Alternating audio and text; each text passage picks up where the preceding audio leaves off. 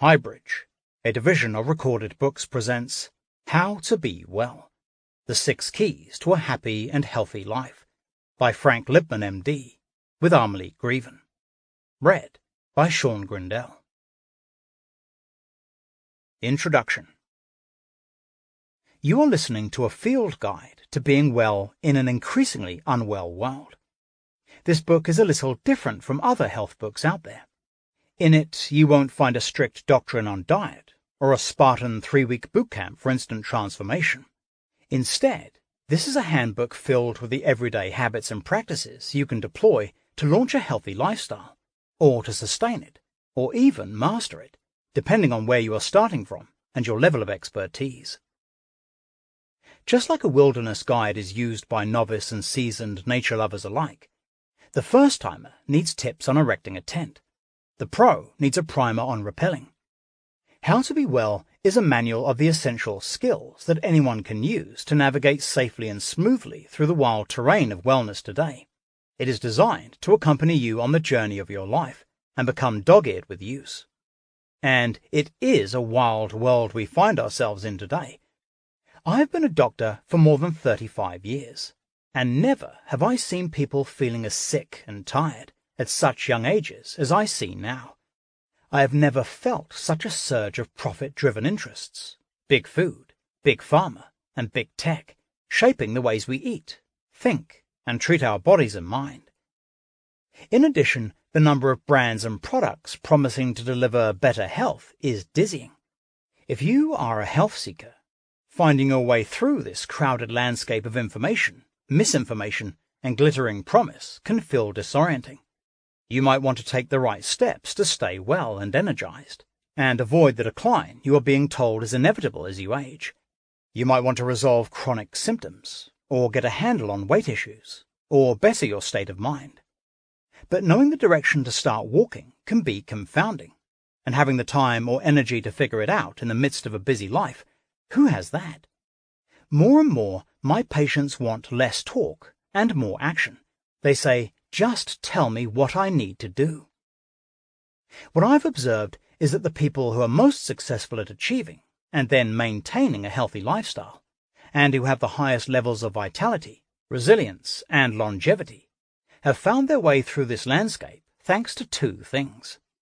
They have guides and mentors they turn to, who give them the information and inspiration they need to adopt small, meaningful habits, and they make change, according to their own needs, interests, and natures, incrementally building their strong and long-lasting house of health.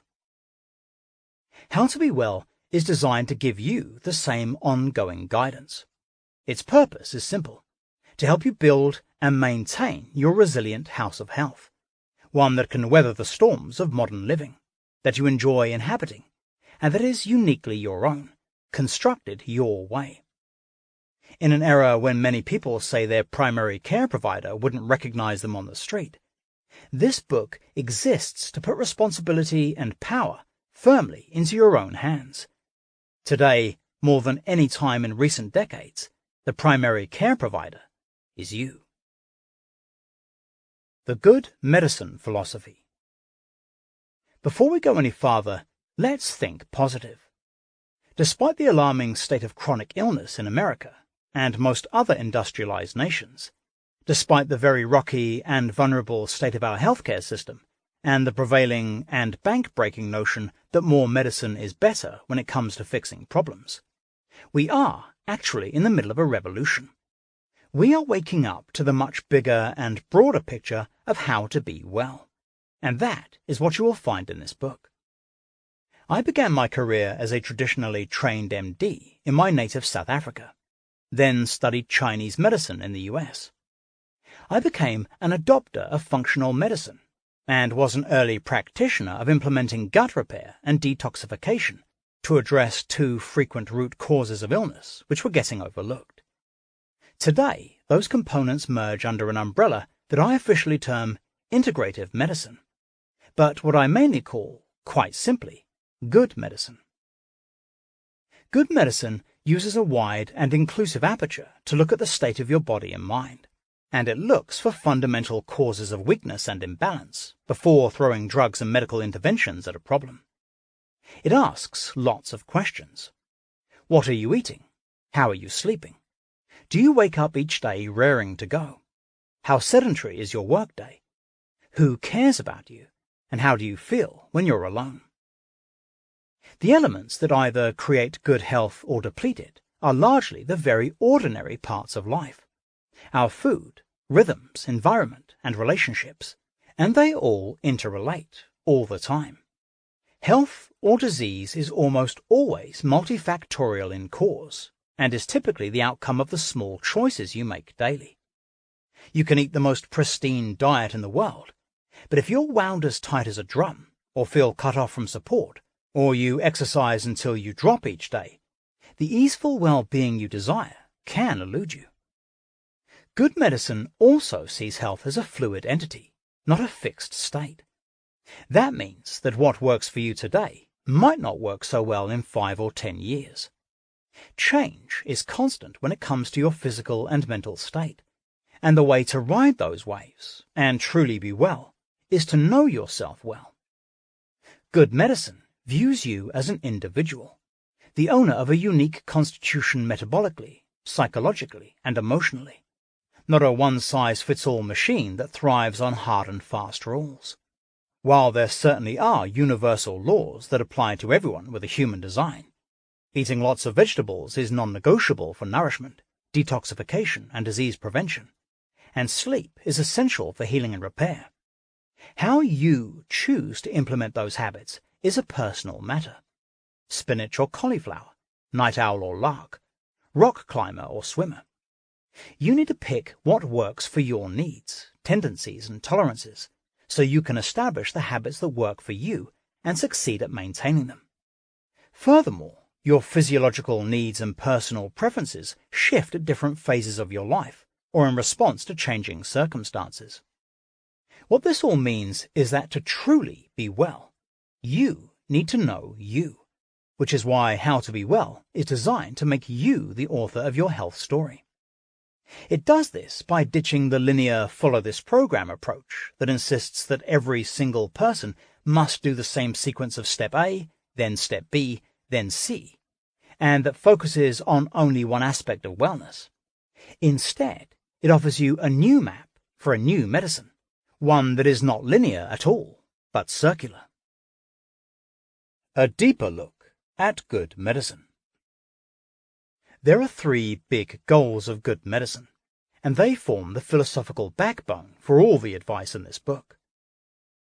Resilience. You cannot guarantee that you won't ever meet germs, viruses, toxins, mean people, and hard times. How well you face these obstacles and how easily you bounce back is determined by resilience. The gift of resilience is that it gives you a solid and very seaworthy ship, so that when a storm comes, you don't drown. When resilience is optimized, you can handle temporary and unexpected changes a little better. When resilience is depleted, you're much more vulnerable. You crumble when you get a cold, and can get easily unraveled by psychological stresses. It's a total sum game. When one piece of the puzzle, like sleep or good diet, gets off track, you can get off track. Resilience is a quality you can build through simple lifestyle choices. Function. Where Western medicine often approaches health with, "You're fine until the day you are not," good medicine does not see health and illness as polar extremes. Instead, it sees a spectrum ranging from less optimal to highly optimal, with vitality, resilience, and positive mindset increasing or diminishing, depending on where on the spectrum you are. When you take care to improve the function of your organs and systems before any weakness takes hold, and notice it early if you backslide, you can correct any imbalance before it becomes a disease. The keys to optimizing function are paying attention to changes as they are happening, instead of powering past them, and being willing to investigate the deeper causes of symptoms, rather than automatically suppressing them with medication to make them go away. It's reassuring when you use this spectrum as your framework for health. Even if you've indulged in years of hard living, you can mobilize yourself to get to the brighter end of the spectrum. Synergy. Synergy refers to the extra you get when several different elements, such as the various organs and systems of the body, are working together. You can have positive synergy, in which every positive change creates more positive changes. Or you can have negative synergy, in which every dysfunction creates more and more dysfunction. Good health comes from harnessing the power of positive synergy through fairly modest actions and everyday habits. Resetting your sleep rhythms, plus getting out into nature, plus spending time with a friend who listens to you, can reduce a cortisol storm initiated by stress. This gives your adrenals and thyroid a break, which improves digestive function and alleviates brain fog, restores a regular menstrual cycle or sex drive, helps your body burn calories efficiently, improves self-esteem, and ignites a desire to enroll in a strength training class. It's a ripple effect. Synergy is the reason the small, ordinary things we often take for granted can catalyze extraordinary improvements in health and happiness. How to Be Well is built on the concept of this ripple effect. The 6 rings of good medicine even look like ripples on the surface of a pond. The Good Medicine Mandala. The Good Medicine Mandala is a circular system in which you, not a doctor or any other authority figure, stand at the center. 6 rings surround you, representing the 6 spheres of life that I know to be the pillars of long-lasting health. When you restore or optimize all these spheres, you will lead the pack in terms of your standard of health and enjoyment of life. The 6 rings of good medicine ripple outward from the most material aspect of health, the food you eat, to the subtlest one, which is your sense of connection to the world at large. Moving from the inner ring at the center outward, the 6 rings are how to eat, mastering the very building blocks of life, food; how to sleep, reprioritizing and restoring one of our most fundamental needs; how to move, ensuring the body moves in all the ways that nature intended it to; how to protect, mitigating and preventing the invisible assault of everyday toxins; how to unwind, consciously switching off to allow for complete mental and physiological reprieve; how to connect, awakening and enhancing a sense of belonging and meaning. Each of the 6 rings contains the blueprints or instructions for a range of small actions you can take to improve and strengthen your levels of resilience and functioning. Some of these instructions are long because they cover a significant new habit, like building physical strength or restoring your body's sleep clock. Others are simply a nugget, a small idea for you to chew on and try when you have a few moments of free time. You can decide which actions in How to Be Well to try, depending on how you work best and how much time, energy, or bandwidth for newness you have available. Some people like to dive into one area of wellness, such as nutrition, and do a clean sweep there before attending to another area, like physical fitness or stress reduction. If that's you, start with the How to Eat ring and explore it deeply, picking out the actions you want to try, discussed in How to Use this book, and working through as many as you feel called to do. If that's not you, use the book more spontaneously. Let your eye land on something that speaks to you. Try that habit and get in a groove with it gradually before you open the book again. Because all the actions positively influence one another, for example, meditation tends to help you fall asleep earlier, and better sleep helps reduce cravings for sugar, it doesn't matter where you start and in which order you proceed. And take as long as you need. Spend a few weeks or, ideally, a few months. Just don't try to make too many changes at once. What I've found in watching patients improve their health is that there is a common pattern to becoming well. One small success and one happily ingrained new habit paves the way for the next. Slow and steady wins the race, because with each healthy change you win back some energy and clarity and gain confidence in your abilities and enthusiasm, which powers you to the next healthy habit. What science tells us is that once a habit is developed, it works effortlessly for you, partly because the brain loves habits. When lifestyle choices become habitual, they are automatic. This frees up energy for the brain to focus on more meaningful things, like problem-solving and creativity, and helps override the urges toward negative habits. The inspiration for the Good Medicine Mandala came from my clinical experience working with patients and observing what helps them make and stick to positive, health-giving changes. The efforts of my amazing team of health coaches at my practice, the 1111 Wellness Center in New York City, are partly to thank for this. They guide my patients to make the positive changes that I suggest.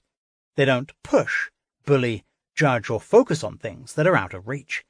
They simply ask each patient, what do you think you can do today to help break down the goal of better health into bite-sized chunks? For breakfast, cut out the cereal and have some eggs. Take a 10-minute walk. Take 3 deep breaths before getting out of bed. Attend a woman's circle on Friday night. This level of personalization and practicality leads to success because that single new habit often leads to a widespread lifestyle upgrade. In case you're wondering what a mandala is, it's a visual tool used in meditation to help focus your mind and bring awareness and order to every part of yourself, body, mind, and spirit. I've adopted it as an organizing principle for a collection of habits, actions, and practices that you can use to improve and maintain your level of wellness. It is also a symbol to remind you that everything you learn about your health is actually, ultimately, about learning fully and profoundly about you. This is why you sit at the very center of the 6 rings. The Good Medicine Mandala may resemble an archery target to you, with a bullseye at its center. That's a good interpretation. A target helps you focus your aim and is an instrument for practicing your skills. Your arrow may land on one ring today and another ring tomorrow. Where you take aim is up to you. The mandala may also strike you as the rings of a tree trunk, which form as the tree grows. The process of creating better health grows in depth and meaning as you mature, and the challenges we face often lead to wisdom and inner strength. And if it looks like a ripple on a pond, spreading outward from a dropped pebble, touching one ring and then the next, and ultimately rippling out farther to the greater field around you, you've read enough to know that beautifully captures the aim of this book. If it looks a bit like a game, that's also intentional. Some of the best healers in the world use playfulness as a primary strategy because it helps you get past fear and fire up belief in your body's innate power to heal. Health is the outcome of the small choices you make on a daily basis. How to use this book. Begin anywhere you like. If concrete actions like eating more vegetables are easier to start with than investing in friendship, start at the first ring of the mandala, how to eat, and pick several actions or practices to focus on for the coming weeks. Some are things you can practice for a few days or a week, while others, like quitting sugar or switching to a low-carb diet, are lifestyle changes that may take longer to fully ingrain. Then, when you are ready for another practice, pick another section to look at. When you have completed as many actions from the How to Eat ring as you want to do, move to the next ring, How to Sleep, and pick a few actions that resonate with your needs. Keep moving from ring to ring, gradually working your way out to the subtler zones of connection and creativity and purpose. If you'd rather use this book in a choose-your-own-adventure kind of way, skip through it and pick the first thing that pops out as inspiring and interesting. Master that. If you like, make a note of what you did, then go through again, charting a more eclectic path. There is no minimum or maximum number of actions to take. You will benefit even if you try only one thing from each ring. However, my hope is that you spend time becoming habitual with many actions in every ring, and that you use this book over the long term, gradually acquiring new habits as your life allows. To keep track of your work, you can use one of the Be Well action charts available to download at howtobewell.com.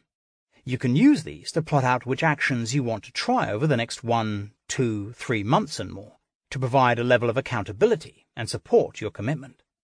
You can even team up with others to map out a path using the Good Medicine Mandala that you will do together. Whichever way you use this book, you will engage in a continuum of progress that is doable, fun, and deeply meaningful. In addition to the action charts, HowToBeWell.com provides extra content that makes the instructions found in these pages come to life. As you listen, look for call-outs that direct you to videos, charts, and other supporting material. The How to Be Well Pros. As you move through the mandala, you will discover insights and advice from the specialists I rely on to guide my patients in areas outside my own expertise.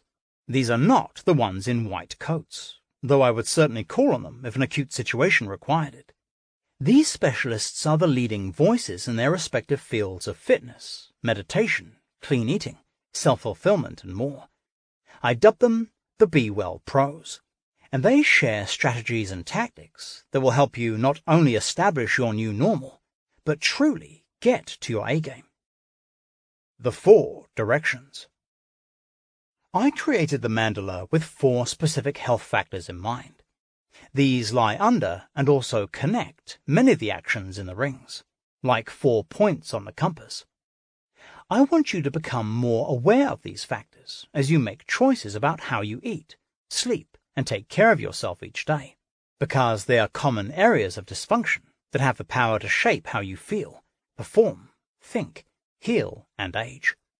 You'll hear them referred to numerous times throughout the rings, and after spending some time with this book, you will become knowledgeable about how and where they tend to get unbalanced, and why that has such an effect on your health. When you are familiar with the 4 directions, you will also feel more sure-footed about why you are making the positive changes. This can be very motivating, because the thing about small, meaningful lifestyle changes is that they don't always trigger fireworks and dramatic epiphanies. They are often incremental and cause shifts at a realistic yet moderate pace. An understanding of these foundational principles will help you stay on course when you feel an urge to drink the corn syrup-laden soda for energy, or surf the web in the wee hours when you should be sleeping. The 4 directions are your microbiome, perhaps the most studied and talked about area of health today. The thriving communities of various viruses, bacteria, fungi, and protozoa, known collectively as your microbiome, reside in vast numbers in your gut, as well as on your skin, in your mouth, and in other body parts. In the old days, when I first began practicing medicine, doctors thought of this biome as merely comprising various organisms assisting in digestion. Decades later, we know it's much more complicated, and that the microbiome has the power to impact almost every area of your health, including your immunity, stress response, sleep, mood and behavior, metabolism, weight, and so on. This extraordinarily diverse ecosystem plays many roles. It helps break down food and extract essential nutrients, produces vitamins and brain chemicals, and fends off microbial invaders by talking to your natural killer T cells, protecting you from disease. The microbiome impacts many critical functions that control your metabolism. The diversity and health of these minuscule biota influence the way you use energy, or hold onto it in the form of excess weight. And a damaged microbiome can initiate runaway inflammation starting in the gut wall, leading not only to increased intestinal permeability or leaky gut, but subsequent insulin resistance and fat accumulation. New research suggests that an underlying cause of obesity may be impaired gut microbiome composition, in part because it alters the brain's signals for fullness. The resulting systemic inflammation can show up as symptoms anywhere in the body. That's just the beginning. Your microbiome performs hundreds of tasks essential to keeping your systems functioning optimally, including helping you sync up with the natural rhythms of day and night, and falling asleep easily, and helping your brain work smoothly and without anxiety. Unfortunately, almost no one reaches adulthood with their microbiome in tip-top shape. It picks up a few dents and dings along the way, from gutbusters like drugs and antibiotics, junk food, GMOs, conventionally or factory-farmed meats, and other assaults on your inner ecology. In order for your immune system, Metabolism, inflammatory response, sleep and brain to function well, protecting your microbiome, and restoring its balance if it is disrupted, is one of the most important things you can do to sustain health. Your inflammatory response. The immune system is one of our most brilliantly engineered bodily systems. It is designed to leap into action when the presence of danger is detected, like an invading pathogen or a foreign substance that shouldn't be there, and use emergency measures to tackle and take it out. One of those measures is inflammation, and inflammation serves a powerful purpose when used as an occasional weapon of defense. Today, our systems are so overloaded with small assaults and aggravations, from unnatural foods to toxins and drugs to stress and lack of sleep, that the alarm can ring constantly if we don't set up the best possible protection to keep invaders out. Chronic inflammation initiated by lifestyle is often the starting point for diseases that are tragically becoming endemic, such as heart disease, cancer, obesity, arthritis, and many forms of dementia, including Alzheimer's. It can be tamed, however, first by replacing the sugars, industrial oils, processed foods, and factory-farmed meats with truly wholesome real foods, a major focus of the first ring of the mandala, and taking care of the state of the gut microbiome, and then by employing many of the other lifestyle interventions in the mandala's next 5 rings. Your rhythms. You are a creature of rhythm, living in a world of rhythms. Your biology is governed by rhythm in ways you barely recognize, and is designed to exist in sync with the rhythms of day and night and the seasons. Most people are familiar with the concept of circadian rhythms, just one of many internal clocks that we have. But that familiarity doesn't necessarily breed respect. Our lifestyles try to override these rhythms, disrupt them with eating at all hours of day and night, traveling across time zones, air conditioning, heating and artificial lighting, food shipped from opposite hemispheres, and more. Things that our parents' and grandparents' generations took for granted, like that planning meals and cooking every day are a non-negotiable part of life, have come into question in our 24/7 service-oriented culture. We are sold the idea that spontaneity, newness, and unpredictability are prized values. They mean you are creative and innovative. Not so for your body, it turns out, which lives for rhythm and balance. Falling out of sync with the micro and macro rhythms of life has the effect of feeling like swimming upstream, because all sorts of systems in the body rely on those rhythms to work well. The good news is that you can reset your clocks and restore your rhythms, and the ways to do so may surprise you. We need to start thinking of the body as an integrated whole, and not as a machine with separate parts treated independently. Your balance. We've ignored the concept of balance at our peril. First, we've forgotten what ancient systems such as Chinese and Ayurvedic medicine knew. A physical symptom is a pointer to something in the body system that is out of balance, not an annoying disruption that must be extinguished at all costs. To resolve the symptom, we typically need to work at the level of restoring balance, usually by removing something that is harming you and restoring something that's lacking. If you simply suppress the system with a drug, that imbalance will likely pop up somewhere else in your body, trying to get your attention in another way. Plus, you can get on the downward roller coaster ride of medication side effects, as one prescription symptom blocker tends to lead to the next. It's not surprising that this has happened. Our entire culture has tipped out of balance. Through a Chinese medicine perspective, it has become dominated by yang, the impulse to do more, go faster, and constantly generate things. This is contributing to a level of exhaustion, an overly outward identification with material things, and a level of aggression that is unsustainable. Sounds quite inflamed, doesn't it? Understanding and embracing the complementary impulse of yin, quiet, inward, deep, still, is essential to bringing yourself back into the center, where you are stable and less easily rocked by the events and circumstances around you. Science is revealing ever new information about how the 4 directions interrelate. The chain of cause and effect isn't always crystal clear, but the links are unquestionably there. For example, the condition of the microbiome impacts levels of inflammation. It's also been shown to affect circadian rhythms, and thereby affect your sleep, among many other things. On the other hand, getting way out of rhythm by shirking proper sleep throws off the balance of hormone production that exists to maintain a healthy metabolism, and immune function that helps to prevent disease, which then negatively impacts the functions of the microbiome. Inflammation that changes the ecosystem of the gut, meanwhile, may be responsible for the rise in colorectal cancer, as cancer-causing pathogens invade what was previously walled off. The four directions relate in either positive or negative synergy, although you could also think of it as a domino effect.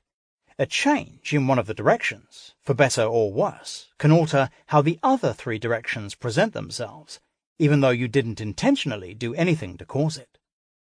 Protecting your microbiome and restoring its balance if it is disrupted is one of the most important things you can do to sustain health. The troubleshooting section.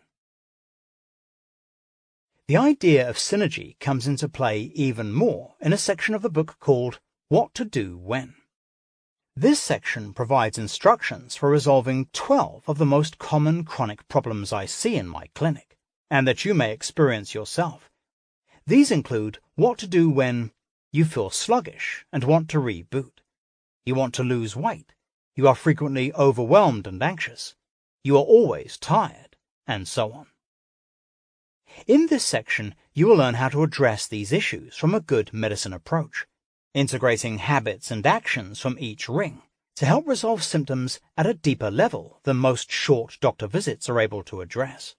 These are not magic bullet approaches, but programs you can embark on by using the advice in this book. While they may require fine-tuning to hit their ultimate goals, they are the simple breakthrough tactics that have aided countless people in resolving troublesome issues and regaining power over their well-being. My hope is that by using this section as a reference when you feel out of sorts, you'll become oriented to the root cause idea of health that underlies my philosophy. To borrow a concept from my Chinese medicine teacher and mentor, Harriet Beinfield, you'll begin to take care of your garden. When you notice a symptom arising that causes discomfort or distress, you won't just blast the leaves of your tree with bug killers, desperately trying to blitz it away. You'll look a little more calmly, tuning in to find any underlying imbalance in the trunk. Then you'll look a little further and detect the cause of that imbalance in the roots. You will water the soil, feed it with super nutrients, make sure it's getting the right amount of sun, and tend to its entire system wisely. Every one of us has the potential to become a wise gardener, and what we find is that the actions wise gardeners take are remarkably consistent, which is why treating many different conditions ultimately comes down to making the same general corrections at this root level. It starts with you. After years of practice, I've come to know that there is no one right way to be well. A doctor or wellness authority can offer their best assessment of the diet, routine, lifestyle, and mindset they think will help you best, but you interpret the information and express it in a course of action that is unique to you. Ultimately, there is only your way. Establishing your way is a priority for every one of us. Awakening to ourselves also means awakening to the fact that we are living in a world that is out of order. The pressures, the depletions, and the stress that almost all of us live amid are real, and they are mounting in intensity. And a gimlet-eyed view will tell you it's not going to stop anytime soon. Our collective reality includes a highly compromised food supply, high-pressure work environments, medication overuse, toxic exposures, social and familial stress, and more. What helps you face these challenges and enjoy your life is knowing what makes you tick and what makes you sick. This comes from learning how to use some fairly simple tools and committing to using them so you can layer in a strong level of resilience and optimal function. While the project of forging your way forward sounds quite serious, and it is, relax. Rome wasn't built in a day, and robust well-being isn't either. It is a process that starts with a single step, which then leads to another and another. One of my mentors in Chinese medicine likes to say that a healing crisis is danger plus opportunity. I believe we are at a collective healing crisis. Though by all estimations our average level of health is decreasing, at least it is in the US, there has never been as much collective curiosity, passion, and motivation to live differently. Quality food is easier to find than ever. Communities aggregated around healthy living are simpler to locate than before, and solid information from trustworthy sources is getting shared like never before in history. So consider How to Be Well an instruction manual for this era of change, a compendium of what you need to know to grab the opportunity in both hands, take better health down off the shelf of tomorrow's, and start taking steps toward it today. And why not start right now? When you better your health through even the smallest positive changes, it starts a ripple effect that soon touches others, inspiring and supporting them to make changes too. That's why a single personal act can have such a meaningful impact. Multiply it by 10, by 100, by 1,000 other people, and it soon takes on the power to change the world. Profit-driven interests like big food, big pharma, and big tech are shaping the way we eat, think, and treat our bodies and minds. Take back your health. Eat. The American author and farmer Wendell Berry famously wrote, "People are fed by the food industry, which pays no attention to health, and are treated by the health industry, which pays no attention to food." Most of us would agree the results of this have been disastrous. Luckily, industrial eating is no longer the only option. You can forge a more intimate relationship with food, demand integrity from food, and transform your health completely as a result. Food is that powerful. The actions in this ring promote this intimate relationship. Ask where your food comes from and what happens on the journey from field to fork. Learn if it works for your health or against it, or whether it works for a corporation's bottom line.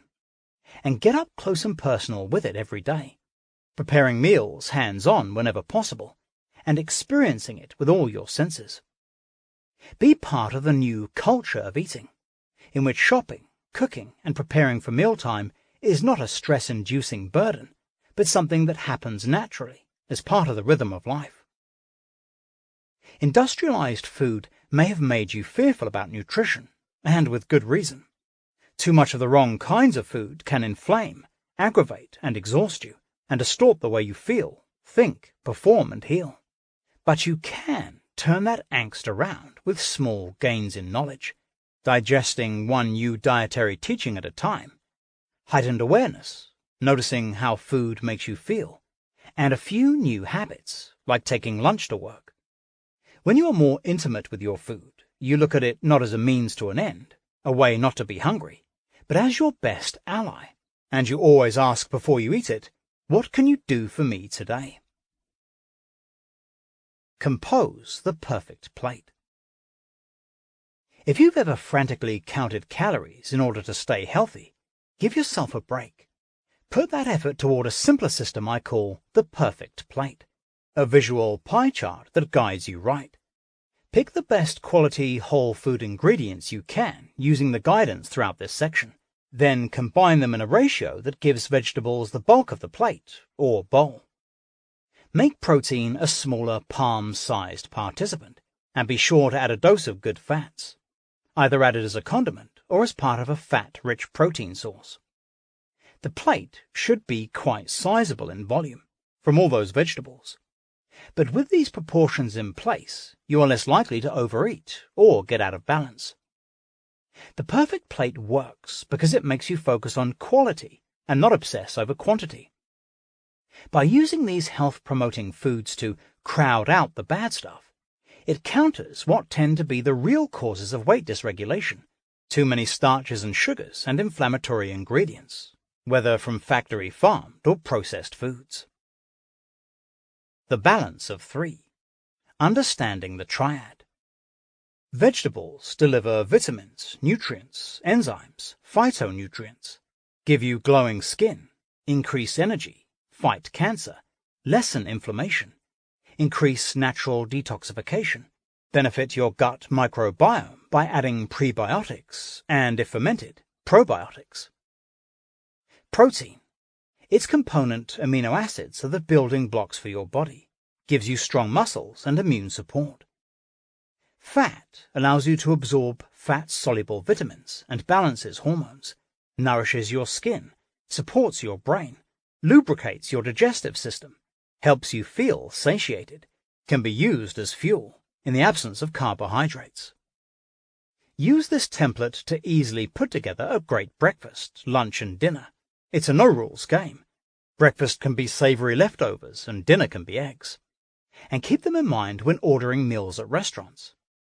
They will help you custom create a better meal and remind you how to take home part of a supersized protein portion for tomorrow. This simple system teaches you to trust yourself, not a calorie-counting guidebook, to make every meal a boon for your body. If you are following a low-carb protocol, your plant food should be mainly non-starchy vegetables, and for everyone else, I recommend keeping portions of legumes like lentils small and keeping grain portions very small or non-existent. 50 to 70% non-starchy vegetables, raw, cooked, fermented, sprouted, with fruits and starchy vegetables in moderation. If including other plant foods like legumes, lentils and grains, keep portion sizes low, and whenever possible, soak and/or sprout them, or use a pressure cooker to reduce the inflammatory lectin content and make them more digestible. 10 to 15% best quality protein. Grass-fed and finished meats and organic or pastured poultry, wild-caught fish, pasture-raised or organic eggs, organic dairy if tolerated, nuts and seeds, bone broth. If you are a vegetarian, modest amounts of legumes like lentils or beans. Avoid soy except as a fermented condiment. 20 to 30% healthy fat. Listen to make friends with fat. Tips. Sometimes your protein is fat-rich. Foods like pork, sardines or herring, bacon, chicken with skin, and certain cuts of red meat combine both nutrients. Use spices liberally to make simple foods pop. Use leftovers from dinner for breakfast or lunch. Cook several days' worth of components ahead of time, storing them separately in airtight glass containers in the fridge. Then for each meal, assemble your plate or bowl, heating to order. Get creative with your plate. Your body and mind love meals that look, smell, and taste appealing. Eat a rainbow of colored vegetables, drizzle and splash healthy oils on top, sprinkle on seeds and nuts. 23 perfect plates. Eat them for breakfast, lunch, or dinner. 1. Fried or poached eggs, plus sautéed spinach, plus sautéed mushrooms, plus ghee, plus avocado. 2. Smoothie in a bowl, plus seeds, plus berries, plus cacao nibs, plus shredded coconut. 3. Full-fat grass-fed yogurt, plus berries, plus seeds. 4. Scrambled eggs plus buckwheat, plus guacamole, plus salsa. 5. Paleo bread, plus avocado, plus canned wild salmon salad, plus sprouts. 6. Egg muffins plus diced tomatoes, plus mixed greens, plus EVOO, extra virgin olive oil. 7. Simple bone broth or vegetable broth soup. Broth plus greens, plus diced veggies, plus diced sweet potato, plus coconut oil. 8. Chicken thigh, plus roasted sweet potato, plus sautéed broccoli rabe, plus ghee. 9. Smoked salmon, plus arugula, plus sliced avocado, plus sesame seeds, plus tahini and coconut amino dressing. 10. Broiled wild fish, plus lemon juice, plus extra virgin olive oil, plus roasted broccoli, plus cauliflower rice. 11. lentil dal, plus sautéed chard, plus ghee, plus full-fat yogurt. 12. Lamb burger, plus steamed dandelion greens with lemon and EVOO, plus chopped tomatoes, plus sauerkraut. 13. Turkey or beef meatballs, plus zucchini noodles, plus pesto or tomato sauce, plus EVOO. 14. Chicken salad, using avocado, not jarred mayo, plus chopped romaine lettuce, plus cherry tomatoes, plus celery, plus red onion, plus hemp seeds, plus balsamic vinegar, plus EVOO. 15. Roasted beets, plus roasted sweet potato, plus roasted Brussels sprouts, plus arugula, plus goat cheese. 16.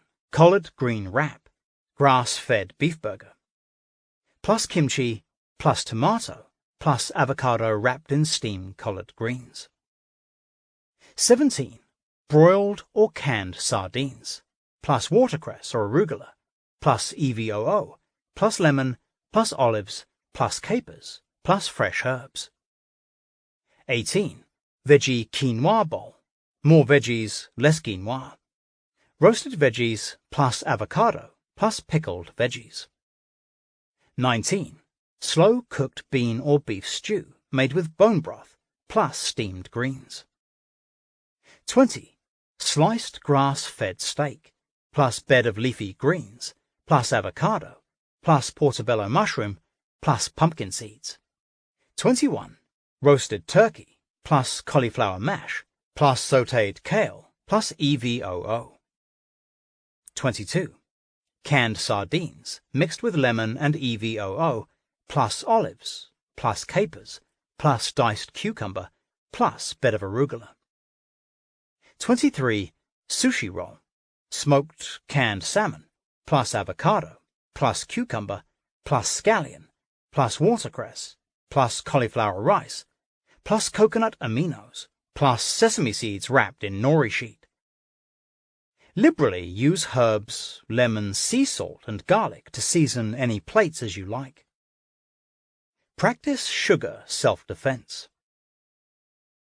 Some areas of nutrition have room for negotiation, but when it comes to the sweet stuff, the line is drawn.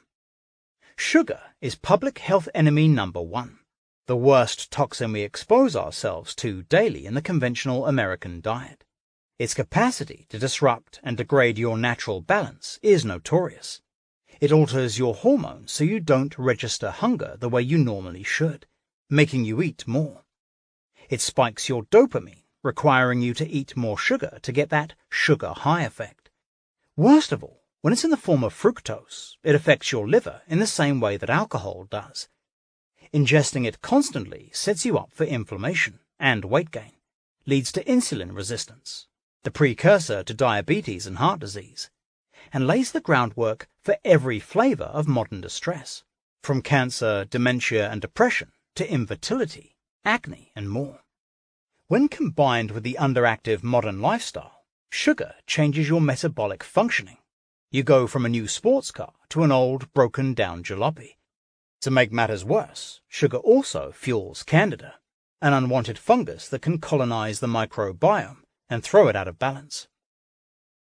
Given sugar's insidious presence in the modern food system and its highly addictive nature, you have to be on your game and poised to push back. Sugar is everywhere, and nobody can say no to it but you. Who, me? I hardly eat sugar. Even if you don't eat sweets, you're likely ingesting more sugar than you think. Food manufacturers have managed to smuggle it into much or most of the modern food landscape. Of the almost 80,000 processed foods on the market, 58% of them contain added sugar, and not just to sweeten the taste. Sugar is a cheap preservative that extends food shelf life while keeping you hooked. Even people who eat clean tend to underestimate the total free sugars they consume in a day. Free sugars means any sugars added to a food, like table sugar or high fructose corn syrup, which as a group is commonly called added sugars, as well as any natural occurring sugar in a food that is not bound by fiber, like fruit juice, honey, maple syrup, and agave. Free sugars do not include the naturally occurring sugars in milk, fruits, and vegetables, though these carbohydrates also turn to glucose in the blood to be used as energy. Seen through this lens, even healthy-seeming foods, like a post-workout protein bar or date-filled smoothie, can be quietly increasing your daily sugar tally. Liquid sugars are the worst. The fructose in juices and sweet beverages goes straight to the liver, where it is metabolized in a way similar to alcohol and converted into fat. Not only is this process a major driver of obesity, it damages the liver and can ultimately lead to fatty liver disease. Start tallying all the ways you meet sugar in a day, from innocent-seeming foods like organic but secretly sweetened peanut butter or ketchup, or moments grabbing a snack or drink. It can induce sugar shock. The small traces really do add up. Some researchers have deduced that the average American consumes 77 pounds of cane and corn-derived sugars a year, much of it hard to detect because it's called by a bevy of other names in the ingredients you see on food labels. Sugar is an extraordinarily destructive substance that most people eat far too much of. Fructose is not your friend. Glucose and fructose are the two simple sugar carbohydrates your body metabolizes, and together they make sucrose, table sugar. For years, doctors, myself included, thought that fructose, the natural sugar in fruits and vegetables, which gets refined into things like the high fructose corn syrup used in processed foods and drinks, and is naturally occurring in agave syrup, was safe, as its impact on blood sugar levels is lower than that of glucose. We now know different. Fructose is metabolized by the liver and is not used by the brain or muscles for energy like glucose. High levels of fructose in the diet trigger fat production, increases in triglycerides, and over time, fatty liver and hepatic insulin resistance. Fruit juices and anything sweetened by corn products will derail your efforts to stay well. Know the codes. Sugars get sneaked into foods in a myriad of forms. Just a few of the key words you should look for include cane sugar, brown rice syrup, beet sugar, date sugar, grape sugar, glucose, sucrose, maltose, maltodextrin, dextran, dextrose, sorbitol, corn syrup, fructose, high fructose corn syrup, fructose syrup, corn sugar, fruit juice concentrate, barley malt, caramel, carob syrup, and sorghum syrup. Kicking sugar to the curb. Addicted to sugar and want to really break the cycle? Take the bull by the horns and commit to an elimination diet, because eliminating flour, baked goods, and even artificial sweeteners helps to powerfully reduce cravings for the sweeter stuff. When you eat a fiber-rich whole foods diet, the bacteria in your microbiome send messages to the brain that it's been well fed, helping to curb the cravings for a hit of sugar. And be careful with alternative sugars. Coconut sugar, a new favorite of the health world, is still sugar, albeit with traces of more minerals. Raw honey, which has healing properties in small amounts, it's also sugar, so tread carefully with your teaspoon. When needing a touch of sweet, try stevia, monk fruit, or xylitol, which are safer non-sugar options, but use them in moderation. The idea is to accustom your taste buds to foods that are less sweet, not more. And always avoid artificial sweeteners, which disrupt your microbiome, have neurotoxic properties, and trigger cravings, setting off a vicious cycle for those trying to avoid sweets. To get the full lowdown on big sugar and why life is so much sweeter without it, watch the documentary Sugar Coated. Rise up and wise up. Though food labels list grams of sugar per serving, it's easier to picture the impact on your body when converting this number to teaspoons. 4 grams equals 1 teaspoon of sugar. On average, we are consuming 22 teaspoons of added sugars a day, in the form of sweetening agents in processed foods, and sugar added to foods and drinks. and some people consume much more. Your bloodstream has only about 2 teaspoons of glucose, blood sugar, circulating in it to maintain equilibrium before you eat. Anything else must be either burned or stored. Since there is only so much glucose we need to burn in order to have energy, the overload gets stored, first as glycogen in your liver and muscles, and then, when those storage tanks are full, all over your body as fat. The mechanism for shunting the glucose out of the bloodstream and into cells and tissues is insulin, a hormone secreted by the pancreas. When insulin is constantly being released to handle continual inputs of glucose, the cells can stop responding to the insulin, and insulin levels then increase in the blood. This state is known as insulin resistance, and it is by far the most important risk factor for hypertension, heart disease, diabetes, and obesity, and probably Alzheimer's, not cholesterol levels, as is commonly believed. To keep things safely in check, avoid packaged foods and drinks that list a sugar content of over 4 grams per serving, and don't use recipes that go above that either. Also, limit your intake of honey, maple syrup, coconut water, and fruit juice, foods that can trip you up even when following a clean and unprocessed whole foods diet. You can also look at the ingredient list on food labels. If sugar or one of its sneakily worded siblings is one of the first 3 ingredients, back away. Doing this consistently will give you sugar survival skills. And remember, savory does not mean sugar-free. Nixing the sugar from your coffee or cutting the ice cream habit are the hard-hitting ways to cut sugar. But to effectively lower your daily load, you also need to look for the small doses that accumulate in processed foods, condiments, and drinks grabbed on the run. Low-fat fruit yogurt, 6 to 12 cubes. 1 cube equals 1 teaspoon of sugar. Ketchup, 1 cube. Barbecue sauce, 3 to 4 cubes. Baked beans, 5 cubes. Vanilla latte, 9 cubes. American-style peanut butter, 1 to 2 cubes. Sweetened iced tea, 6 to 7 cubes. Pickles, 2 cubes. Granola, 3 to 6 cubes. Bottled fruit smoothie, 10 to 15 cubes. Spaghetti sauce, 5 cubes. Sweet dessert wine, 5 cubes. Dry white wine is just under 1 cube. Sports drink, 8 to 9 cubes. Orange juice, 5 to 6 cubes. Protein bar, 5 to 6 cubes.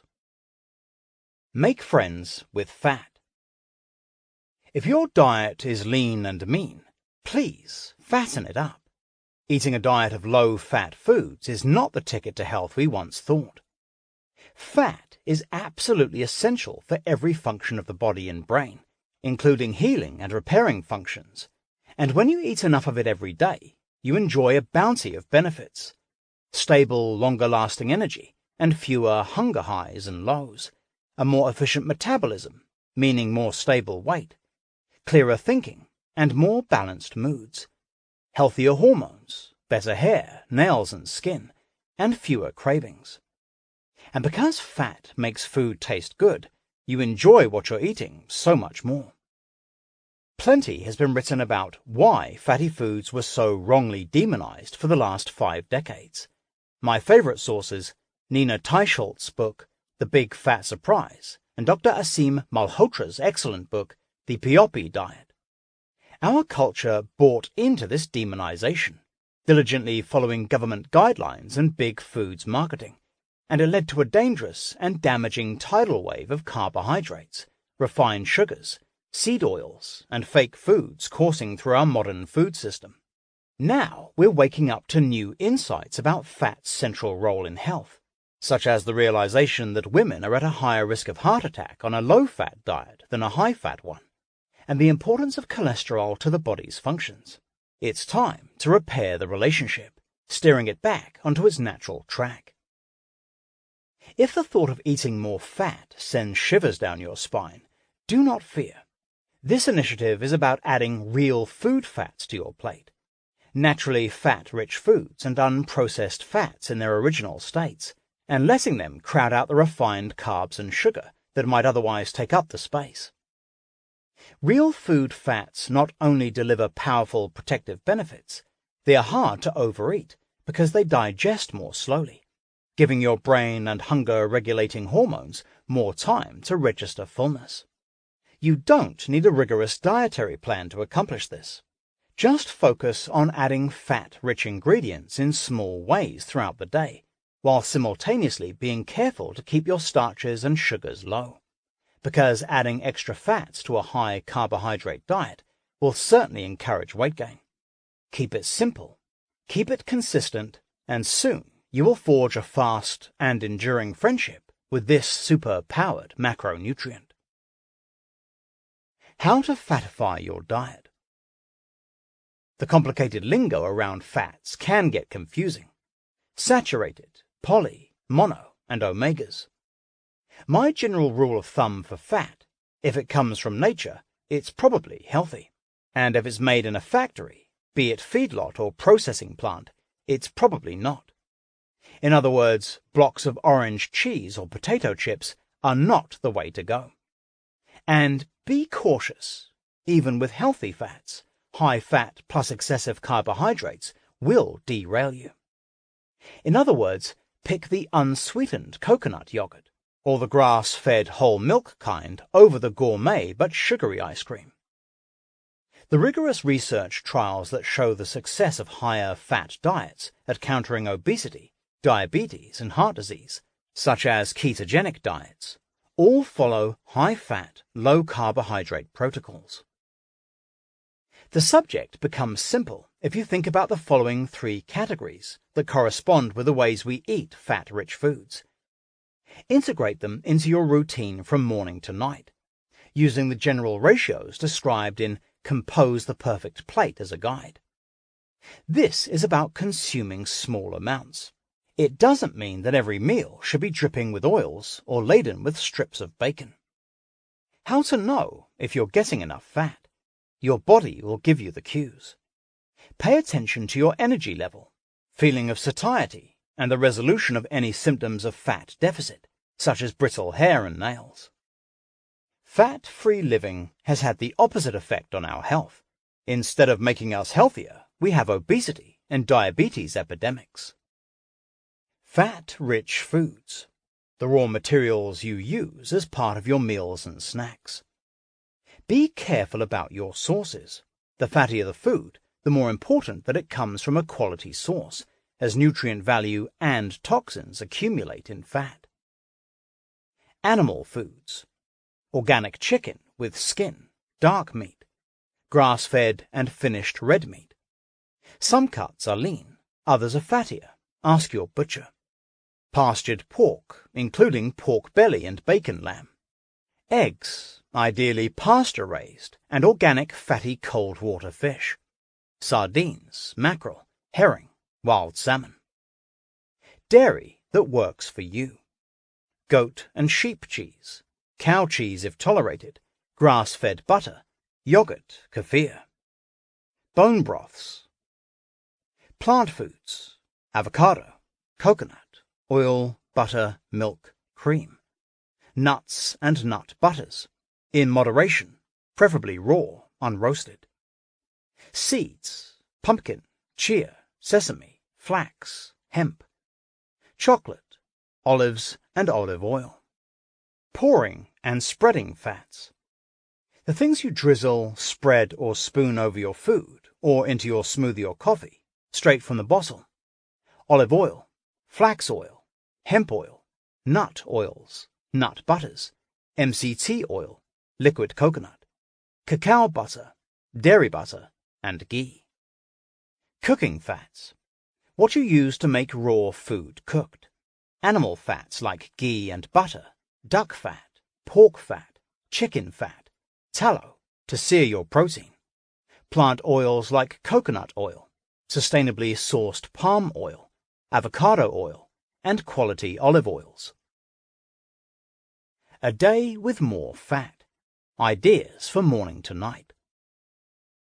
Nourishing smoothie with added nut butter, MCT oil, or chunks of frozen avocado. fat-enhanced, aka bulletproof coffee, with added MCT oil, grass-fed butter, or grass-fed cream. Eggs cooked in ghee or butter. Sardines with avocado. Slow-cooked pork or lamb stew, on vegetables or salad. EVOO drizzled over vegetables and proteins. Bone broth for sustenance throughout the day. Tahini sauce drizzled over a vegetable and rice bowl. Almond butter dressing with zucchini noodles. Brussels sprouts with bacon. Dark chocolate. Coconut milk curry. Coconut yogurt chia pudding, or dairy yogurt if tolerated. A spoonful of ghee in your evening tea. 9 more reasons to embrace natural fats. They help your body absorb critical vitamins, the fat-soluble vitamins A, D, E, and K. They strengthen your immune system. They support proper integrity of your cell membranes. They feed the unique needs of your brain. They lubricate your digestive system. They protect your vital organs. They help reduce inflammation. They feed your mitochondria, the cellular powerhouses that determine how energized you feel and how you age. They are essential for the health of your heart, lungs, liver, and bones, and help healthy gene expression. My general rule of thumb for fat: if it comes from nature, it's probably healthy, and if it's made in a factory, be it feedlot or processing plant, it's probably not. How to go gluten-free.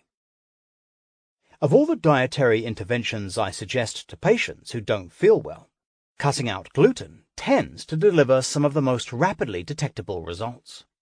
When wheat and other gluten-containing products are taken off the plate of someone who is sensitive to them, digestive issues can lessen, energy and mental clarity return, persistent aches, pains, and stiffness dissolve, and headaches can subside, and that's just a sampling.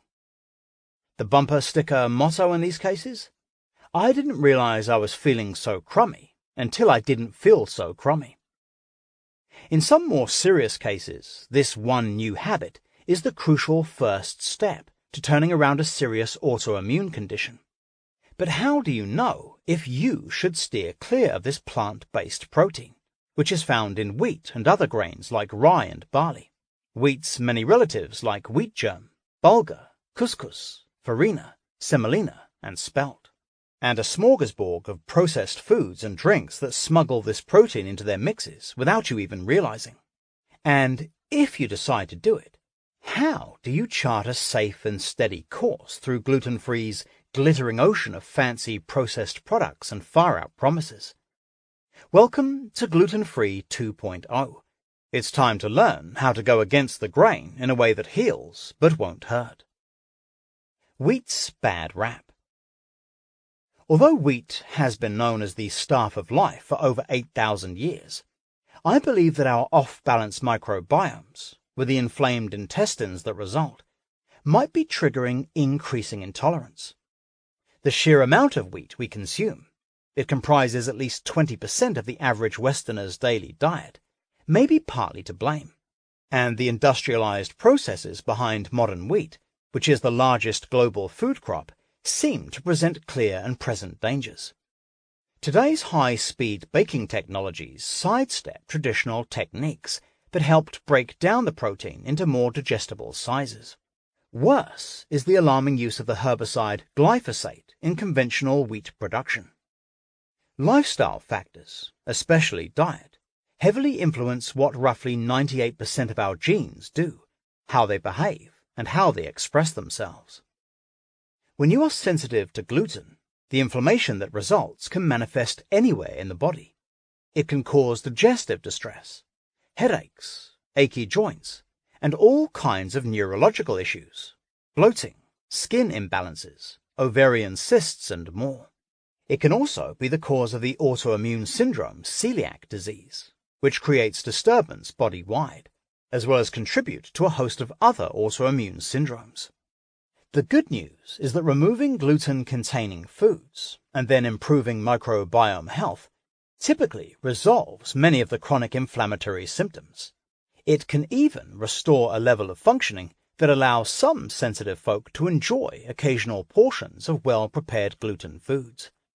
If you have celiac disease, in which the delicate microvilli in your intestines get damaged, this will not be the case, but removing gluten religiously will allow the villi to heal. There's another reason to consider reducing your gluten dependence. Bread, in particular, is a notorious blood sugar destabilizer. Cutting it out can help you lose weight. Stop. Drop that gluten-free muffin. The first wave of gluten-free eating launched an entire industry of processed and packaged foods, many of which are riddled with high carbohydrate starches and industrial seed oils, not to mention sugar, preservatives, and additives. Ignore most of them. They invite high blood sugar, inflammation, and weight gain. To make this transition healthfully, follow the tips in this book. Eat real food. Eschew packaged foods. Let vegetables crowd out the pasta or bread, and practice composing the perfect plate. Gluten-free products can help in a pinch, and there are some great ones out there that are devoid of seed oils and additives. But don't make them a crutch. Then this dietary change can kickstart a long-lasting and sustainable way of eating. Going gluten-free version 2.0. Do you do better with cold turkey quitting or slowly tapering off? To go gluten-free, pick the path that suits you. Follow the guidelines and use the Food Sensitivities Questionnaire from howtobewell.com to help you chart any changes in your symptoms. Whichever pathway you choose, stay on it for at least 2 weeks. Take note of any shifts in how you feel and look. If you have been suffering from symptoms for some time, the real work of healing an inflamed gut wall and possibly assisting in the resolution of any autoimmune conditions is a several months-long process. Keep on it. Pathway 1. Start with breakfast. An incremental phasing out that lets you gain your footing one step at a time. If you are not in a crisis of uncomfortable symptoms, or if you are overwhelmed by huge changes, or by the idea of throwing out food from your pantry, this method can work well. Typically, even only changing breakfast helps you regain energy and feel better, and it delivers a surge of enthusiasm to take the next step. As you tackle each meal, get rid of the gluten-containing products in your kitchen that supply it. How to do it. Start by replacing any gluten foods at your morning meal. Remember, savory leftovers can be a great breakfast. Note, if you're eating oatmeal, make sure it is gluten-free. Oats are technically not a gluten grain, but are often cross-contaminated due to the shared machinery used in harvesting and milling. Commit to this one act for 1 week. Notice any changes in how you are feeling. The following week, replace the gluten foods at lunch. Commit to this for 1 week, and keep noticing how you feel. Now that you have breakfast and lunch handled, on week 3, change dinner. Look carefully at your snack choices too. Make sure to think in advance about eating out, and have a strategy for where you will eat and what you will order. Pathway 2. The clean sweep. The cold turkey method. This method works well if you are highly motivated, either because you are sick of suffering or you do better when you are accountable to stricter goals. How to do it. Before you start, take a few days to plan how you will eat, ideally writing out a strategy and making several lists. Review the entire How to Eat section of this book. Consider, what will I eat for 3 meals a day, plus snacks? What do I need to throw out of my kitchen and workplace? What will I replace this with? What will I do when I eat out? What will I do if I slip? The clean sweep can be part of a broader elimination diet, or better yet, part of a full gut repair program, if you are ready to go the whole hog of rebooting your digestion, calming inflammation, and restoring the microbiome. Of all the interventions I suggest to patients who don't feel well, cutting out gluten tends to deliver some of the most rapidly detectable results. Succeeding in the shift. Unmask and avoid hidden sources of gluten, such as the thickeners and fillers in processed foods, sauces, and some sausages and desserts. A quick internet search will deliver you comprehensive lists. Substitute wisely. Use the content in this ring to help you come up with wheat-free meals and snacks, and consult the plethora of websites devoted to gluten-free cooking for even more ideas. When in doubt, just eat more vegetables. Be okay with not feeling okay. Gluten has an opioid effect. When you consume it, your body actually makes a hormone, a gluten endorphin. That raises your mood. No wonder it's so addictive. Cutting it out can feel like drug withdrawal at first. If cravings for your former gluten foods kick in, eat some quality protein and good fats to satiate yourself wisely. If you fall off the wagon, don't stress. Notice if any symptoms arise immediately after you eat gluten foods or the next morning. These might include fatigue, foggy head, aches, pains, digestive issues, and constipation. Let them be your signposts to get you back on track. Seize this exciting opportunity to make new foods. Paleo bread sounds intimidating until you see how short the ingredient list is. There have never been more resources, blogs, and good ingredients available to those who want to cook gluten-free. Don't try to wing it without healthy food and snacks on hand. You will get hungry and desperate. After 2 weeks. Assess the impact of this shift by reviewing the Food Sensitivities questionnaire again. How do you feel without gluten-containing foods, compared to before you cut them from your diet? What happens now when you eat a piece of bread or some pasta? You might find that the results are intolerable. You might find they are moderate, making it okay to occasionally include these foods in your diet as a conscious choice. Or you might find that eating that bread or pasta doesn't seem to affect you at all.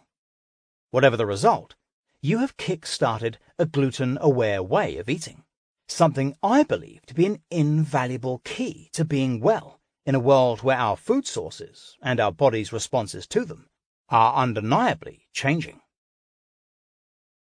Lectins, looking beyond gluten. If removing gluten from your diet does not resolve symptoms caused by inflammation and leaky gut, it might be wise to learn about lectins, the larger family of plant proteins of which gluten is a member. Lectins are proteins found in many plants, especially beans and legumes, including peanuts, as well as in grains and the seeds and the peels of nightshades. These proteins evolved as part of the plant's survival strategy, deliberately causing discomfort or distress in predators' bodies, so that they would not be eaten and could then reproduce. Some people are sensitive to these proteins and experience instant digestive distress or inflammation. Others coexist with them tolerably, especially when foods containing lectins are properly cooked, because lectin content is dramatically reduced by traditional cooking methods such as soaking, sprouting, fermenting, and even refining beans, legumes, and grains. These traditional methods, as well as the uncompromised quality of pre-industrial ingredients and the abundance of helpful pre- and probiotic foods in the diet, help make grains and beans successful staples of many global cultures.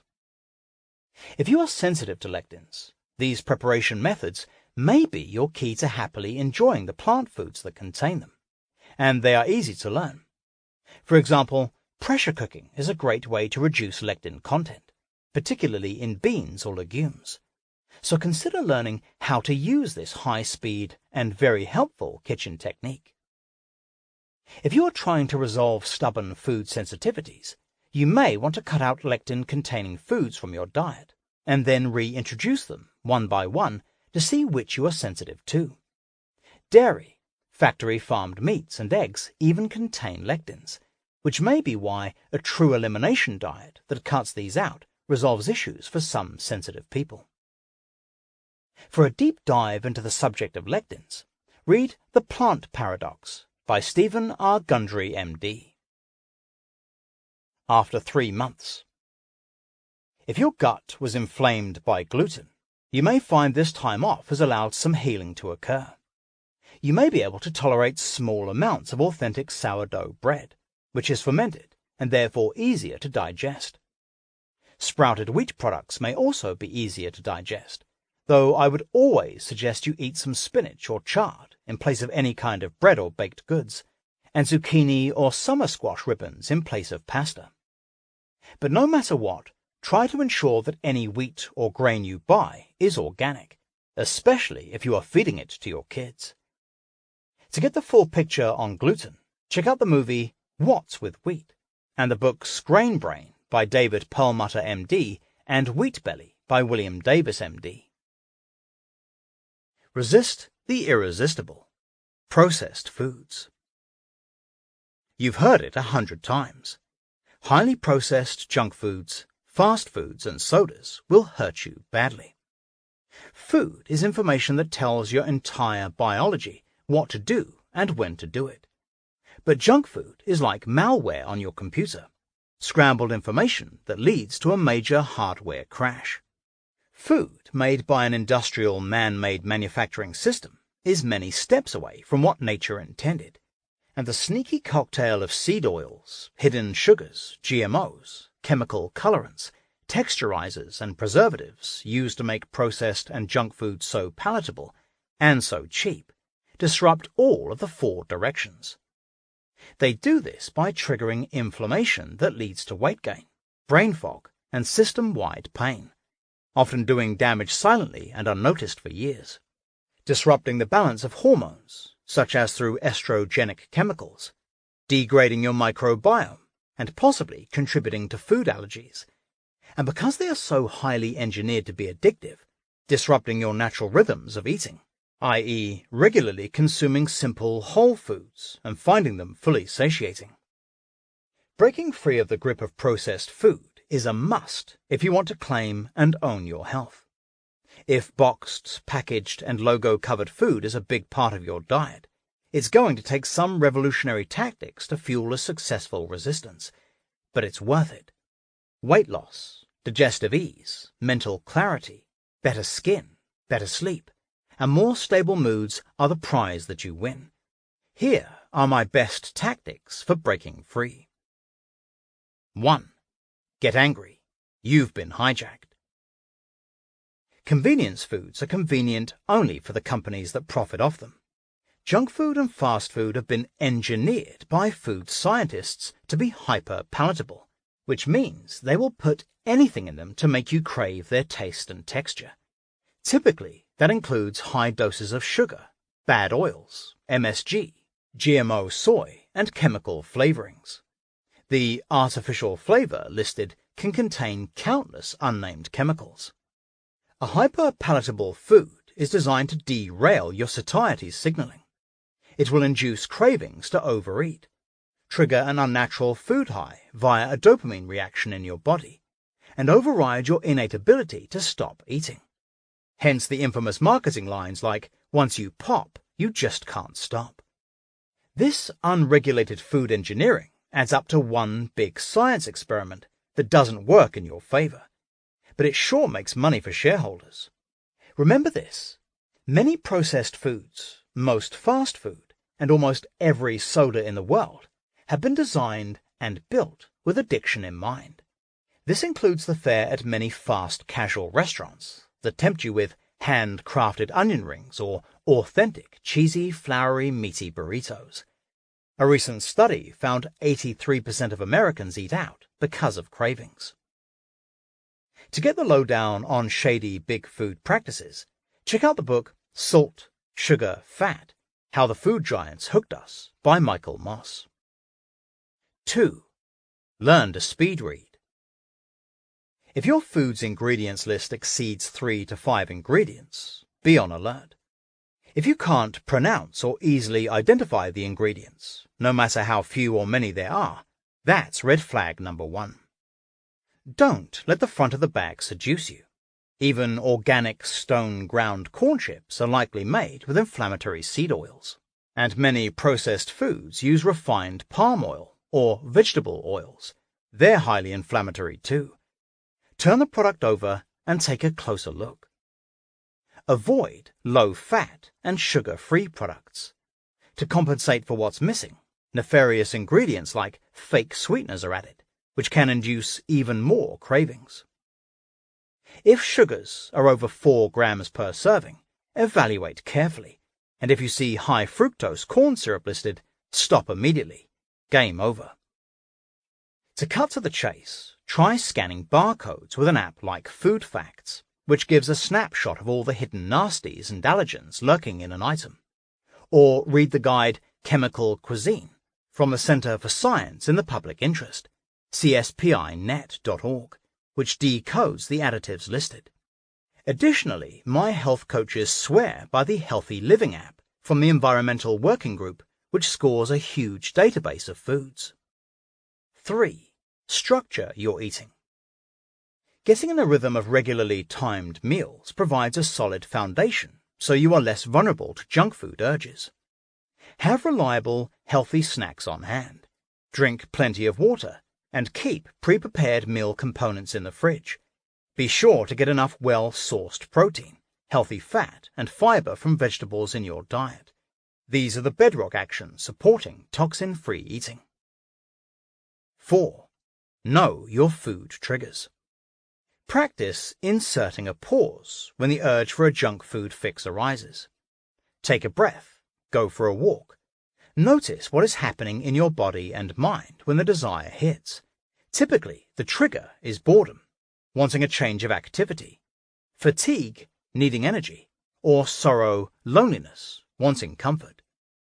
Increasing your awareness of why you want what you want gives you the tools to resist the craving and make an empowered, better choice.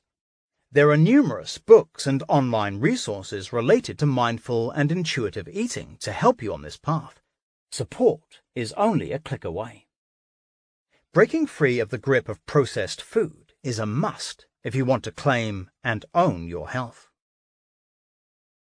Know your sources. Though Americans have long been obsessed with quantity of food as it relates to health and weight, it's the quality of the food that matters most.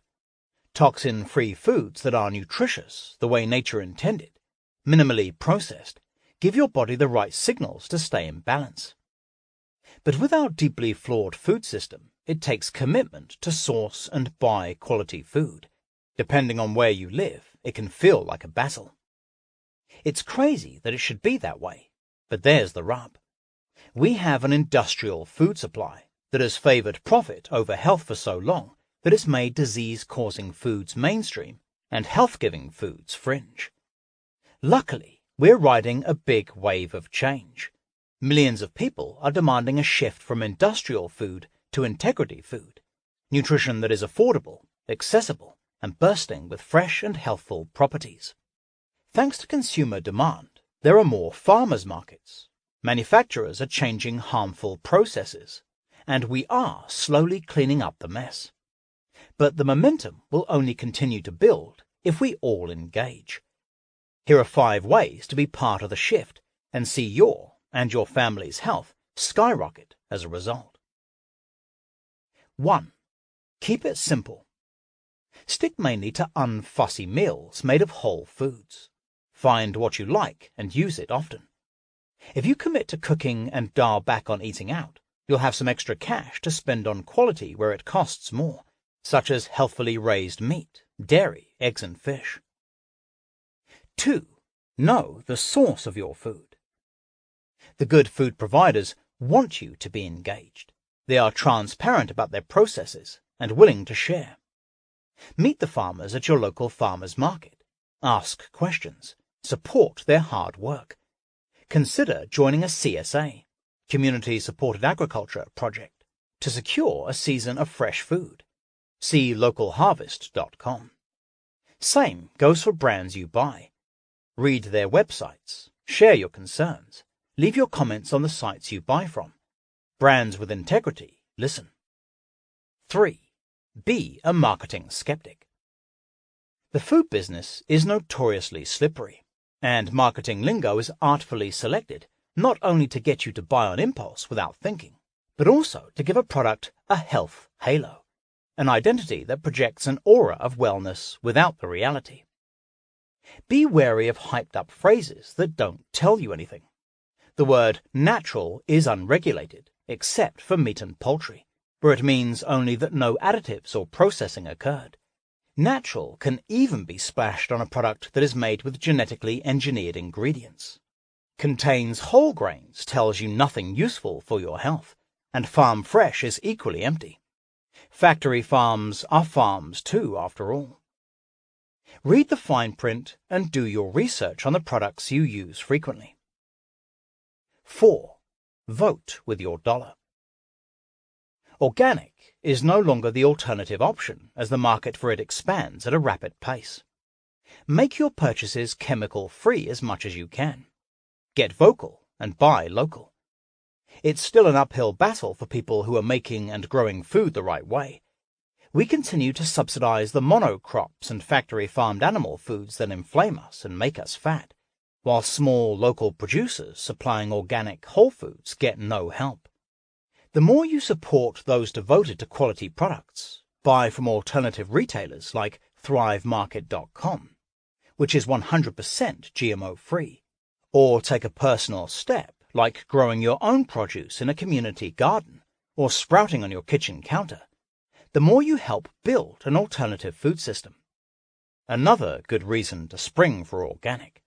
The more you buy it, the more you help our degraded soils get healthier. The soil has a microbiome just like you do, a thriving world of biota that ensures its robust good health. But that's been decimated by years of chemical-based and genetically engineered agriculture, which means it can't feed plants the high levels of nutrients that it should.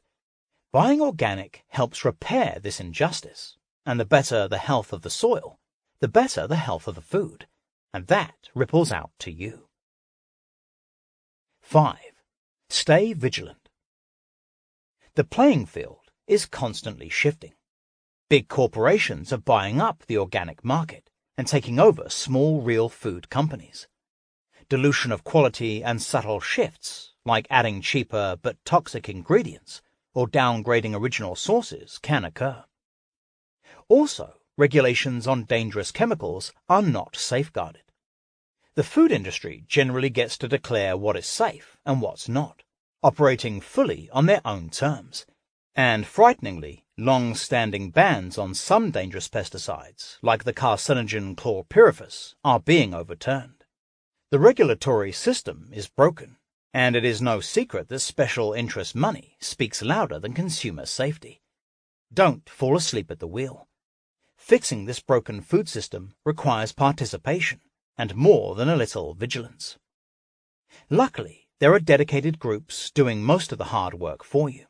Use their resources, support their initiatives, such as pushing for the labeling of genetically engineered foods, and become part of the solution. For more information, visit the websites of my favorite integrity leaders in the area of food quality and safety. Environmental Working Group, ewg.org. Food Democracy Now, fooddemocracynow.org. Organic Consumers Association, organicconsumers.org. The Cornucopia Institute, cornucopia.org. Pesticide Action Network, pana.org. Center for Food Safety, centerforfoodsafety.org. We have an industrial food supply that has favored profit over health for so long that it's made disease-causing foods mainstream and health-giving foods fringe. The emerging science of epigenetics is revealing how the environment around you and your lifestyle choices play a huge role in whether you get sick or stay healthy. Doctor up your broth. In traditional cuisines around the globe, it is a common daily practice to serve broth made from meat, fish, or vegetables. I propose we do the same.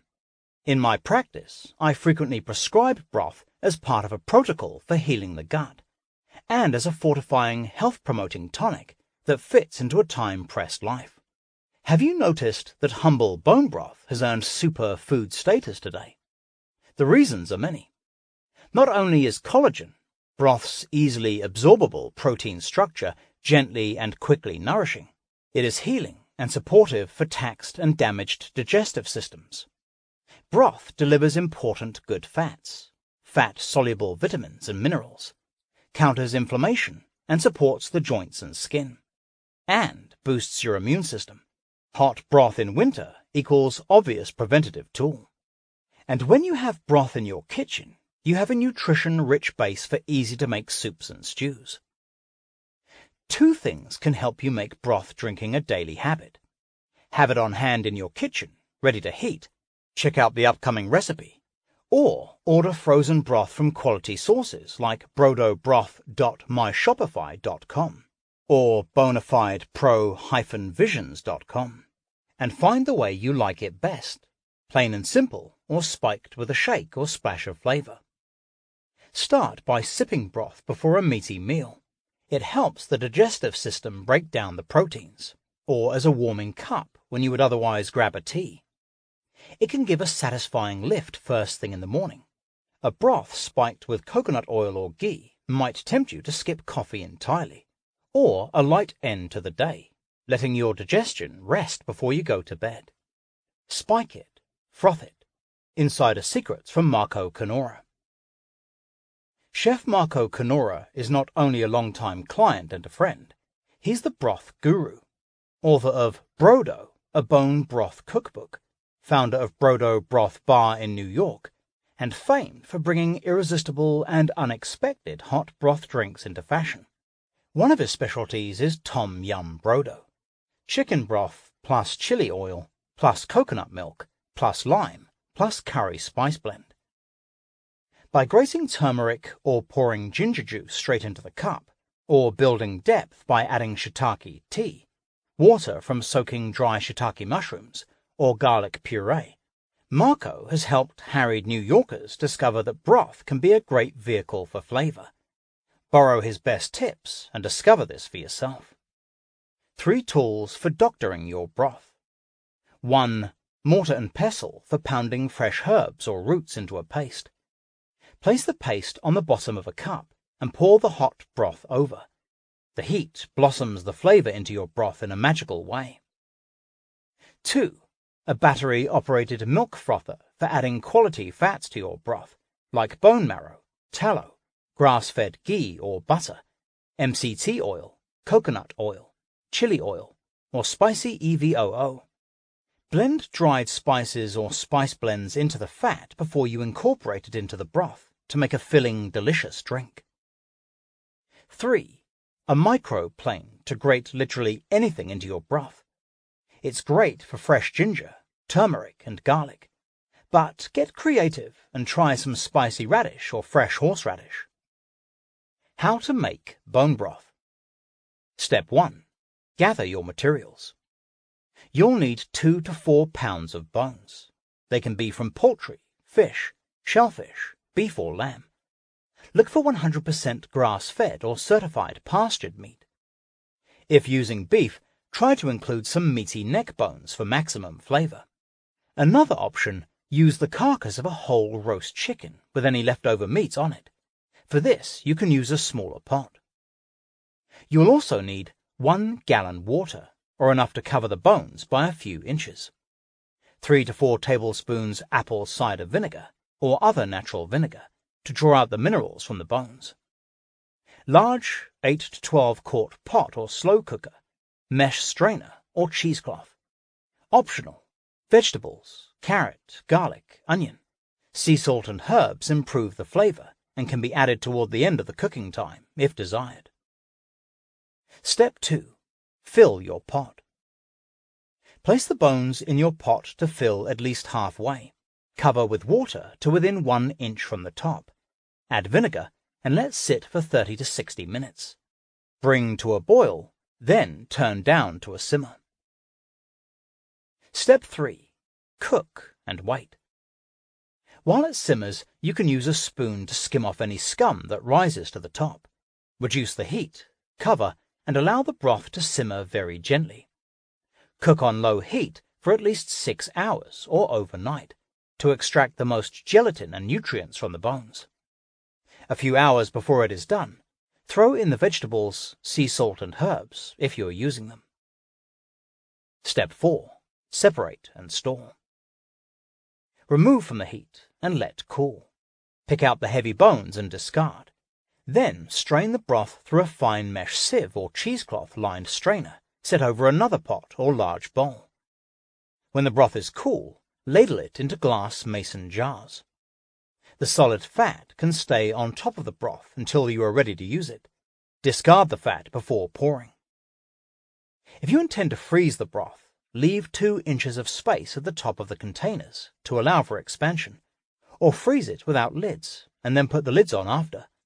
Another option is to use freezer bags. Step 5. Reheat and sip.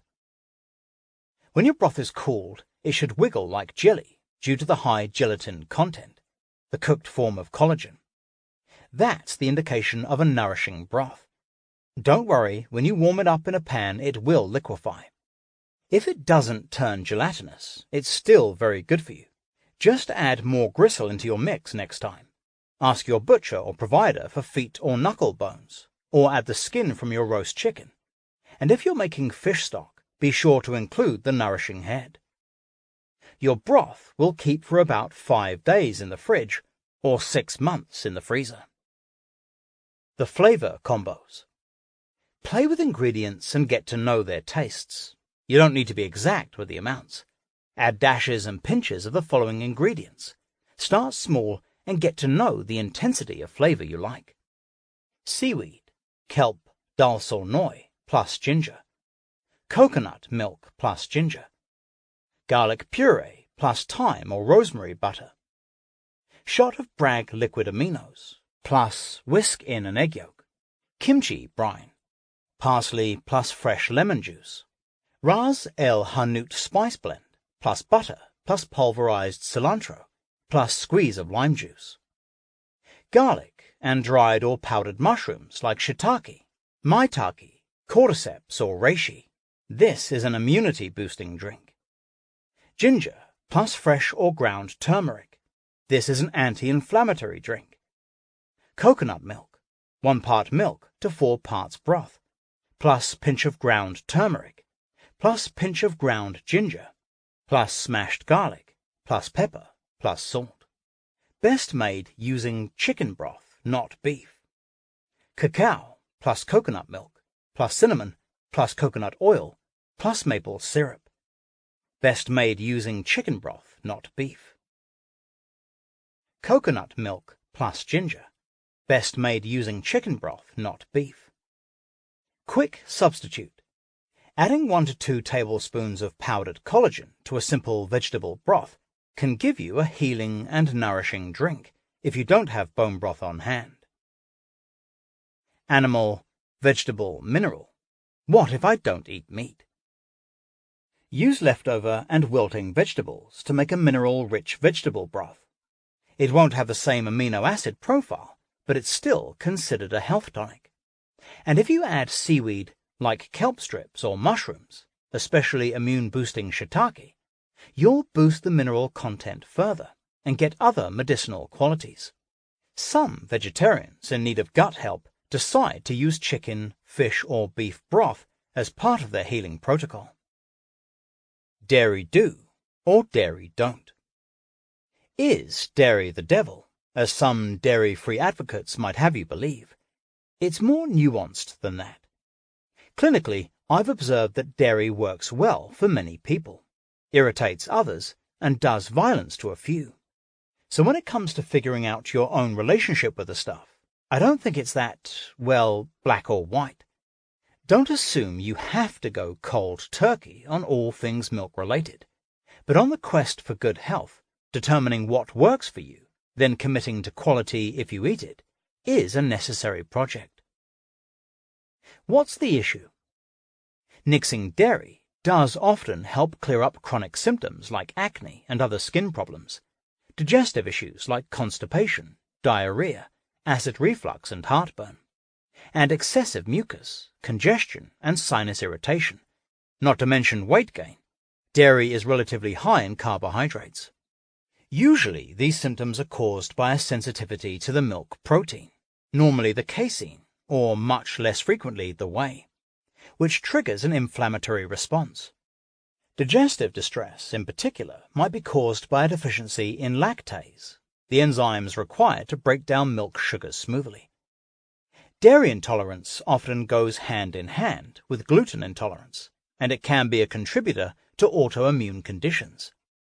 In those cases, nixing dairy can help tame the gut and cool inflammation. Be a dairy detective. If you experience any of these symptoms, or notice anything else unusual after eating dairy, it's a clue to do some digging. Follow the food sensitivity protocol found later in this book.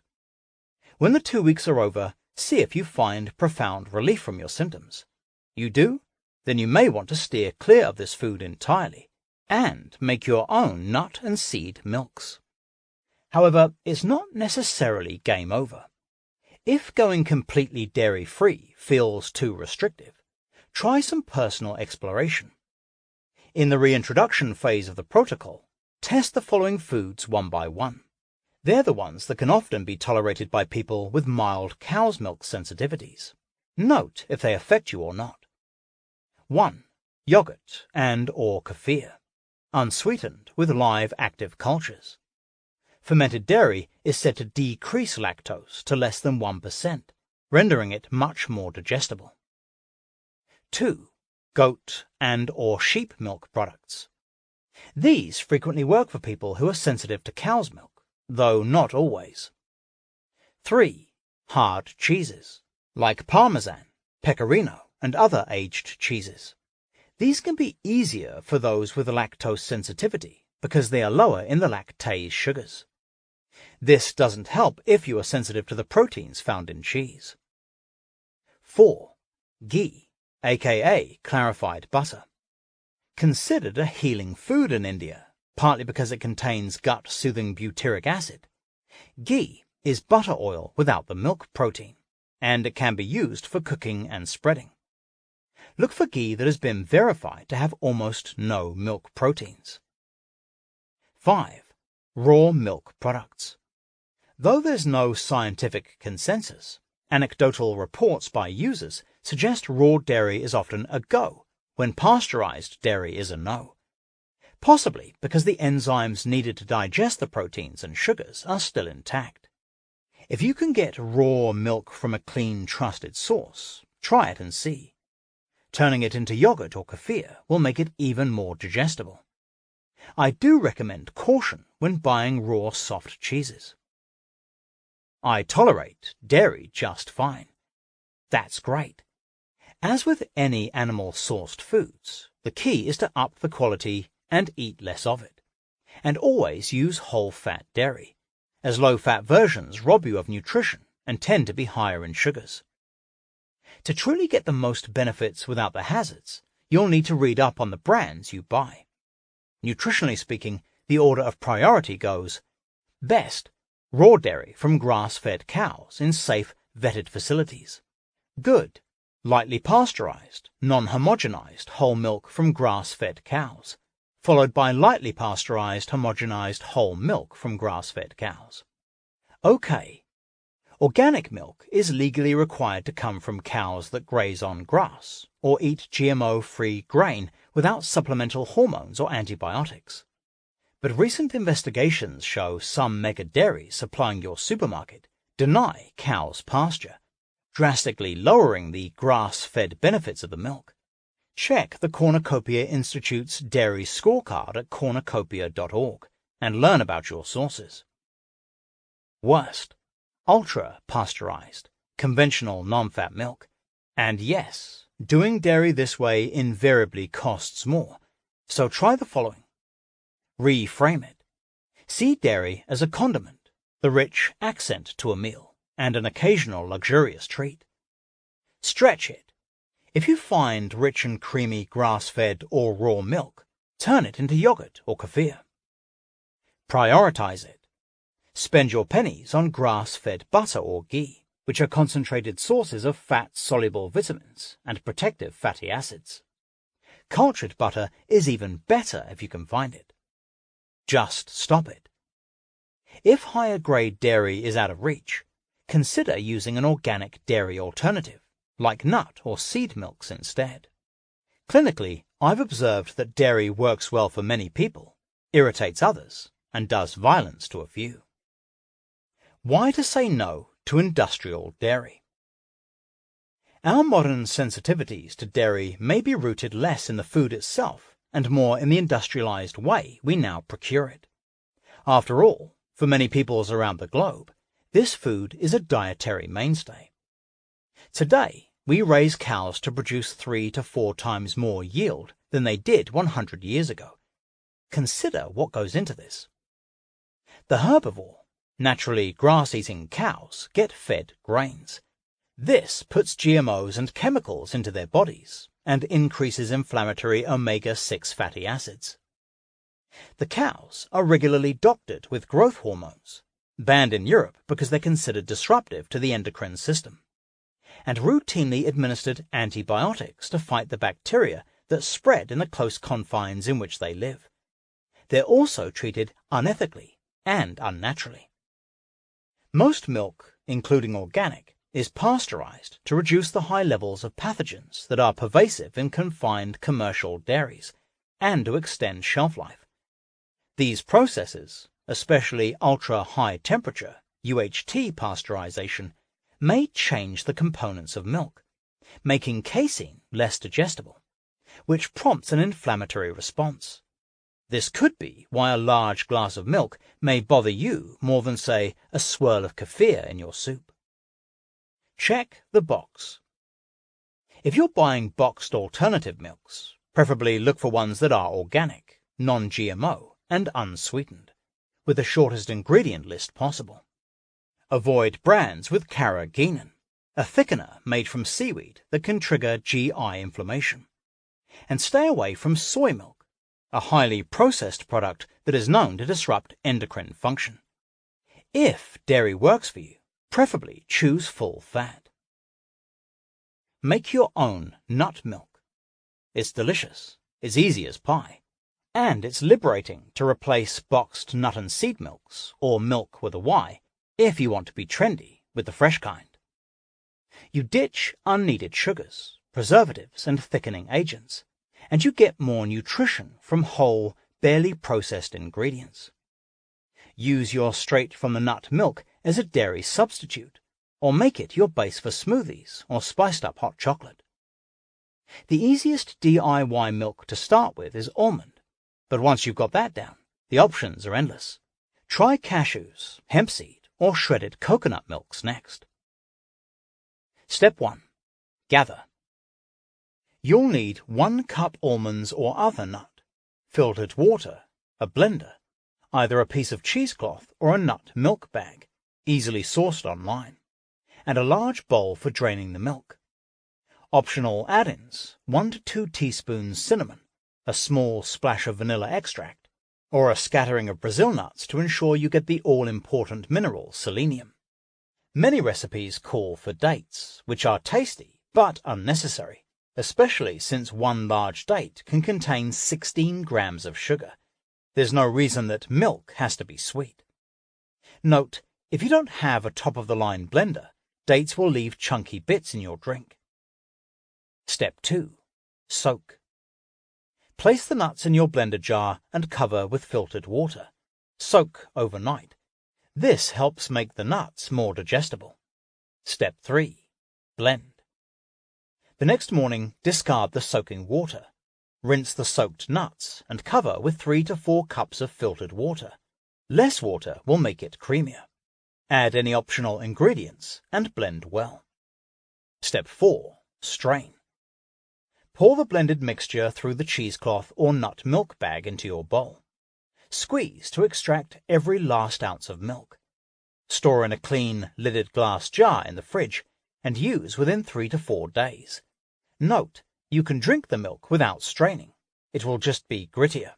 Cashew milk does not need to be strained. After straining, you can save the ground nuts, aka pulp if you like.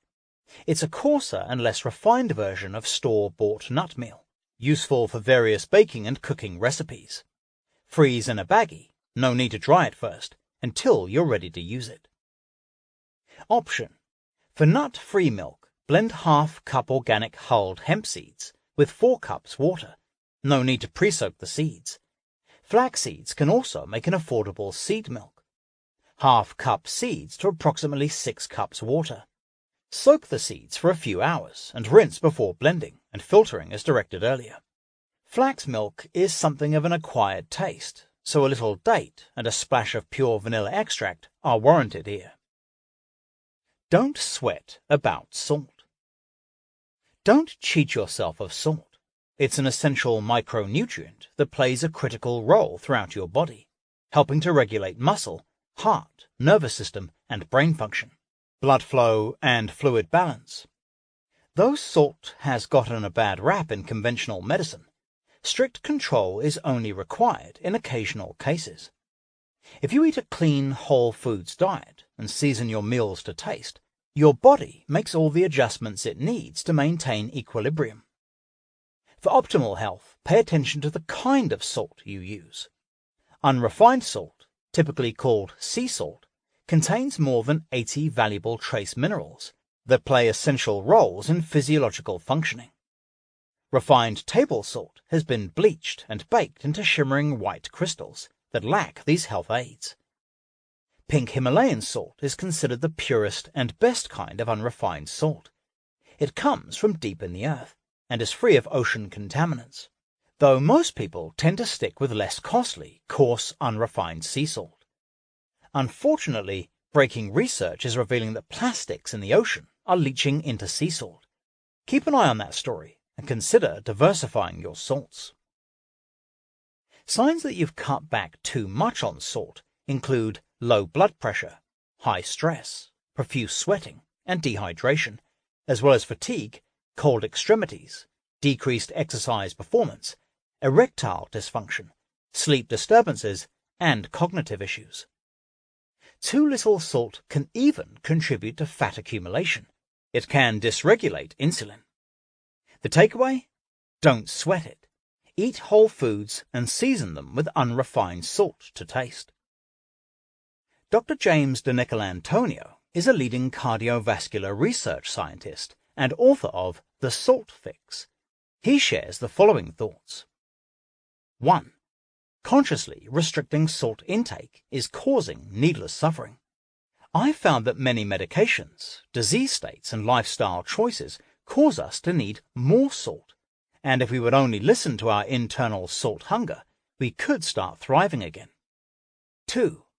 Salt became demonized because of its prevalence in processed foods. But it's the mix of other ingredients, sugars, chemicals, heavy metals in those foods that are the danger. Your body drives you to consume around 8 to 10 grams of salt each day. So if processed foods are engineered to be low salt, you will likely end up eating more of them to get the salt your body craves. The unintended consequences of low salt versions of processed foods, other than an increase in foodborne illnesses, is an increase in the risk of insulin resistance, diabetes, obesity, and overall cardiometabolic disease. 3. Regular table salt is highly processed and lacks minerals. But you are better off consuming regular table salt than no salt at all. This is especially true of iodized salt, which delivers 3 essential minerals: iodine, sodium, and chloride. Unrefined sea salt contains more than 80 valuable trace minerals that play essential roles in physiological functioning. Make cooking idiot-proof. The more you can get in the groove with cooking at home, the more likely you'll eat well. When you cook, you're setting yourself up to win, because studies show that the more you cook from scratch, the higher your state of resilience and function. If you don't cook much, it can seem intimidating, so keep it simple. Anyone can cook, as long as they've shopped for food. It's fairly easy to get a better breakfast. A nourishing smoothie or some eggs over colorful vegetables couldn't be simpler. And lunch isn't difficult if you have good storage containers or jars and can commit to assembling components in advance. Vegetables, canned wild salmon, organic turkey or chicken, hard-boiled eggs and dressing. But dinner can overwhelm. Somehow, it feels more loaded, perhaps because of ideals from family members or foodie TV shows. Combine that with end-of-day inertia, and microwaved takeout or a cluster of snacks can become the default. To turn that around, here are my health coach's tactics for becoming captain of your cooking ship and getting homemade dinners on the table regularly. Lower the bar. If you barely cook, start with a goal of 1 or 2 homemade dinners a week. Begin with one basic meal you know you like. The simpler the better, and make it a few times. Isolate the obstacle. Do you forget to go shopping, or are you too tired to prep in the evening? Or does the cleanup get you down? Know where you tend to trip up and do a time audit. Where can you win back blocks of time to perform these tasks without stress? It might be a weekend afternoon or weeknight spent cooking in the kitchen with a glass of wine. Put it on your schedule. Invest in a few very simple, time-saving tools. Arm yourself with a slow cooker or pressure cooker, and even with minimal experience, you can have large one-pot meals that can be portioned into individual servings, with extras for freezing. The ingredients can be prepared in advance, and the cooking happens while you're busy elsewhere. Find some of my favorite slow cooker recipes at howtobewell.com. Go for bowls. Broths with added protein and vegetables become instant satisfying soup suppers, and roasted vegetables and cooked proteins give you the components to serve up the perfect plate or bowl. Free yourself from recipes. While most of us need recipes now and then, feeling dependent on recipes for every meal is a block to starting anything. Sticking to elemental plates and meals at first, grilled protein plus sides, pureed soups using vegetables you have on hand, will free you of this fear. Keep quality EVOO, salt, garlic, lemon, and a few spices in stock, and a recipe-free vegetable-rich dinner can be made in 20 minutes. Always cook extra at dinner. Leftovers make a great lunch the following day. Think radically. You give away your money and your power when you don't cook. Most restaurants and pre-prepared foods use low-grade ingredients. It's about profit over health. Making your meals can save thousands of dollars a year, which you can put toward the truly health-building foods that you prep at home. Consider the meal kit. New delivery services offering boxes packed with ingredients for a home-prepped meal can be a stepping stone when lack of time or experience is stopping you short. There are plenty of them, from sunbasket.com to greenchef.com and more. It's still cooking, and once you get in a groove, the world is your oyster. Make kitchen time fun. Listening to a great podcast or music, or teaming up with friends or family to cook together, brings inspiration, education, and a few laughs into the mix. Gadgets to get you cruising in the kitchen. Slow cooker. Great for soups, stews, slow-cooked meats and meat sauces, black beans and dal. Pressure cooker. A high-speed cooking instrument that can do everything the slow cooker does, and is especially quick for beans and legumes. It's even said to reduce the amount of anti-nutrient lectins in these foods, making them more digestible. The Instant Pot is a multi-function cooker that offers both pressure and slow options. Immersion Stick Blender. Puree soups right in the pot, saving you time when you wash dishes. Spiralizer. Quickly makes vegetable noodles for steaming, sautéing, or using raw in salads. Steamer pot. Essential for quick cooked vegetables and reheating cooked proteins. Knives. A chef's knife and a paring knife are all you need. Chopping boards. Use separate ones for meats and vegetables. Cast iron or stainless steel pan. For safely sautéing and cooking proteins and vegetables. Veggie bullet. Treat yourself to this multi-function gadget if you want automated slicing, spiralizing, shredding, and blending. You can forge a more intimate relationship with food, demand integrity from food, and transform your health completely as a result. Food is that powerful. Give your gut some love. You probably know you need some fermented foods to feed and strengthen the biota in your belly, but are you actually eating them? Fermented foods are a health world manner, an inexpensive and reliable way to build up a healthy microbiome, an indispensable tool for strengthening your inner defenses, and often a kickstart to better digestion and elimination. But incorporating them into your diet can be awkward because the taste can take some getting used to. The flavor profile of most fermented foods, like raw sauerkraut and kimchi, its Korean counterpart, yogurt, kefir, kombucha, miso, and lacto-fermented pickles, is tart and sour, which are underdeveloped tastes to the Western palate, and the opposite of this sweet profile that's come to dominate so many foods today. For most of us, cultured food is a taste we have to acquire and learn to love, bite by bite. It's worth it. These humble power foods, made from basics like cabbage, carrots, radishes, tea, or plain and simple milk, really do build health from the inside out. And they add eclectic diversity to your diet. Fermented foods are unpredictable and colorful. Just have a look at the Instagram feed @Fermentationist for inspiration.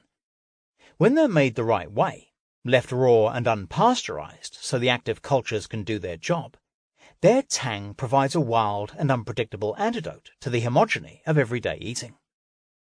It helps to know that these foods aren't intended to be eaten in giant amounts.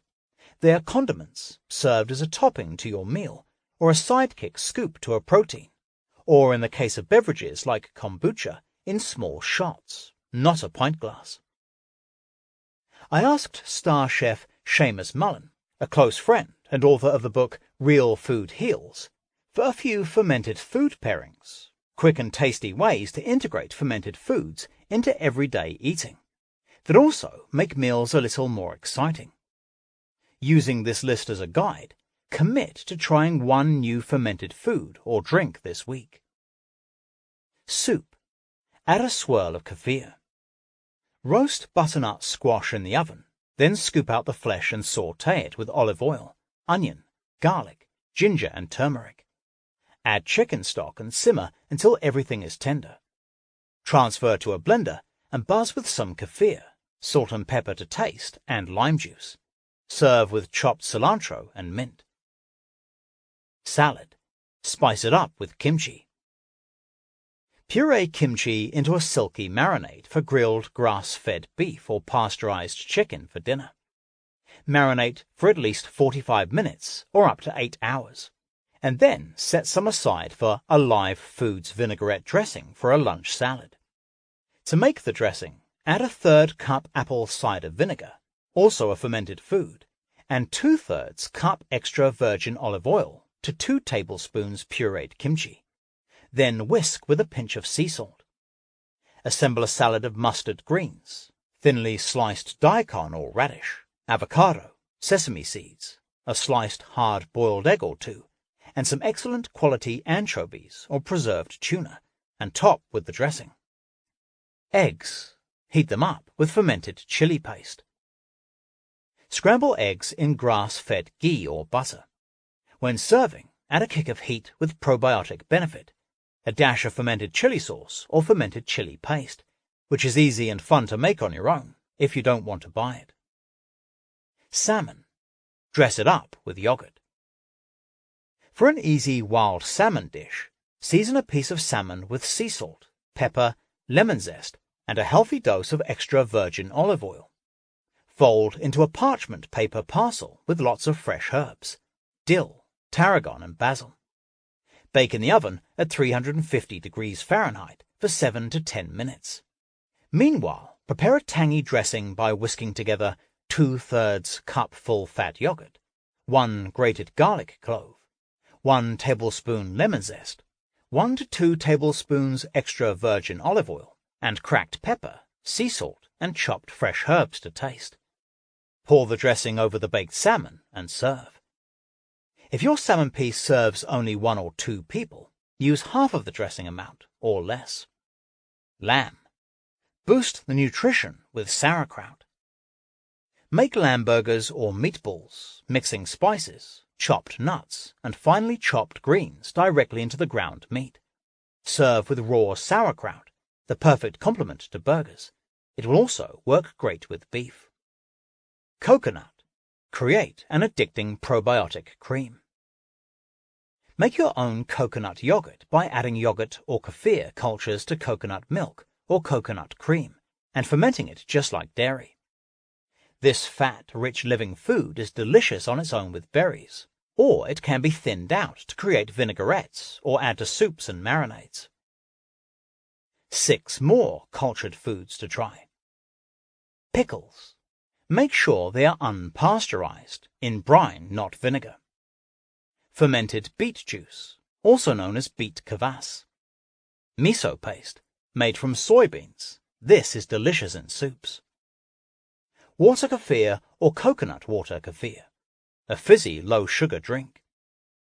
Sauerkraut and pickle juice. Lacto-fermented condiments, like salsa, homemade mayonnaise, and chutney. Alive and kicking. The live cultures of active probiotics found in fermented foods colonize your microbiome, helping to protect you from pathogens. They also release enzymes to ease and improve digestion, especially protein digestion, and make it easier for your body to extract and absorb more nutrients from your food. By promoting a well-balanced microbiome, they help with weight regulation by triggering satiety signals in your brain and helping with proper glucose and insulin regulation. And kimchi and sauerkraut in particular have anti-inflammatory wonder properties. They can even protect against depression and stress, thanks to the gut-brain axis. Fermented foods and drinks might cause some gas, so start small and go slow. If you have digestive issues from an overgrowth of yeast, candida, you may have to clear that before adding these foods. Buy or DIY. If you have more time than money, make your own fermented veggies using the small countertop-size container from krautsource.com, and buy starter cultures for kefir, yogurt and more from culturesforhealth.com. If you have more money than time, shop for truly live fermented foods, not pasteurized ones, which kill the live cultures. They'll be in the refrigerated section of the grocery or health food store. Sourdough, a return to real bread. Small batch bakers are now making true sourdough again. In this traditional process, a mixture of wheat and rye flour is fermented for many hours, a minimum of 4 to 6, and sometimes much longer, with a culture of wild yeast fungi and several strains of local lactobacilli, which breaks down the gluten proteins into digestible amino acids. The longer the ferment, the tangier the taste, and for those who are sensitive to gluten, the greater likelihood that you can enjoy small amounts of it. Studies show that it doesn't spike blood sugar to the degree that regular wheat bread does. The label for a true sourdough loaf will typically list some kind of sourdough starter or cultured flour, and no yeast, but not always. Check your source and ask about their process. Eat the stalks and stems. Don't toss that stalk of broccoli or that hefty cauliflower base, and save those ribbed red stalks of chard and skinny stems of kale or collard greens. The tough parts of veggies play an important role in helping the health-protecting microbes in your belly to thrive. They contain cellulose fibers, hard-to-digest carbohydrates, that give those good bacteria something to chew on. Fiber-rich foods like these, as well as woody asparagus stalks and stringy bits of celery, have prebiotic benefits. They work in tandem with probiotic foods to ensure a thriving microbiome. Consider them the fuel that feeds the probiotics, catalyzing them to do their work. To use, slice stalks and stems into thin discs or skinny strips, and throw them into your steamer or sauté pan alongside the more celebrated parts of the vegetable. Munching on them raw, in moderation, confers even greater benefit. Just don't go overboard, as this may give you gas. For the fullest probiotic effect, add some of the following wonder foods to your daily regime: raw leeks, raw asparagus, raw dandelion leaves, added to salads, raw garlic, and raw or cooked onion. Get your veg to 70%. If there is one game-changing action you can start today that will utterly transform your state of well-being, it's upping your consumption of life-supporting, phytochemical-packed, mineral and vitamin-rich, fiber-laden vegetables to optimal levels, around 2/3 of your food intake. 70% sounds impressive, I know, but it is quite achievable if you reverse your thinking and shift the green or crunchy portion of your meal from sidekick to starring role. You can do this by following the perfect plate, or simply repeating one of my favorite health mantras, picked up from Deborah Seike, the founder of Rancho La Puerta, the very first health spa in the US. Make your main plate the side plate, and your side plate the main plate. For optimal benefits, keep the starchiest sides, like potatoes, yams, and other tubers, to less than 1/4 of the plate, and even less than that if you are going strictly low carb. Does making this switch mean consuming buckets of salad every day? No. While salads are superb, vast quantities of raw vegetables are taxing to digest, and cooking vegetables often helps to release vital nutrients. I recommend borrowing the strategies of some of the savviest vegetable eaters I know. Implement one of these tactics every week, and within 7 weeks, your diet will be prolific with plants. The 10 habits of successful vegetable eaters. 1. They make their bed first thing. Make a layer of greens or mixed vegetables the foundation of every plate. Include eggs and other proteins for breakfast. Steam or sauté with minced garlic, using EVOO and salt liberally. 2. They shop, then prep. Bring home fresh produce and spend a few minutes prepping it so you can quickly grab fistfuls in the days ahead. Wash and dry salad and cooking greens well, then store in baggies with moisture-catching paper towels. Trim and chop cruciferous veggies like broccoli and cabbage so they're at the ready for steaming and sautéing. Slice up carrots, cucumbers, and peppers for quick crudité snacks. 3. They roast for the week.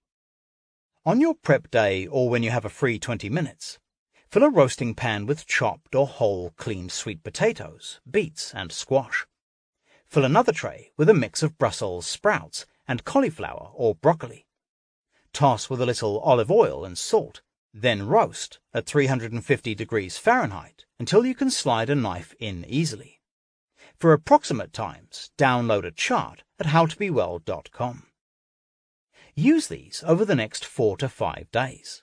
Having these precious perishables pre-cooked means you will waste far fewer of them. 4. They make soup. Blend heaps of steamed vegetables with broth, salt, garlic, EVOO, and herbs, and presto, you'll drink more delicious vegetables than you could ever eat in one sitting. In the heat of summer, you can also make chilled soups. 5. They replace pasta with spirals and strands. Make noodles from spiralized zucchini, winter squash, sweet potato, and more. A very light steam or quick sauté is all it takes. You can also roast a spaghetti squash and scoop out the strands. Or make kelp noodles, sea vegetables available bagged in most health stores and some supermarkets. Your starchy strings in warm and soupy broths. While you're at it, replace rice with the cauliflower kind. It also stands in as the basis for pizza crust. 6. They add vegetables to everything. And go rogue with recipes. Look for any opportunity to stir spinach into a soup or sauce, or scatter broccoli, mushrooms, and cauliflower into a curry or quinoa. Order that side of greens or a salad every time you eat out. 7. They master the meal hack. Make your too-busy-to-cook dinner staple a bowl of broth with abundant fresh or frozen vegetables, and whisk in egg or other proteins. A dash of liquid aminos or tamari for flavor, and it's go time. 8. They stock the freezer. Fill it with several kinds of frozen organic vegetables, so you never lack the materials for a veggie-filled meal. 9. They eat in Technicolor. Use produce to add more colors to your bowl.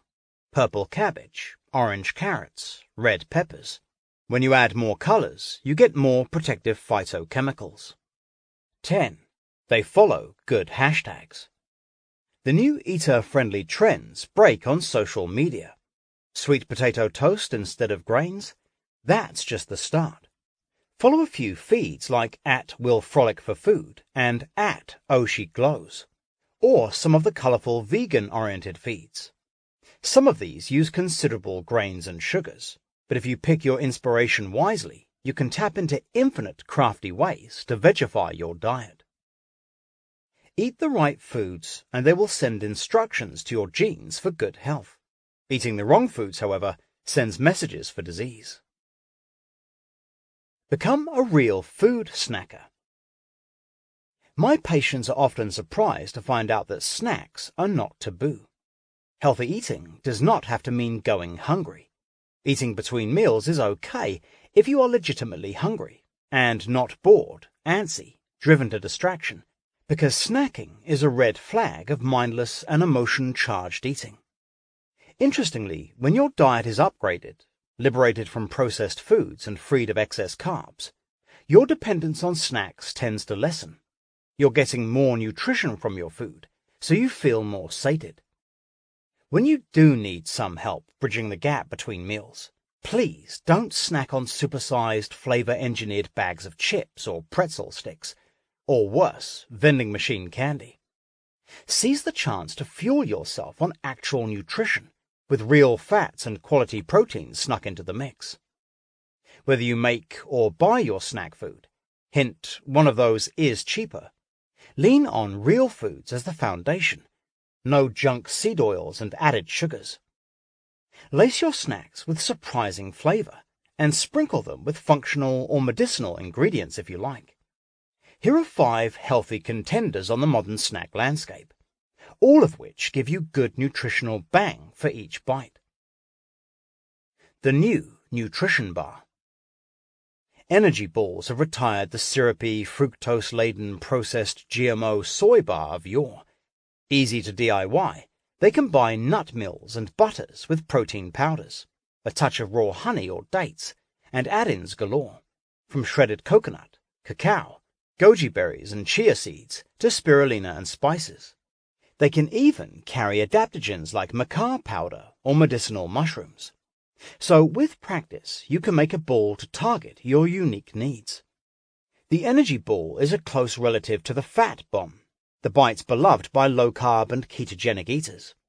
Tip: use the almond meal from your homemade almond milk. The wild ones. Jerky and its close cousin, the primal meat bar, have changed the game of snacking and made sugar-filled granola bars obsolescent. Look for brands made from 100% grass-fed meat, free of sugars and additives like MSG and fake flavors. Meat bars have more fat content than jerky, making them moist, chewy, and curiously satisfying. Some brands, like Pure Traditions, even contain organ meats, helping to fill modern nutritional gaps. If you're up for adventure, seek out my jerky of choice, the South African version, biltong, which I used to make while working as a doctor in a South African bush. The grass-fed kind is available at brytime.com or biltongusa.com. Tip: shred some jerky into trail mix you make yourself, from raw and unsalted nuts and seeds. Add a few goji berries, and you're ready to run. The daily fix. Make raw vegetables and low-sugar fruits, cut up and ready to go, the cornerstone of your snack supplies. Pair them with something that adds some good fat. Thin kohlrabi slices with EVOO-rich hummus, cucumber with goat cheese and avocado, or even smoked fish, or green apple or celery with sugar-free, oil-free nut butter. Better yet, make it fermented. A pickle with hummus or a hard-boiled egg with sauerkraut will refresh your palate as it fuels your energy. Supporting players. The Renegade. 100% gluten-free and seed oil-free crackers have won legions of fans. Plus, they're one of the most benevolent gluten-free packaged foods, as they use no industrial oils or fillers. The ones made by Mary's Gone Crackers are a good example. Now, for those avoiding common inflammatory foods like corn, grain-free tortilla chips from companies like The Real Coconut and Siete Foods are hitting the scene, with tortillas and chips made of coconut flour or cassava flour and heat-tolerant coconut or avocado oil. Not exactly health food, but a giant step forward from Doritos. The Diva. Raw, sprouted, stone-ground nut butters from small batch makers like Gem Organics might use pecans, pistachios, pumpkin seeds, and more, fused with delicious spices and superfood ingredients. Think of them as your indulgence. They are spendy, but delicious. Your body responds to processed foods as if they are foreign bodies, prompting an inflammatory response as it tries to protect itself. Chocolate energy balls. 1 cup leftover almond pulp from making almond milk, or 1 cup almond flour, 1 cup shredded unsweetened coconut flakes, 1/3 cup almond butter or coconut butter, 3 tablespoons coconut oil, room temperature or softened over low heat, 3 heaping tablespoons cacao powder, 3 tablespoons cacao nibs, 3 tablespoons hemp seeds, 2 tablespoons ground almond meal, store-bought, 1 tablespoon pure vanilla extract or more to taste, few pinches cinnamon to taste, up to 2 tablespoons maple syrup to sweeten, optional. Add all the ingredients to your food processor and process until it's the consistency of fudge. Taste and add more cinnamon and vanilla if needed to suit your preference. If you use maple syrup, add just a little to start. You may not need as much as you think, and then add more dry ingredients if necessary to achieve a fudge-like consistency. Roll the mixture into small balls and store in a sealed container in the fridge for up to 2 weeks, or in the freezer for up to 2 months. Let them eat cauliflower. The humble cauliflower might not make headline news, but in the world of wellness, it's a low-carb darling. A nutritious and antioxidant-rich vegetable that fulfills the urge for starchy satisfaction from potatoes, pasta, and rice, while sparing your blood sugar the impact of that starch. It is also incredibly versatile, pleasingly affordable, and so easy to use, and in such a variety of ways, that I consider it a gateway vegetable. One of those staple foods that starts to help you shift from packaged noodles or high-carb potatoes to the place where vegetables form the healthful base of each meal. Whatever your past associations with this hearty vegetable may be, there are no more reasons to call it bland. The genius of cauliflower is that it holds up well to all kinds of transformations. Mash it with butter or blitz it into puree. Roast its tasty crowns at 425 degrees Fahrenheit for 20 minutes, stirring occasionally, or snack on it raw. You can even scatter it into stir-fries, or, if you're ambitious, shape the pulverized rice, see how to make cauliflower rice, into trendy cauliflower crust pizza, or just steam and serve. The textured crowns catch drizzles of oil and sauces like bolognese, and sprinkles of health-enhancing spices brilliantly. Commit to using 1 cauliflower per week, and it will not only fill you with its phytochemical content, it will transform the way you see your plate. The next thing you know, you'll be making Swiss chard for breakfast without a second thought. Buy smart. Cauliflower fills your plate with good nutrition at a very reasonable price. It's not imperative to buy organic. The Environmental Working Group has cauliflower on its Clean 15 list, but if you can find organic, all the better. How to make cauliflower rice. This is about as easy as cooking comes. The rice goes well with all kinds of dishes, from curries to roasted veggies to your favorite protein and more. You can use fresh cauliflower, but pre-cut frozen cauliflower will work fine. And if you find green, orange or purple cauliflower, have fun with them. The colors bring their own unique health-protecting phytonutrients. Step 1. Gather your materials. 1 medium head cauliflower, fresh or frozen. 2 tablespoons coconut oil or grass-fed butter. 1 small onion, peeled and diced. Sea salt and freshly ground pepper to taste. Step 2. Rinse and dry the cauliflower. Then cut the florets into big pieces and slice the thick stalk into thin discs. Step 3. Working in batches. Put a few pieces of the cauliflower into a food processor and pulse until it is crumbly and resembles rice. Continue with the remaining pieces. You can also do this by grating with a cheese grater. Step 4. Heat the coconut oil or butter in a large pan. Add the onion and saute until the onion is lightly browned. Add the riced cauliflower and saute until it is cooked through, but not mushy.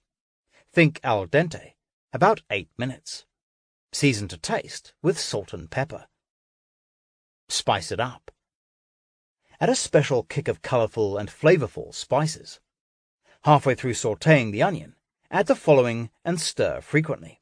1 clove minced garlic, ½ teaspoon cumin, ½ teaspoon turmeric, and ½ teaspoon ground ginger.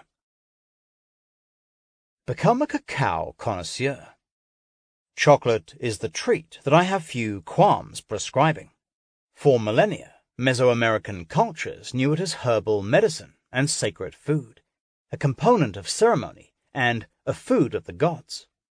Today we know it as a kind of bittersweet multivitamin, capable of reducing oxidative stress, a root cause of illness and aging, countering inflammation and lowering blood pressure, and boosting mental focus and cognitive longevity. We're coming full circle back to the sacred part, too. You don't need to be a scientist to know that really good chocolate, mindfully eaten, can induce waves of optimism and calm. That happy feeling doesn't come because it is sweet. It's born of a vital ingredient, the cacao.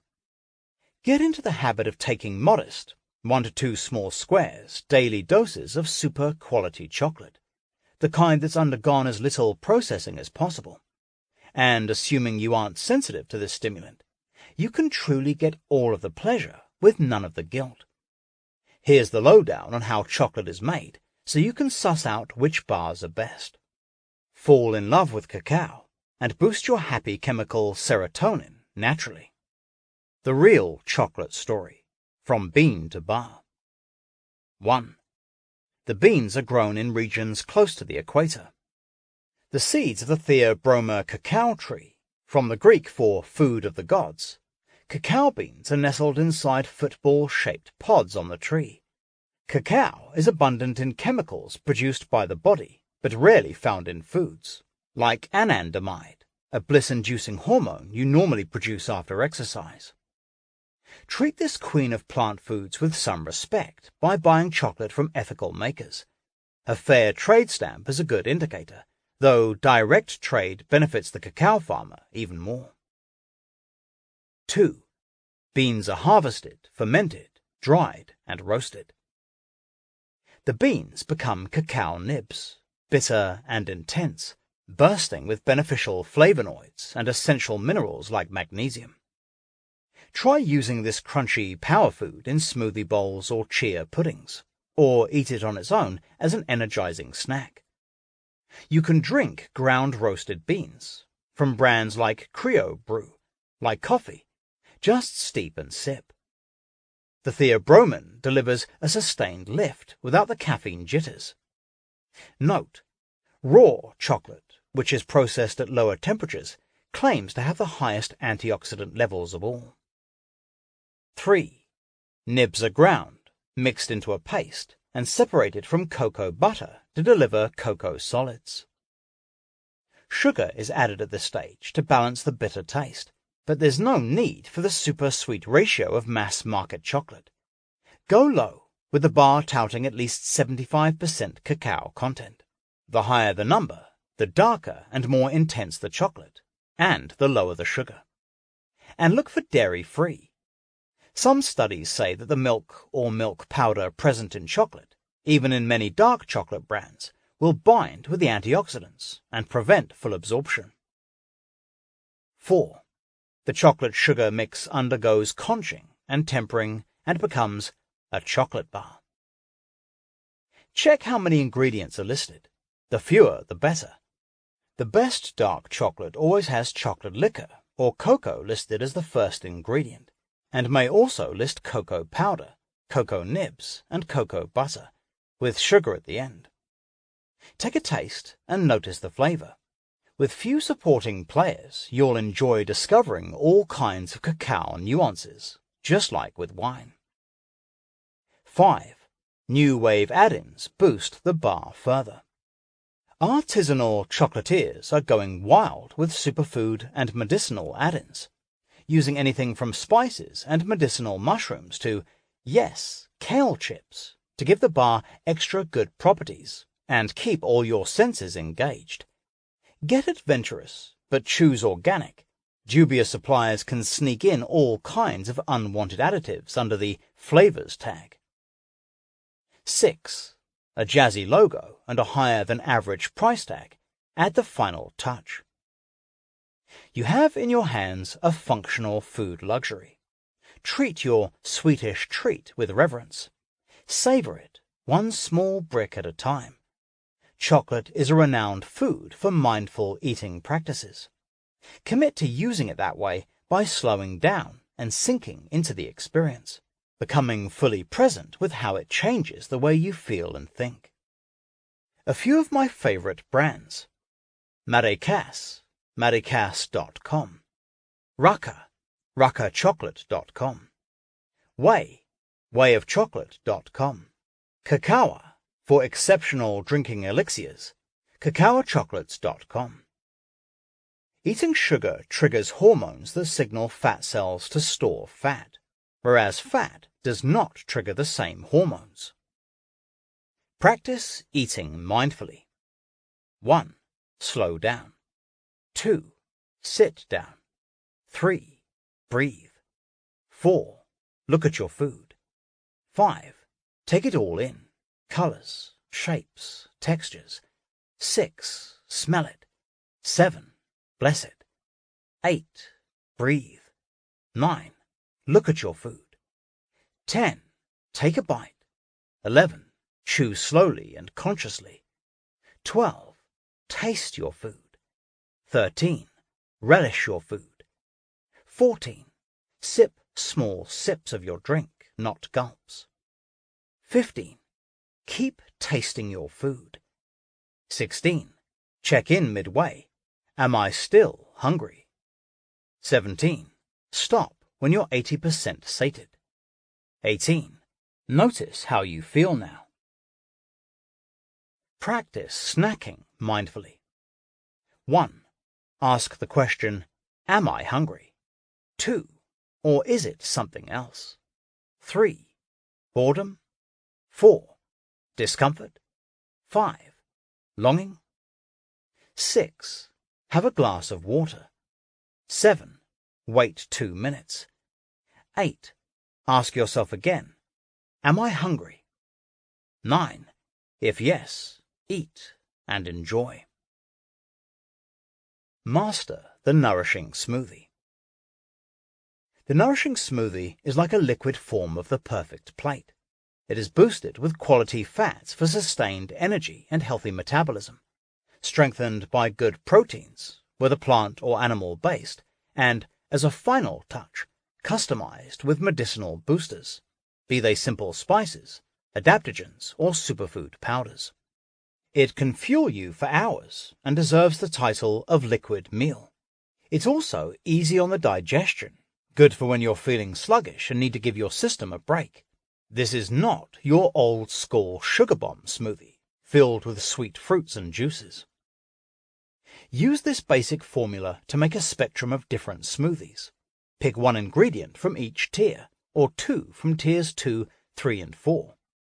If you want specific recipes, you can find many on howtobewell.com. But since smoothies are really all about freestyling, no exact measures required, do some trial and error experiments and find your own favorites. They may not always taste of perfection, but the ingredients will be good for you. You'll notice that most fruity ingredients are left out of these blends. This is to keep sugars low. You won't see fruit juices and tropical fruits like pineapple and mango. Even bananas, which are high in carbohydrates, are missing. We substitute new wave smoothie concepts like cauliflower or creamy avocado. If you're going to use fruit, berries, which are low in sugars, are the way to go, but try going fruit-free too. Because this smoothie is a meal in a cup, don't gulp it down as you rush from point A to point B. Try to chew it rather than guzzle it. This helps digestion, and consume it as mindfully as you would any other lovingly prepared food. And consuming it at room temperature is easier on the digestion than drinking it icy cold. Tier 1. Liquid base, 1/2 to 2 cups. Non-dairy milk, almond, coconut, hemp. Avoid soy and rice. Organic, unsweetened yogurt or kefir thinned with water. 1/4 cup raw, unflavored coconut water, plus 3/4 cup water to reduce the sugar. Optional add-ins: berries, fresh or frozen, up to 1/3 cup. Spinach and other leafy greens, up to 1 cup. Cauliflower, fresh or frozen, up to 1/2 cup. Juice from 1 lime, best for green smoothies. Tier 2.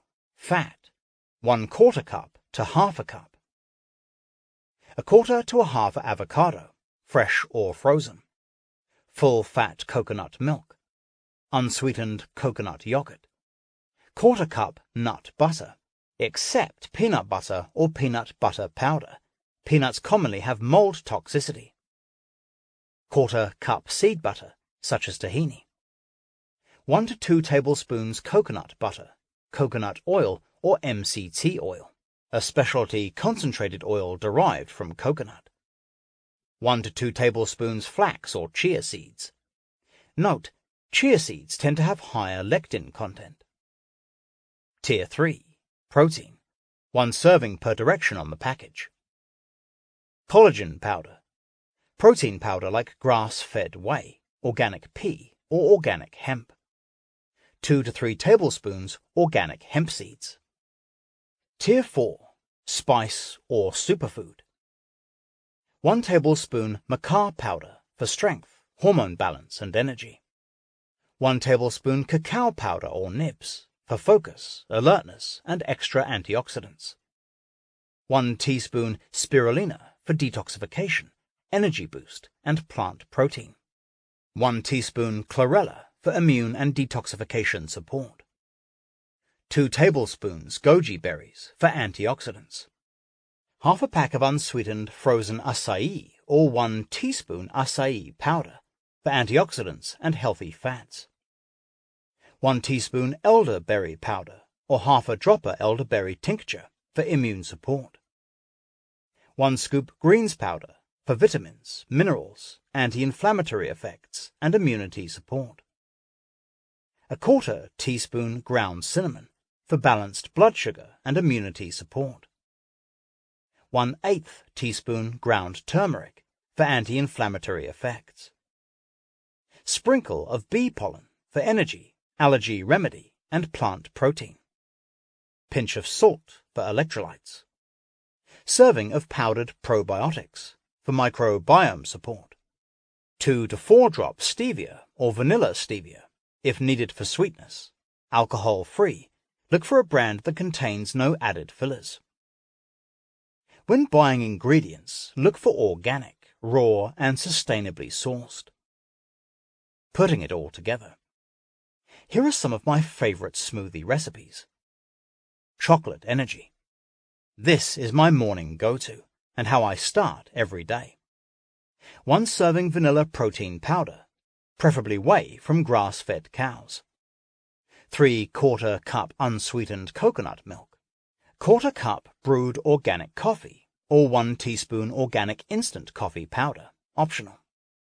1 to 2 tablespoons raw cacao, a quarter avocado, 1 tablespoon almond butter, 1 tablespoon coconut oil, 1 tablespoon flax, hemp or chia seeds, quarter teaspoon ground cinnamon, 6 to 8 ice cubes or approximately half a cup room temperature water. Morning fuel: 1 cup almond milk, half cup frozen blueberries, 1 tablespoon coconut oil, 1 teaspoon bee pollen, 1 tablespoon almond butter, 1 serving vanilla protein powder or 1 serving collagen powder, plus 2 to 4 drops vanilla stevia. Green detox: 1 cup unsweetened coconut milk, 1 teaspoon spirulina or 1 teaspoon chlorella, or half teaspoon of each. Juice from half a lime, 1 tablespoon coconut oil, 1 tablespoon chia seeds, 1 serving vanilla protein powder or collagen powder, plus 2 to 4 drops stevia, optional. Optional protein, ice and water. Golden milk smoothie: 1 cup unsweetened coconut milk, 1 teaspoon ground turmeric, quarter teaspoon ground ginger or quarter-inch piece peeled fresh ginger, half orange, peeled, seeded and chopped, 1 tablespoon coconut oil, 1 serving vanilla protein powder, a few ice cubes. Organize your fridge and pantry. Building a functional system for your provisions isn't exactly sexy, unless spatial organization floats your boat, but it is the robust and reliable backbone of healthy eating. When your refrigerator and pantry are stocked with real foods that can be cooked simply and fast, you won't flail in the face of hunger and fall into the takeout or chips for dinner trap. Use these templates, based on the fridges and pantries of myself and my health coaches, as motivation to help you implement your own system for staying supplied. You might prefer to do big restock shopping sessions or incrementally add to your stash, buying as you need or recipe demands. Either way works.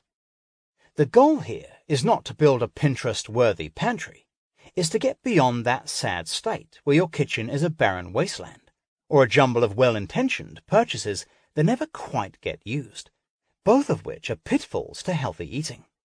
The motto is, if you buy it, and if you can see it, you will eat it. Fridge, bottom vegetable drawers. Left side, salad and cooking greens, cruciferous vegetables such as broccoli, cauliflower, radish and kale, parsley. Right side, green apples, various vegetables that were priced right this week. Lower shelf, roasted chicken, pastured eggs, meatballs, ready to eat, organic tempeh for vegetarians. Middle shelf, cooked quinoa, rice, root vegetables, chopped fruit, broths, nut milks. Cheese drawer, goat cheese, grass-fed butter, tasty vegan cheese for the dairy-free, easy to DIY, or brands like Kite Hill. Grain-free wraps. Top shelf, yogurt, milk or coconut, sauerkraut and pickles, hummus, energy balls, chia pudding. Fridge door shelves, sugar-free ketchup, mustard, flax oil, olives, probiotic salad dressing, homemade, ginger and turmeric, stored in paper bags, organic miso paste. Freezer, vegetables, spinach, broccoli, cauliflower, berries, avocado chunks for smoothies, pre-made stews and soups, pre-cooked beans, ground beef or lamb or other cuts, chicken, wild salmon, coconut ice cream, a low-sugar treat, or homemade ice pops. Freeze your smoothie of choice in ice pop molds. Pantry, coconut oil, ghee, lard, vinegars, Bragg liquid aminos, curry paste, raw honey, use in moderation. Dried or canned beans and legumes, pseudo grains, if you eat them, quinoa, buckwheat, amaranth. nuts and seeds, nut butters, tahini, boxed alternative milk and canned coconut milk, canned sardines, mackerel, wild salmon, canned tomatoes and tomato paste, spice rack, salts and seaweed, garlic and onions, root vegetables, beets, organic teas and coffees, green powders, cacao, and protein powders. When you eat, you're not just feeding yourself, you're also providing meals to the trillions of microbes that live in your gut. Stock your shelves without stressing out.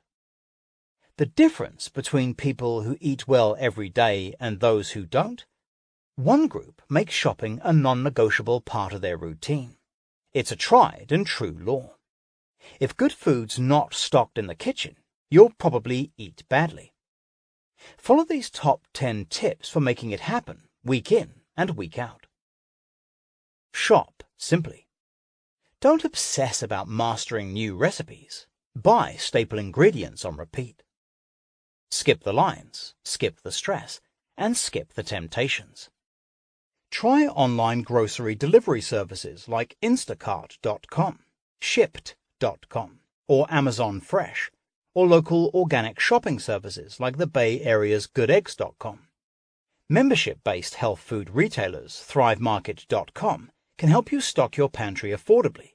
Its app can keep you stocked in basics, and its products are 100% GMO-free. Use specialty providers like GrasslandBeef.com and ButcherBox.com for high-quality grass-fed meat, and VitalChoice.com and SeaToTable.com for fish. One of the Be Well team's favorite aids for local market sources of grass-fed meat, eggs, and dairy is EatWild.com. Buy fresh produce at the farmer's market. The time saved by strategic online ordering can be diverted to this essential strategy to ensure your kitchen is loaded with fruits, vegetables, and herbs. Make lists. Either old school, with a whiteboard on the fridge or a pad and pen, or digital, using shopping apps like AnyList that let multiple people share lists. Some apps, like Big Oven and Buy Me a Pie, integrate recipes and meal planning into the lists. Take 20 minutes to plot out the main meals for each week. This cuts down on trips to the store and reduces anxiety as the days fly by. Hanging a colorful chart on the fridge can get kids engaged in the act of preparing food. Join together. Becoming a member of a food co-op provides good prices on healthy and organic foods, as well as a sense of community. Joining a CSA, Community Supported Agriculture program, ensures fresh local produce every week. While you're at it, why not share a cow from a local ranch? Buy in bulk. Source nuts, seeds, grains, beans, lentils, i.e. food without labels, in the bulk section at health food stores and at some bigger supermarkets with organic sections. As long as they're freshly restocked and ideally organic, these affordable buys can help save money over pre-packaged versions. Compare prices. Use price tracking apps like Grocery IQ and discount stores and wholesale clubs like Costco. Don't buy bottled drinks of any kind, especially water. Why blow the budget on beverages when you can make your own teas and tonics? Bring your own shopping bags, because it's the right thing to do. Burger, no bun. Collared wrap instead. Side of veggies. Hack the menu. If you eat out frequently, you have to treat restaurants like your kitchen. Get savvy about hacking the menu to make a meal that skews closer to the perfect plate, with vegetables crowding out starches and moderate portions of protein, and consider what's being used to prepare your meal. Fried food will almost always deliver a dose of heated seed oils, and if you're avoiding gluten, it will often be hidden in sauces. Some restaurants, like made-to-order salad chains or the growing number of grass-fed burger joints, make all of this easier. Then there are farm-to-table places using fresh local ingredients. Those are a no-brainer. But if picking the place isn't in your control, Don't stress, because stress shuts down your digestion. Sharing a meal is also about communing and relating, so enjoy the company and use these tested menu hacks to keep your healthier eating on track. Mexican. Go for the fajitas, shrimp, chicken, beef, or just vegetables, with salsa or pico de gallo, and definitely guacamole, but leave items made with wheat and GMO-laden corn tortillas alone. Hacking tip. Order a double salad with grilled chicken or shrimp, topped with avocado or guacamole. Add a small portion of beans if you are not strictly counting carbs and/or are vegetarian. Japanese. Steer clear of fried tempura and dishes with heavy sauces. Instead, opt for simple sushi rolls or sashimi. The guide on seafoodwatch.org can help you order sustainably. Choose tamari, which is a gluten-free soy sauce if they offer it. Hacking tip. Naruto rolls are wrapped in cucumber instead of rice, helpful if you're avoiding grains. And if you're avoiding lectins, go for a white rice if given a choice. Steakhouse. Scour the side dishes for vegetables and double up on those, giving them the bulk of the plate. And split an oversized steak or burger, skipping the bun, with someone else. Pass on anything cheesy, fried or breaded. Sorry, onion rings. Hacking tip. Choose any type of fish or animal protein you like and pair it with vegetables and/or salad. Italian. Be wary of the heavy bowl of pasta, especially if you're cutting gluten or lowering carbs. Avoid the breadbasket too, but if you do have a slice, eat it mindfully, savoring each bite. Grilled or roasted fish or meat, a salad, and a side of sautéed vegetables like spinach or broccoli rabe are surefire winners. Hacking tip. An appetizer of mussels marinara paired with a salad and veggies make a complete meal. Burgers and pizza. Wrap the burger in lettuce, sub salad for fries, and, no surprise, nix the soda. For pizza, load on vegetable toppings, stick to one slice, and get a large salad on the side. Hacking tip. Gluten-free pizza, if you're sensitive, is increasingly common, and so is vegan cheese for the dairy-sensitive. I don't consider it healthy, but if the occasion calls for it, eat and enjoy. Vietnamese. For a lighter alternative to Chinese food with its sugary, starchy sauces, load up broth-based pho with vegetables and your meat of choice. Rice noodles are used instead of wheat, so no gluten for the averse, and fresh cilantro and mint aid digestion. Hacking tip. Green papaya salad and fresh rice paper-wrapped vegetable rolls round out your meal. Classic deli. If this is your lunch option, make sure to peruse the cold sides like broccoli rabe and vegetable salads. Instead of sandwiches, look for soups. If they roast their own meats, like turkey, combine that with salads to make a plate. Hacking tip.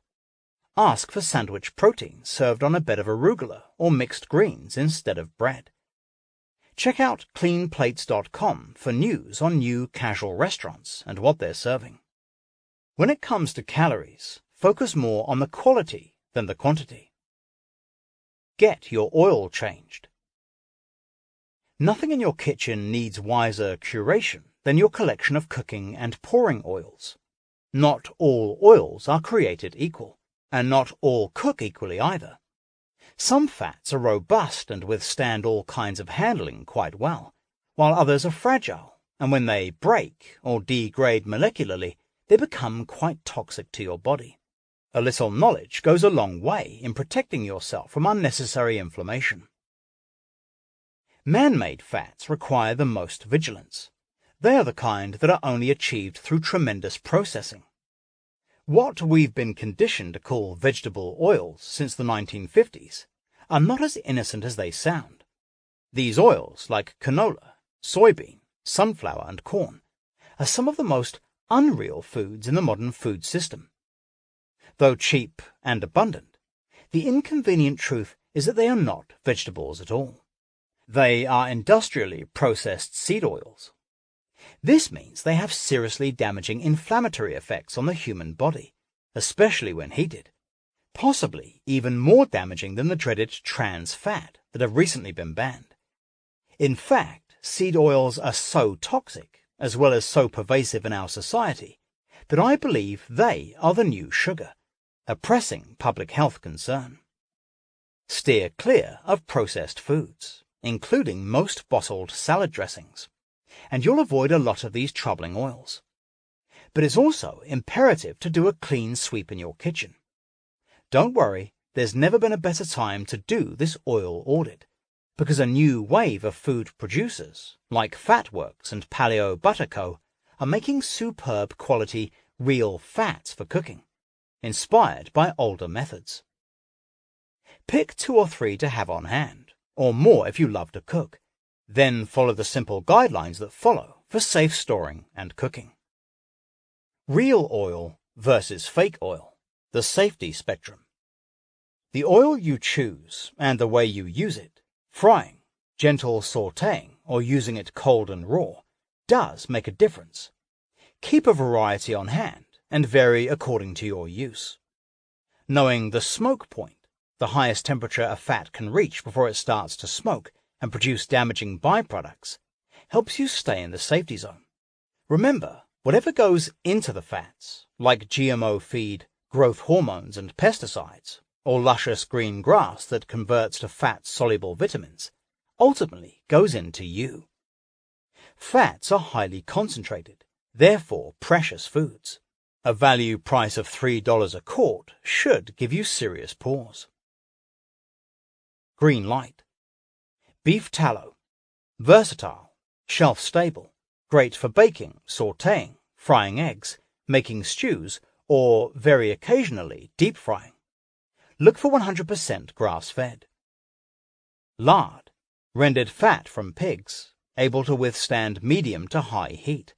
Great for baking and occasional frying. Seek fully pasture-raised. Goose and duck fat.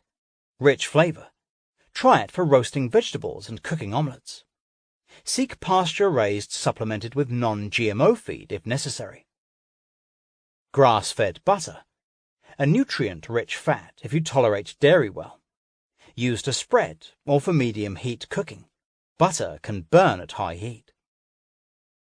Grass-fed ghee.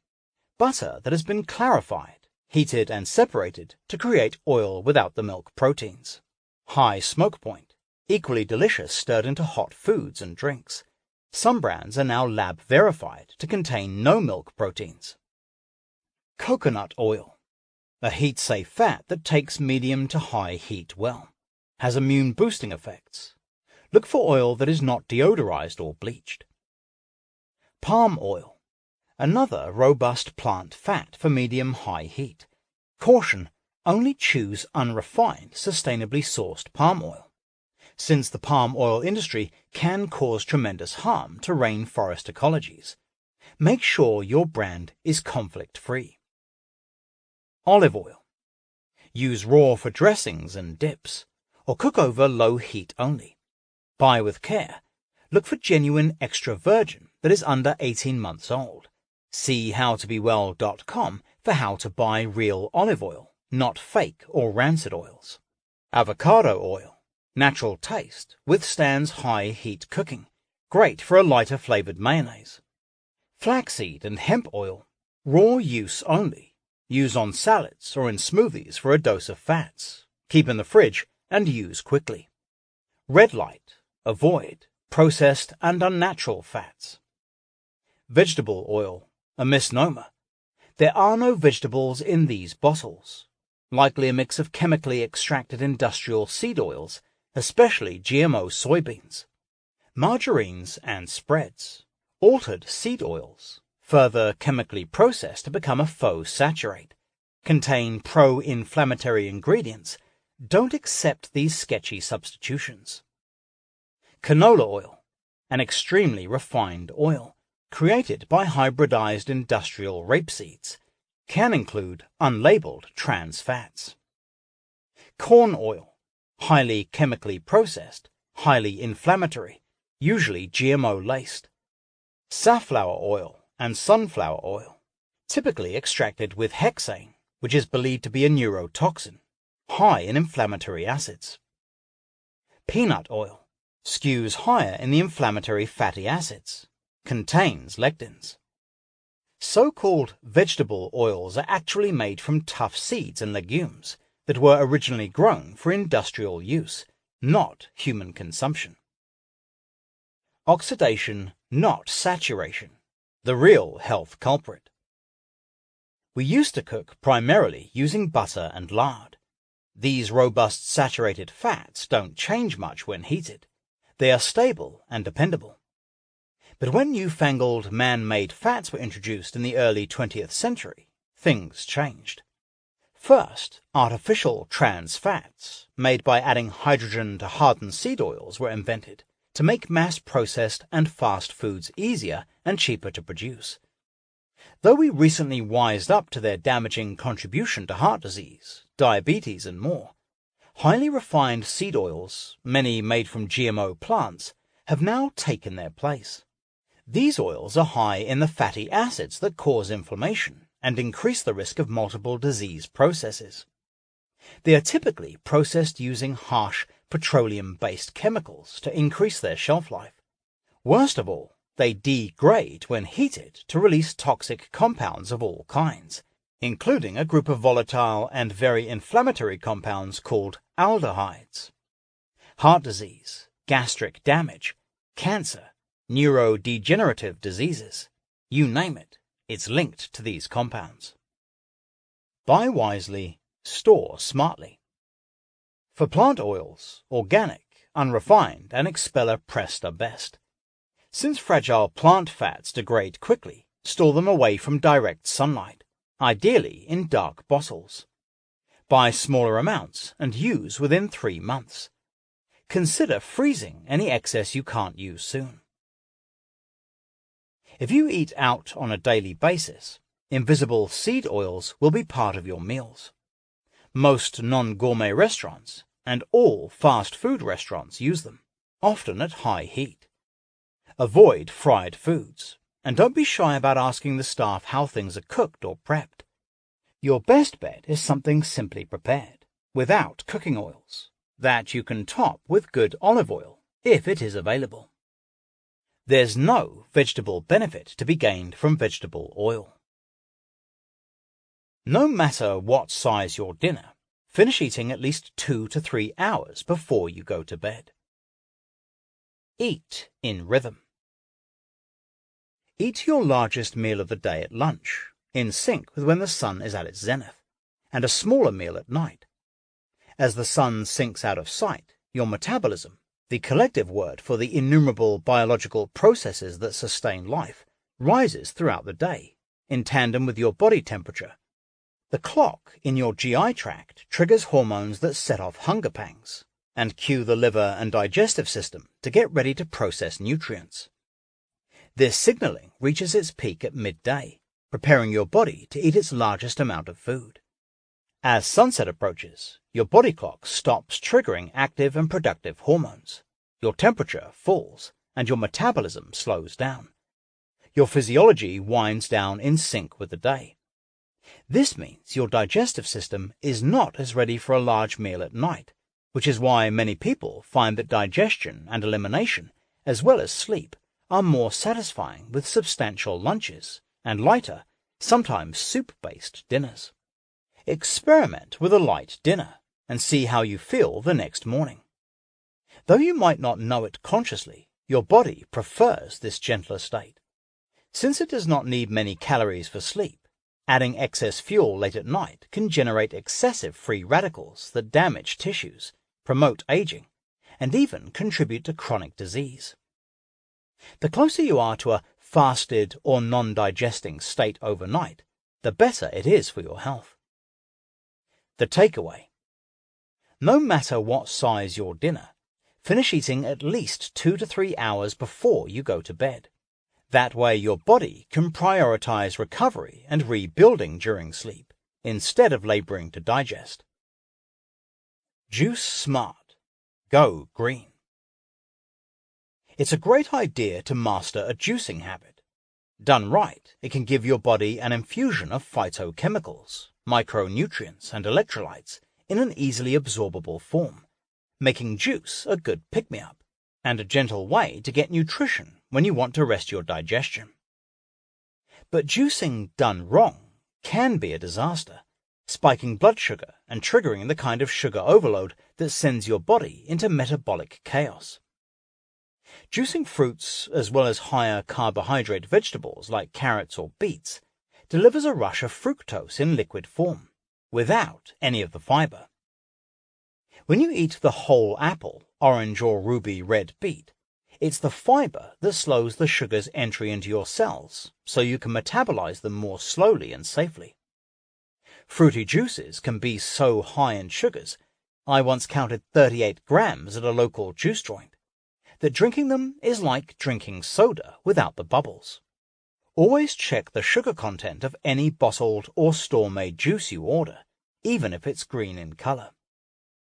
If you like juicing, make it a tool you use frequently, but use it as a supplement to an already vegetable-rich diet, not a substitution for eating vegetables. Once again, I stress sticking to low-carbohydrate vegetables, principally the green and white kinds of hydrating cucumbers, mineral-rich celery, and leafy greens like spinach, chard, and small amounts of kale, unless you have thyroid issues, and dandelion. You can also include roots with detoxifying and immunity-boosting benefits like burdock and ginger, and herbs like parsley and cilantro. But use zero fruit, save for lime or lemon, or maybe a little tart green apple.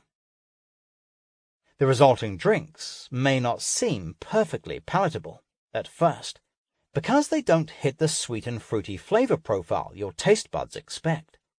But follow the guidelines that follow, and you will soon find your groove. And know that the benefits of this habit go well beyond the ingestion of nutrients. Drinking green juice often paves the way for an upgraded diet. It contributes to a rewiring of eating patterns. Consuming vegetables galore shifts your palate and reshapes your desires. Soon you'll find that fresh, whole ingredients become the foods your body craves. Going greener, a gradual transition.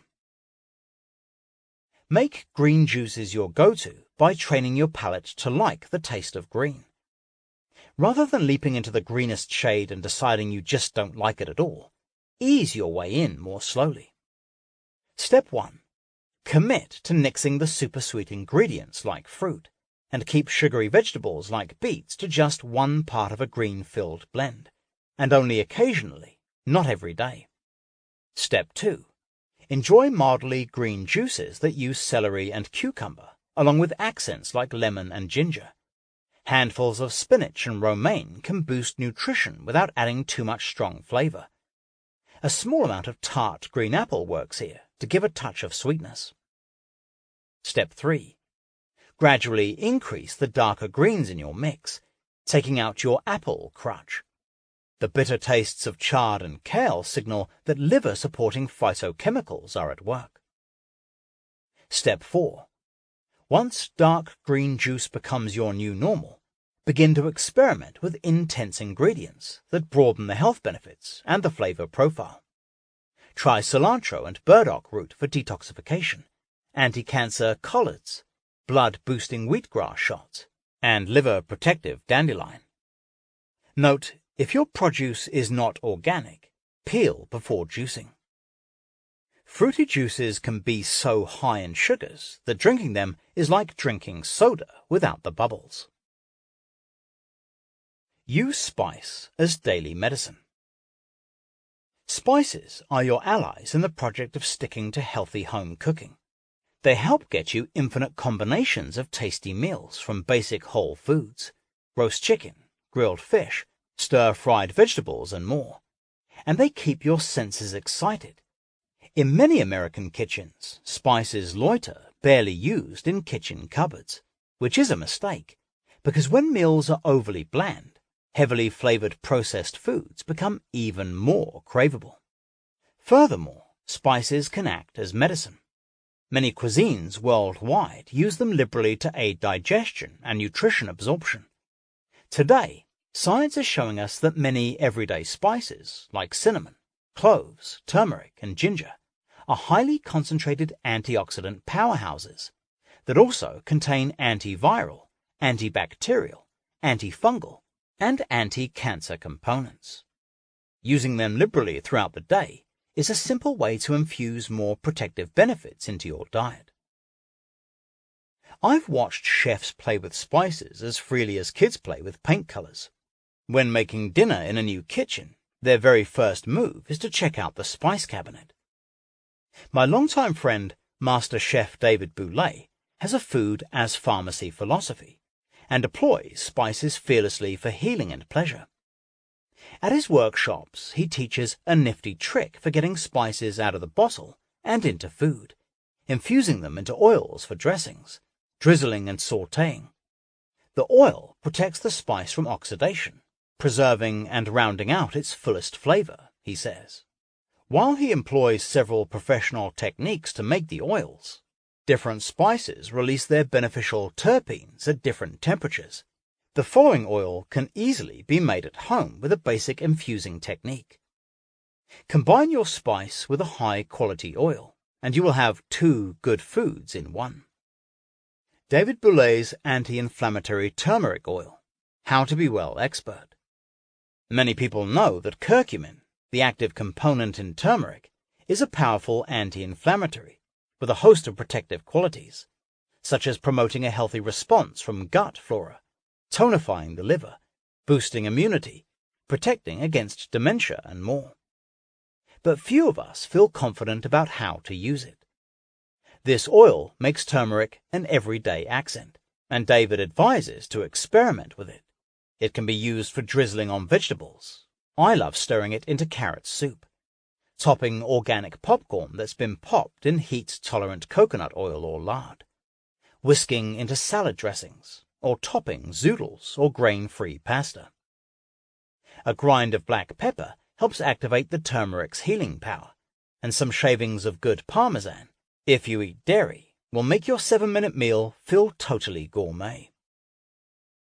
In his chef's kitchen, David uses 1 cup ground turmeric to 30 tablespoons of oil, which is a blend of equal parts avocado, grapeseed, and extra virgin olive oil. To customize this for home use, simply blend 1 part ground turmeric with 2 parts oil, or oils of choice, experimenting with the different types of oil to see which you prefer. 1. Fill a glass bottle or jar with oil and turmeric. 2. Cover and let sit, away from light, for 2 weeks before use. You can also infuse oils with ginger, garlic, or vanilla, which help with joint inflammation, candida overgrowth, and digestive function. 8 spices and herb must-haves. David Bouley works with more than 1,900 spices, but you don't need to build a spice bazaar. Commit to using just 2 or 3 of these easy-to-find culinary accents at first. Then slowly build up your repertoire, and soon you will have a vibrant food culture in your home. 1. 1 or more anti-inflammatory spices, like turmeric. This may be in a curry mix. Fresh ginger or garlic. Try adding turmeric and ginger to smoothies. 2. Cayenne pepper, to boost the immune system. Add a pinch to hot chocolate. 3. Vanilla beans, paste or pure extract, to increase the perception of sweetness in foods, reducing the need for sugar. 4. Cinnamon, for stabilizing blood sugar. Use it in homemade chai tea with cardamom and ginger. Grind it yourself from sticks for maximum freshness. 5. Tarragon, for deep French bistro flavor. Try it on chicken and in lentil soup. 6. Sesame, to add protein and magnesium. Sprinkle it on top of proteins or vegetables. 7. Parsley and cilantro, fresh or dried, to impart a lively, fresh taste, as well as vitamins and minerals. Scatter in salads, soups, and on proteins of all kinds, experimenting with flavor. Cilantro is especially good with Mexican, Indian, and Southeast Asian dishes. 8. Mushrooms, like dried shiitake. For anti-disease and antibacterial properties, add them to broths and soups. Combine your spice with a high-quality oil, and you will have 2 good foods in one. Become a fat burner. The big news in nutrition as medicine is ketogenic eating. It takes the low-carb diet one step further.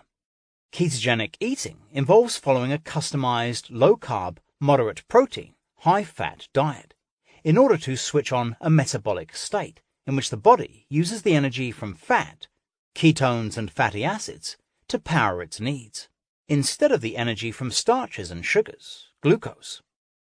This diet has to be maintained pretty rigorously.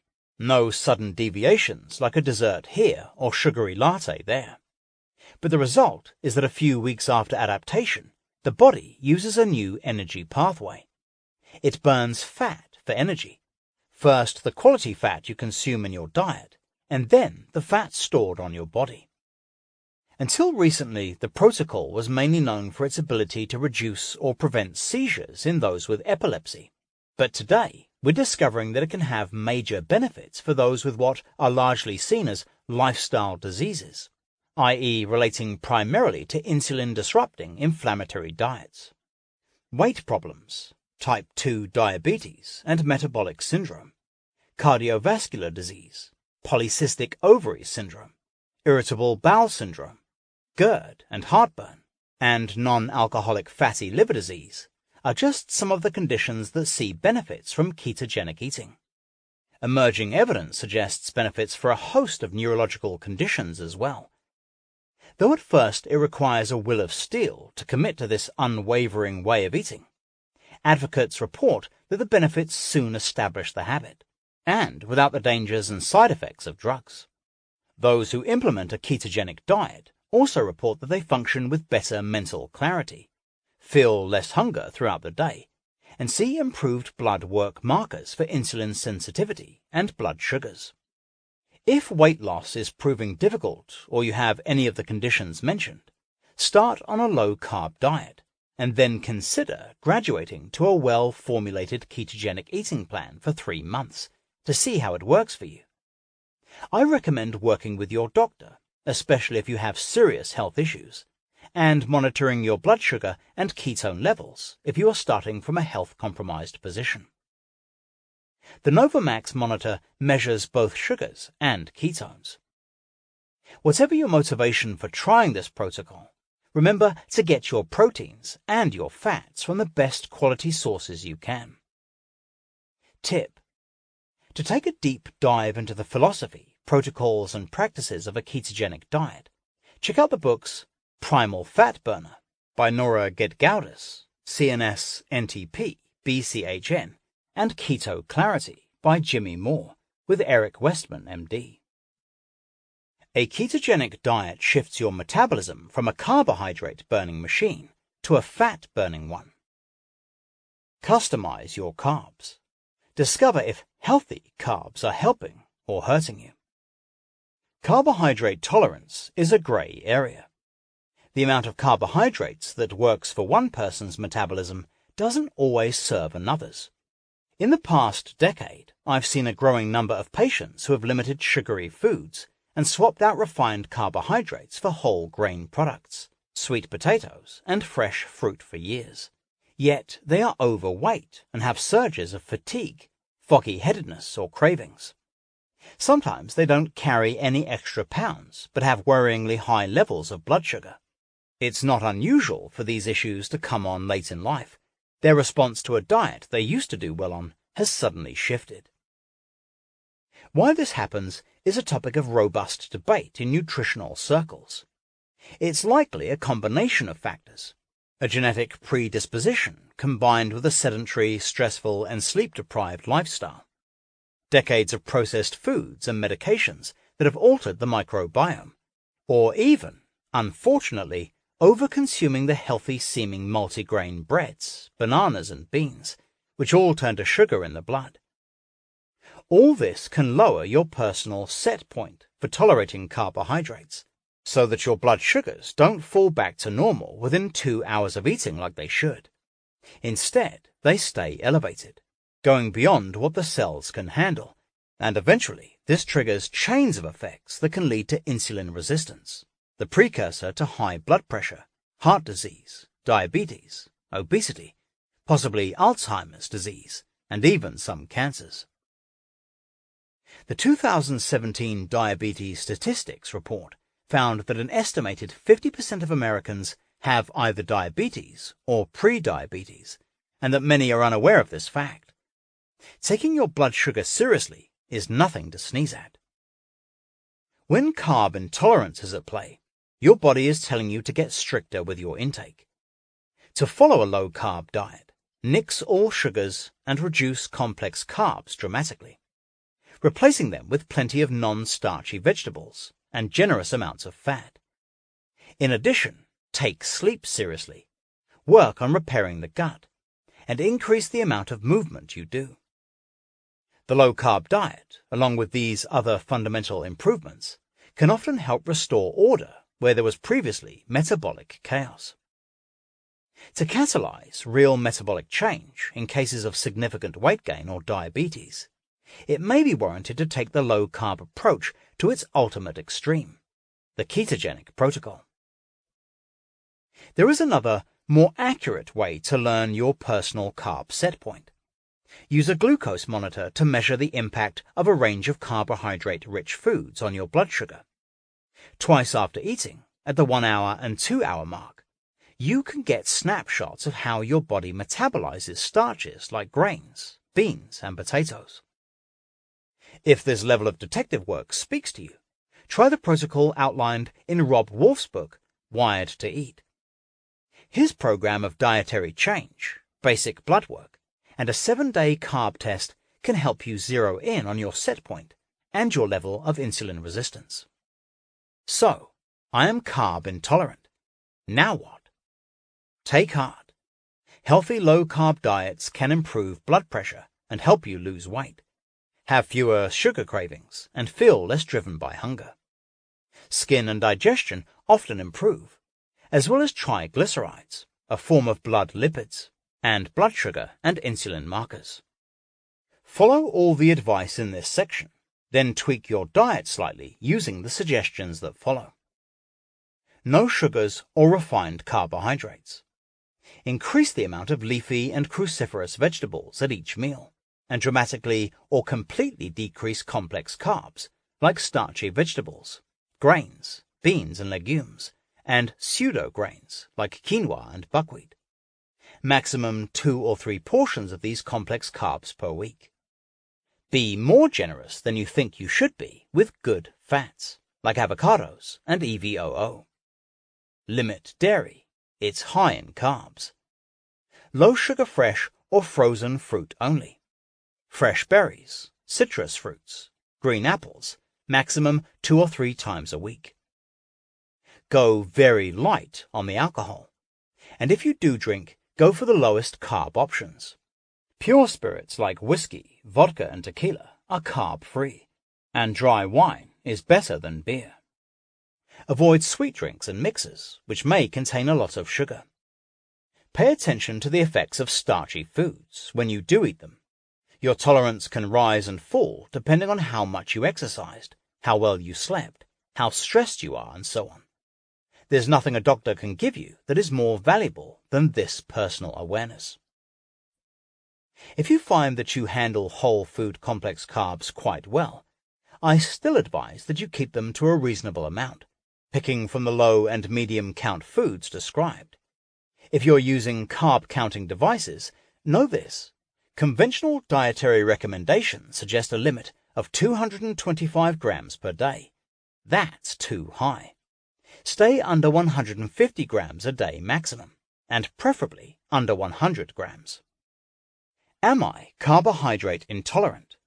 Take the quiz. Start by answering these questions. 1. Are you overweight? 2. Do you feel fatigued much of the time, especially after eating a carb-heavy meal? 3. Do you lead a largely sedentary life? 4. Do you feel like your appetite is out of control? 5. Do you frequently crave sweets or starchy foods like bread, pasta, potatoes, or beans? 6. Do you feel lightheaded and dizzy when you get hungry? 7. Is your blood sugar in the upper ranges of normal or beyond? 8. Are you struggling with brain fog, anxiety, depression, skin problems, joint pain, aching muscles, hormonal issues, and/or sleep problems? Optional. If you've had blood work done recently, look at your hemoglobin A1C levels. This provides a snapshot into your average blood sugar levels over the last 3 months.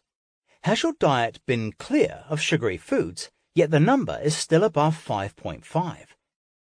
If you answered yes to one or more questions, try 14 days of cutting out of your diet all grains, legumes, beans and peas, starchy vegetables, carrots, corn, potatoes, squash, sweet potatoes, yams, and fruit. In cases not obvious, sugary foods, natural sweeteners like honey, maple syrup, and agave, and most packaged drinks should be removed completely. After day 14, revisit questions 2, 5, 6, and 8. If you have experienced a marked change in your symptoms, you may have discovered your own carbohydrate intolerance. Carbohydrate intolerance means you are eating more carbs than your system can process efficiently. Eat dinner earlier and breakfast later. Intermittent fasting. For millennia, humans feasted and fasted in regular cycles, by necessity. Animal hunts didn't deliver meals at regular 4-hour intervals. Today, we do the opposite, eating more or less in a continuum, far from our ancestral norm of periods of food-free metabolic downtime, which may be one cause of the weight gain and metabolic disruption that have become so common. Introducing deliberate periods of extended fasting to mimic these evolutionary norms can get your body back to metabolic regulation when it is out of balance. It's a tool you can try if you're struggling to lose weight or keep your blood sugars and insulin levels in healthy range. You can also use it proactively to maintain good health. Fasting initiates cellular repair processes like autophagy, which removes waste material from cells and helps dampen inflammation, slows down aging, and optimizes mitochondrial function, giving you greater protection against disease. What it is. Intermittent fasting is a protocol of periodically waiting about 16 hours between meals, typically between your last meal of one day and your first meal of the next. This lets your body enter a prolonged fasting state and signals your metabolism to burn fat that is stored on the body. It also allows your body to experience a longer than normal period of low insulin in the blood. This tells your body to burn energy and keep insulin low, which is a powerful reset and the opposite of what happens with a constant stream of food. Intermittent fasting is not a promise of sudden weight loss. It's about re-educating the hormones to return to more regulated functioning as part of a longer-term weight loss protocol. Done consistently, it can help blood glucose, blood pressure, and liver function markers to normalize. Some people use IF weekly as a preventive tool against diseases of modern civilization like heart disease, stroke, cancer, fatty liver, polycystic ovarian syndrome, and Alzheimer's disease. Others use a more intensified version of IF to manage and mitigate diseases like type 2 diabetes and obesity. Intermittent fasting experts like Dr. Jason Fung believe that the protocol can also improve your relationship to food by empowering you with a tool to balance out occasional indulgences and giving you clarity about what hunger actually is. How to do it. Simply wait about 16 hours between your last meal of one day and the first meal of day 2. If you finish dinner at 8 p.m., your next meal, the time you break the fast, will be at or around 12 p.m. the following day. If you have dinner at 5 p.m., your next meal will be around 9 a.m. How often to fast? 1 or 2 days per week for basic preventive measures. If experimenting with IF feels too extreme, focus instead on the golden rule of good digestion. Always leave at least 12 hours between dinner and breakfast to let your body direct energy toward healing and detoxifying overnight. 5 intermittent fasting tips from nephrologist and fasting expert Jason Fung, MD. How to be well expert. 1. As with any new skill, the first few times fasting are always difficult. Give your body a month to get used to it. While annoying side effects like constipation, cramps, and headaches can occur during fasting, there are simple tips that can help that I outline in my books. Many of these side effects go away as your body gets used to fasting. 2. Stay busy, as it keeps your mind off food. Fasting during a busy day at work is often easiest. 3. You will get hungry, especially at your accustomed meal times, but it will pass. Hunger does not build continuously, but passes like a wave. Ignore it, and your hunger will fade. 4. Sticking to a low-carbohydrate, high-fat diet before fasting often makes it easier. 5. Do all your usual activities. Continue your usual exercise routine. Your body will get all the energy it requires from your body fat. IF is not indicated for pregnant or breastfeeding women, children under 18, or the malnourished or underweight, BMI under 20. If you are taking medication, consult your physician.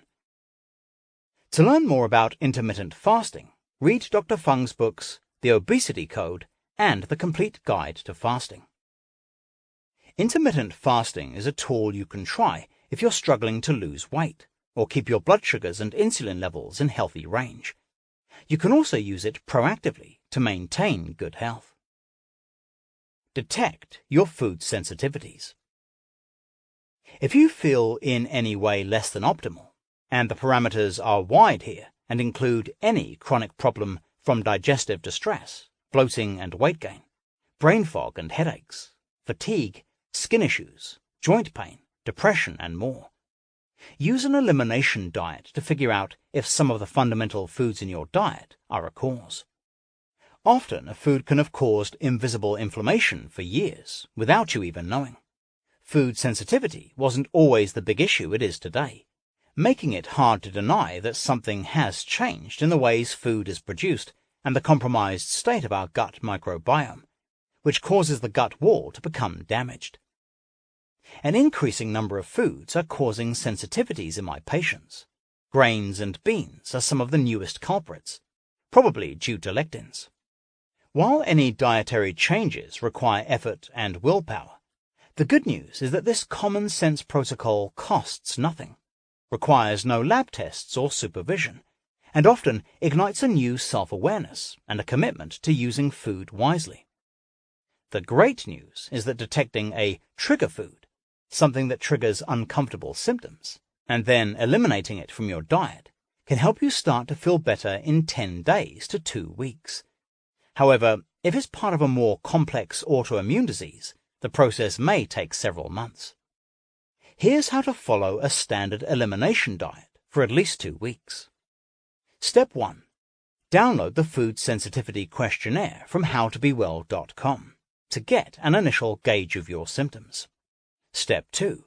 Choose to do a basic protocol, which targets the main trigger foods, gluten, dairy, corn, and soy. Or choose the more complete protocol, which includes secondary offenders, eggs, nightshades, tomatoes, bell peppers, white potatoes, and eggplant, all of which can cause inflammation and joint pain. Grains, legumes, and peanuts. Many people do a clean sweep and remove all of these foods, which is what I recommend in my Be Well Cleanse, a complete cleanse program that includes nutrients and supplements, which also help address microbiome imbalance and the detoxification process. But it's fine to keep it simple. Start with a basic protocol and then test the complete protocol foods if symptoms have not resolved. Step 3. For 2 weeks, eliminate all the foods you want to test. Use the information in this section to get ideas for healthy whole food meals that keep you nourished. Try not to load up your plate with packaged free-form foods. Processed foods marked gluten-free, dairy-free, egg-free, etc. Use the resources at howtobewell.com for more ideas. Step 4. When the 2 weeks are up, reintroduce one of the excluded foods back into your diet every 2 to 3 days to check your reaction to that food. On each reintroduction day, eat at least 1 to 2 portions of that food. Then for the next 24 to 48 hours, refer to the food sensitivity questionnaire and make a note of any symptoms you experience. Typically, after a period of elimination, you will experience a more pronounced reaction to a trigger food than usual, because when you eat a food daily, its aggravating effect can be harder to feel. A pronounced reaction is a clear clue that the food is aggravating you and should be eliminated for good. In the reintroduction phase, be careful not to eat foods like pizza, which includes 3 excluded foods: dairy, gluten, tomato. If you have a reaction, you won't know what caused it. Step 5. If the elimination diet does not deliver the clues you are seeking, check out the upcoming section, What to Do When, for more guidance on FOD maps and removing other commonly aggravating foods. Where blood tests fit in. I tend to favor simple self-evaluations, like the elimination diet, over laboratory testing, because I've seen too many inconclusive results over my career. However, newer labs, like Cyrex labs, are changing the game by offering state-of-the-art food sensitivity tests that can even determine which tissue groups are being affected by inflammatory reactions.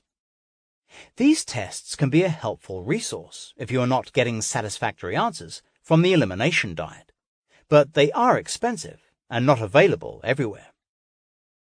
Win Food Freedom, a doctor's manifesto. Wake up. Our palates have been shaped by industry agendas and government guidelines, not true metabolic and nutritional needs. Clean food is your fundamental right. Toxins and chemicals may have become the norm, but you don't need to accept them. Eat real, whole foods. The less altered and manipulated, the better. Don't count the calories. Focus more on quality, stress less about quantity, and discover what irritates and inflames your body. Buy an apron, but lower the bar. Not every meal you make has to be top chef perfect. Read ingredients religiously. You will train yourself to assess foods with a single speedy glance. Buy vegetables like your life depends on it. Raw, steamed, roasted, sprouted. Try to have them at every meal. Question your beliefs. Think that healthy food costs more? Buy bulk ingredients. Prep your meals at home. Then think again. Eat dinner earlier and occasionally eat breakfast later. Rest your digestion. It will thank you. Walk your own path, even if the people you live with and work with aren't on it. Pay the farmer now, not the pharmacist or doctor later. Fresh good food today costs less than medical bills later, and it's a lot more fun. But chow down with others. Cooking and eating together feeds body, mind, and soul. Be skeptical, especially of foods that are too good to be true. Cool logos can't mask crappy ingredients.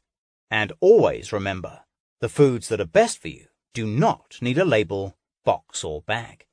They come the way nature intended, naked.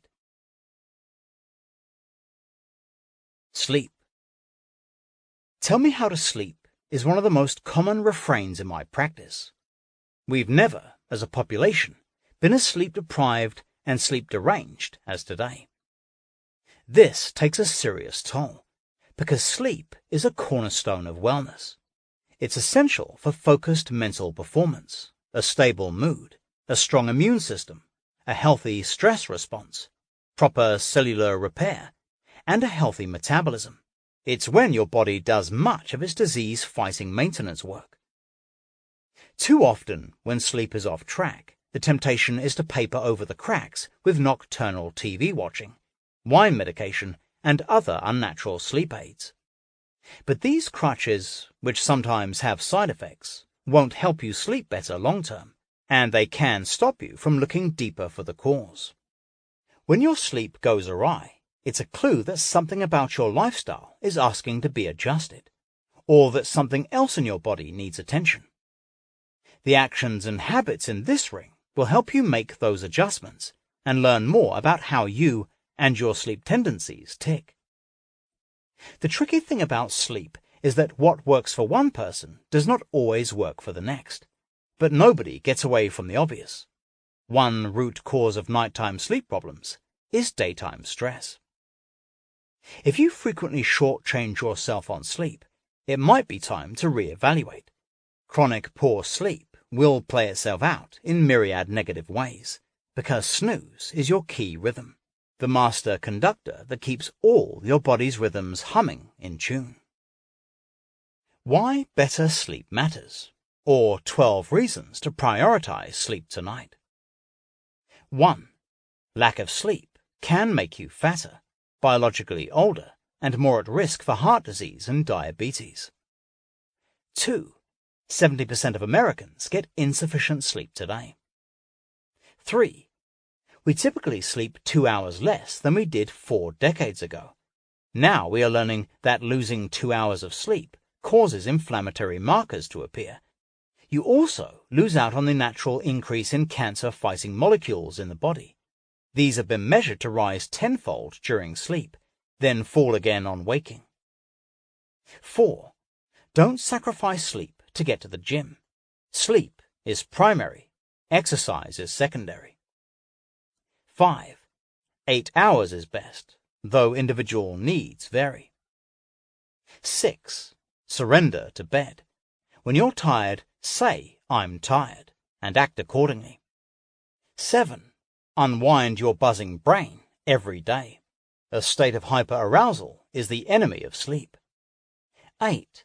Productivity and positivity surge with good sleep. Depression diminishes. Do your state of mind a favor and prioritize slumber. 9. Skimp on sleep, and fight-or-flight reactions to everyday challenges will increase. The result is a body and mind that is wired for stress. 10.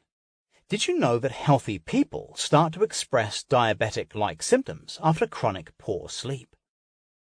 11. Tempted to stay up late, sexing up your social media profile? Turn off the light. Z's repair wear and tear and keep your body and your looks youthful. 12. Fall asleep within 30 minutes and rarely toss and turn for more than 15 minutes during the night? Relax, you're on track with your sleep. Reset your body clock. Good sleep is a result of a dance between quantity, getting enough, quality, ensuring phases of deep sleep occur, and timing, doing it in sync with your natural body clock. It's the latter factor that most typically gets overlooked. In our world of persistent connectivity, global travel, and on-demand everything, it can feel baffling that there are some fundamental biological laws of timing that are bigger than you and that you can't outthink or maneuver. These laws are governed by your circadian rhythm, the dominant internal clock that signals your body when to sleep, when to wake up, and when to eat. Your sleep-wake cycle is influenced by several external factors, including changes in temperature and crossing time zones, which is why jet lag throws your sleeping and eating off kilter. The primary factor that influences it, however, is exposure to regular rhythms of light and dark over 24-hour cycles. Your body, quite simply, is set up to entrain itself into the rhythm of the world you live in, to sleep when it's dark and to be wakeful when it's light. To get technical about it, there is a master clock in your brain's hypothalamus, called the suprachiasmatic nucleus, SCN.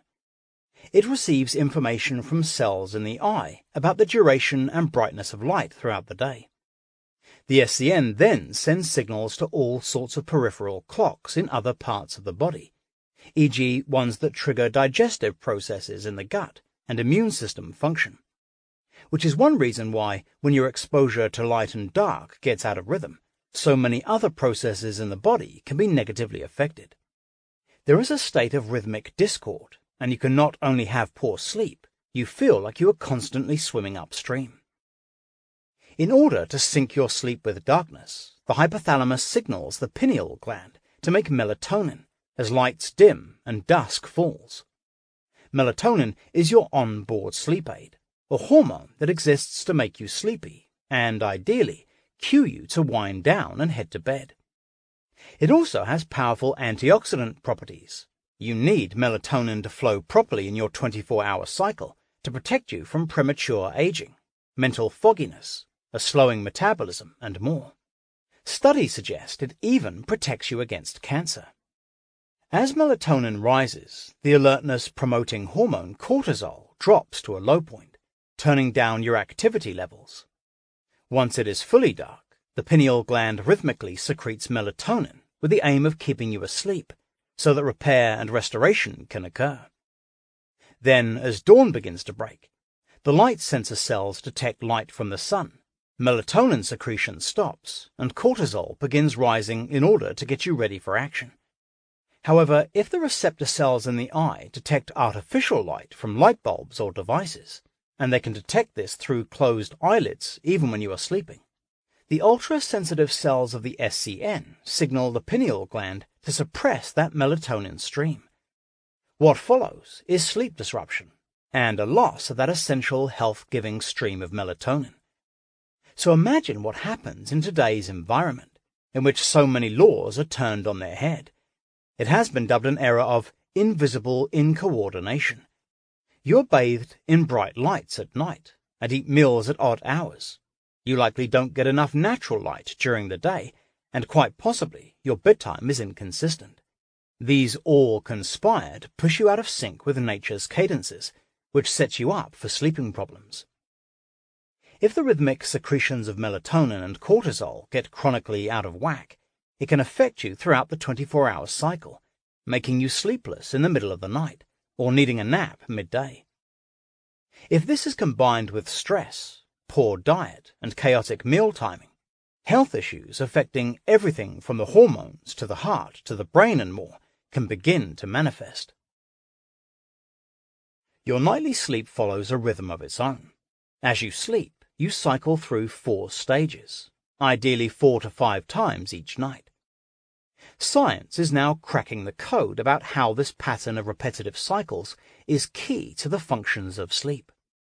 Because each stage has its own role in the biology of sleep, you get more from your slumber if it is uninterrupted. That said, you don't progress in a linear fashion through the cycle. It actually goes 1, 2, 3, 4, 3, 2, 1, REM, rapid eye movement. Stage 1. You drift into light sleep. Your muscles quiet down. Your eyes move slowly, and you can be easily woken by distractions and noise. Stage 2. You are still in light sleep, but now your brain waves slow down. Your body temperature and heart rate decrease as you prepare to enter deep sleep. Stage 3. This is the beginning of deep sleep, also known as slow wave or delta sleep. Brain waves slow further, with only occasional faster bursts. The body begins to release a surge of growth hormone, which helps to rebuild damaged cells. Surges of energy have been measured during this time. During deep sleep, the body seems to store energy for the next day. Stage 4.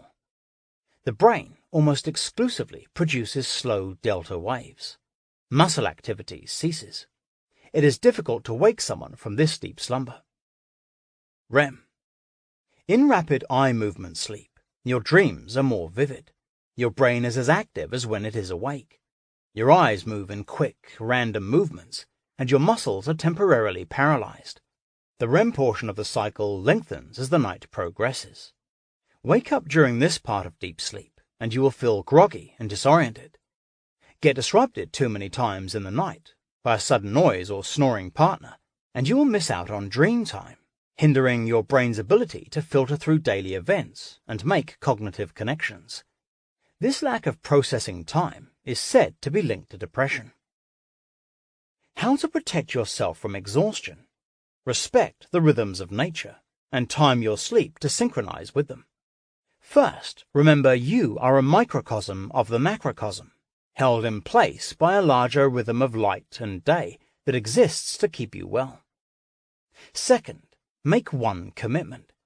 Help your body find its routine by going to bed at the same time each night, ideally around 10 p.m., and definitely before 11 p.m., and getting up at the same time each morning, 7 to 8 hours later. When you push past the body's natural wind-down cues, you often get a second wind of cortisol-induced energy, which jacks you up and makes it hard to find sleep when you try later. You become tired, but wired. Third, avoid social jet lag if you can.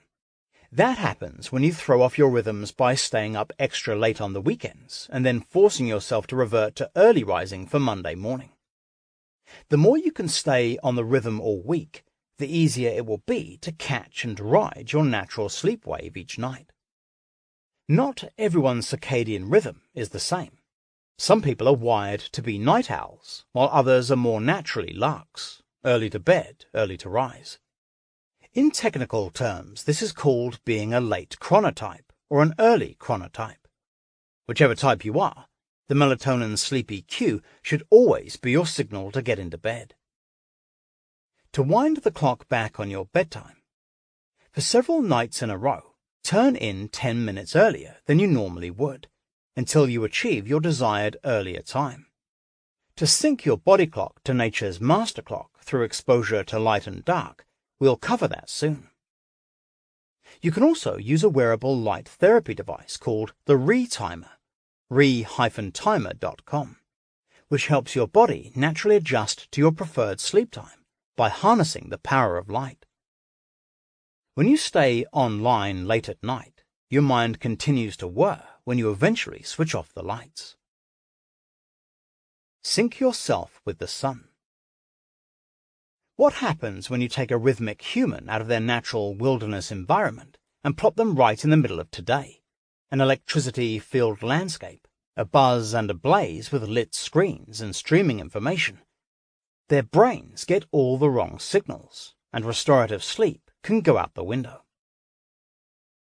Adjusting your exposure to light and dark is the most powerful way to impose some old-fashioned order and find harmonious sleep patterns again, without returning to the bush, though that helps. Exposing yourself to light and dark at the proper times helps regulate your sleep cycle, and how well you sleep tonight will be partly decided by what you do this morning. Practice these basic daylight protocols to get your fill of light at the right time. Expose yourself to light right away. If your sleep patterns are in disarray, go for a brief walk in daylight as soon as you wake. Another good reason to have a dog.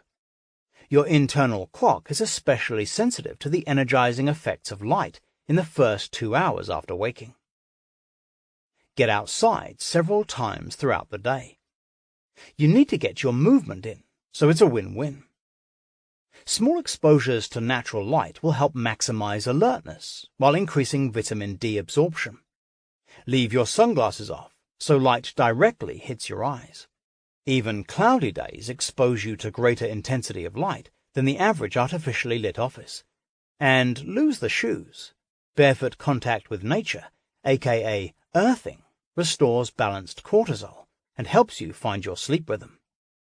If outdoor time is limited, consider sitting for 30 to 90 minutes a day in front of full-spectrum lights, often used to treat seasonal affective disorder, SAD, and other circadian-related mood and sleep disorders. Put one on your desk and let it bathe you in light as you work. Brookstone makes a good one. Find a small window of time to unwind and shed stress. Try a short meditation or the ritual suggested in How to Get Ready for Bed. Anticipate your evening to come. What do you have to get done before lights out? What non-negotiable tasks or non-negotiable entertainment might have you sitting in front of your computer after dinner. How else could you plan your evening so that your after-dark hours are, well, a little darker? Looking ahead can help you succeed in starting new habits. Adjusting your exposure to light and dark is the most powerful way to find harmonious sleep patterns. Restore your ancestral connection to dark. Ah, darkness. How far we've come from our ancestral norm, when the hours after sunset would have only been lit, after the advent of fire, that is, by the glowing red light of burning logs, the stars, and the moon. Since there was nothing much to do in the dark, save hunker down out of sight of predators, sleep would occur soon after nightfall. There would be no light again until sunrise. Our evolutionary DNA, the cellular information that determines how we function, knows true dark well. But our modern minds and lifestyles don't. Today, once night falls and any kids are hopefully in bed, the busyness begins. We get busy in the kitchen, busy catching up on work or catching up with our lives, and it all happens under a wash of omnipresent, artificial light. And it's not just indoors. Our previously dark surroundings are now lit up, and our once mysterious starry skies are aglow with cityscape glare. Experts say there's been a 10-fold increase in the amount of artificial light used per capita in the last 50 years, and that nights are bright in a way that, quite frankly, confounds our biology. Some have gone so far as to label outdoor light pollution a human health risk. Consequently, our internal clocks run 3 to 5 hours later than in cave-person days, when we might have been asleep at 7 p.m. Yet we typically can't sleep in to compensate for the loss. That giant lag would make anyone fatigued. Excessive exposure to artificial light at night, particularly blue light, has been linked to increased risks for obesity, depression, sleep disorders, diabetes, and breast cancer. Biologists know that artificial light at night has terrible effects on nocturnal animals and migrating animals, birds and insects. Why wouldn't it be similarly disruptive for us? Tempering your exposure to light at night and ensuring a state of true dark when you sleep is a crucial step in restoring rhythms and ensuring sleep wellness. Though only fringe health seekers take it seriously right now, it's this crowd that sparked the trend for wearing blue blocker glasses at night. I predict that following healthy night lighting behavior will someday be considered as important as eating your vegetables. The more you can approximate pre-industrial light conditions, the better your sleep will be. And it is possible to do this while still enjoying your home and life. Here's how to harness the power of dark to improve your sleep. 1. Create an electronic sundown. The single most important light exposure correction is to power down devices a couple of hours before bedtime. This shields your eyes from blue light and lets your mind wind down. Install an orange light app such as f.lux on your computer. Use an app such as Night Filter for Android devices, or switch to Night Shift on your iPhone or iPad. Other evening options are available for e-readers. You can also purchase physical shields for computers and phones that protect your eyes from the damaging and straining effects of LED lights, made by a company called Reticare. And turn down the brightness of your screen. If you do end up plugged in and switched on at night, your device will at least cast a less disrupting sunset-mimicking light. 2. Make your bedroom glow. If you wind down in your bedroom and read before sleep, replace the light bulbs by your bedside with amber-toned bulbs. You can get an amber-toned LED that will last for thousands of hours. Or a Health E-Sleepy baby bulb, designed to keep babies dozing during nighttime diaper changes. Another option, a pink Himalayan salt lamp, which emits a gentle glow while, proponents say, helping to purify air of mold and bacteria, and mildly counteracting the positive ion impact of electronics. Test it for yourself. Many people report feeling better with these lamps in their homes. 3. Dim the lights elsewhere. The truth of the matter is that any blue wave light will stimulate your circadian rhythm the wrong way, which means if you're in the kitchen until 11 p.m., working under LED spotlights, it's going to be harder to wind down. Dimming the lights in your home will help, but your best bet is to complete brightly lit activities earlier in the evening. Then spend your last 2 hours before bed in a softly lit sanctuary. Use low incandescent lights, amber lights, salt lights, or glow lights. You can also use candles to emit a campfire glow, which has a profoundly soothing effect. There is even smart lighting that connects bulbs to smart home systems to create an amber wash of light at night. 4. To ensure appropriately timed melatonin release, you can wear blue blocker glasses, which have orange lenses, the kind made for industrial protection, for the pre-bed hours. You won't win any star prizes, but at $10 a pop, they're worth a try if sleepy feelings elude you. The caveat: you must keep them on until all bright or white lights are out, even while brushing your teeth. 5. Survey your bedroom for unwelcome light. Since the receptors in your eyes are photosensitive when you're asleep, illumination from the street outside your windows, and glowing lights on alarm clocks, gadgets, and air conditioners can all disrupt your sleep rhythm. Do a light detox. Make your bedroom a light-proof sanctuary by fixing light seepage through your blinds or curtains. Remove electronics. Turn your alarm clock around, or better yet, replace it with analog, and cover any remaining blips of electronic light with duct tape. 6. Use a very low wattage nightlight in your bathroom. If you need to get up in the night, don't turn on the overhead lights. Even brief exposure will disrupt melatonin and make returning to sleep harder. 7. Don't glance at your cell phone to find out the time in the darkness. That hit of brightness will be like a shot of espresso to your brain, even if it's just for a few seconds while setting your alarm. Leave the cell phone outside the room. If you want to use your phone for music, white noise, or a sleep app. 8. Minimize any surrounding light pollution you can. Use outdoor lighting only where necessary. Add motion detectors or timers, or change the angle of lights. Need help cleaning up excess light from your surroundings? Check out darksky.org for resources on how to help minimize light pollution in your neighborhood, as well as contribute to citizen science on the issue. What's the issue with my light bulb? In a nutshell, the issue is that white artificial light is high in shorter wavelength blue light, just like natural daylight. When the sensors in the eye see blue light, they signal the SCN that it's daytime, time to wake up. Some of the bluest artificial lights are the LED lights used in light bulbs and our computer and gadget screens. Even compact fluorescent lights, CFLs, have a blue wash to them. Conversely, the amber glow of candles and fires is longer wavelength red light. It mimics the light of sunset, and as a result, cues your master clock to trigger sleep.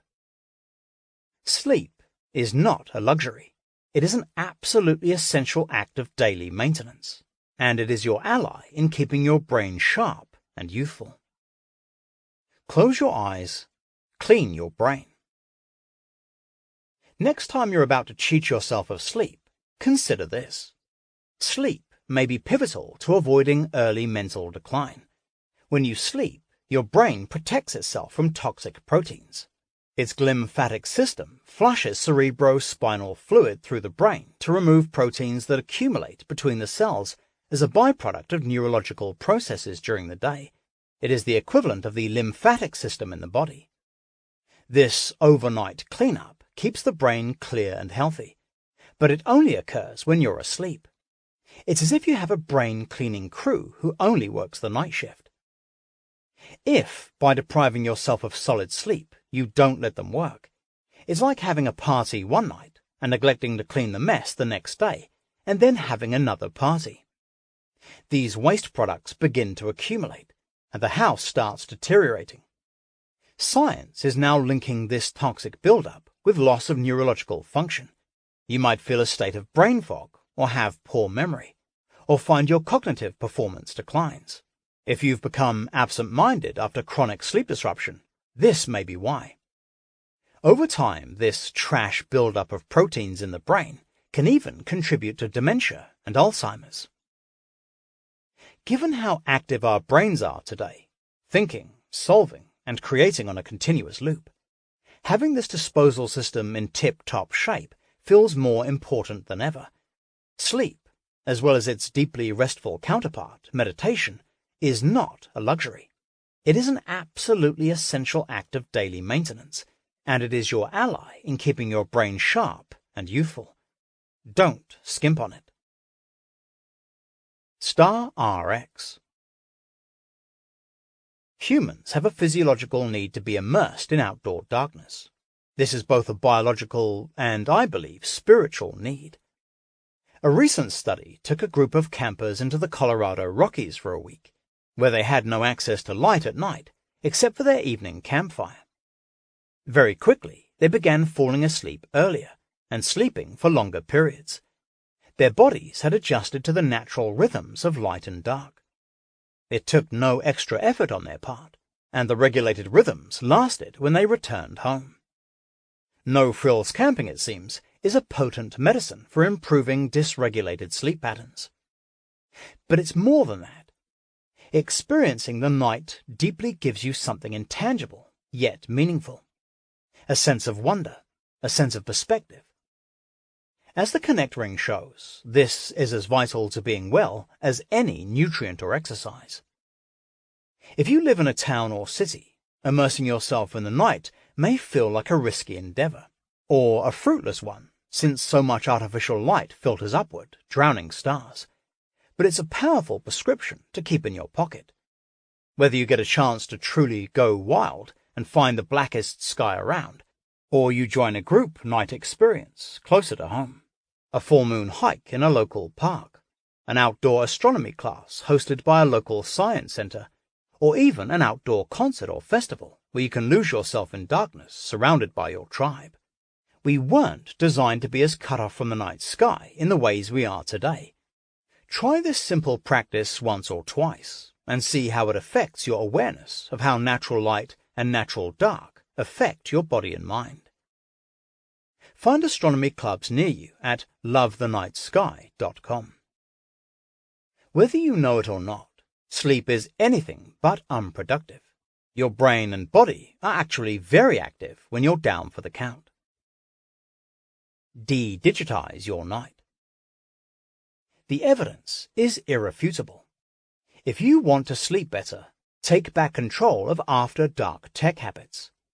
Getting hooked into digital media and information, from innocently watching your favorite shows, on a big screen or small, to scrolling through social media, squelches sleep triggers.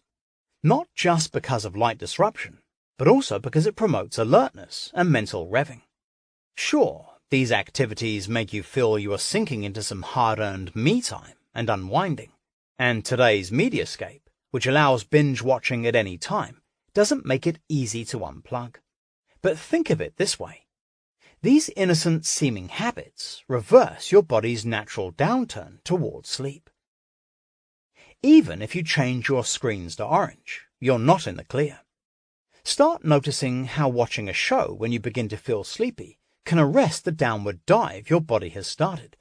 Suddenly, you're not so tired. Or notice that when you stay online late at night, your mind continues to whir when you eventually switch off the lights. For years, Eastern healers have advised not to even read books before bed. The idea is that stimulating mental activity hinders sleep.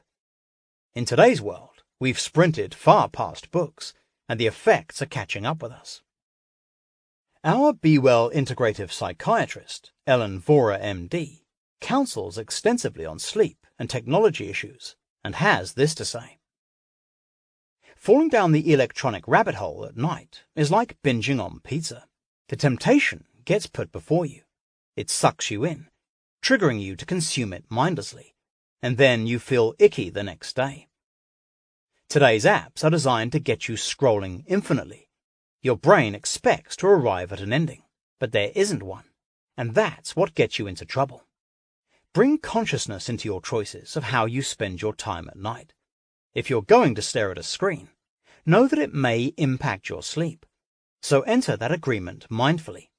Sometimes it's necessary, but for those times when it's not, don't just be on autopilot and default to scanning Instagram. 4 ways to develop this self-awareness are: 1. Set an alarm that means technology time is over, and it's time to start unwinding, and don't press snooze. 2. Make someone you live with, partner or roommate, an accountability partner. If you see each other going down the rabbit hole, gently note what you observe. You'll snap at each other at first, but it will help.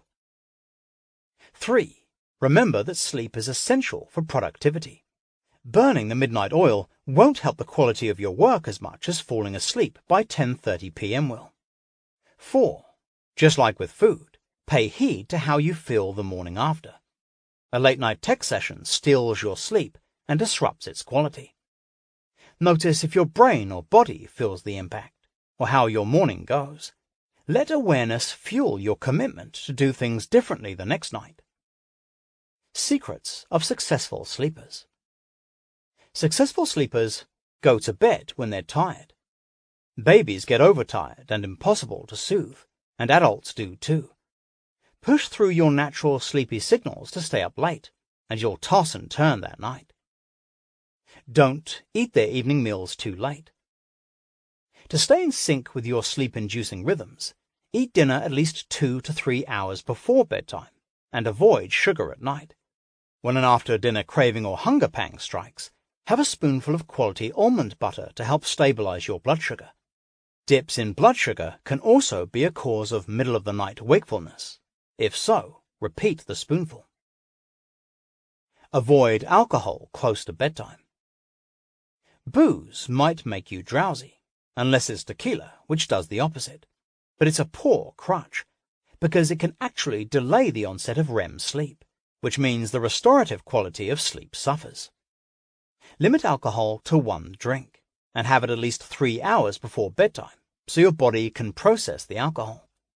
If you notice that even a little alcohol with dinner disrupts your sleep, pour a bit of tart cherry juice in your wine glass instead of wine. It contains a small amount of melatonin. Leave technology and TV out of the bedroom. It's an oldie, but a goodie. Keep your bedroom reserved for sleep and sex. Have the Wi-Fi router on a timer. This limits the temptation to go online before bed and protects you from disruptive electromagnetic frequency, which new research shows is more pernicious when you sleep. Sleep in a very dark room. Assess whether hormone-disrupting light from outside is leaking in through your window treatments.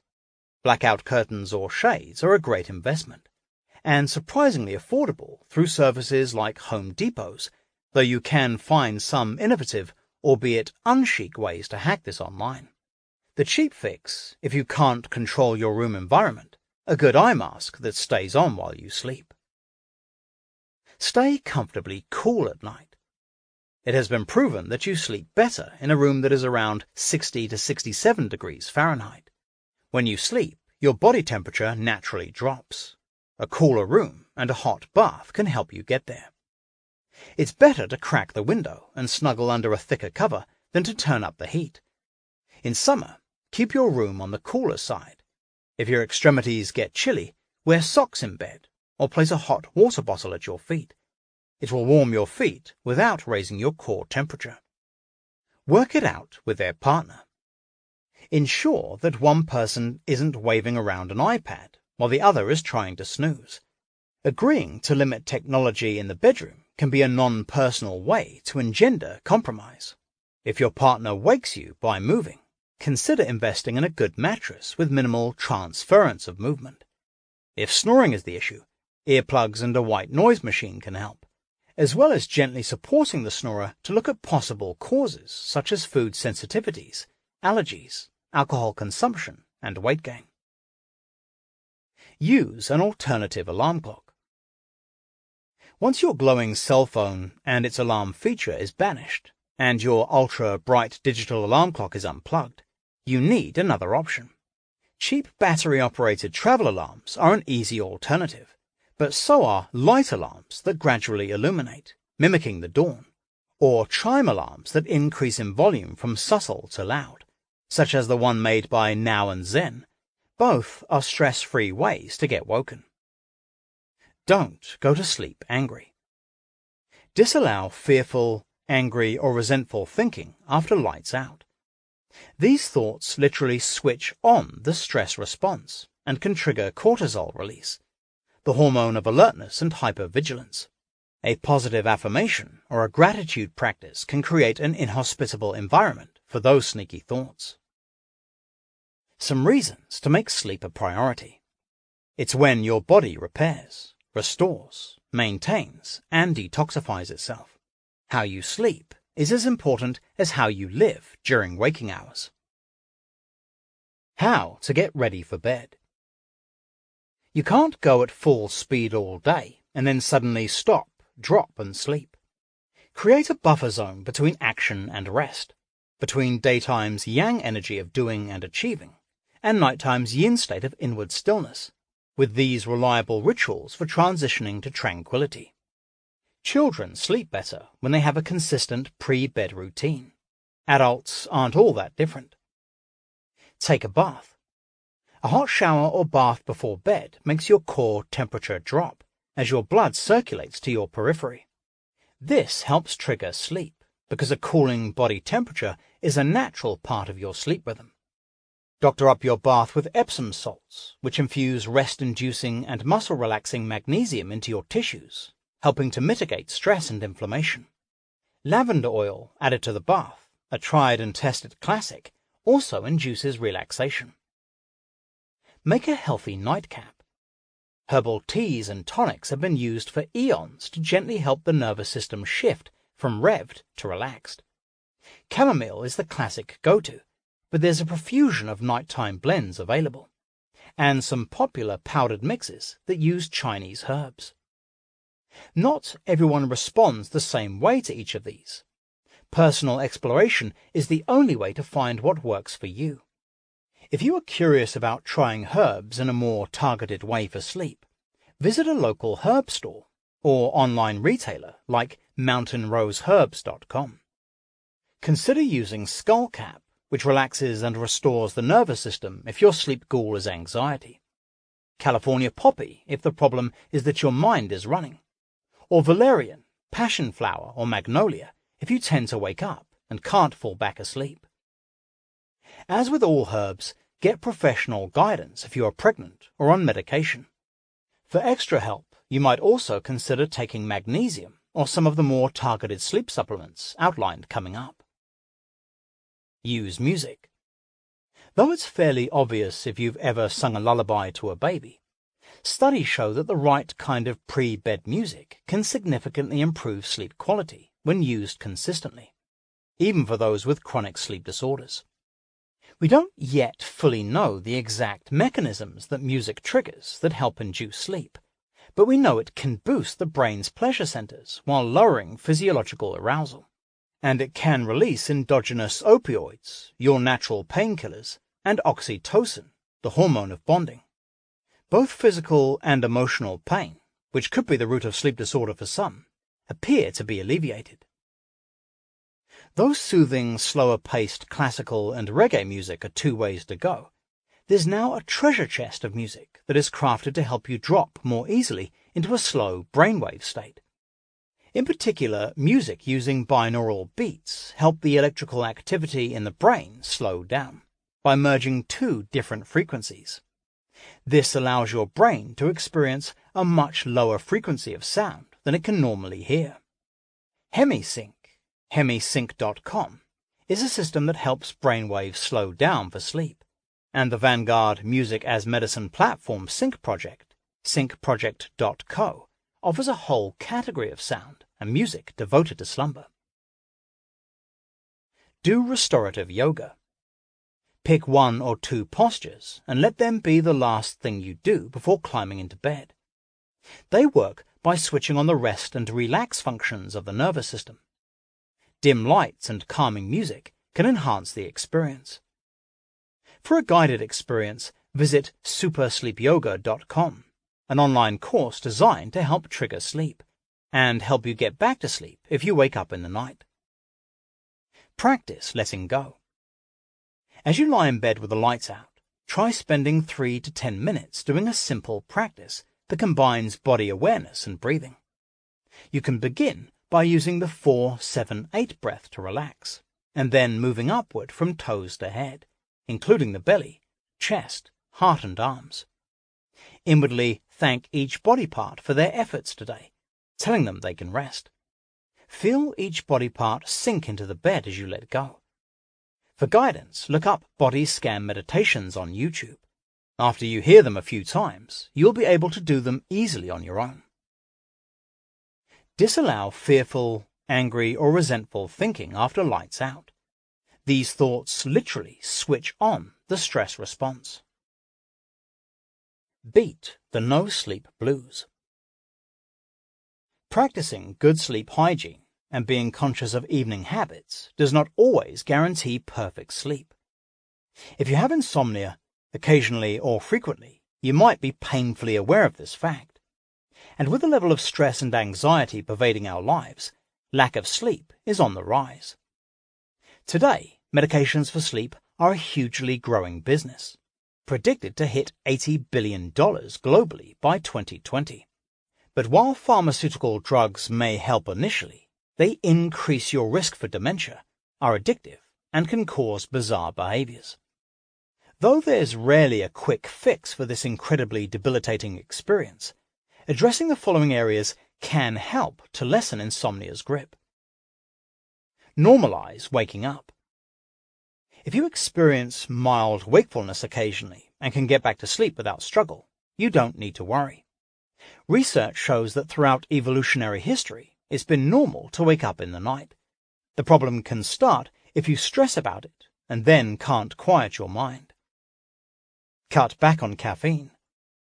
Individual sensitivity to caffeine varies widely, but few people realize that this drug can stay in your system for more than 7 hours after you consume it. It's crucial to curb caffeine if you struggle with sleep. Dial back the amount you consume, and never drink it after noon. If you need a coffee fix in the afternoon, try a caffeine-free alternative like herbal coffee made with dandelion and chicory root. Don't take supplements after 5 p.m. While some people metabolize vitamins and other supplements fine at night, others get wakeful. With the exception of calming magnesium or other sleep blends, take your supplements by lunchtime, unless you know they won't affect you. Move and exercise daily. People who exercise at least 150 minutes a week report twice the likelihood of satisfying sleep than non-exercisers. And consider strength training programs.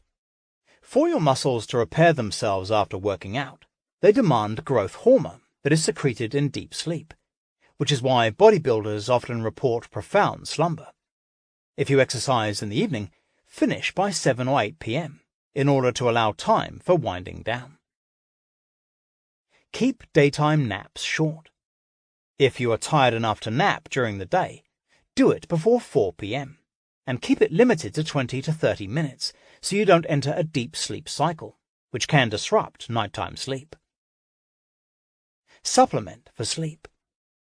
The entry-level supplements to help sleep are either magnesium citrate powder or magnesium glycinate or threonate. Start with 300 milligrams and increase to 400 or 500 milligrams if needed. And glycine. Start with 3 grams and increase if needed. You can try them individually or mixed together in water. The magnesium citrate will have a loosening, encouraging effect on the bowels. If these aren't effective, try L-theanine and GABA. Individuals react differently to each, so some trial and error may be required. Start with at least 200 to 400 milligrams L-theanine or 300 to 600 milligrams GABA and see which one works for you. A combination of the two can also work well. If you wake, don't lie in bed tossing and turning.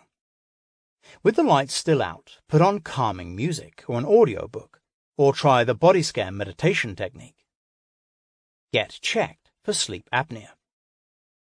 If you constantly wake up exhausted, ask your doctor about sleep apnea.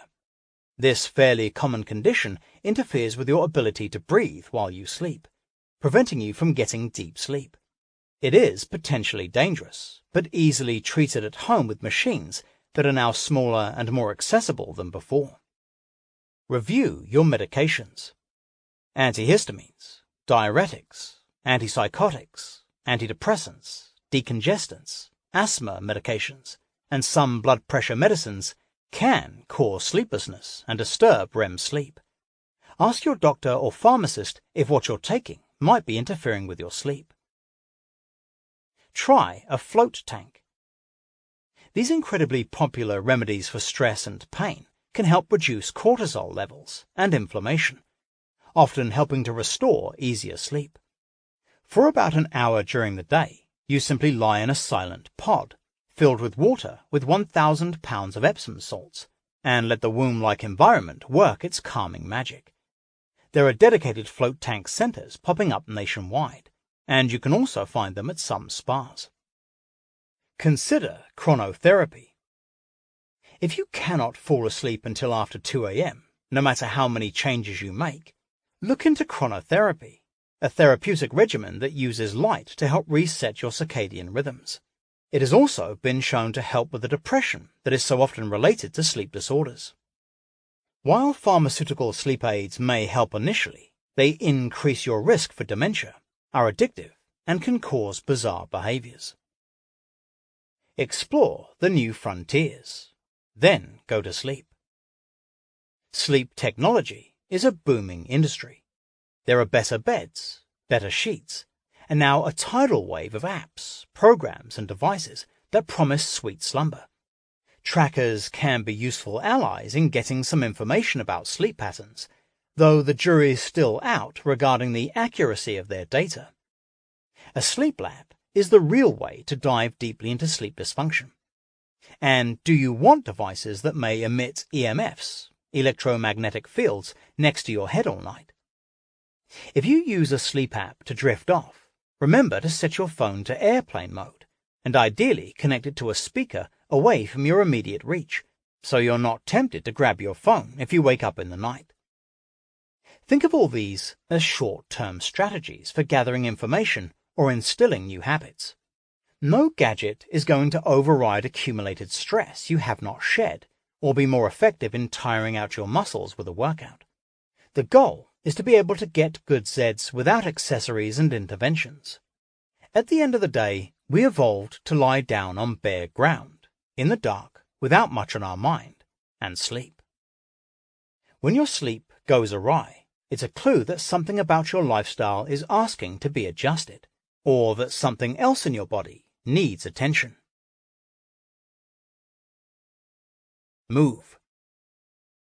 This ring of the mandala is not called workout, it's move.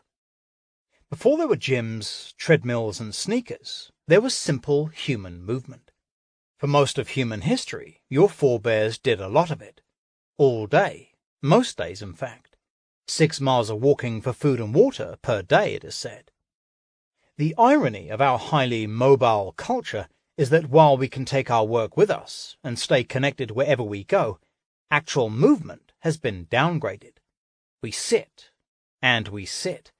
If we're lucky, we get some isolated bursts of exercise, though for many, even that's become a bit of an artifact. The move ring is not about urgently pursuing fitness or burning calories per se. When it comes to weight management, you can't out-exercise a poor diet. It's about integrating movement back into your day so you can use and enjoy your body the way nature intended it, as a vehicle capable of carrying you comfortably through the life you want to live. A practice of dedicated body training fits into this, but it's built on slow gains, steady progress, and a foundation of smart eating and sound sleep. Moving improves everything: your metabolism and your microbiome, your sleep and all your body rhythms, your immunity, your stress response, and the overall balance in your life. It even decreases inflammation. You don't have to be a rock star cyclist or sculpt a body of steel. Just ask yourself upon waking, how can I move more today? Find the movement that moves you. What if you reframed the idea of working out from being a chore to a practice?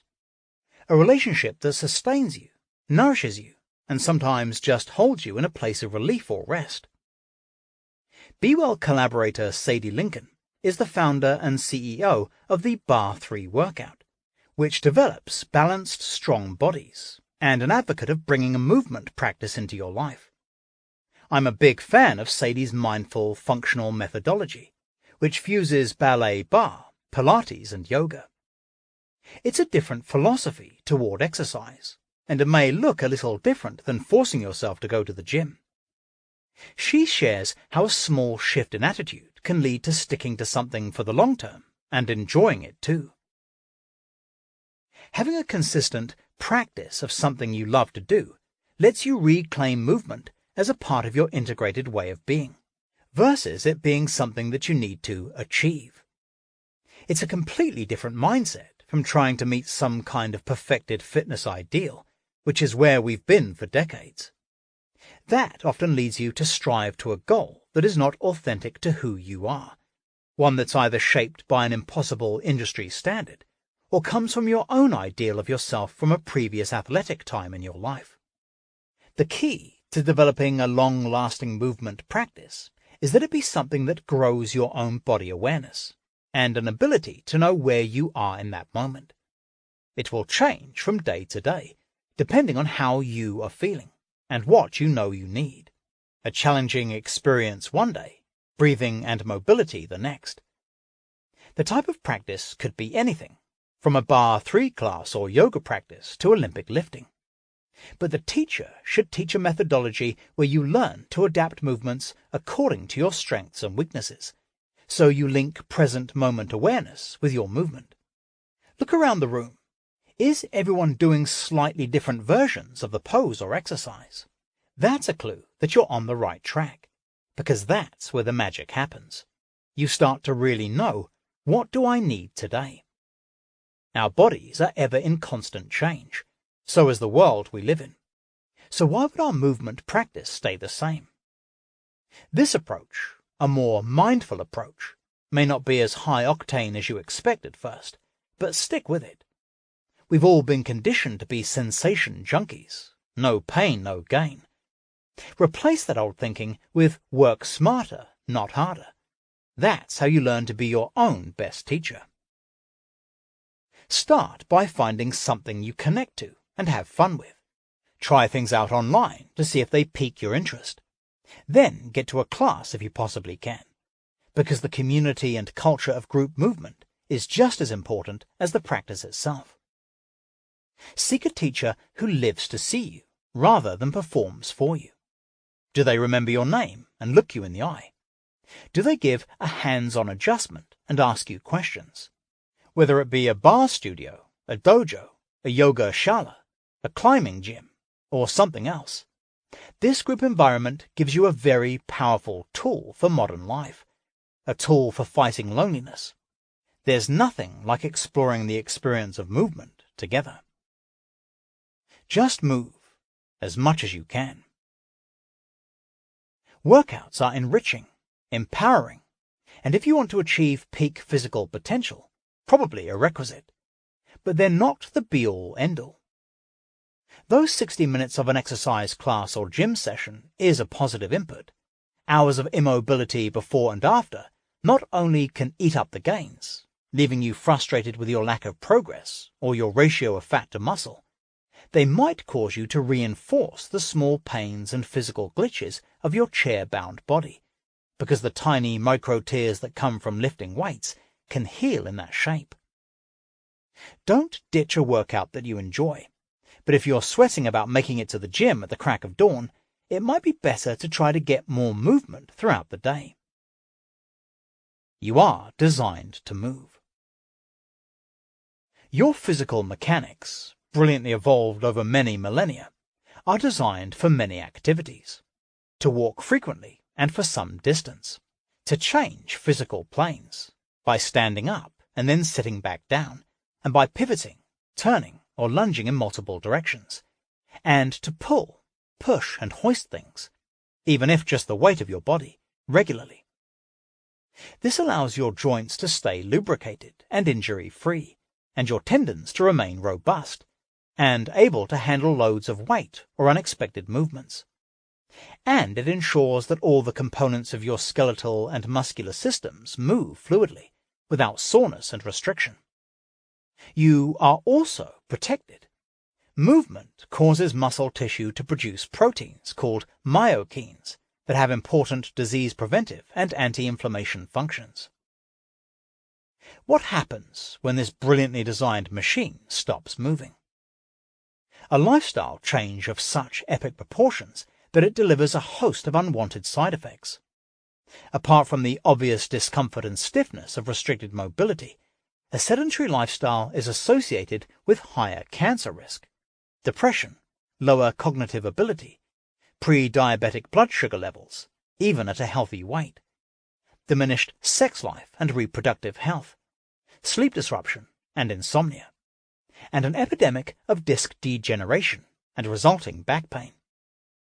The shift to a sedentary culture has taken an enormous toll. We live in boxes, travel in boxes, eat out of boxes, and work in boxes.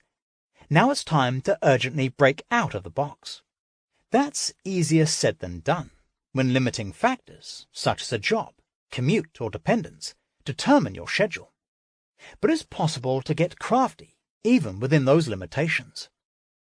Find the small windows of time for weaving physical activity throughout your waking hours.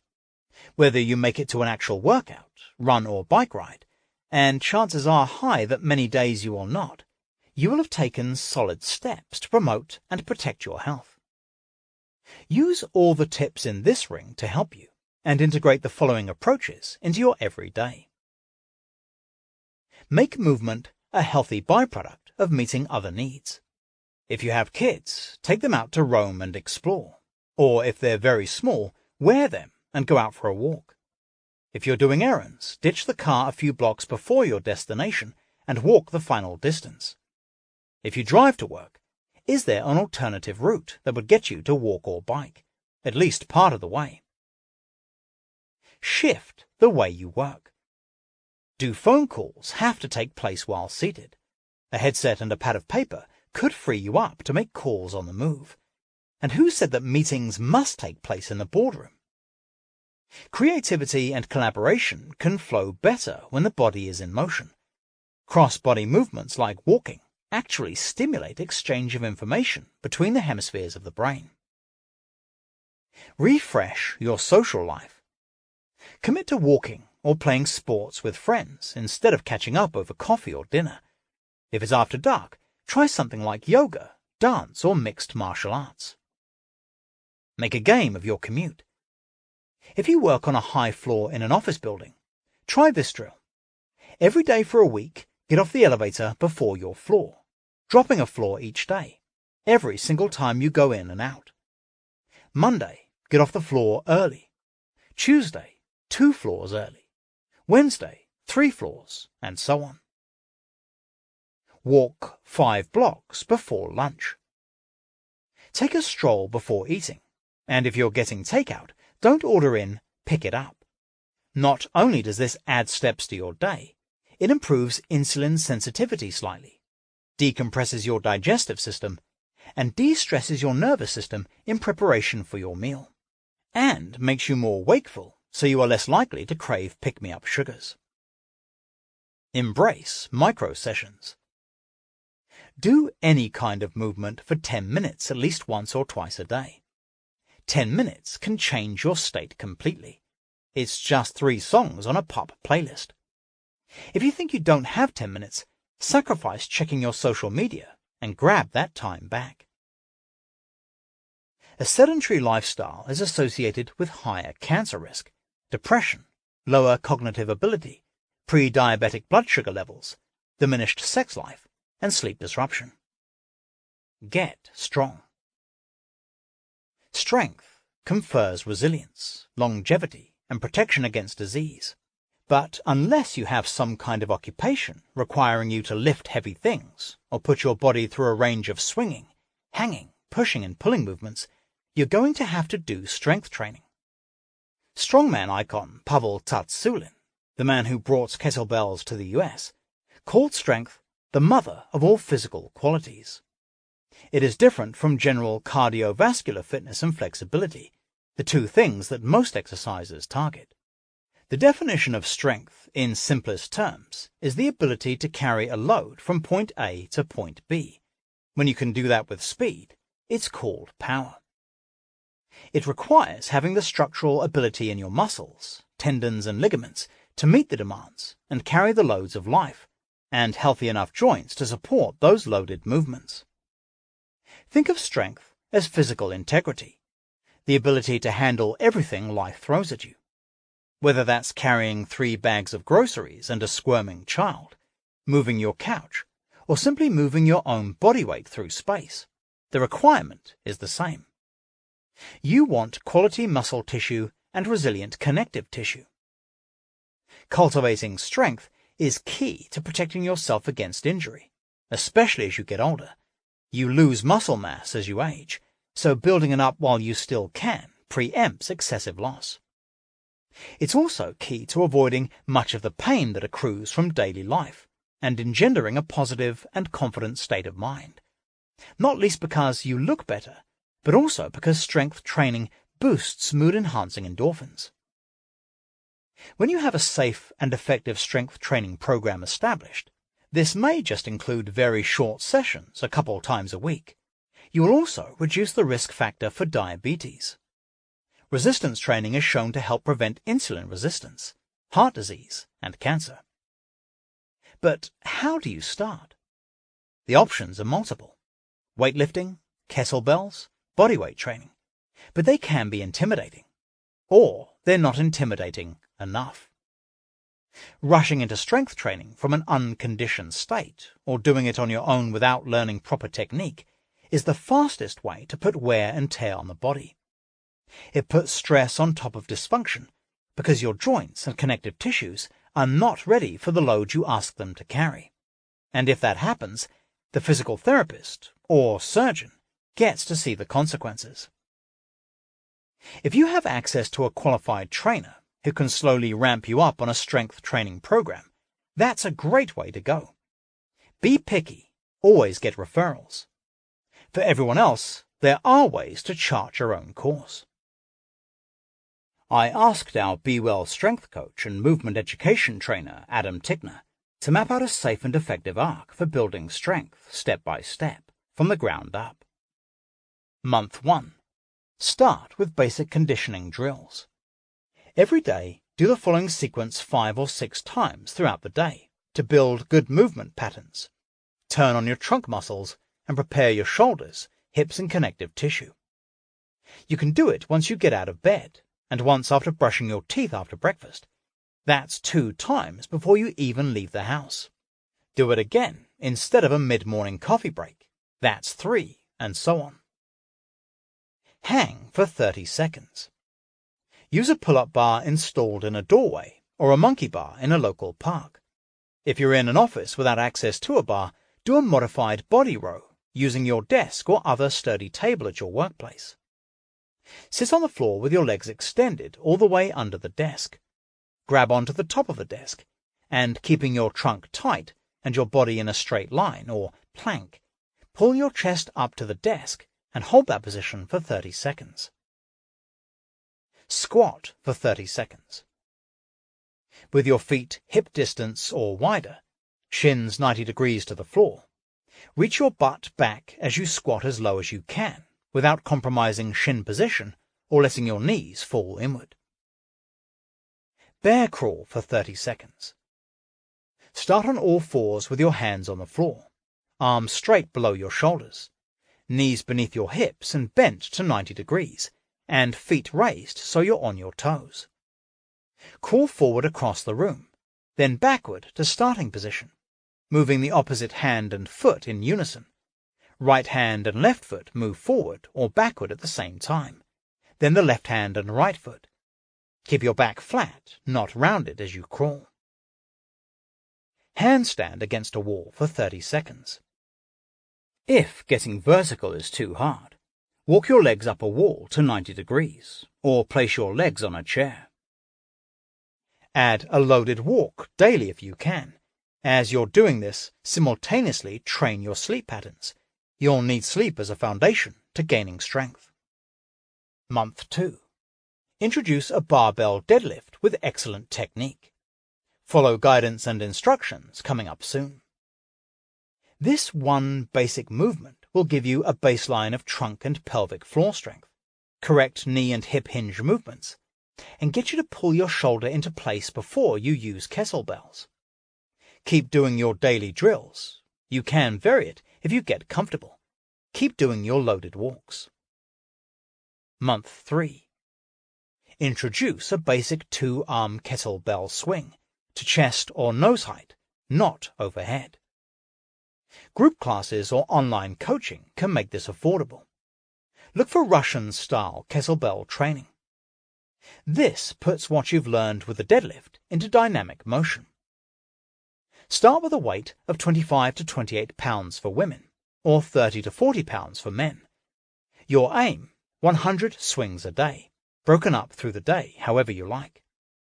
By the end of the month, it should only take 3 sets to achieve that 100 swing goal. Keep doing your deadlifts and daily loaded walk. To successfully get strong requires ongoing development of skills and capacity, or your body adapts to the inputs and gets efficient with its muscle building, and you begin to plateau, not to mention get bored. These drills serve as your launching pad for a strength-building journey, so now go have fun. After 3 months of groundwork, you'll be in great shape to join whatever strength and conditioning program appeals to you, whether it be barbell-oriented Olympic lifting, kettlebell training, or calisthenics-based bodyweight training, or activities like rock climbing that build strength through motion. You're also prepped to do high-intensity metabolic workouts with much less risk of injury. StrongFirst.com will connect you to expertly trained strength coaches. Cultivating strength is key to protecting yourself against injury, especially as you get older. The lazy loaded walk. Take a daily walk with a little load added to your body in the form of a weighted vest. This is a safe, effective way to condition yourself because it loads the spine from all directions while compressing your trunk, which gives you stability as you move and improves your posture. It helps the overused trapezius muscles, used to carry your head, to release, and cues the entire trunk to fire up and hold you up straight. Loaded walking even helps you free up the hip muscles, improving the hip's range of motion, and thereby your gait. The best way to do this is with a vest that distributes weight evenly around your torso. If you can, walk with a vest weighing no more than 10% of your body weight for about 45 minutes to an hour daily, or as often as possible. Don't run, it's too much impact. You can hack this by wearing a loaded backpack on your front and your back, or a child and a carrier plus a backpack, but a vest is a lot easier. Get a vest that fits comfortably snug to your body, and if you have an injury, get evaluated by a professional first, so you don't do any further damage. There's no need to walk at a speedy clip. The idea is long, lazy, and loaded. Moving improves everything. Your metabolism and your microbiome, your sleep and all your body rhythms, your immunity, your stress response, and the overall balance in your life. Ditch the chair and break up your body patterns. It's been said that chairs are junk food for the body. That may sound extreme because they do serve a useful purpose, but the point is taken. The ever-present chair, desk, car, living room, dining room has a sneaky way of getting you into bad habits while engendering some degenerative side effects. Sedentary life encourages a kind of physical atrophy, decline from disuse. When we are sitting, we are not moving, and we quite literally get stuck. The top conditioning coaches say that most modern adults have severe compromises in their mobility. Joints don't move smoothly, and muscles don't fire easily in the ways that nature intended. Shoulders are locked, hips are frozen, elbows and forearms are constrained, and calves are tight. Meanwhile, the core and glute muscles get weak, and the back gets overstretched in a hunch. All this from sitting down for too much of the day. Try this drill. If you've been sitting at a desk for a couple of hours, stand up, then lower yourself to a sitting position on the floor, assuming you are injury-free, of course. Chances are this motion, which is a basic human function, is more creaky than fluid. But it shouldn't be. Sitting down on the floor and standing up is an important full range of motion movement that keeps joints juicy while building functional muscle strength. Become less attached to your chair, pun intended. Seek postural change throughout the day, and find opportunities to get low, stand back up, and move from side to side. It's not all or nothing here, because standing 100% of the time isn't ideal either. Your body likes a multi-dimensional approach, involving different directions and planes. Here are 8 remedies for sedentary living.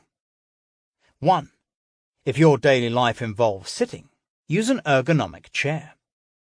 My favorite ones allow movement as you sit, from the top-of-the-line swapper stool to a large exercise ball, sized to allow you to keep your thighs parallel to the floor with flat feet. These seats engage your core, keep your circulation going, and enliven your nervous system because you have to make constant micro-movements to maintain your posture.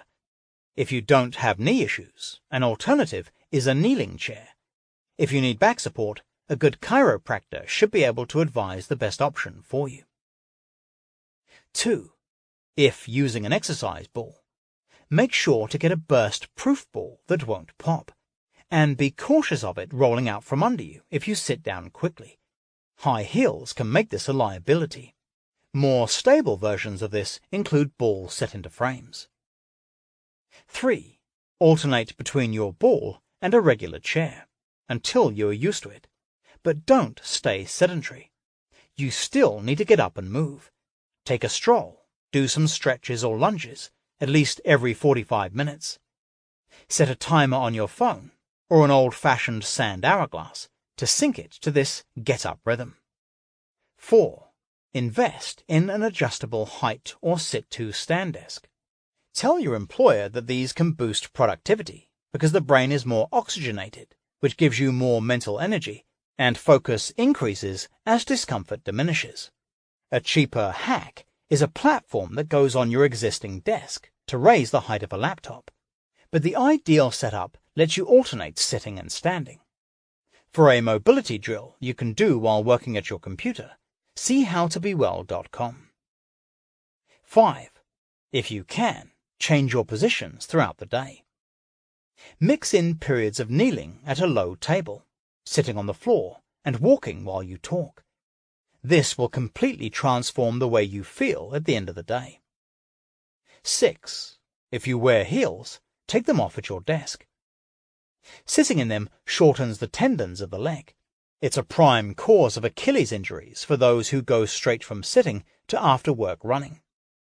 It also helps to alternate days when you wear heels with days when you wear flats. 7. Normalize moving at your workplace. This may seem intimidating, but why worry what your coworkers think? Keep yourself resilient and happy. Your outlier actions will probably start a trend toward a less static office culture. Try it and see. 8. Continue this primal mindset at home. Before plopping on the couch or chair, consider an alternative that forces you to use your body's full range of motion. Get down onto the ground to play with your kids or pets, or to read. Some nights, eat dinner at a coffee table, seated on pillows.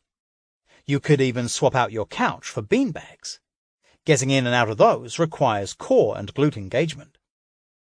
One of my favorite hacks: store frequently used kitchen gear like plates and cups in a low cupboard. It forces you to squat down and stand up several times a day. Squatting, Not bending at the waist gives you benefits. And why not pull out your dustpan and brush instead of the vacuum, so you can get down low to clean your corners? Small changes like these make you use all your body more of the time. Correct the tech injuries. There's a class of physical complaints that chiropractors and alignment experts call tech injuries, and they are on the rise. These come from the small postural compromises we unconsciously make all day long from being tethered to computers and devices. These rolled or jutted forward body shapes we fall into, sometimes for hours, get repeated until they start pulling the spine out of alignment. This causes structural issues like back pain and hip imbalance, and can also cause problems body-wide, because the nerve roots that run through the spinal canal, sending information throughout the nervous system, get pressured and cause localized dysfunctions. Headaches, digestive problems, and even fertility problems, and more, can be the unfortunate results. It can take a lot of effort, time, and money to undo spinal compromise, so don't let bad tech habits go uncorrected. Dr. Karen Day, the chiropractor and resident spinal expert at Be Well, explains how to avoid becoming her patient. The problem: the forward slump. When you reach for a keyboard or continuously hold a baby, your shoulders roll forward and your spine rounds. Your back is put into a negative stretch, while the front of your body gets knotted from compression, causing back pain. Did you know that tight muscles in your torso and belly can pull your spine out of line? Oxygen flow is diminished, causing low energy and foggy thinking. The forward slump can even lead to a negative outlook. It is a posture of defeat. Plus, if you go from sitting in this forward roll position to pressing weights overhead during a workout, tendinitis or a torn rotator cuff can be the unintended consequence. The antidote: improve the ergonomics of your workstation. Your feet should be flat on the floor, your thighs parallel to the ground, raised on a footrest if needed, your elbows close to the body, and your forearms and hands parallel to the desktop, with no unnatural raising of the wrists to meet the keyboard. Invest in an ergonomic chair that supports the natural curve of the spine and avoids spinal compromises, and follow the 45-minute get-up rule. Shrug and rotate your shoulders frequently with shoulder shrugs and big circles of the arm. Nightly, do chest and back opening postures, such as restorative yoga poses like the reclining cross-legged pose, or the foam roller back opener sequence. Do back and shoulder mobility exercises using our demo videos on howtobewell.com. The problem: text neck. This is a common misalignment of the handheld gadget generation. Your neck juts forward as your eyes gaze at a device that's held out in front of you or low down. Squinting to read an overly small font causes the same effect. You tend to jut your head forward to read. If you chronically look down, you will overstretch the back of the neck and possibly cut off your breath too. Tension headaches and migraines can ensue. So can tennis elbow, carpal tunnel syndrome, numb or tingling arms, pain between shoulder blades, and shoulder tendinitis. The antidote: maintain an eye-level gaze, no matter the device, and ensure the font size is large enough to see easily. Never hold phones and tablets at lap level. Not only is it terrible for your reproductive system to have wireless devices anywhere near your lap, it angles your chin down and strains the neck. Practice holding them at eye level as you type, or use your phone's dictation tool for texting. This spares your wrists and forearms unneeded stress. It may take a day or two to master, but after that, it's smooth sailing. If traveling by air, put your phone or tablet on a stand on the tray table while reading or viewing media. When you're a passenger in a train or car, prop a small travel pillow under your elbow on the armrest to help you hold your device higher. At your desk, ensure the center of the screen is at eye level, whether you are sitting or standing. If you use a laptop, raise it on a platform, or even a big pile of books.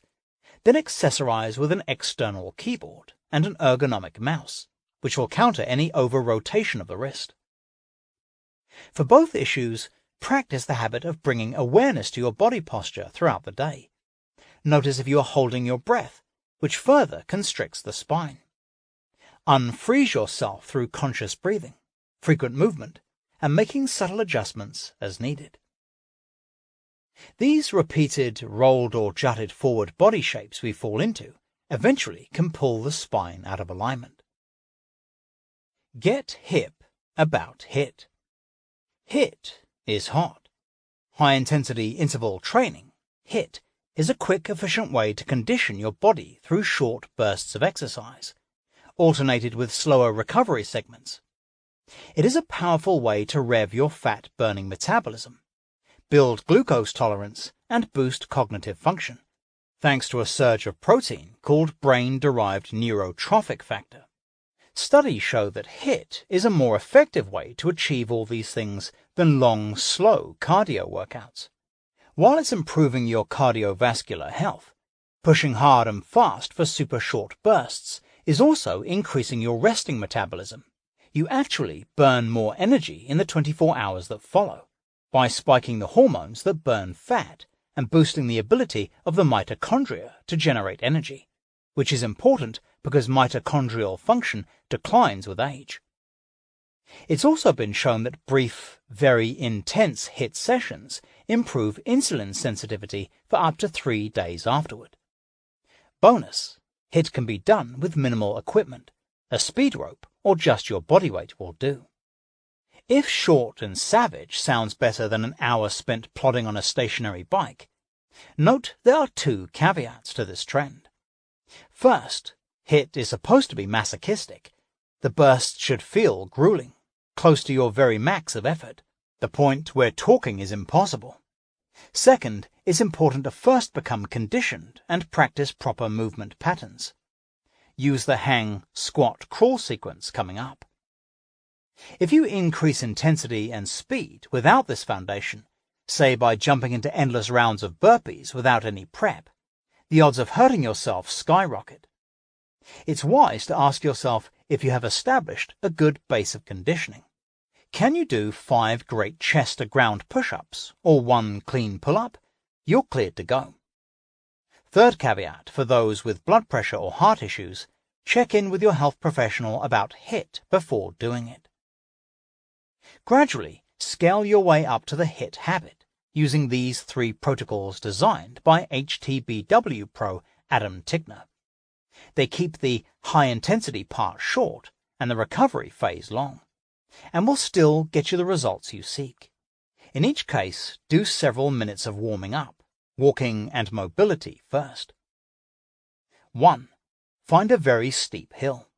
Sprint up it as hard as you can for maximum 10 to 14 seconds. Rest for a full 3 minutes, walking lazily back down the hill. Repeat 7 times. 2. On a stationary bike or rowing machine, set to moderate resistance, do a 20-second high-intensity sprint, followed by 2 to 3 minutes mellow pedaling or rowing. Repeat 6 to 8 times. Check out some online training videos for good rowing form. 3. Using a jump rope. Build your way up to what are called double unders, where the rope passes under your feet 2 times for each jump. This builds terrific core stability, and learning its novel movement pattern strengthens brain function too. Until you can perform successive double unders, your workout will be: warm up for several minutes doing single under jumps, with 25 attempts at the double under. Then, for 2 minutes without stopping, do as many rounds as possible of 30 seconds of single unders, followed by 5 sit-ups. Then pick up one of the following and complete 5 reps. Pull-ups, push-ups, or dips. Rest for 2 minutes. Repeat this 3 to 5 times.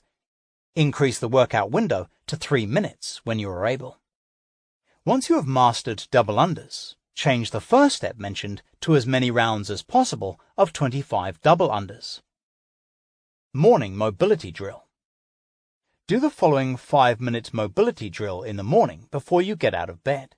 It will prime the pump for the day ahead, ensuring your joints move fluidly and countering stiffness and soreness. Basically, it reminds your body how to move after a night of lying down. Try it for a week and see if your movement throughout the day and any workout you do later feels smoother and more comfortable. Do the moves lying down on your back in any order you like. Repeat each movement 10 times. Arms. Wrist rolls. Raise your arms straight toward the ceiling. Roll your wrists in circles, clockwise and counterclockwise. Scapular shrugs. Raise your arms straight toward the ceiling, elbows locked. Push upward so your scapula, shoulder blades rise off the bed, then release. Overhead reaches. Raise your arms straight toward the ceiling, palms facing up and fingers interlaced. Reach your hands as high and as far back toward the headboard or wall behind you as possible. Return to the starting position and repeat. Reach and pulse. With your hands on the headboard or wall behind you, push in pulses while pressing the small of your back into the mattress. Prayer stretch. Clasping your hands in front of your face, with your elbows and forearms glued together at 90 degrees to your torso. Reach your hands over and behind you to the back wall. Then return them in front of you, and with your elbows at your belly button, stretch clasped hands towards your feet, forearms still glued together. This should be done in one smooth movement. In prayer pose, do wrist rolls clockwise and counterclockwise. Forearm circles. Extend one arm straight above the shoulder, keeping the arm locked straight and upper arm stationary. Circle the forearm in big circles, aiming to get your thumb close to your bicep. Repeat with your other arm. Legs. Ankle rolls. Start with your legs straight and relaxed. Make big circles with your feet, clockwise and counterclockwise. Point and flex. Start with your legs straight and relaxed. Point your toes to the bed, then flex the foot the opposite way. You can do both feet at once. Knee circles. Start with your legs straight and relaxed. Lift one knee up to 90 degrees and circle your foot in the air, drawing a big radius with your toe, clockwise and counterclockwise. Repeat with your other leg. Hip swivels. Bend your legs and place your feet hip distance apart, halfway to your hips. Swivel your hips from side to side, allowing your knee to fall toward your opposite heel. Egg beaters. Do knee circles with both legs at once, feeling the movement in your hips. Head and neck. Chin to chest. Tuck your chin inward, stretching the back of your neck. Chin-ups. Keeping your head flat and looking at the ceiling, reach your face upward to the ceiling, lifting your neck off the bed. Side to side. Shake your head no. Ear to shoulder. Stretch your right ear to your right shoulder, stretching the left side of your neck. Switch sides. The single best move. The deadlift. If you had to pick a single fitness movement to keep you strong and healthy for life, the barbell deadlift should be it. This classic weightlifting move involves hanging forward at the hips to grasp a heavily loaded barbell, hinging straight up to standing, pulling the barbell to knee height, and then lowering the barbell again. Done correctly, this super simple movement is incredibly high yield. As a compound movement that requires multiple major muscle groups to work together, it fires up every single muscle in your body and builds healthy muscle tissue from top to toe. A deadlift demands powerful trunk contraction and pelvic floor stability, which together build a healthy core and a strong, resilient back. It develops the typically underused glutes and hamstrings, activating the body's main source of power. It enhances blood flow to all the tissues, which, combined with that better pelvic condition, brings benefits for sex. Yes, deadlifts can help spark your orgasmic potential. And it's not just for heavyweight bodybuilders. It can be safely learned by anyone, assuming you are starting without injury, and scaled up gradually as your capacity grows. To learn it, once you've done several weeks of basic strength conditioning, a few sessions with a coach is best. These days, you can even ask coaches for online reviews of your form. Start with a bar loaded way beyond what you can lift, and have a coach check your hinging motion. This will teach you to tighten your trunk and load your body before you accelerate, and it will ingrain the proper mechanics of movement. Once you're ready to start lifting, load a bar with weight below your body weight, and do single lifts with 1-minute rests in between. Then, over the next 2 weeks, increase the load to your body weight, and then, over the 2 weeks following that, to 125% of your body weight. As you increase the weight, gradually increase the number of sets, to 5 sets of 5 lifts in a workout. The book Starting Strength by Mark Rippetoe includes an excellent primer for the deadlift. Done correctly, this super simple movement fires up every muscle in your body and builds healthy muscle tissue from top to toe. Become a better runner. Run like the wind, but learn how to do it first. It sounds ridiculous to suggest that you'd have to learn to run. After all, you've been running almost since you started walking. But it's actually a technical skill that requires developing and honing, because otherwise bad form can take you down. The number of patients I see with an impact-related injury has made me skeptical of the sport. I've always felt it's fantastic for the head, but not so good for the body, because constant running practice tends to put far too much pressure on the joints. But the proper skills can totally change the game and teach you proper alignment.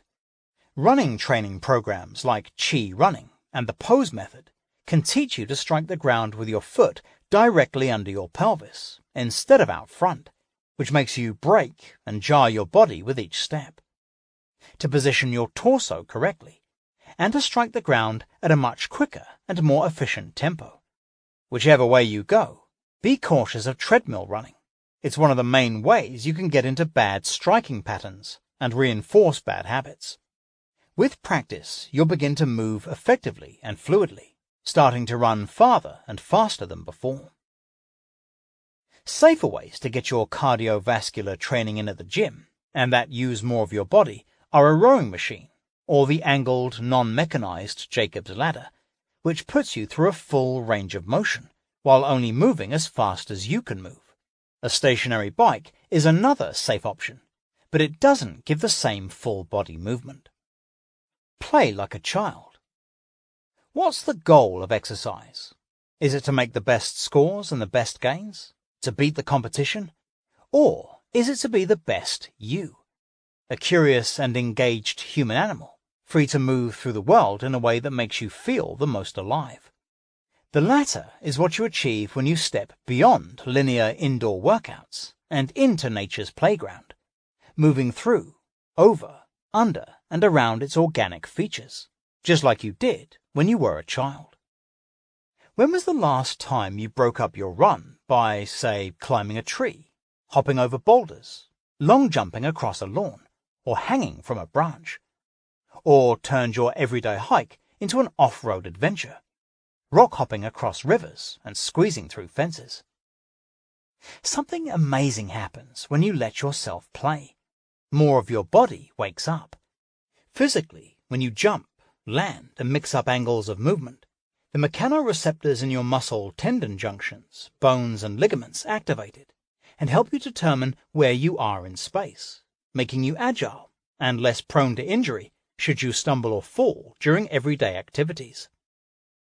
When you solve the physical challenge of how to get from here to there by trying new body shapes and making quadrupedal movements, your brain fires up to solve spatial problems, and your body connects more deeply with your mind. You might enter the flow state, fully present in the moment. When you make physical contact with nature's unpredictable terrain, you even have to face fear. This builds resilience against stress.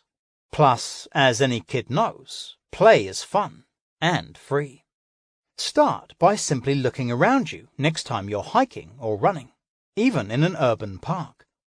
Look to the sides of the trail. What's there to play on? If you're with kids, this will come easy. Park benches and walls count too. Explore the feature. Get on it, get off it, hang from it, and test it. A few of my favorite primal play resources: MoveNat, movenat.com, Animal Flow, animalflow.com, Peace Sticks, peacesticks.com. Something amazing happens when you let yourself play. More of your body wakes up. Balance the yang with the yin. Rest and recovery. We are a culture of extremes. We either do not move and exercise enough, or we hit the gym intensely, to the point where injury can often occur. It's the modern polarity. We're either underactive or overactive. But what would serve us best is to find the fusion of the two extremes and balance effort with rest. Rest and recovery is a non-negotiable part of any training protocol. However, this message has gotten diminished in our achievement-obsessed, goal-oriented culture, where we often rush to tough spin classes multiple times per week, or sign up for intense training schedules that promise the world if we do them hard enough. Sometimes the motivation is a personal goal, like getting in shape for a big event. Often, if we tune in to the why, it's because intense physical effort is the one thing that dispels the anxiety and intensity of our lives and helps us feel grounded and present. None of these are negative reasons to work out, of course, but for the sake of longevity and making gains to feel really good about, it is wise to pause and assess if your training has too much fiery and aggressive yang and not enough restorative and healing yin. Just as race cars break down more often and spend more time in the shop, if you are an intense Type A exerciser who loves fast and forceful workouts, you need to treat your vehicle with grade A care, and know that the harder you train, the more important recovery time becomes. That doesn't mean becoming a couch potato on your days off.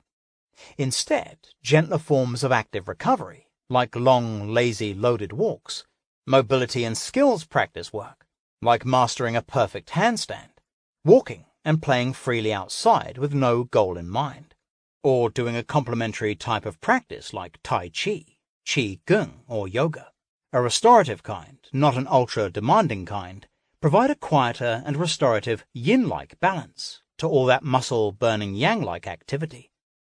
So does foam rolling and dynamic stretching, which stretches muscles safely and effectively through a full range of movement, the opposite of the old-school approach of holding a static stretch until it hurts, which can cause tearing at the muscle insertion points. This technique is easy to learn and practice. And don't forget sleep, a non-negotiable recovery method for anyone who trains hard. Light intensity exercise promotes blood flow and helps clear the lactic acid byproduct of intense exercise, which, if not flushed out, will limit muscle tissue's function and make your next training session harder. It can help prevent extreme soreness and ensure mobility is maintained. Proper rest lets the body divert resources to healing and restoration, and adapts to the effects of the training you've just done. It also ensures that you develop the complementary aspect of your fitness protocol, an ability to tune into your body and notice where it needs support, as well as a higher awareness of how your body moves, which can support any kind of movement practice you do. If you're an alpha type exerciser, be sure to include some counterbalancing practices into your week to achieve a more harmonized approach to your total fitness. Roll your fascia. 5 to 10 minutes a day on a foam roller works wonders for your body. Consider the roller a survival tool for modern life, an antidote to sedentary living that allows you to massage muscles and tendons that your hands could never reach, and to decompress your spine after sitting. It's also a DIY way to get circulation and healing going in sore muscles after hard workouts, and an almost instant energy reviver. because as circulation increases and sore muscles release, oxygen flow to the brain is boosted. This inexpensive 36-inch long cylinder can turn you into your own body worker. One reason that foam rolling is so powerful is that it stimulates and smooths a type of connective tissue that is rarely acknowledged by Western medicine, the fascia. Your fascia is a thin, gelatinous membrane that surrounds and is fused with the bones, muscles, tendons, nerves, blood vessels, and organs in your body. In Latin, the word translates as band, which describes the appearance of these continuous sheets of soft tissue. Superficial fascia lies just beneath your skin. Deep fascia is slightly tougher and more compact. It supports, connects, and compartmentalizes the different body parts, and is especially enmeshed within the muscular system. The fascia enables the forces of the muscles to be transmitted safely and effectively without harming the other tissues. It helps muscles to change shape and length during movement, and therefore ensures proper alignment. I believe it is also the medium for the energy meridians known to Chinese medicine.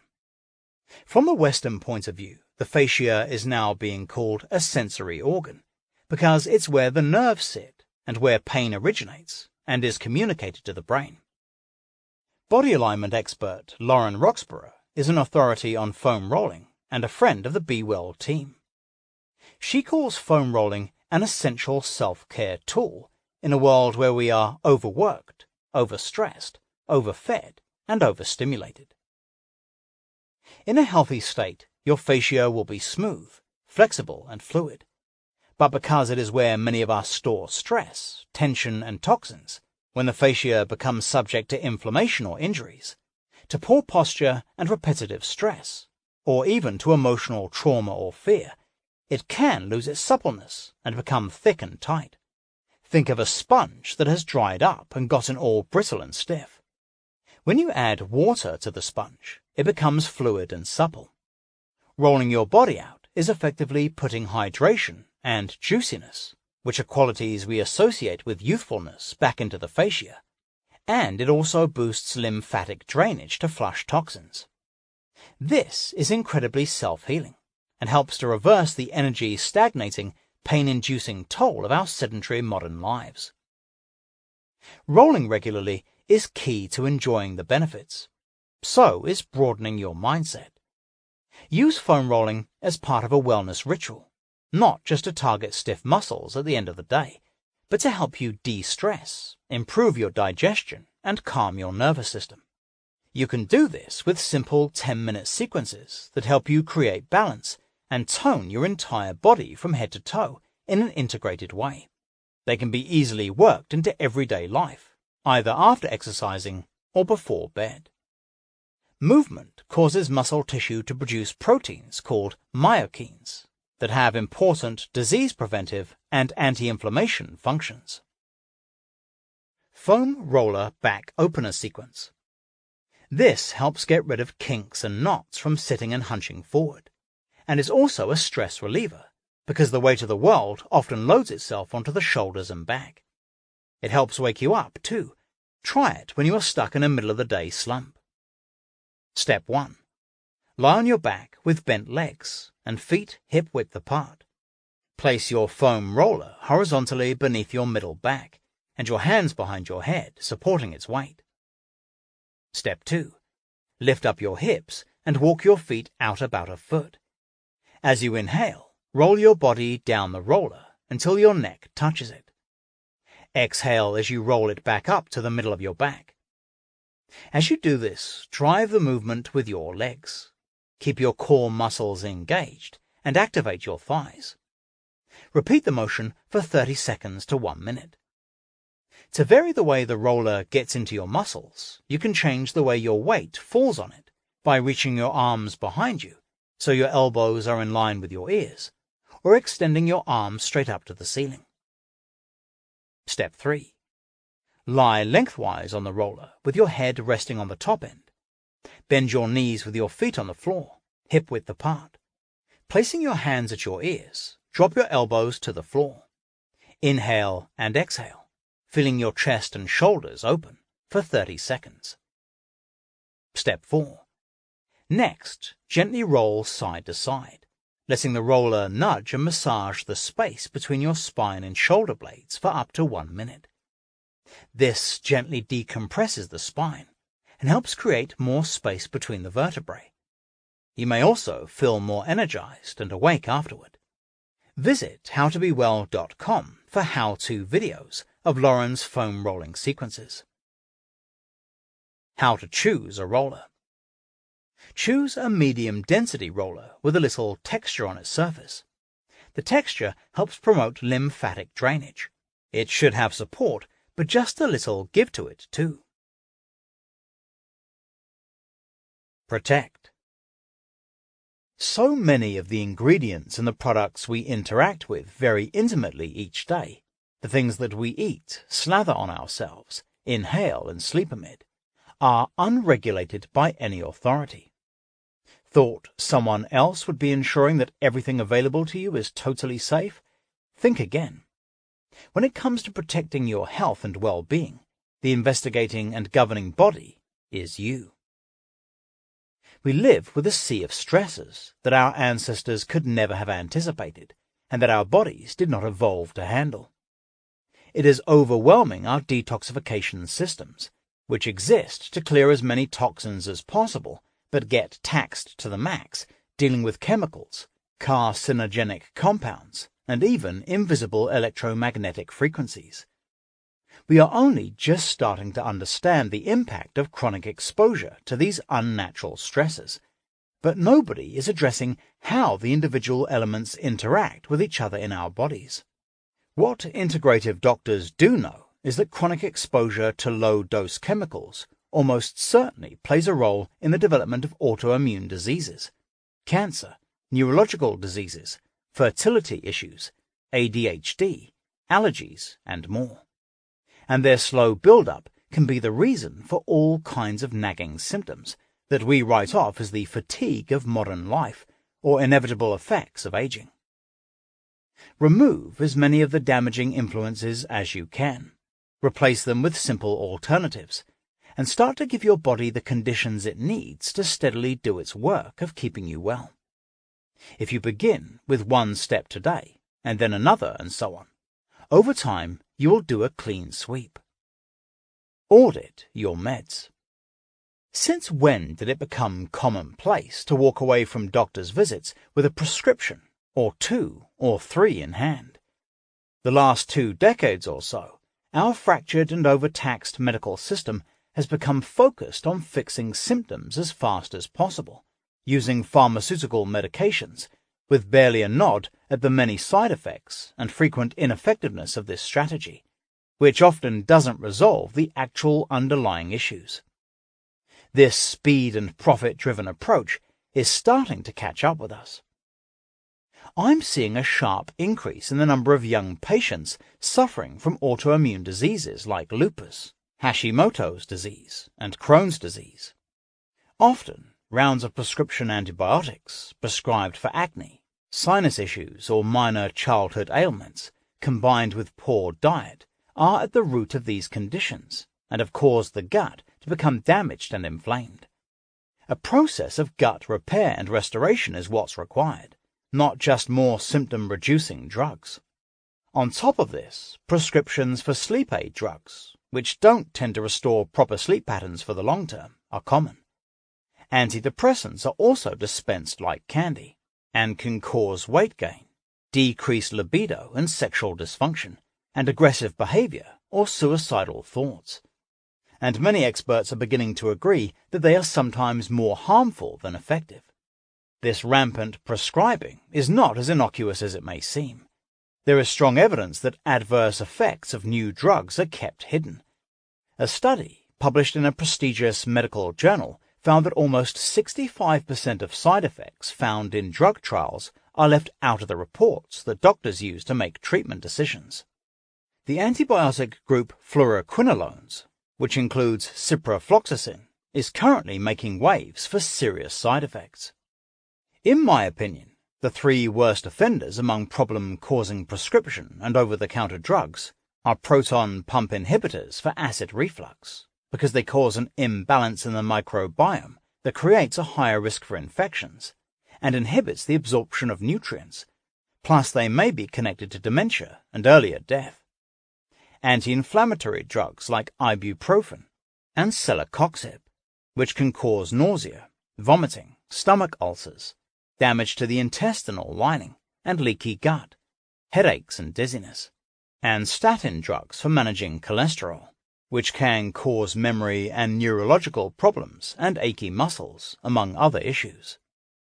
Then there's a devastating addiction epidemic caused by the over-prescription of opioid painkillers.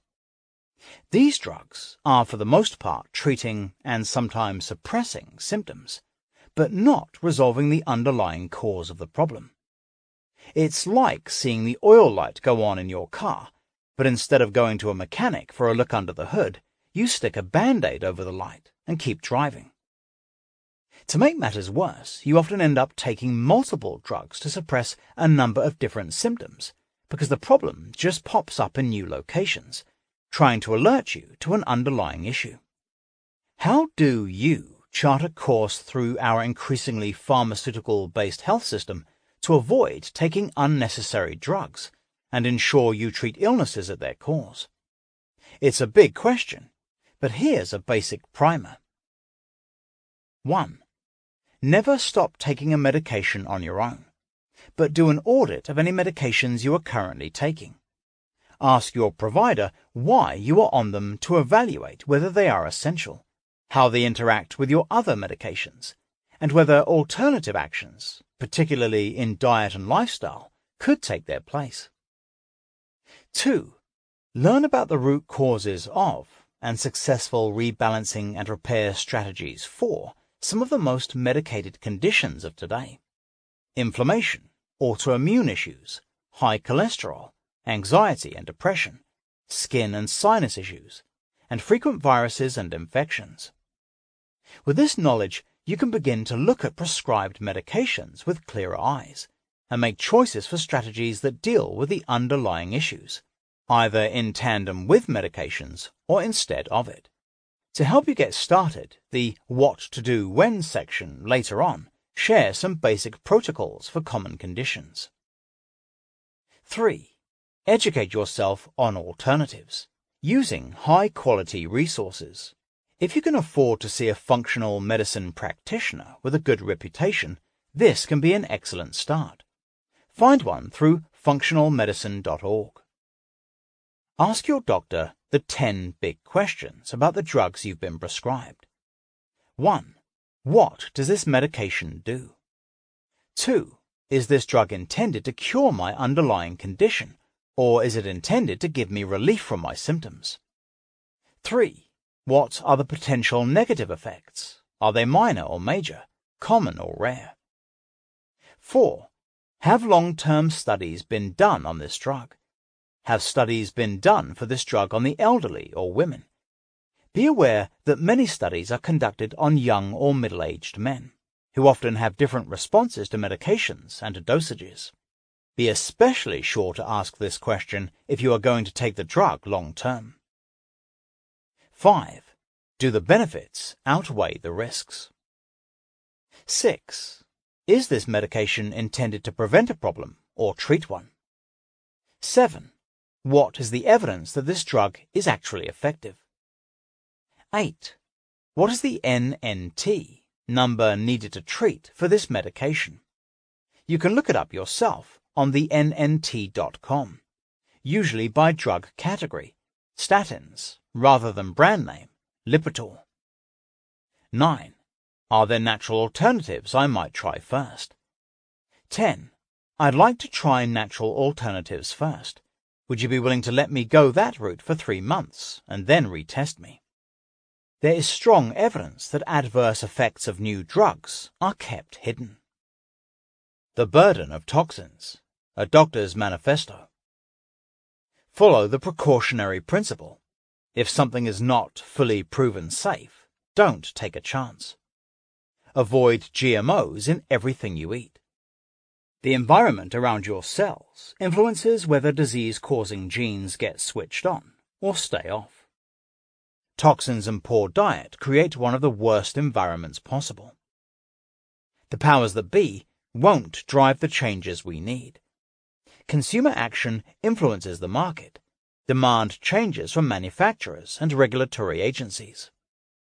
Educate yourself about everyday endocrine-disrupting chemicals in foods, cosmetics, and furnishings, which wreak havoc on normal hormone function. Others may dismiss your efforts to reduce and replace the toxins in your life. Ignore them, follow your instincts, and carry on. Focus on the small proactive things you can do, instead of worrying about all that you cannot. It's about gradually decreasing your toxic load. One small change will lead to another, and the benefits will add up. Clean Eating Cheat Sheet. Shifting to toxin-free foods is one of the most important things you can do for your health. It's a win-win. It reduces exposure to chemicals responsible for behavioral, neurological, and autoimmune disorders, and respiratory diseases, among other things, while increasing the nutritional value of the foods you eat. Even as I write, new information from Europe is alerting us that pesticides and other agricultural chemicals are more dangerous to the brain than we've been told, and especially hazardous to mothers-to-be and children. However, it's not always possible to do a clean sweep and go fully organic all at once. Plus, it can be confusing to navigate food groups like meat. Knowing where to start can feel overwhelming. Keep in mind that perfect is the enemy of good. Start with the items that you eat most frequently, and as other food products run out, replenish them with cleaner alternatives. Eating low on the food chain, with an abundance of vegetables supported by some healthy fats and small amounts of high-quality proteins, keeps things straightforward and affordable. And it bears repeating, non-organic processed foods are likely to be filled with chemical residues and genetically engineered ingredients like industrial seed oils and corn, soy, and beet sugar products. Steer clear. Use the following tips to guide your purchases. Start with what you can, and know that one small change, and then another, will transform your kitchen within a few months. The mantra is, make progress, don't get paralyzed by perfection. Fresh produce. Not all produce is treated equally. Some fruits and vegetables are more likely to be sprayed with pesticides, herbicides, or fungicides, or are more easily penetrated by these chemicals. Some of the most likely contenders are berries, apples, spinach, grapes, potatoes, celery, and bell peppers. If you're on a budget, use the Environmental Working Group's Dirty Dozen and Clean 15 lists to help you prioritize. Also available as an app from ewg.org. And ensure the things you eat most are organic or have been sprayed with the least amount of chemicals. Shop at farmers markets, where you can learn which farms without organic certification follow safer, chemical-free practices. There are some, but be sure to quiz growers on what pesticides and herbicides they use. Be skeptical if they claim not to use them, but their produce is huge and abundant. Check out whatsonmyfood.org to get a telling glimpse of the amounts of pesticide residues found on everyday foods, like a whopping 68 types found on conventional cilantro, and why they are of concern. Dried goods, grains, beans, legumes. It's becoming common knowledge that conventional corn and soy products in the US are almost all genetically engineered and of dubious safety. I recommend buying only organic versions of these foods. But the emerging issue of the antibiotic and known carcinogenic herbicide ingredient glyphosate has made a much bigger group of foods suspect, in particular crops like wheat, oats, beans, and lentils. This is another very good reason to keep grain consumption low, or dialed down to zero, and starchy beans and legumes at moderate levels. If you do use these foods, definitely make them organic. Another new and growing concern is arsenic found in rice. Organic can't help you here, as this toxin, which is associated with heart disease and some cancers after long-term exposure to high levels, is absorbed from contaminated water and soil, regardless of growing technique. Keep your intake of rice and products made from it, including pastas, crackers and milks, moderate, and cook in abundant water to reduce exposure. 1 cup rice to 6 cups water. Drain off excess. Soaking rice before cooking helps reduce the levels considerably, and don't overdo it on brown rice because it has the highest arsenic load. Instead, make cauliflower rice. When it comes to protecting your health and well-being, the investigating and governing body is you. Animal products. Since toxins concentrate as you go higher up the food chain, sourcing cleaner animal products is extra important. Unfortunately, the majority of conventionally farmed meat, poultry, dairy products and eggs contain antibiotics and hormones. An estimated 70% of antibiotics in the US are used in animal agriculture, mainly to help animals grow faster and resist diseases caused by overcrowding. Meat. When we consume antibiotics in meat, they not only change the composition of our microbiome and may cause hormone issues, including early puberty in children, they also contribute to the collective problem of antibiotic resistance.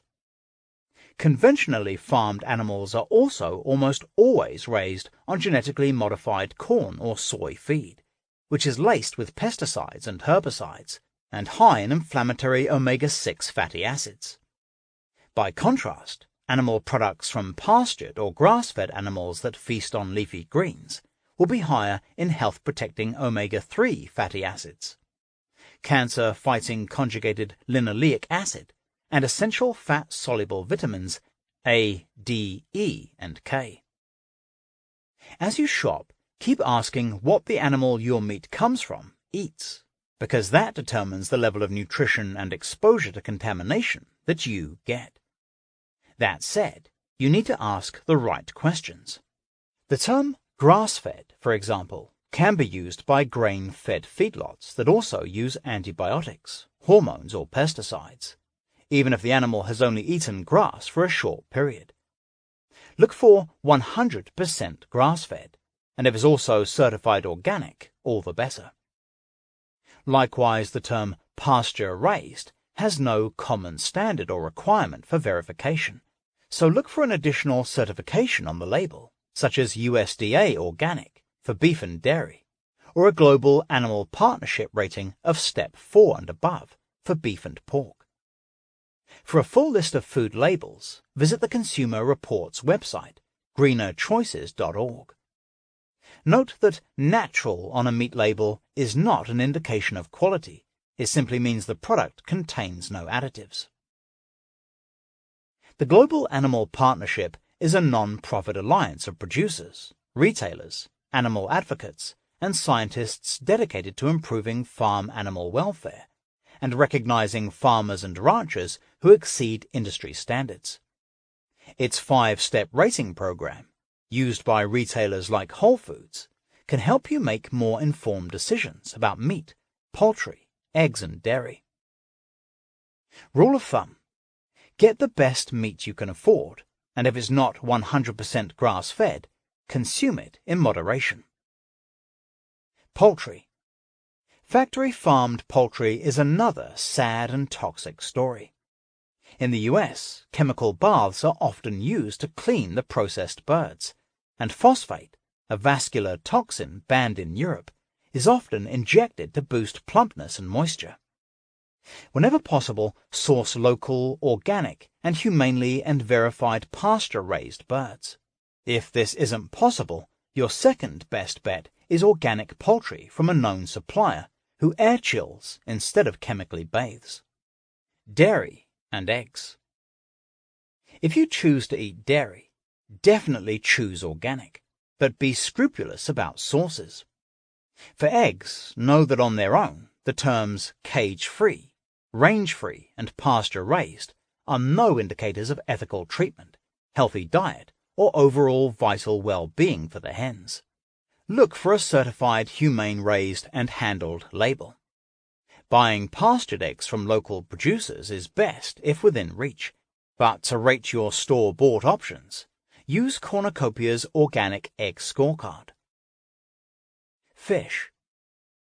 Picking fish is tricky. This naturally healthy food is too often contaminated with unacceptable levels of neurotoxic mercury that is emitted from industrial facilities like coal plants, polluting the waterways in which fish live. It is especially dangerous to in utero babies and children. Mercury accumulates as it goes up the food chain, which is why eating small fish like sardines and anchovies is much safer than eating large fish like tuna. Then there's the issue of quality. Wild fish are typically higher in omega-3 fatty acids and are cleaner and safer, while most farmed fish are grown in overcrowded conditions where they're susceptible to parasites and infections, given antibiotics and hormones, and fed tainted grain-based foods, and have a higher ratio of inflammatory omega-6 fatty acids to boot. But conversely, and confusingly, wild fishing is decimating fish supplies worldwide, while some new aquaculture, fish farm operations are raising fish the right way. How to navigate this maze? Get educated. The Safina Center's Sustainable Seafood Program, safinacenter.org, and Seafood Watch, seafoodwatch.org, can help lay out the sustainability options of various fish, while EWG's Consumer Guide to Seafood has a calculator that evaluates mercury content and omega-3 levels, rates suggestions for your age and life stage, and tells you what kind of fish to choose and how much is safe. Tea and coffee. The drinks that get you through the day also deserve scrutiny. Tea is a much greater carrier of pesticides than most people realize. Leaves are sprayed, not washed, and then infused directly into your boiling water. Plus, many tea bags have plastics in them. Buy an organic brand like New Me, or traditional medicinals, or loose organic tea from Mountain Rose Herbs. Coffee is often grown in countries with few standards regulating chemicals, so the safest choice is to buy organic or from a small specialty roaster who deals directly with farmers and knows the story of their supply chain. Small farmers and specialty roasters often don't have organic certification, but they may be using fully chemically free processes and buying in smaller batches, decreasing the likelihood of toxic mold in the beans. Ask questions when you buy. Also, decaffeinated coffee should be water processed, not chemically processed, in order to reduce your exposure to unnecessary toxins. When buying tea or coffee, choose organic. Adopt the precautionary principle, boycott GMOs. Why do most of the integrative medicine doctors I know scrupulously avoid eating foods made with genetically modified organisms, GMOs? Because we've seen skyrocketing cases of asthma, allergies and food sensitivities, autoimmune conditions and autism in the 2 decades since these foods infiltrated our supply. Conversely, we have observed improvement of many of these conditions when GMOs and pesticide-laden foods are removed from the diet. We know enough to be extremely concerned, and though the correlations between GMOs and poor health aren't making headline news, often silenced by the dollar, we adopt the precautionary principle. When evidence points toward potentially significant, widespread and irreparable harm to health or the environment, options to avoid harm should be pursued, even if harm is not yet fully understood or proven. I believe strongly you should also follow this principle and refuse to be a guinea pig in this billion-dollar unmonitored and unregulated experiment. Instead, commit to eating organic food, which by definition is not genetically engineered, whenever you can. Gradually lower your toxic load, and get to know your sources so you can make the best choices. What is the issue? A GMO, genetically modified organism, or GE, genetically engineered food, is created when the DNA of different species is fused to form a type of plant or food that does not exist in nature or is not created by traditional crossbreeding. Foreign genes from one species are extracted and artificially forced into the genes of an unrelated plant or animal, usually in a laboratory. This is primarily done to produce crops that can tolerate strong herbicides like Roundup, or produce their own internal pesticides, theoretically to produce greater yield for less cost. The motivation is economic, not based on health or quality. The main GE foods are soybeans and corn, and all their derivatives from tofu and soybean oil to cornmeal, high fructose corn syrup, and much more.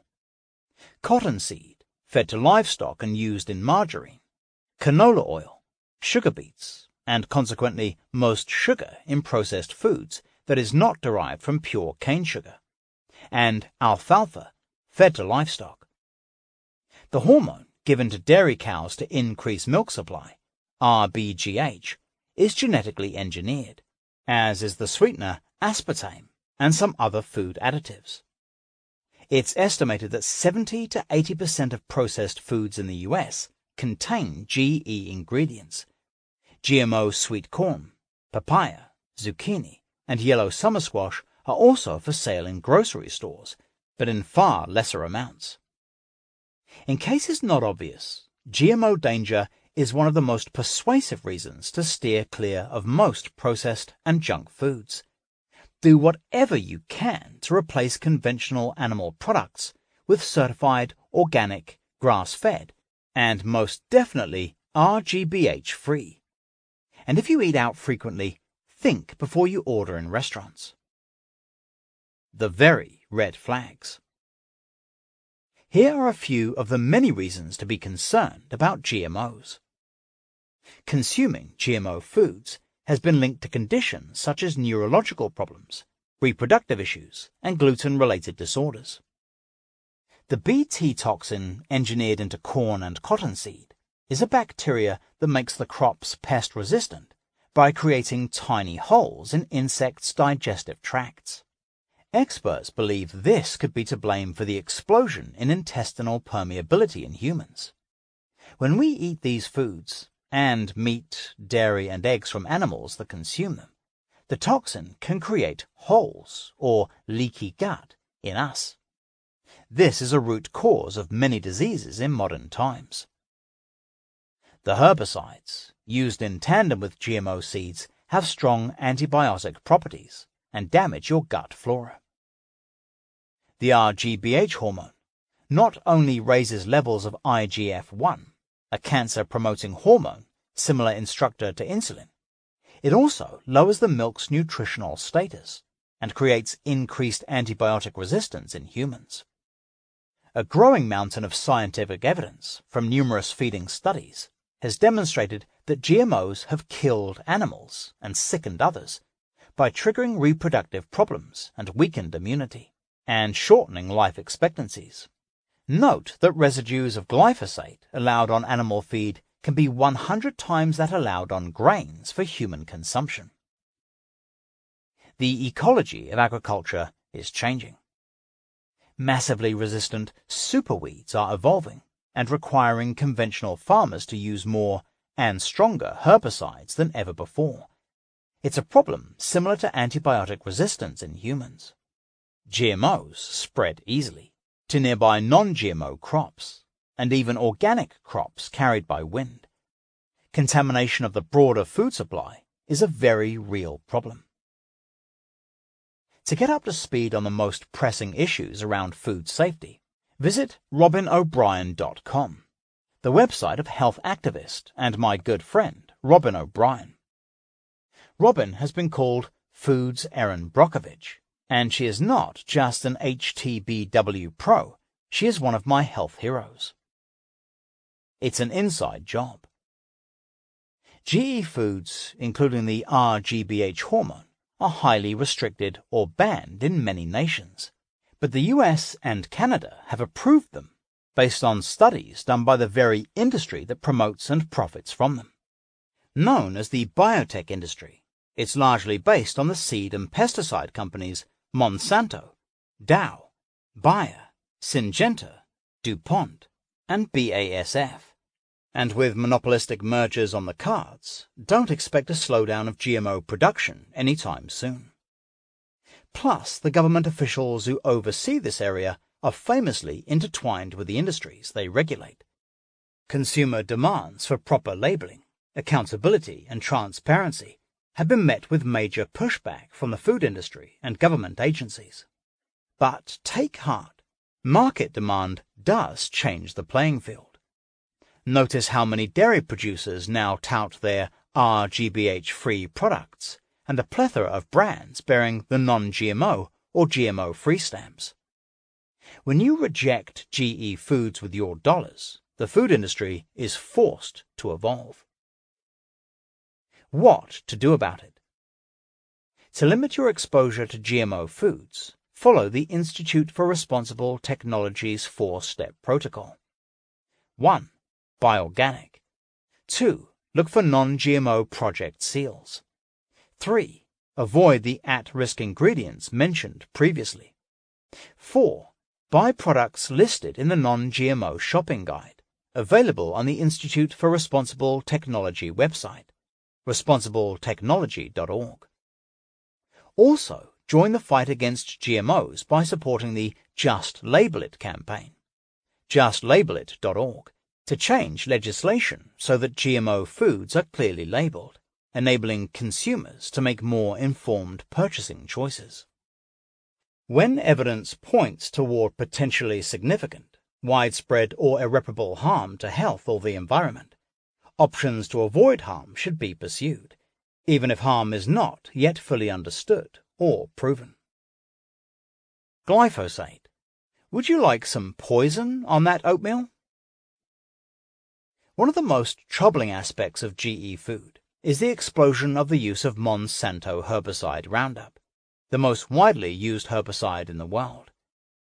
It is not only used during the cultivation of 80% of GE foods, but it's also sprayed on lots of non-GE crops to speed up harvesting. Conventional wheat, barley, rye, potatoes, sweet potatoes, edible beans, soy, corn, sugarcane, sunflower seed, buckwheat, millet, and more, are all, according to organizations who report on biotech industry, routinely sprayed shortly before the crops are picked, and then turned into your morning cereal or healthy vegetarian foodstuff. It's also widely sprayed in parks and gardens, along roads, and on golf courses, maybe even in your own apartment complex or your neighbors' yards. The World Health Organization has classified the primary ingredient in this herbicide, glyphosate, as a probable carcinogen, an absolutely damning classification that the biotech industry fought tooth and nail to avoid, and countless stories of serious illness in farming communities are emerging. Studies show it kills the benevolent bacteria in your microbiome, and among the many side effects of ingesting it are reproductive problems, liver, kidney and skin cell damage, and antibiotic resistance. It's shown to be an endocrine disruptor, even at the low levels permitted in tap water, and to kill beneficial gut bacteria. It also damages the DNA in human embryonic, placental and umbilical cord cells, and is linked to birth defects and reproductive problems in laboratory animals. Not surprisingly, one study showed chronically ill humans had higher glyphosate residues in their urine than healthy humans. Despite this, the EPA has for years failed to measure the levels of glyphosate on our foods like it does with other herbicides and pesticides, though this may now be changing due to consumer demand. Unfortunately, because Roundup is the most widely used herbicide in the world, it pervades the entire food chain. It is in drinking water and even rainwater, in plants, animals, and the blood of every human tested so far. The devastating effects of glyphosate use will become a very big story in the next few years. But don't wait to clean up your diet, especially if you are already suffering from a chronic condition, planning to conceive a child, or have young children in your home. And be proactive about investigating whether herbicides are used by landscapers where you live and play. Learn more about glyphosate at detoxproject.org, or read Whitewash, the Story of a Weed Killer, Cancer and the Corruption of Science by Carrie Gillam, which exposes the corporate and government cover-ups behind this dangerous herbicide's explosive growth. Get a water filter. Make this single investment in your home and workplace infrastructure. It is not a soft and fluffy lifestyle choice. It's a safety measure on par with wearing a seatbelt or looking both ways before crossing the street. Here's why. Today's tap water is exposing you to a cocktail of unwanted chemical contaminants.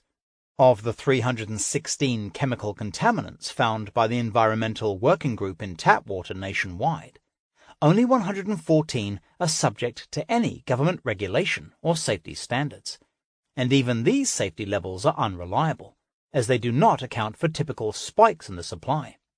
They include chlorine, fluorine compounds, disinfectant byproducts, pesticides, herbicides like glyphosate, and other volatile organic compounds, as well as assorted hormones from hormone medication and traces of other prescription drugs, which are especially problematic for pregnant women.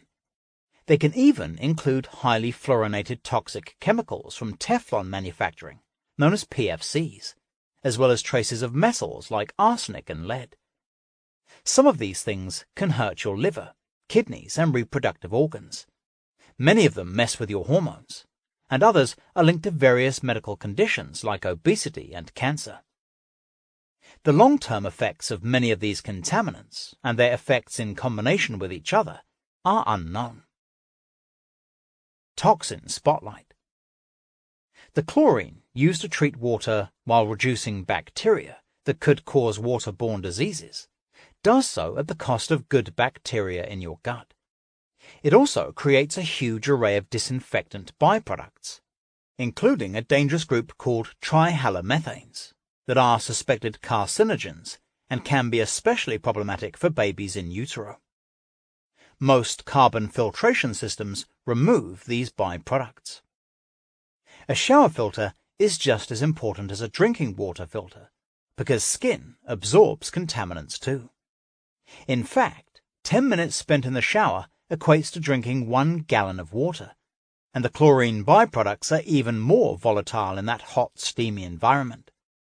Shower filters are affordable and easy to install, and bath filters are also available for your tub faucet. Aquasana and Berkey are just 2 of the brands making these. What kind of filter should I get? Any filter is better than none. While a whole house filtration system is ideal, it is pricey. You'll probably want to start by looking for a drinking water filter certified by the independent testing group NSF. To simplify, there are 4 major types. Under the sink. Typically reverse osmosis filters. These remove the most contaminants, including the rocket fuel contaminant perchlorate, but they use a considerable amount of water to create each gallon of pure water. Countertop. Carbon block-based. They remove more contaminants than pitcher systems. Faucet mounted. These remove most major contaminants, though may slow water flow slightly. Pitchers and carafes. These remove considerable contaminants, but typically don't clear all the disinfectant byproducts or lead.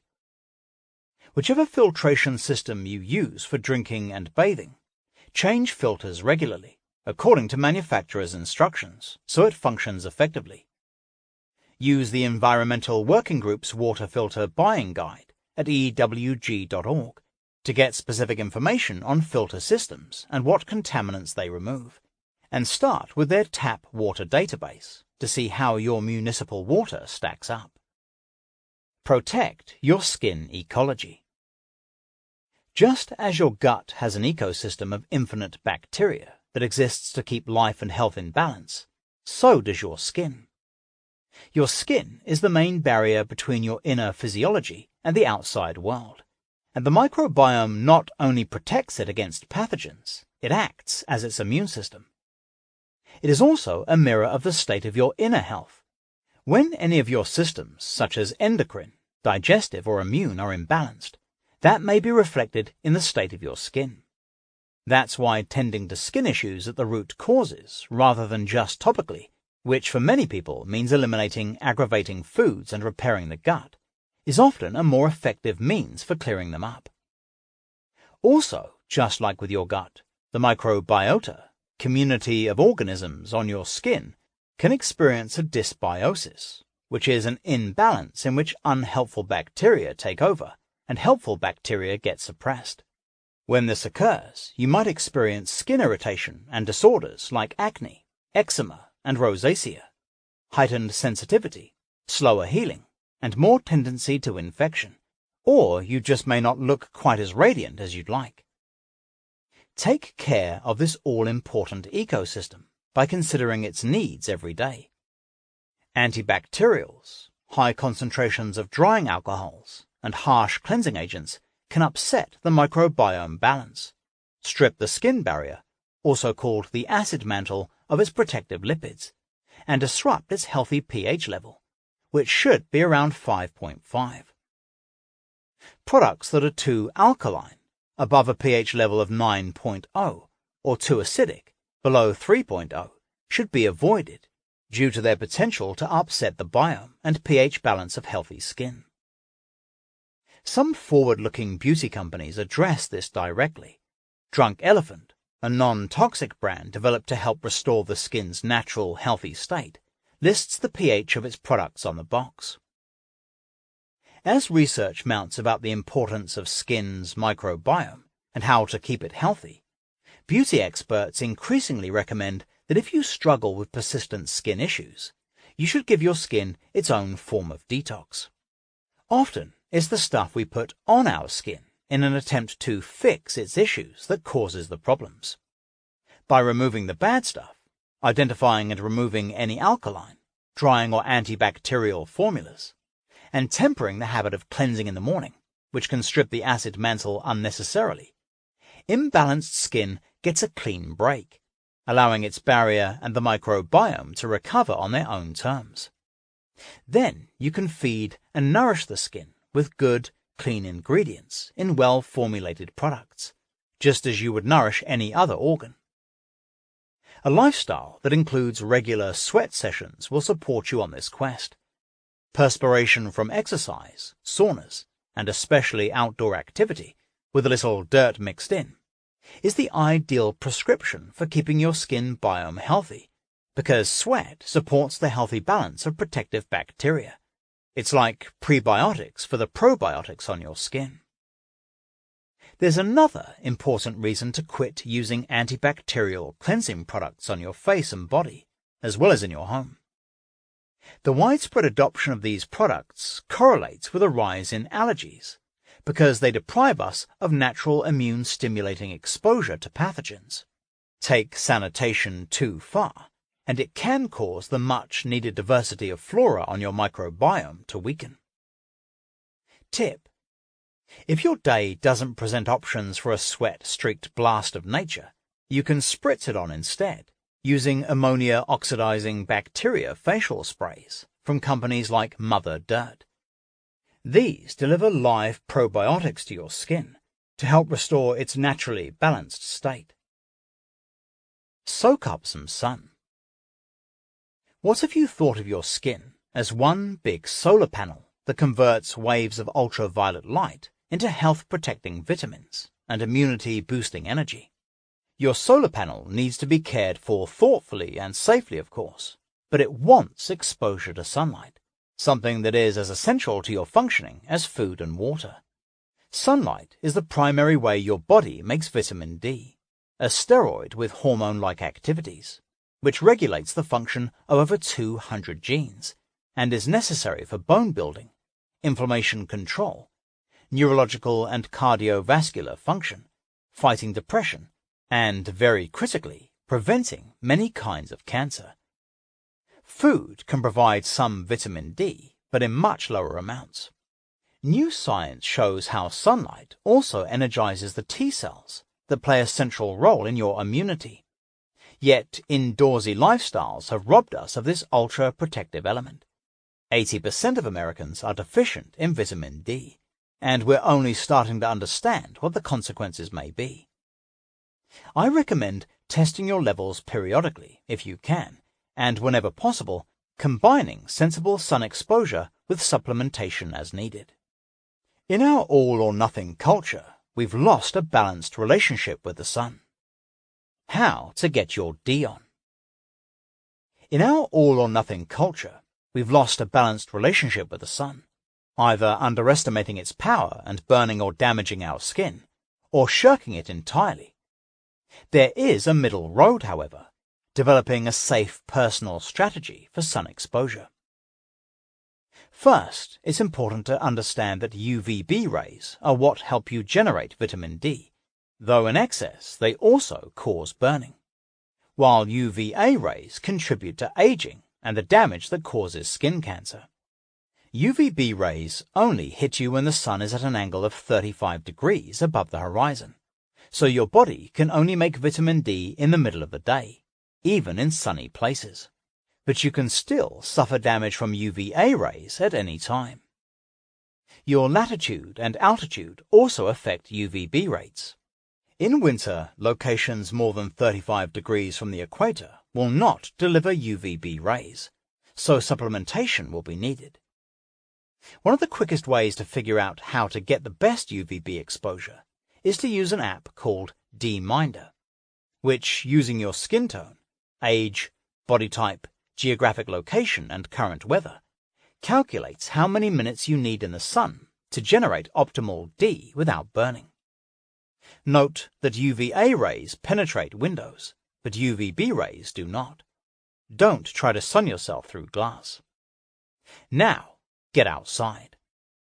Daily exposure of large amounts of bare and unprotected skin to sunlight, for just the amount of time it takes before you become pink in any way, will optimize your D levels.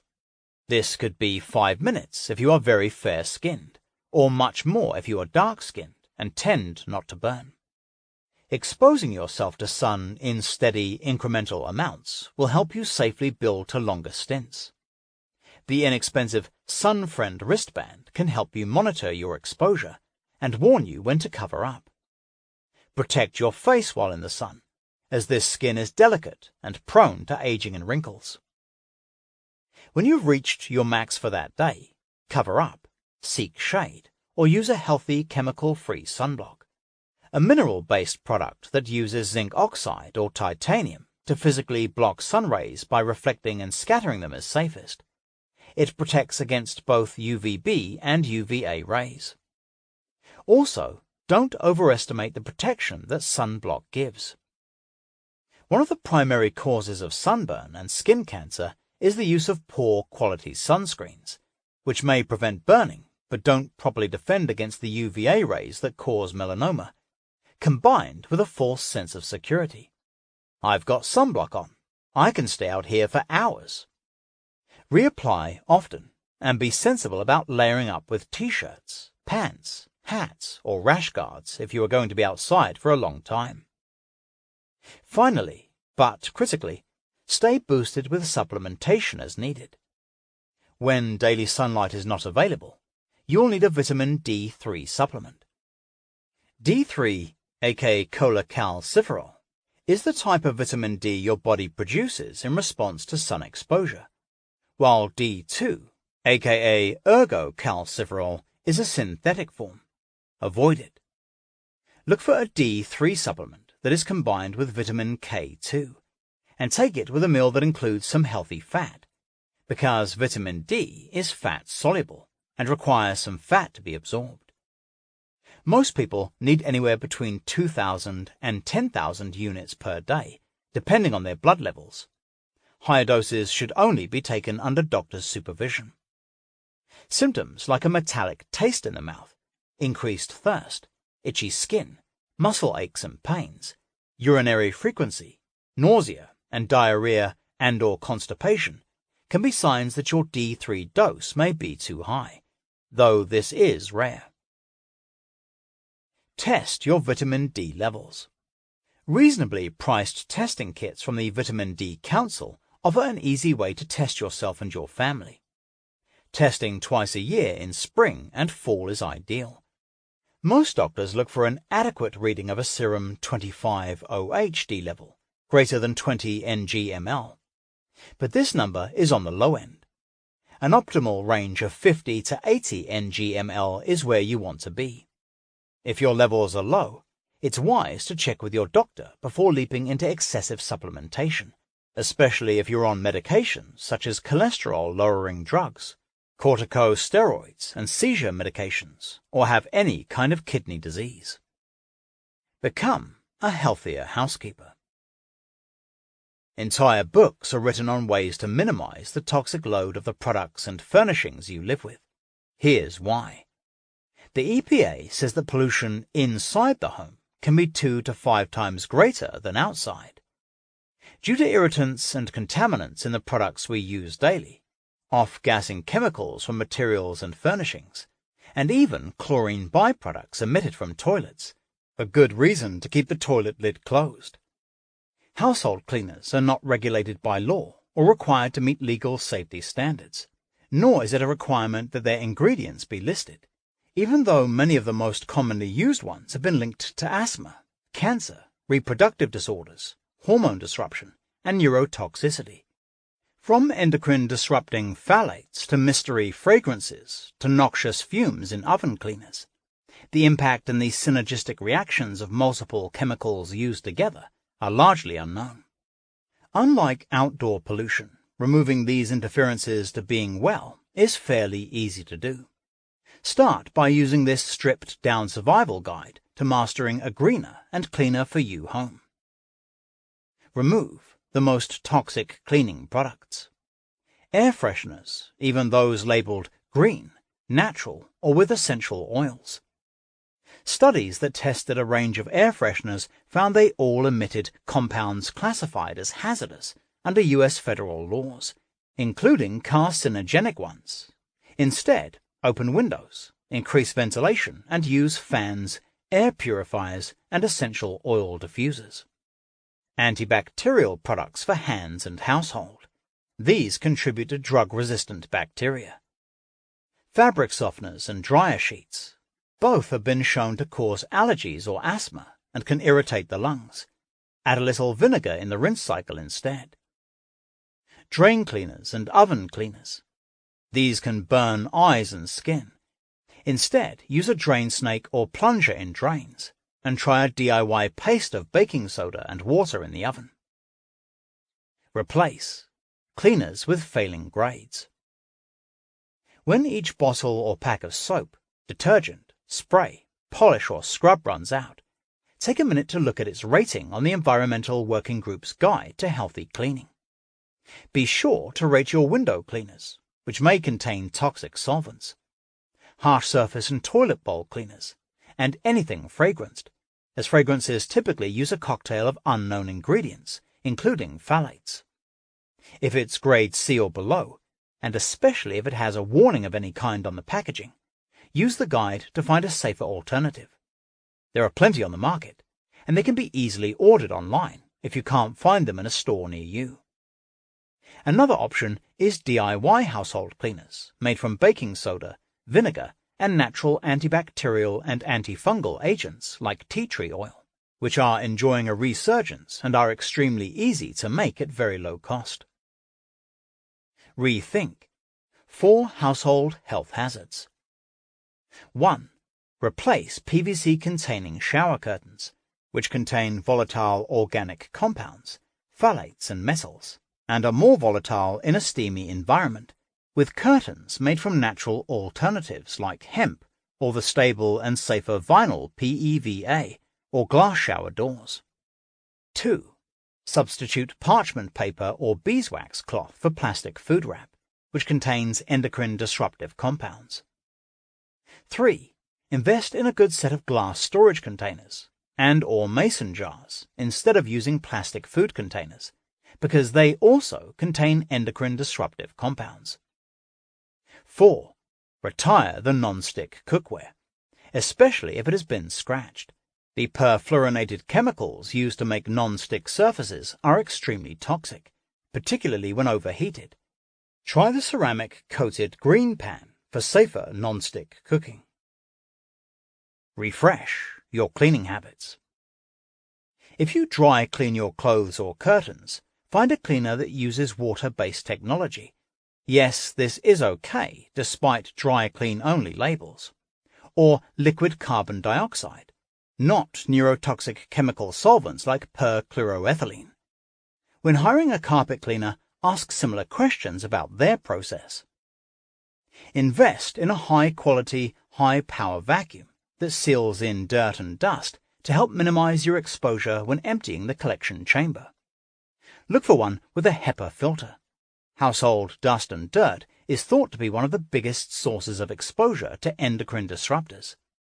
Take off your shoes when you come in from outside to minimize bringing in toxins like herbicides. Always make sure the area you are cleaning is well ventilated. Renovate wisely. If you plan to undertake upgrades or renovations in your home, consider the implications of the materials that you live in, sit on, and sleep on. Organic mattresses, while an investment, pay back considerably when you consider that you lie on them for a third of your life. Safer non-VOC paint costs only a little bit more than regular. VOCs, or volatile organic compounds, are released into air as paint dries. And be sure to investigate the toxicity of the flooring and carpeting you are considering, and look into alternatives, like sustainable surfaces or wool carpeting, which tends to be free of chemical treatments. When replacing old carpeting, take care to remove it quickly and aerate the room, because it may contain phased-out fire retardants that off gas from underneath. Household cleaners are not regulated by law or required to meet legal safety standards. 10 Baking Soda Cleaning Hacks from Annie B. Bond, Green Living Expert.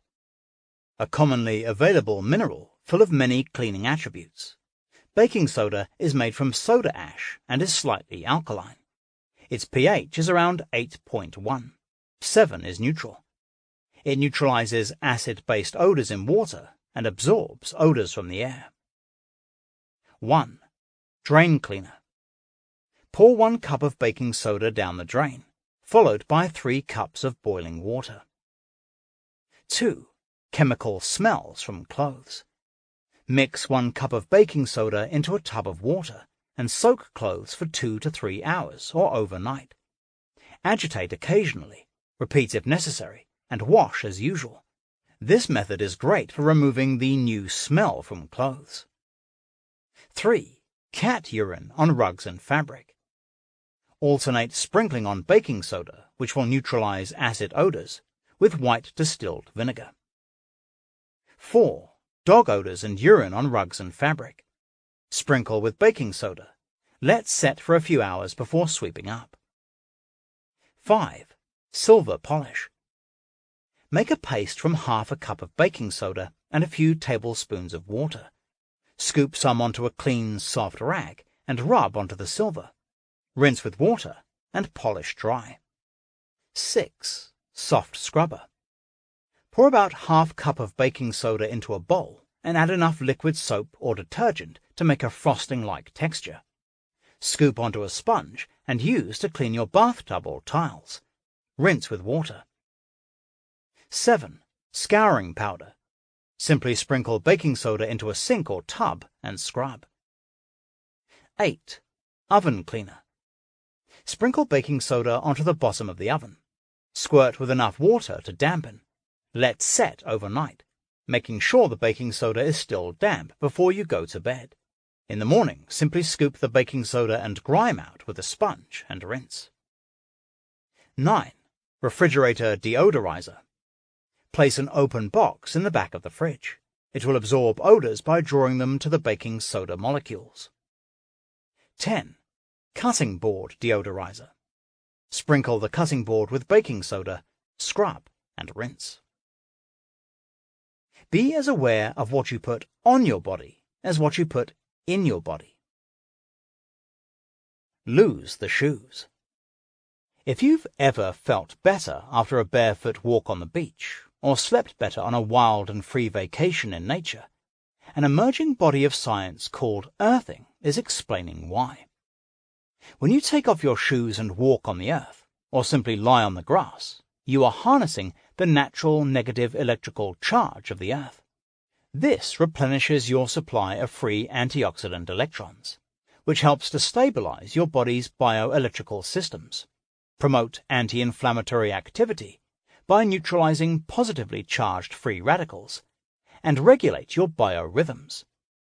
In an impressive array of studies, this practice, colloquially called earthing, reduced every measure of stress tested. Perhaps no surprise, it's also been shown to be an effective way to restore orderly rhythms of wake and sleep, because it helps resynchronize cortisol to its proper patterns. I'm not sure we even need science to point us in the right direction here, because it's common sense. When you feel the ground under your naked feet, you begin to relax, you breathe better, and your nervous system settles down. You feel rejuvenated afterward, perhaps a little clearer in your thinking too. Sand, dirt, grass, gravel, and to a lesser extent, even concrete are conducive surfaces for this most humble of health-promoting acts. So kick off your shoes, stand, sit, or play in the grass. Take your lunch to the park, and use your movement breaks to get outside. And if you want to improve morale in the office, get your colleagues involved in a game of barefoot soccer, tag, or bocce. A daily dose of contact with the earth can help buffer the tsunami of stress that is a part of everyday existence and make you more resilient and energized. Try it for a week and see. Green the way you groom and pamper. What if the criterion you use to evaluate your skincare products were that you could only apply them if you could safely eat them too? Given the extremely large surface area of the skin, it's your largest organ, its highly permeable and porous nature, and its extreme sensitivity to toxic chemicals, this isn't such a wild demand, as what we put on our skin enters and then affects our bodies as much, or maybe even more than, what we ingest. However, I'd advise you not to try that in today's world. Over the past 2 decades, the European Union has banned more than 1,300 chemicals used in personal care products and restricted the levels of over 250 more. To date, the United States has only partially banned 30. Greg Renfrew, a longtime patient and friend, is the founder of Beauty Counter, a brand that is changing the face of clean beauty. This is how she suggests tackling the project of minimizing unintentional exposure to toxins in self-care products. Start with products that cover the largest part of your body, like body wash, body lotion, sunblock, and so on. Use the Never list from beautycounter.com for guidance. It lists the over 1,500 questionable or harmful ingredients we prohibit in our formulations, including the top worst offenders like parabens, phthalates, and fragrance. And you can download a wallet-sized version of it to reference while shopping. If any ingredient on the list is in a product you're considering, you know to steer clear of it. Additionally, the Environmental Working Group's Healthy Living app, which includes their famous Skin Deep Guide to safe self-care products, is a great resource to use while shopping to see how your products rank. What many people don't know about personal care products is that terms like natural, botanical, and organic have no meaning in the beauty industry. So doing your own research matters. And while you might assume that natural cosmetics are inherently safer, in fact, heavy metals like lead and cadmium are naturally occurring and often contaminate natural cosmetics. When seeking safer products, know that not all natural brands are safe, and not all synthetic colorants are unsafe. My simple tip is to look for beauty brands that screen their color cosmetics, preferably each batch, for heavy metals. It's also important to realize that your voice matters. I've seen firsthand how individuals can have a significant impact in transforming the beauty industry. You can join the growing movement for cleaner cosmetics by asking for elected leaders for new laws on the beauty industry. To take action, simply text Better Beauty to 52886 to receive a link whereby you can email your representatives. Another guide to help you as you shop is the Think Dirty app from thinkdirtyapp.com. Which to switch? Focus on switching out products you apply most often and leave on the longest, or that make contact with the most intimate and permeable tissues in your body. When you run out of a product, seek a safer, non-toxic alternative, and within a few months you will have stocked a cleaner collection. Skin lotion. It's applied all over the body and left on to absorb deeply.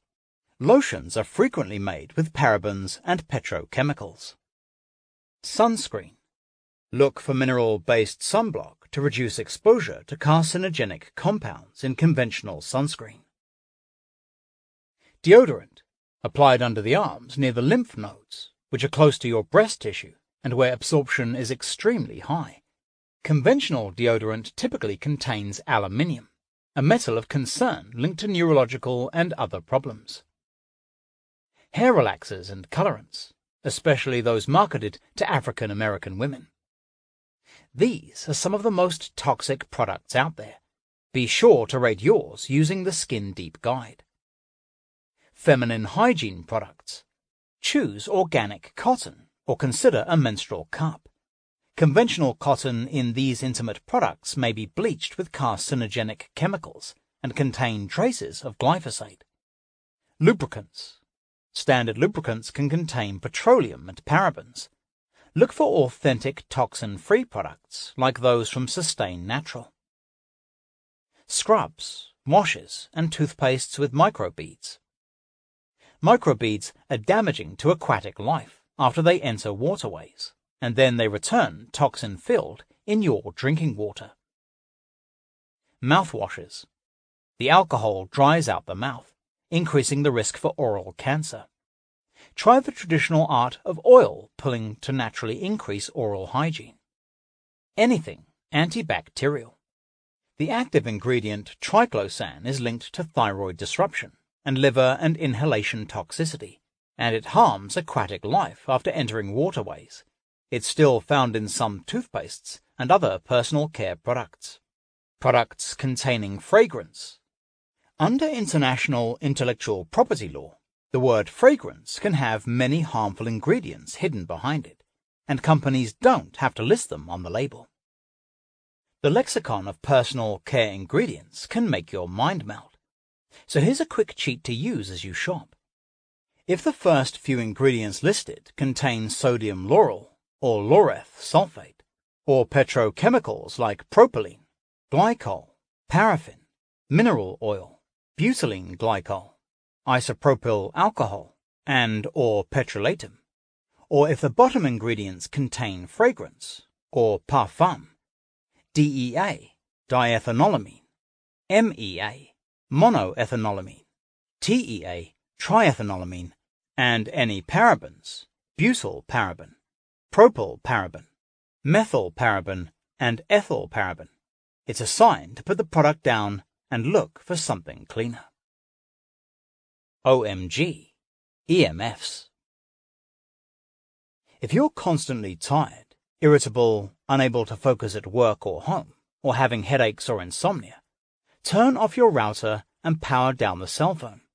For that matter, if you're healthy and want to stay healthy, turn off your router and power down the cell phone, at least at night, when studies have shown that the body is most vulnerable to their stressful electromagnetic frequencies, and when your body very much needs to rest and repair. For the average person, the biological effects of the electromagnetic energy emitted by communication technologies, as well as from things like the electrical wiring in your walls, are impossible to see and difficult to measure. But these invisible forces, frequencies of energy like light, but man-made, not natural, are interacting with your biology all day and night. And medicine is just starting to understand the dysregulating impact. For the last several decades, reams of scientific literature have been alerting us to how radiation from cell phones, communications towers, Wi-Fi routers, smart meters, and antennas present a system-wide biologically disrupting phenomenon. This phenomenon not only impacts our ability to function well, sleep, and think clearly, it also causes damage at the cellular and molecular level, which can lead to cancer and impact the blood-brain barrier, cardiovascular system, immune system, stress response, and much more. In 2011, the World Health Organization's International Agency for Research on Cancer, IARC, classified this band of radiation, which is known as radiofrequency radiation, as Group 2B, possible carcinogen, and there are calls based on more recent science to upgrade this. Esteemed scientists around the globe say this is a growing environmental health crisis, and one that we are largely asleep to. In the US, the wireless industry is now preparing to install ultra-high-frequency 5G antennae, what is sometimes called Wi-Fi on steroids, and is literally multi-grade technology, on utility poles throughout neighborhoods, mere feet from people's homes, possibly with no local oversight or intervention if they get their way.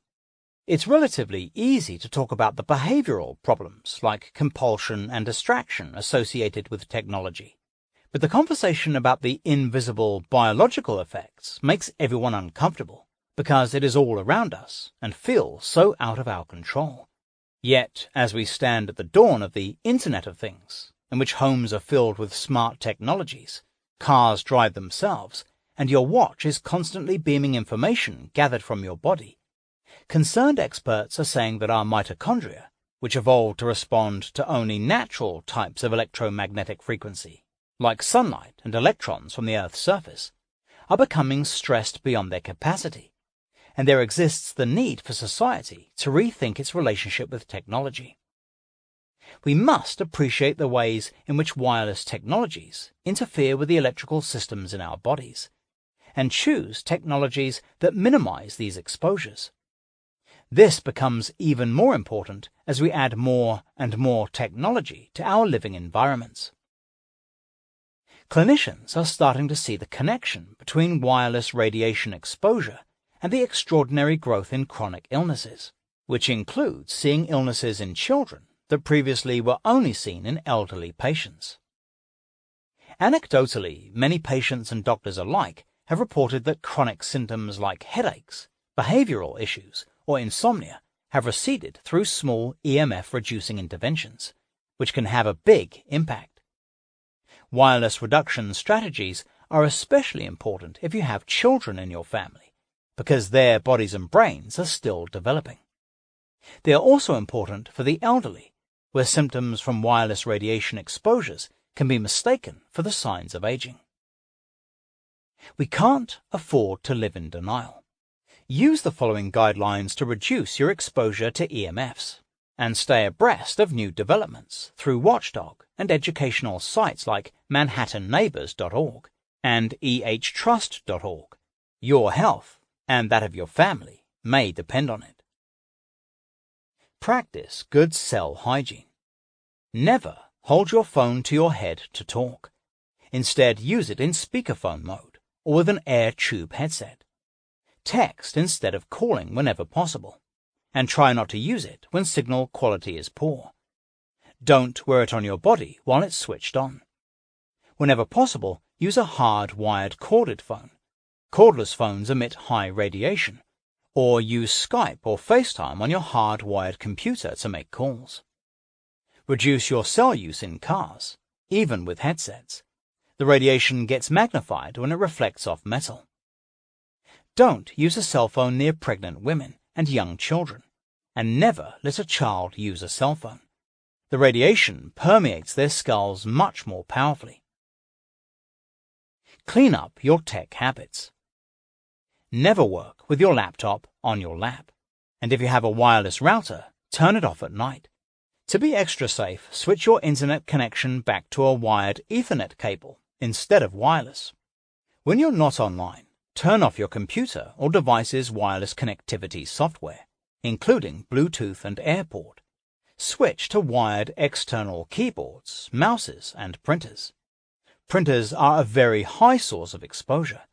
And learn the risks of smart meters installed in your home and the ways to mitigate them at takebackyyourpower.net. Or check out emfsafetystore.com for their smart meter shield kit and other shielding and EMF measurement supplies.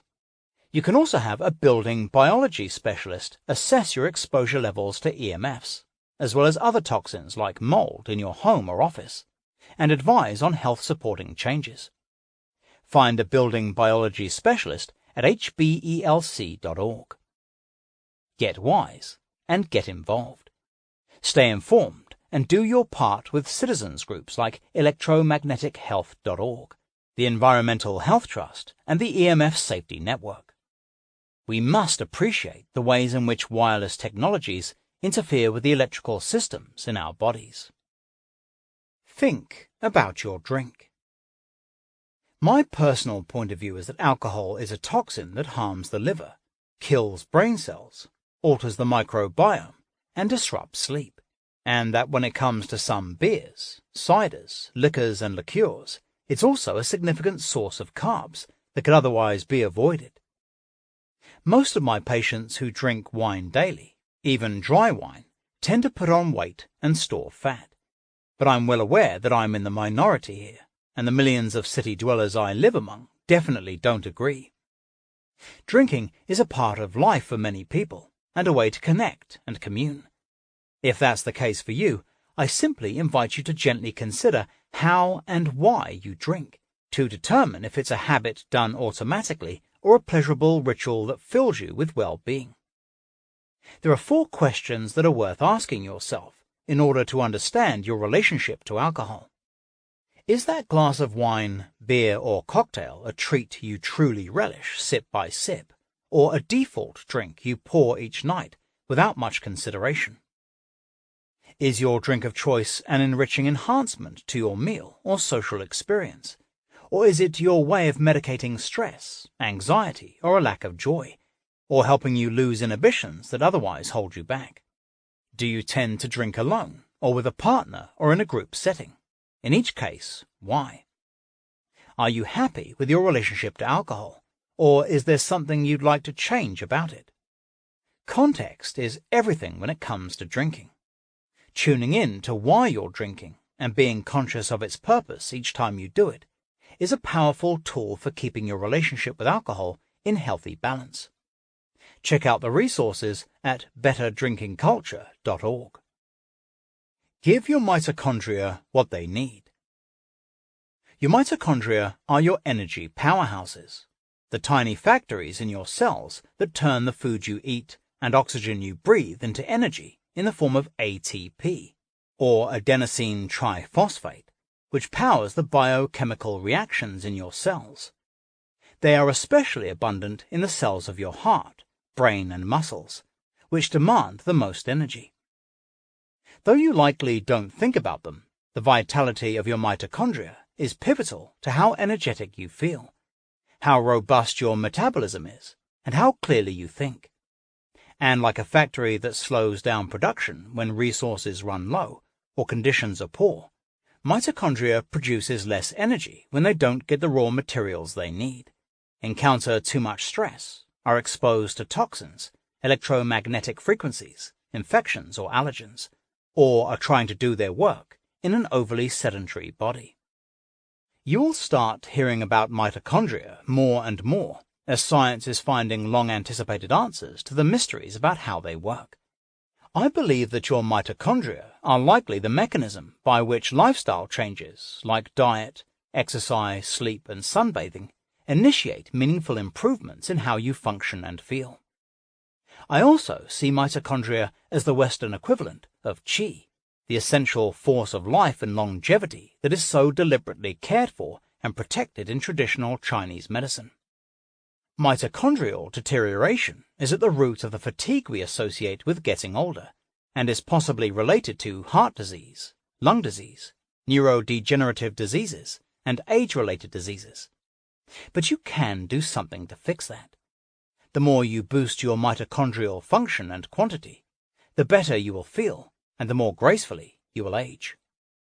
Initiate 14 essential habits to slow the deterioration of your mitochondria. 1. Quit eating sugar. Mitochondria don't like using sugar as food. 2. Adopt a grain-free diet to further limit the amount of sugar in your blood. 3. Eat more vegetables to gain more nourishing phytonutrients. 4.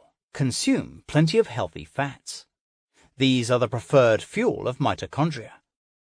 5. Eat clean. Pesticides and toxins damage mitochondria. 6. Practice intermittent fasting. 7. Develop a routine of high-intensity interval training. HIIT has been shown to make more mitochondria. 8. Get strong. There is more mitochondria in lean muscle mass than in fat. 9. Practice better sleep hygiene. 10. Soak up some sun. Sunlight is a powerful mitochondrial booster. 11. Avoid electromagnetic radiation. 12. Start your day with a cold shower. Cold exposure in short bursts helps trigger the production of new mitochondria. 13. Take supplements. CoQ10, glutathione, magnesium, B vitamins, krill oil, alpha-lipoic acid, nicotinamide, riboside, and PPQ, pyrroloquinoline, quinone, are key sources of mitochondrial support. 14. Reduce extraneous medications. A number of medications, including statin drugs, antidepressants, and anti-anxiety medications, have been documented to reduce mitochondrial function. The more you boost your mitochondrial function and quantity, the better you will feel and the more gracefully you will age. Grow your own sprouts. Turn a corner of your kitchen counter into a mini vegetable garden. Sprouts are a vegetable power food, very inexpensive, a cinch to grow, and packed with enzymes that help your body extract nutrition. Think vitamins, minerals, amino acids, and essential fats from other foods.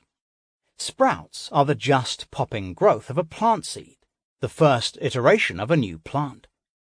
All it takes to sprout is a few basic supplies, a very small dose of TLC, 2 minutes a day for 3 to 5 days, and bingo, you have a supply of supercharged plant food to add a boost to your meals. A sprout habit pays back not only with fresh veggies, but also prodigious detoxifying and protective benefits.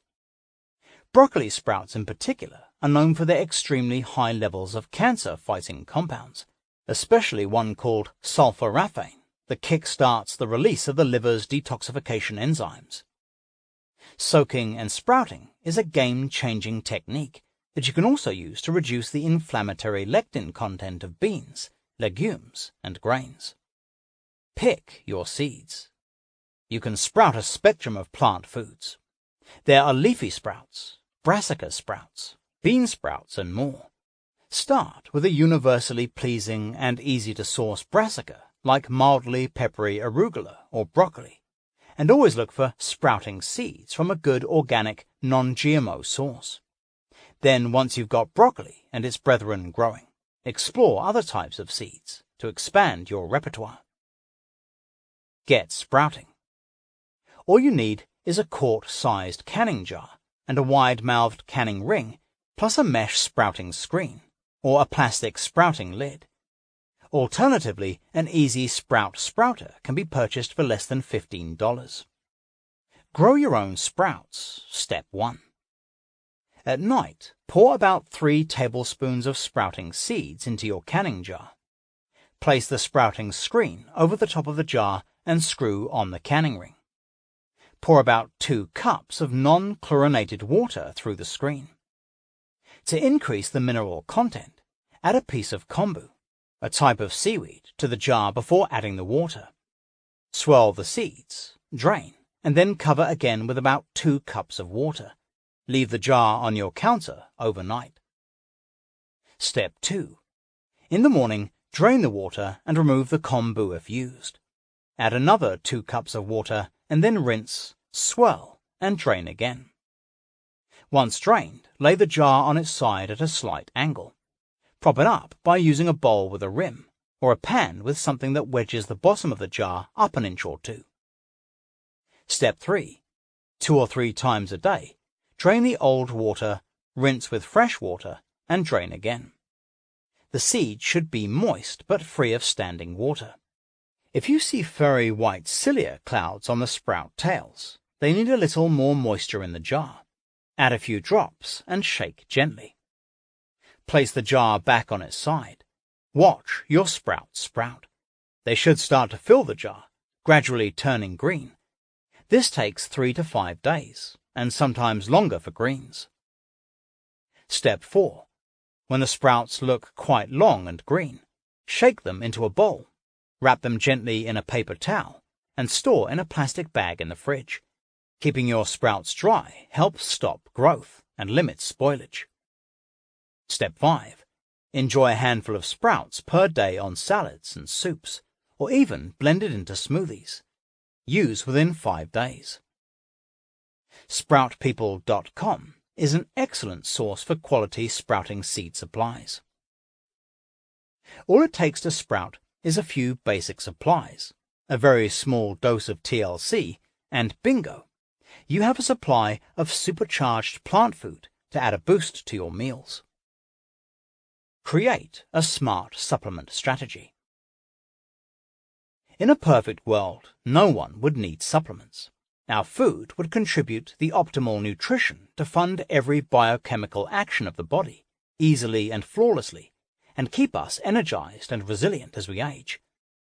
Given that it's not a perfect world, and that the nutritional quality of food, even healthfully grown and produced food, has degraded, while stresses of all kinds have increased, I consider high-quality supplements to be essential health boosters.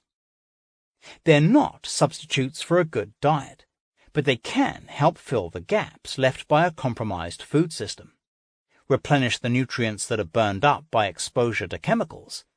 The body uses more nutrients to protect you, and in times of stress or little sleep, and aid with the inevitable decrease in nutritional absorption as you age. Supplements are important because if the raw materials required for metabolic reactions aren't coming from food, the body will scavenge them from your bones, liver, or other tissues, which takes a toll on your energy and health. The strategy when it comes to supplementation should be 1. Always focus on eating the best diet you can, first and foremost. 2. Buy the best quality supplements you can afford. 1 or 2 good ones outweigh multiple poor quality ones. 3. If good quality supplements are cost prohibitive, focus on high quality food, exercise, sleep, and stress reduction instead. While there are many excellent supplements that you can use to build a program of support targeted to your needs, there are a few I recommend as a baseline protocol.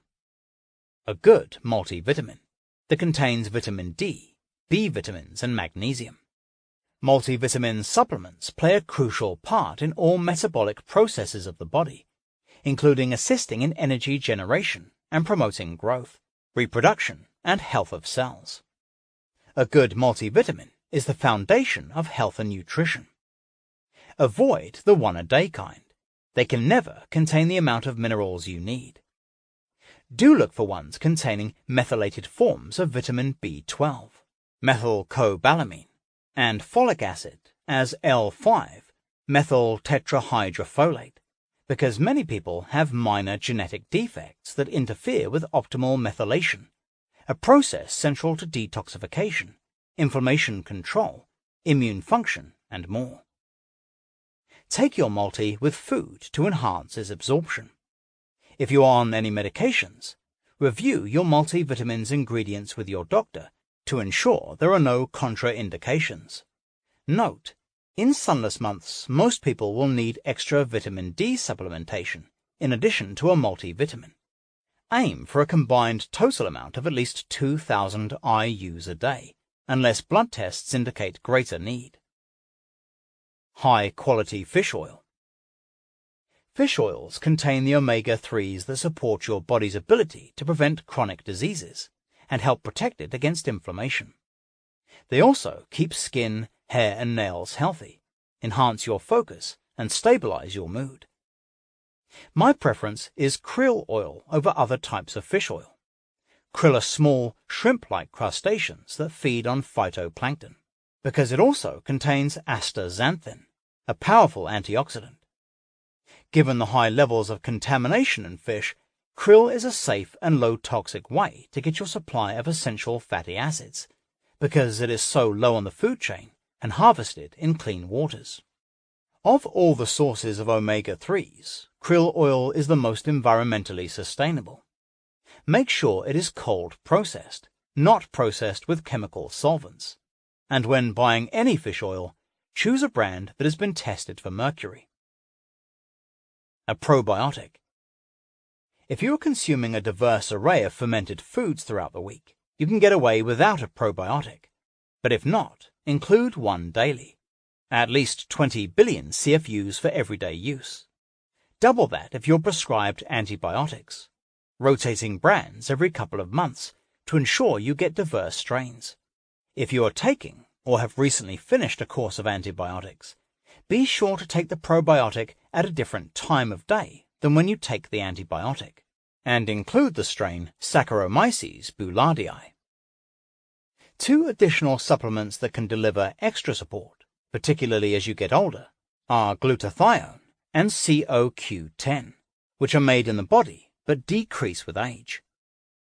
These anti-aging antioxidants improve mitochondrial function and your energy levels. Look for acetylated glutathione for maximum absorption and ubiquinol CoQ10 for the same reason. It's important to buy supplements that use the best ingredients and are free of harmful preservatives, fillers, binders, excipients, anti-caking agents, shellacs, coloring agents, gluten, yeast, and lactose and other allergens. The top-tier brands available from health practitioners include my line Be Well, Thorne Research, Orthomolecular Products, Designs for Health, Metagenics, Zymergen, Life Extension, and Pure Encapsulations. The next tier down, a little less potent but still safe, and available at health food stores, includes Jarrow Formulas, Garden of Life, Blue Bonnet, Cal, Source Naturals, Solaray, and Renew Life. The website labdoor.com evaluates supplements for safety, efficiency, and purity. Its database is still small, but it can provide useful snapshots on mainstream brands. Supplements are important because if the raw materials required for metabolic reactions aren't coming from food, the body will scavenge them from your bones, liver, or other tissues. Repair your gut. 2 of the most important things you can do for your health are protect your gut microbiome and reverse any gut dysfunction that is occurring. In simplest terms, an imbalanced microbiome occurs when the pro-inflammatory species of bacteria in the gut dominate the anti-inflammatory species, and when the proper diversity of species in the gut is highly compromised. This is caused by many of the factors described throughout this book, including highly processed and genetically engineered foods, chemical inputs and medications, hyperhygiene, chronic stress, poor sleep, and lack of exercise. Unfortunately, an imbalanced microbiome is a fairly common state of affairs, and it goes hand in hand with leaky gut. Over time, the inflammatory toxins released by the imbalance, along with damaging effects from the stressors mentioned earlier, combine to make the gut wall's one-cell thick lining lose its integrity. The cell's tight junctions start to weaken and let partially undigested food particles and toxins slip through into the bloodstream. This triggers inflammation and a slew of immune system hyperreactions. When you consider that this gut wall lining has the total surface area of a tennis court, but is thinner than tissue paper, you can imagine how influential it is to your whole physiology, and how easy it is to damage. The symptoms that result from leaky gut can extend far beyond expected digestive problems like gas or bloating, or even obvious food sensitivities and allergies. They can present as anxiety and depression, brain fog and mood swings, skin problems like acne and rosacea, joint pain, muscle aches, fatigue, weight issues, and a weak immune system, plus more serious problems like autoimmune diseases, asthma, and according to new research, possibly even diabetes and obesity. The good news is that you can rebalance your microbiome and help repair the gut wall lining through diet, supplements, and stress reduction. No drugs necessary. In fact, some pharmaceutical drugs prescribed to manage inflammation due to leaky gut will make things worse. The microbiome is a flexible, living ecosystem that changes constantly, and the cells in the intestinal lining replace themselves every 3 to 6 days. As a result, with some commitment on your part, you can personally oversee a resilient rebuilding project that has the potential to turn your health around. One of the best ways to execute this repair program is to use a formula called the 5 R's. The 5 R's give you a basic template from which to create your own month-long repair protocol based on homemade food. It also forms the basis of well-designed detoxifying programs that use medical-grade nutrition and supplements, such as my Be Well Cleanse. I've given you an overview of the 5 R's. For more detailed guidelines on creating your own 5R program, or to discover ready-made programs that support this repair work, visit howtobewell.com. An out-of-balance microbiome can present with anxiety, depression, brain fog, sleep issues, and even memory problems. Remove the sources of irritation. Dietary toxins. These include sugar and processed foods, factory-farmed animal products, pesticide-laden foods, artificial sweeteners, and GMOs. Foods that trigger sensitivities. You can determine this by using an elimination diet. Gastric irritants, such as alcohol and caffeine. With your doctor's supervision, limit or try to completely do away with non-steroidal anti-inflammatory drugs and proton pump inhibitors. Chronic low-grade infections. Small intestinal bacterial overgrowth, SIBO, yeast, candida overgrowth, and parasites living in the intestines are extremely common. A knowledgeable healthcare provider can help diagnose and treat these with herbal antimicrobials, and occasionally medications if necessary. Replace what may be lacking. Fiber helps eliminate toxins and byproducts of food through the large intestine. Without fiber, your bowels move slowly, allowing waste to re-enter the system and create inflammation and toxicity throughout your body. Eat an array of colorful, non-starchy vegetables, berries, nuts, seeds, and some legumes, or supplement with 1 to 2 tablespoons of psyllium seeds, flax seeds. Grind these yourself in a clean coffee or spice grinder to ensure freshness, or soaked chia seeds. Hydrochloric acid is required to start the digestive process. If it is depleted, natural bitters before meals can help stimulate gastric juices, as can a tablespoon of apple cider vinegar mixed in some water. A supplement of hydrochloric acid is sometimes required, and is best introduced under a health professional's supervision. Digestive enzymes help to break down food and make nutrients easier to absorb and assimilate. The more food is broken down, the fewer problems come from partially digested and potentially irritating food particles. Re-inoculate with beneficial bacteria to re-establish a healthy balance of microflora. Daily probiotics support and rejuvenate the microbiome to rebalance, assist with digestion, help your body make vitamins, aid in the absorption of minerals, strengthen the immune system, improve metabolism, and affect your mood. Fermented foods support this even further. Prebiotic foods act as fertilizer for the good bacteria. Phages are the new story in gut supplementation, and some of the latest probiotic blends include them. Short for bacteriophages, these are beneficial viruses that infect and kill microbes, help the beneficial bacteria to reproduce, and even protect the epithelial layer in the gut by concentrating in the mucus layer that protects that lining. Repair the gut lining with the good building blocks it needs. Glutamine supplements support immunity and digestion by fueling the cells that line the small intestine.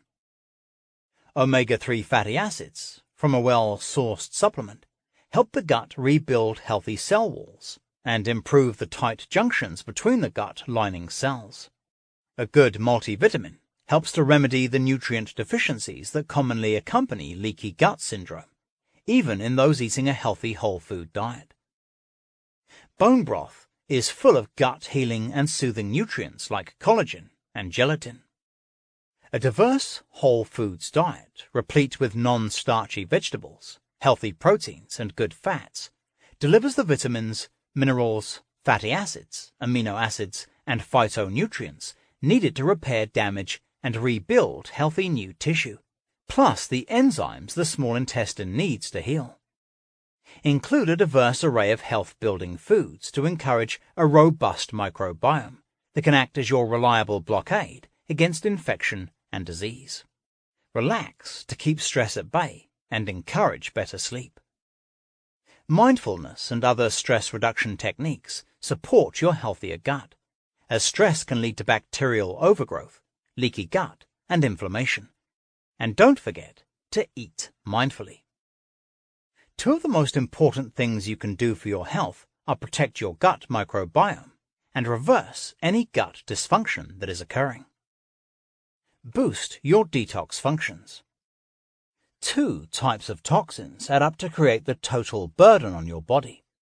Endogenous, which are created as natural waste products of metabolic processes, and exogenous, which include environmental inputs such as chemicals and heavy metals. To support your body's ability to detoxify itself of both, try these 2 simple habits. Sweat. Work up a good sweat regularly. It helps flush out toxins from the body and control body temperature. Intense exercise and hot yoga are 2 ways to do this. Saunas, especially infrared, are another. Saunas and similar heat treatments have been part of preventive health protocols for eons. Their heat stimulates circulation, which lowers blood pressure, relaxes tight muscles, eases minor aches and pains, helps balance cortisol, and is shown to improve the functioning of the arteries by supporting the endothelial cells that line them. When you're feeling sick, saunas also help by boosting the immune system's white blood cell response to invaders, making them especially protective. Infrared saunas are my preferred option because they run at a lower heat than conventional ones, making them safer for those who can't tolerate high heat.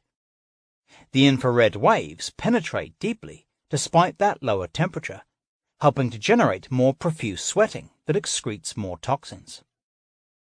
Aim for a couple of relaxing 15 to 20-minute saunas per week, and be sure to stay well hydrated and shower right after so as not to reabsorb toxins.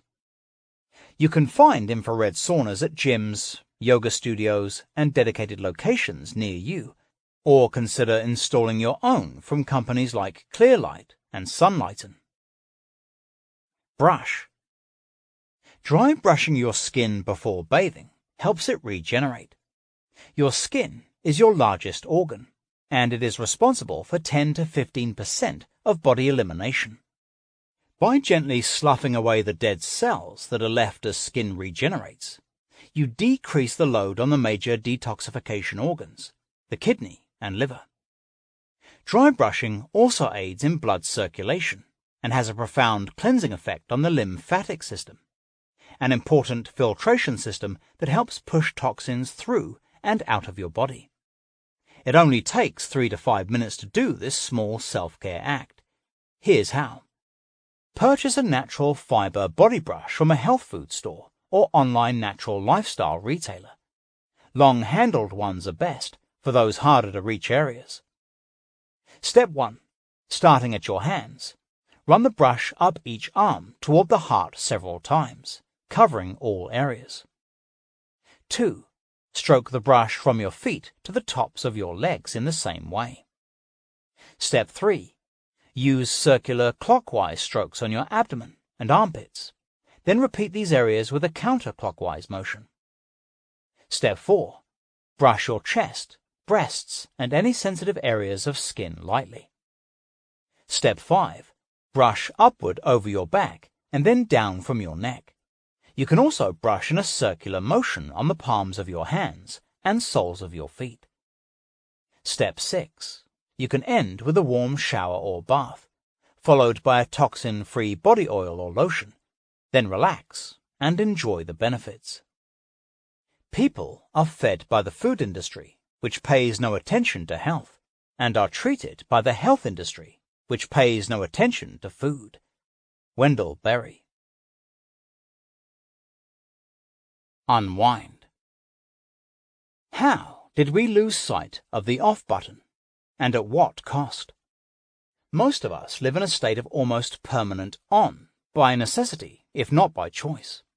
The demands of work, family, relationships and debts, plus the pressures to perform, produce, and perfect ourselves have never been higher, or existed so simultaneously at every age and stage of life. The powerful attention economy of technology and media forces conspires to keep us online and hooked into endlessly updating streams of information. It can be mind-bogglingly challenging to find points of stillness and relief, moments to unwind the hyped-up mind and relax the tensed body, to come back to your center, find clarity, and touch peace. But finding these moments is a must. When you are subjected to ongoing mental and physical demands, but deprived of rest and recovery, your whole nervous system takes a toll. You have heightened stress responses, which not only feel terrible, they negatively impact every system in your body, create anxiety, and disrupt sleep. You can lose resolve around food and movement. When stress creeps in, good habits can creep out, and you can get tangled in negative thinking that sabotages your best efforts to be well. Unwinding is central to healthcare in many wellness traditions. Meditation, mindfulness, breathwork, and soothing touch are not luxurious extras. They are daily essentials for managing imbalance and maintaining the body's healing power. You may not be able to escape to an exotic spa or Zen retreat, or magic away all the stresses you face. But these things aren't a prerequisite to unwind. Just invite some low intensity into every day. Carve out small moments to relax, restore, and just be. And know that these quieter habits are not pampering or self-indulgent. Just as night follows day and winter follows summer, stillness must follow activity. They are two sides of one whole. Clear your space, clear your mind. Are there mountains of laundry in your bedroom, dirty dishes in your sink, piles of papers taking over your desk? When was the last time you cleaned out your closet or garage or reorganized your office? If your home or workplace is cluttered and chaotic, there's a good chance that your head is too. I'm reminded of the quote that goes something like, "The state of your space represents the state of your mind." Organization experts believe that space and mind work seamlessly together. So it's tough to know which came first, the clutter or the overwhelm. What is clear, however, is that a disorganized space can make you feel even more disorganized by supporting negative thoughts that zap you of hope and motivation. Every time you glance at that growing peak of laundry, dishes, papers, it's easy to think, I'll never get my life together. I'm always behind. Everyone else is doing better than me. Then, before you know it, these thoughts have become the guiding principles of your life. Unlike other aspects of existence that really are bigger than you have complete control over the state of your space. You are the one who decides if you can't find your bed because it's covered in unfolded laundry. Yes, life is full, and it's easy to deprioritize cleanliness and organization. But small daily efforts and creative organizing hacks can help you maintain your spaces so you can focus on the things that really matter. A good start is to adopt a philosophy of never putting off doing something that takes 5 minutes or less to do. Emptying the dishwasher? 5 minutes. Folding the laundry? About 5 minutes. Putting your clothes away? 5 minutes. You can also limit clutter by making it easy to keep things off the floor or from piling up in common spaces. Containers are key. Kim Colwell, interior designer, feng shui expert, and friend of Be Well, suggests placing decorative baskets in each room of the house to give you and your family attractive, practical receptacles to house unfolded laundry, toys or newspapers and magazines. You can buy inexpensive baskets at IKEA or garage sales.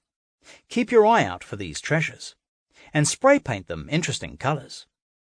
You can also drape attractive fabric over the tops, so you don't have to see their contents until you have the time to attend to them. Your breath as a pathway to peace and calm.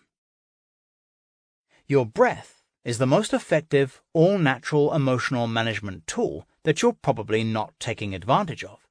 Free and ever available, breathing is a surefire route to calming the mind and relaxing the body. Yet most of us take it for granted. Like blinking, breathing is a bodily function that is both involuntary and voluntary.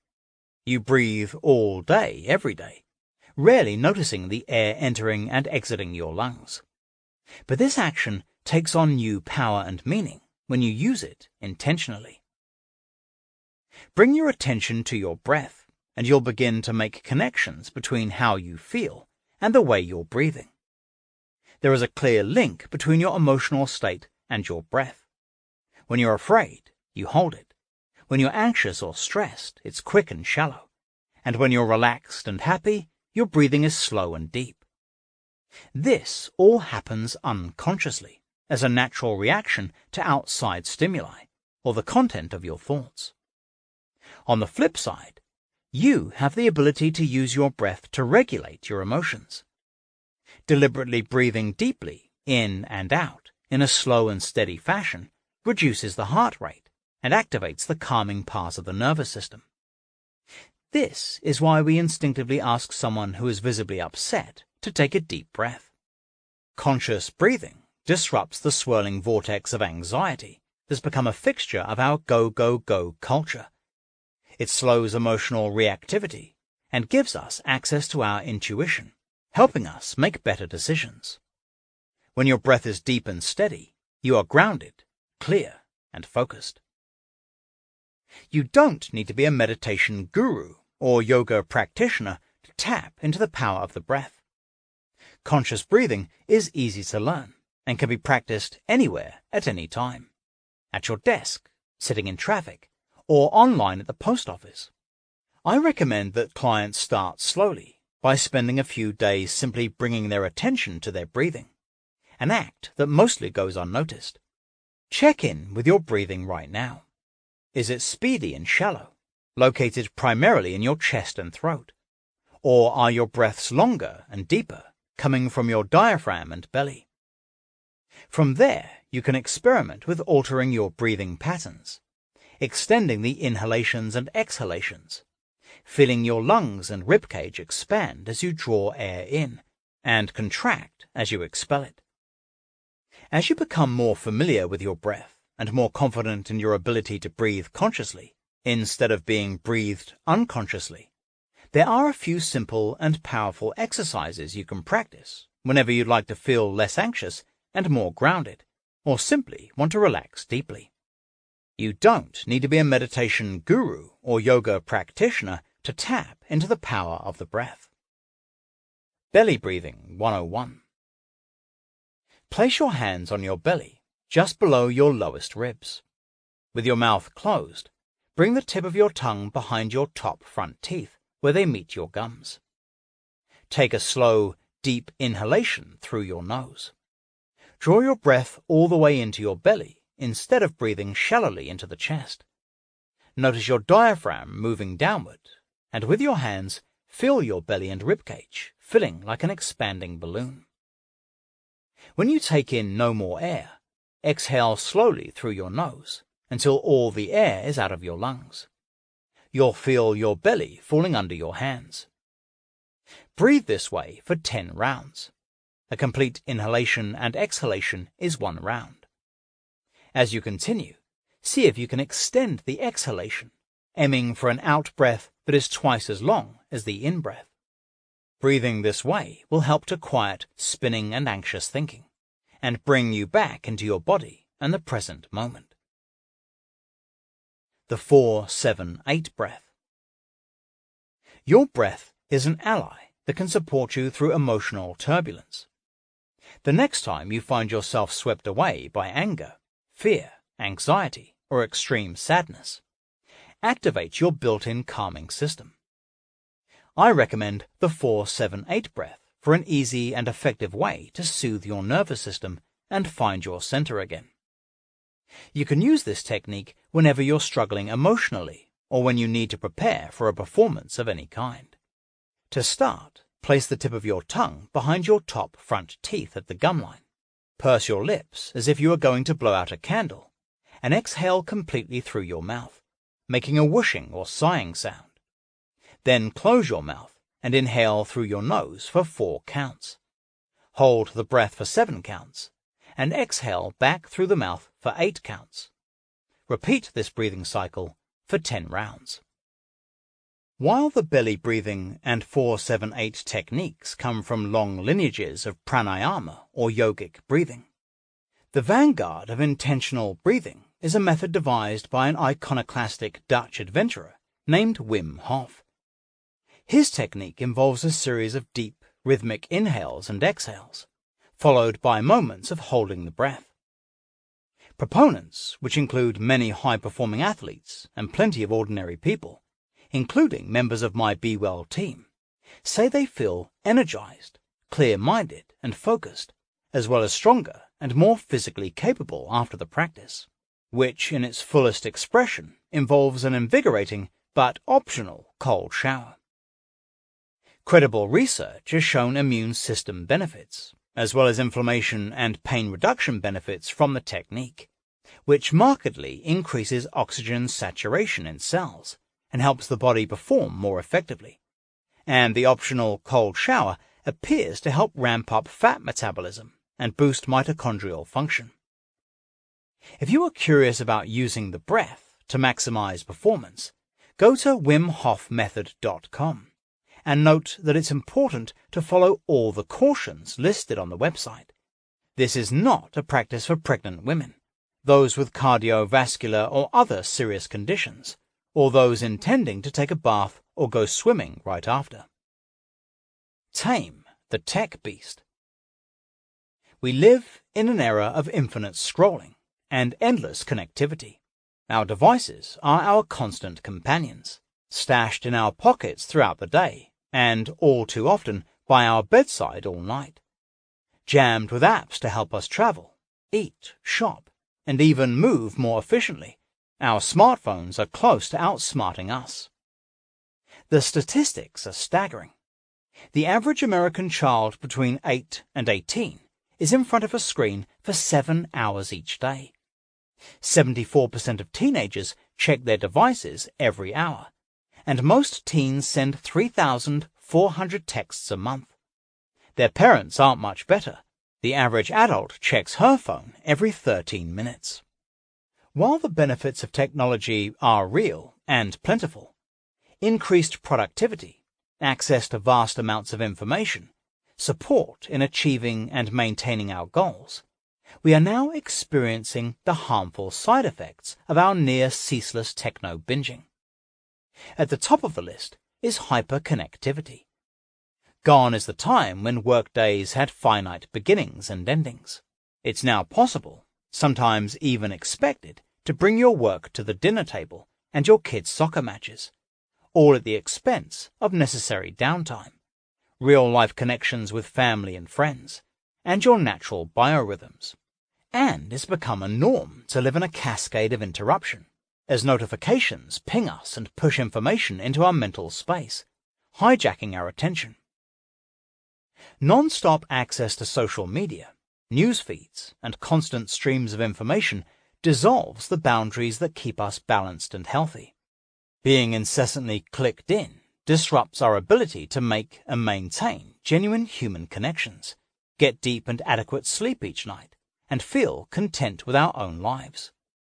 We feel obligated to keep up, to show up, and to check in, voraciously consuming photos and videos of the perfectly curated lives of others, instead of living fully in our own realities.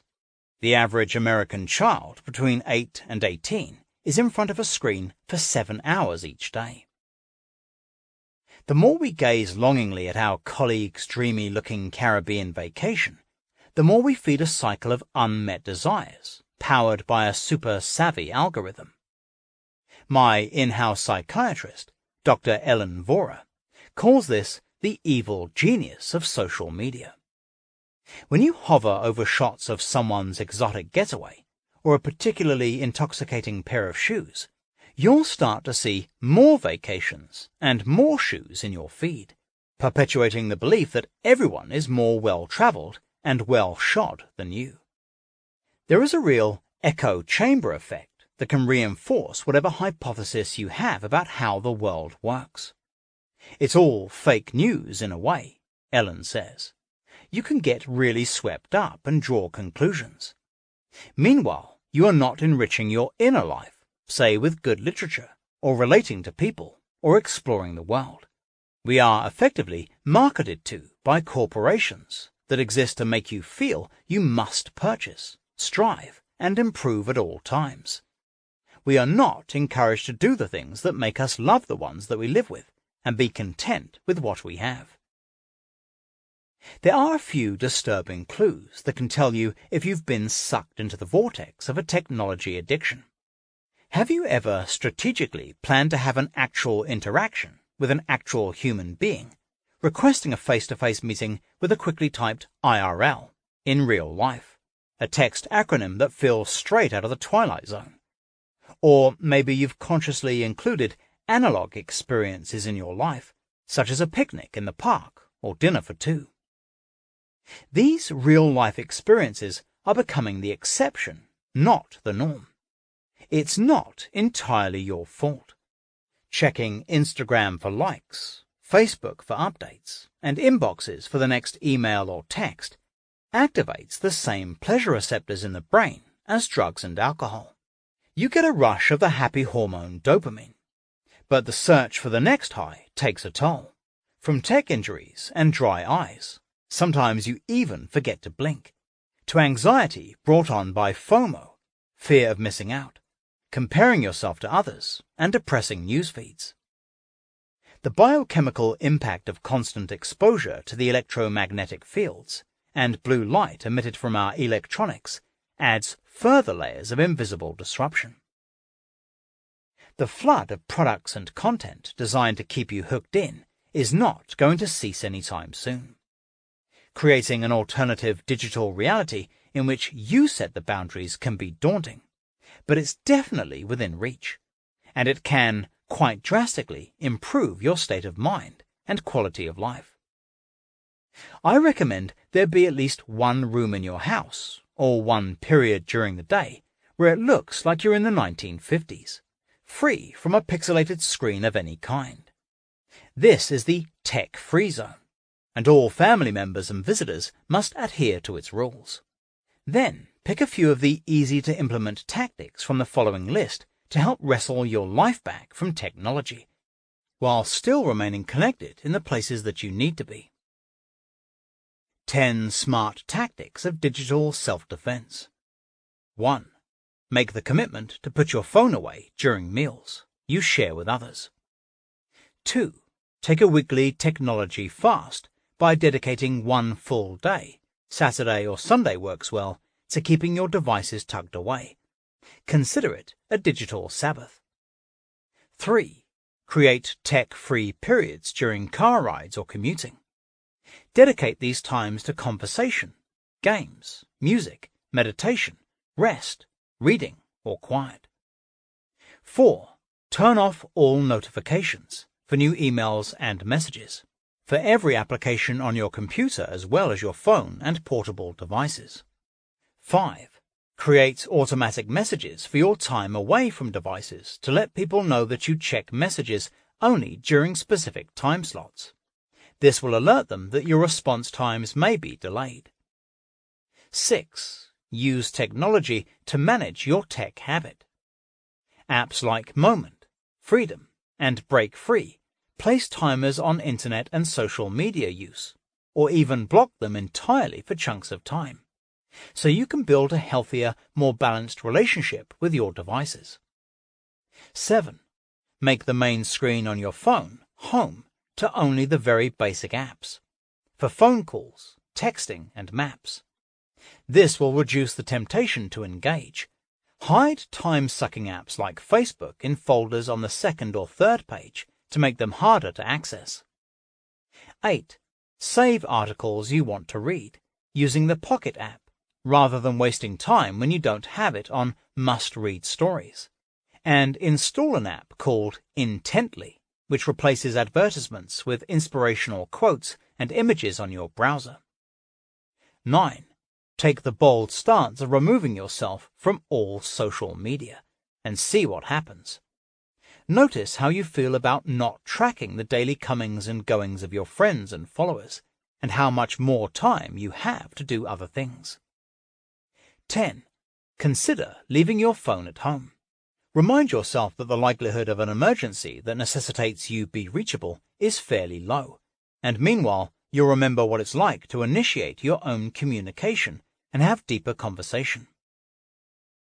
If technology addiction is taking over your family, I recommend the books Glow Kids, How Screen Addiction is Hijacking Our Kids, and How to Break the Trance by Nicholas Kardaras, Ph.D., and The Hacking of the American Mind by Robert Lustig, M.D. Embrace optimism. When times are hard and you're feeling insecure, unsure, or simply unhappy, it's natural to feel the pull to share your feelings with others. Yet continually voicing your difficulties can push you down a rabbit hole of negativity, ironically leading to increased disconnection from others, a poorer outlook on life, and even compromised health. Optimism may seem like an inauthentic approach, but choosing to see the good in life is just that, a choice. Actively directing yourself toward a sunnier outlook doesn't have to be forced, and you don't have to jump from rain clouds to rainbows in a day. Instead, make a commitment to navigate the everyday happenings of your life from a slightly brighter perspective. This can be as easy as noticing your tendency to complain about things like the weather, your boss, your significant other, or your kids, and cutting it off at the pass. Do this by focusing on the good that's also in that situation or relationship. The good is always there. The world's simplest optimism exercise. Before you brush your teeth each morning, pause. Take 10 seconds to look at yourself in the mirror. Breathe calmly. Become present to yourself, and commit to seeing the good throughout your day. A sticky note on the mirror might remind you to do this daily. Whether you call it gratitude, appreciation, or thankfulness, become accountable to yourself by deciding to appreciate what you have instead of lamenting what seems to be lacking. Commitment made, brush your teeth. Then, before you fall asleep at night, take 30 seconds to review your optimism habit. How did you do today? Did the complaints outweigh the appreciation? Simply take note, then let it go. Tomorrow is another day. Optimism is learnable. Just like eating well or staying fit, it becomes easier with a little practice. Listen up. The healing power of sound. Chances are strong that music is already an established part of your life. Our soundtracks follow us, pumping through our headphones as we commute to work and hit the gym, and through our speakers in the car and at home. Whether you know it or not, you use music to energize, motivate, comfort, and soothe. How often have you caught yourself humming a tune, singing an addictively poppy chorus, or tapping your foot to an irresistible beat? We all do it. Music is part of the human condition, as ancient and primal as we are, and it's good for us too. Research continues to prove that music has the capacity to be so much more than a pleasant addition to a given moment. I often include music in healing protocols for my patients, strategically playing calming tunes during acupuncture sessions. The right music can induce an alpha state in a human being, that relaxed but alert feeling you find yourself in when activity ceases and you get a moment to reflect and recharge.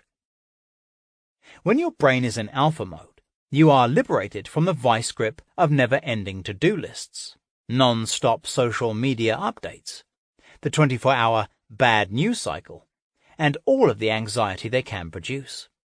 It's like a spa vacation for your nervous system, a state that can be consciously evoked, and something that should be a required recharge for all 21st century beings.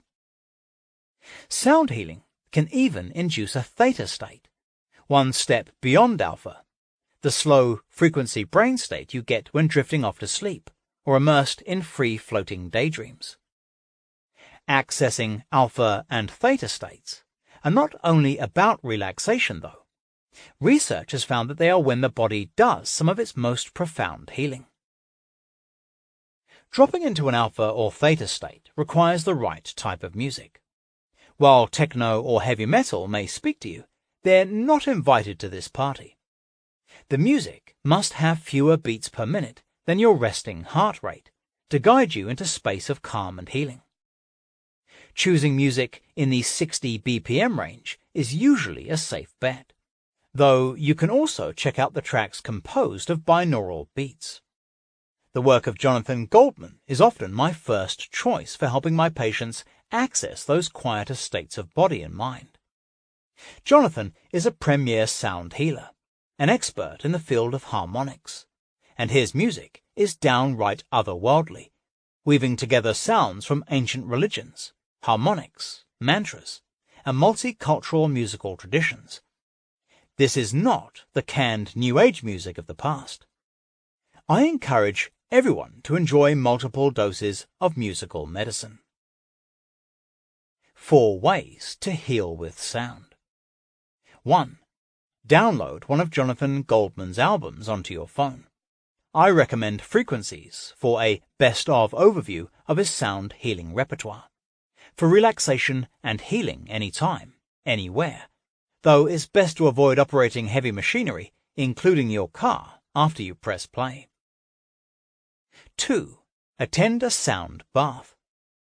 This emerging wellness phenomenon marries deep, intentional relaxation with sonic wave healing.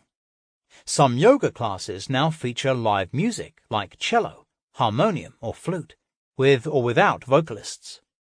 You can also search for local sound meditations and sound baths at wellness studios, spas, acupuncture clinics, and festivals.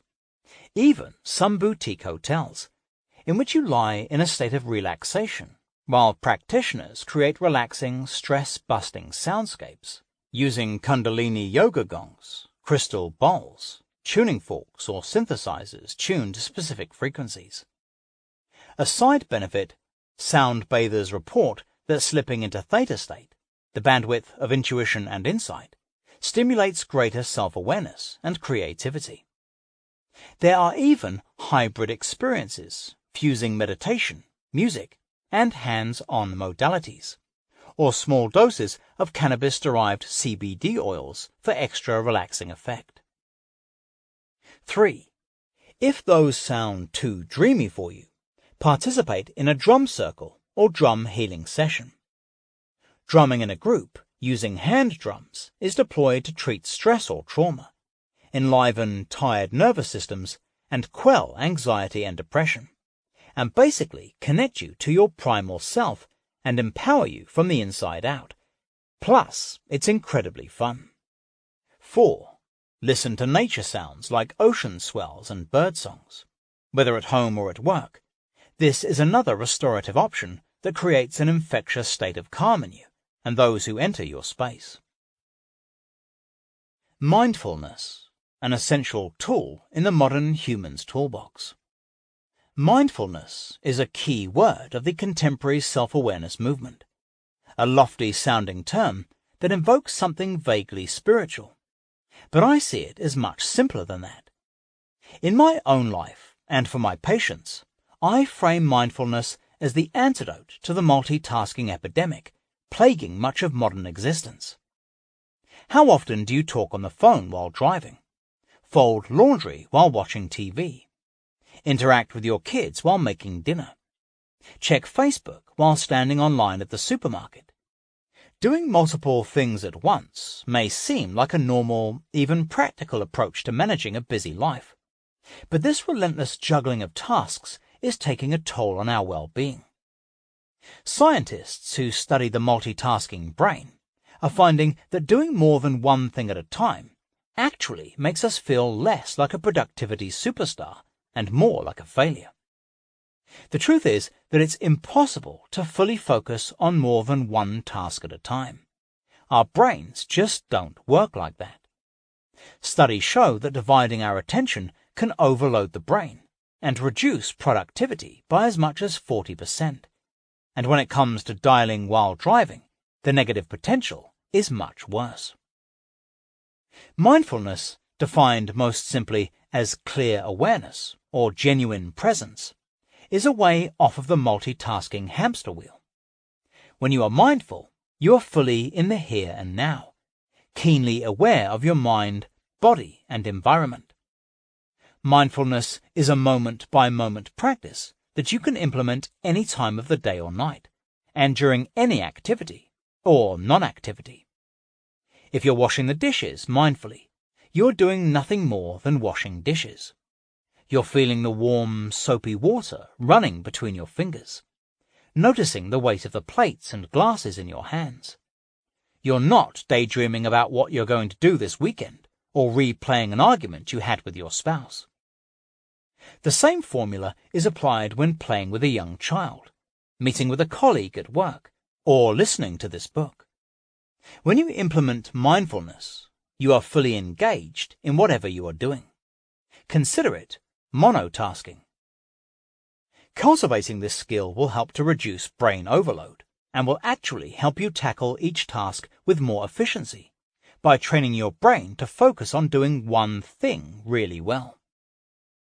Mindfulness will also be your ally as we move deeper into the era of the selfie and the status update. It is extraordinarily difficult to remain present with what's happening right in front of you when there is intense pressure to remain constantly connected and plugged in. These days, we always seem to have one foot outside of our experiences, posting photos of our friends instead of taking them, taking stylized pictures of our food when we dine out, and fact-checking dinner party observations made by our table mates. Social media is the arch enemy of the present moment. Each time you lower your eyes to your device, you essentially leave the room, breaking human connection and adding more tasks to your brain's already overflowing list. Now you also have to come up with 140 witty characters, choose the right filter for that sunset photo, and stalk Snapchat to see what your ex-boyfriend is up to these days. In choosing to be mindful, you create healthy boundaries by committing to doing just one thing at a time, and in doing so, giving yourself the gift of sinking into everything the present moment has to offer. There's another bonus to this practice.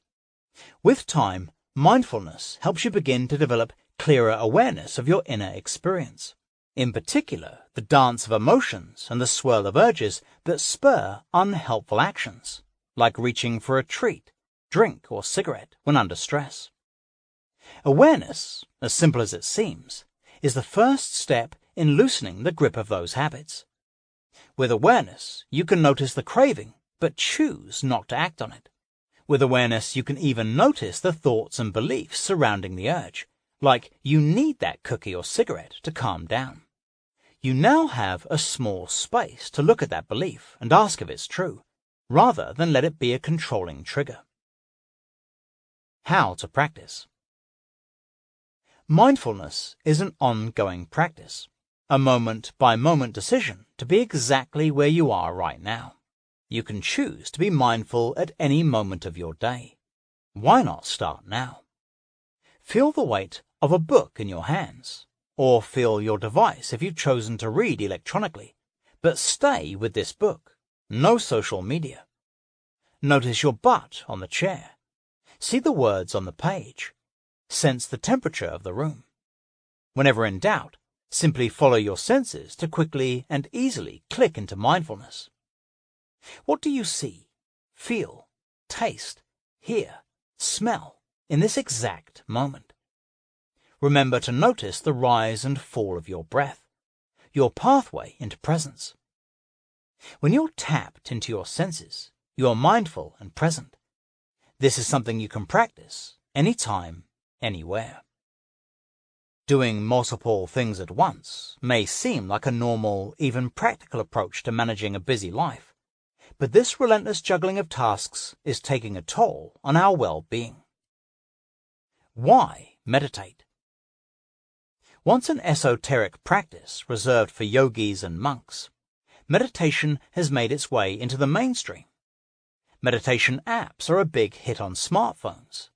Bright and modern meditation studios are available for drop-in sessions all across the country, and it's not uncommon to see someone meditating on the subway or on a park bench. No, they're not sleeping. Like mindfulness, meditation is an essential ally that can help you manage the pressures of contemporary life. Consistent meditators understand that the value of the practice is not so much about reaching some vaulted state of nirvana or enlightenment, but about reaping the benefits that become apparent when they're not meditating. Meditation cultivates adaptability and resilience and reduces reactivity.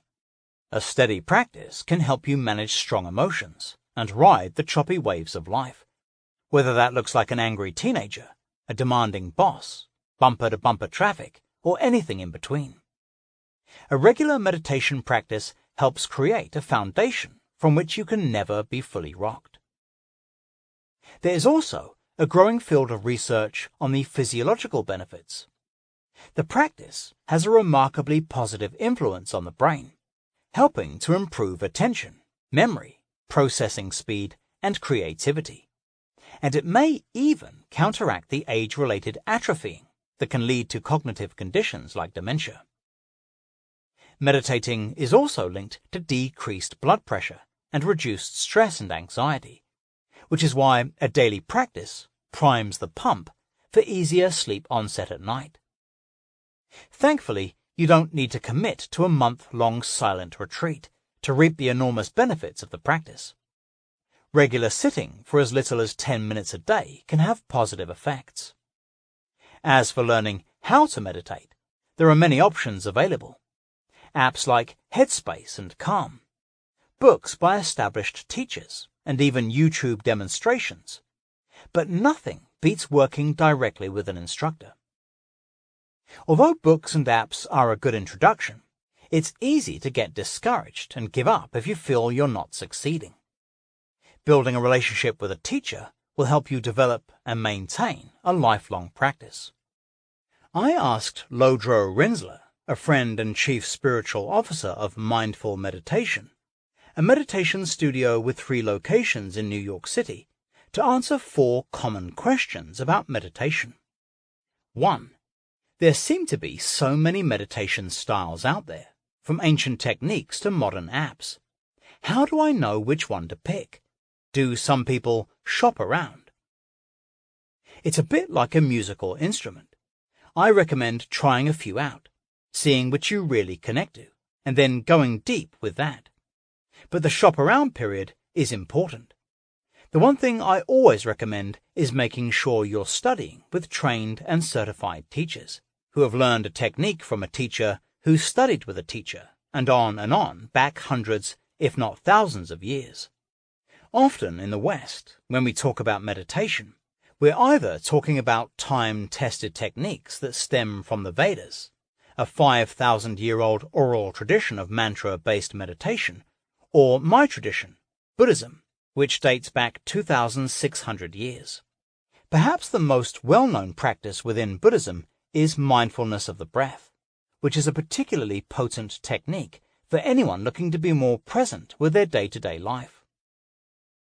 2. Once I've picked a style to try, how do I begin? What is the strategy to develop an ongoing practice?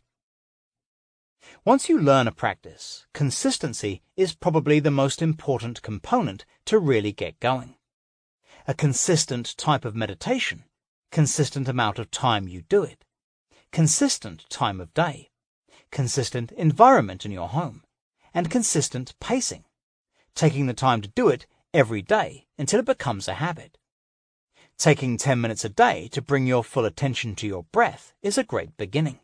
We all have to start somewhere. 3. What are realistic expectations to have about meditating? Should I expect to go deep and find lasting peace and enlightenment? Meditation takes longer than we'd like it to when it comes to seeing the effects. We do become less stressed out, more productive, better sleepers, and more. But it takes training and time.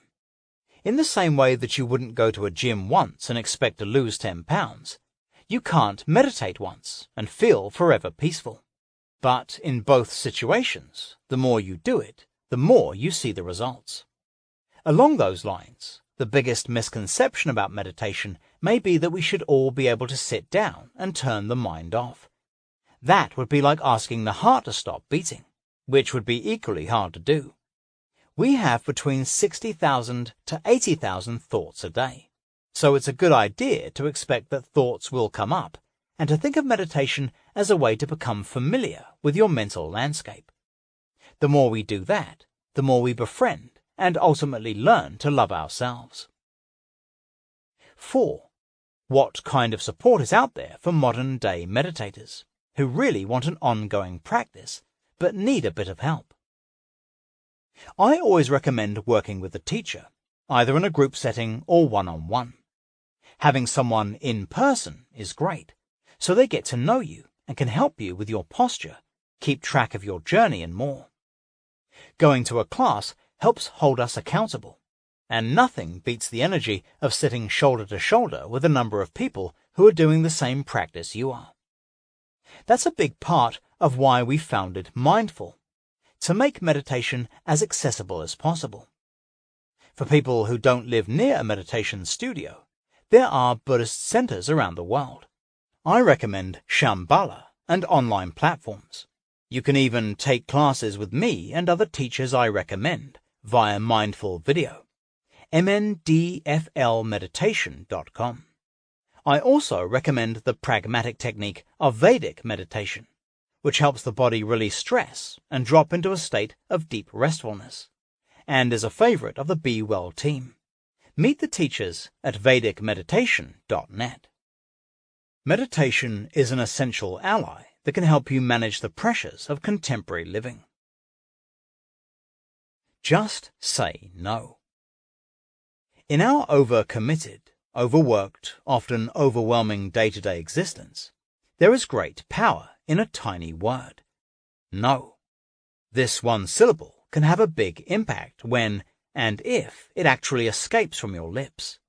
Saying no is easier said than done, as we are incessantly asked to show up for professional and family obligations, and are always working to be the best employee, parent, spouse, friend, and neighbor, not to mention always being available to others thanks to technology.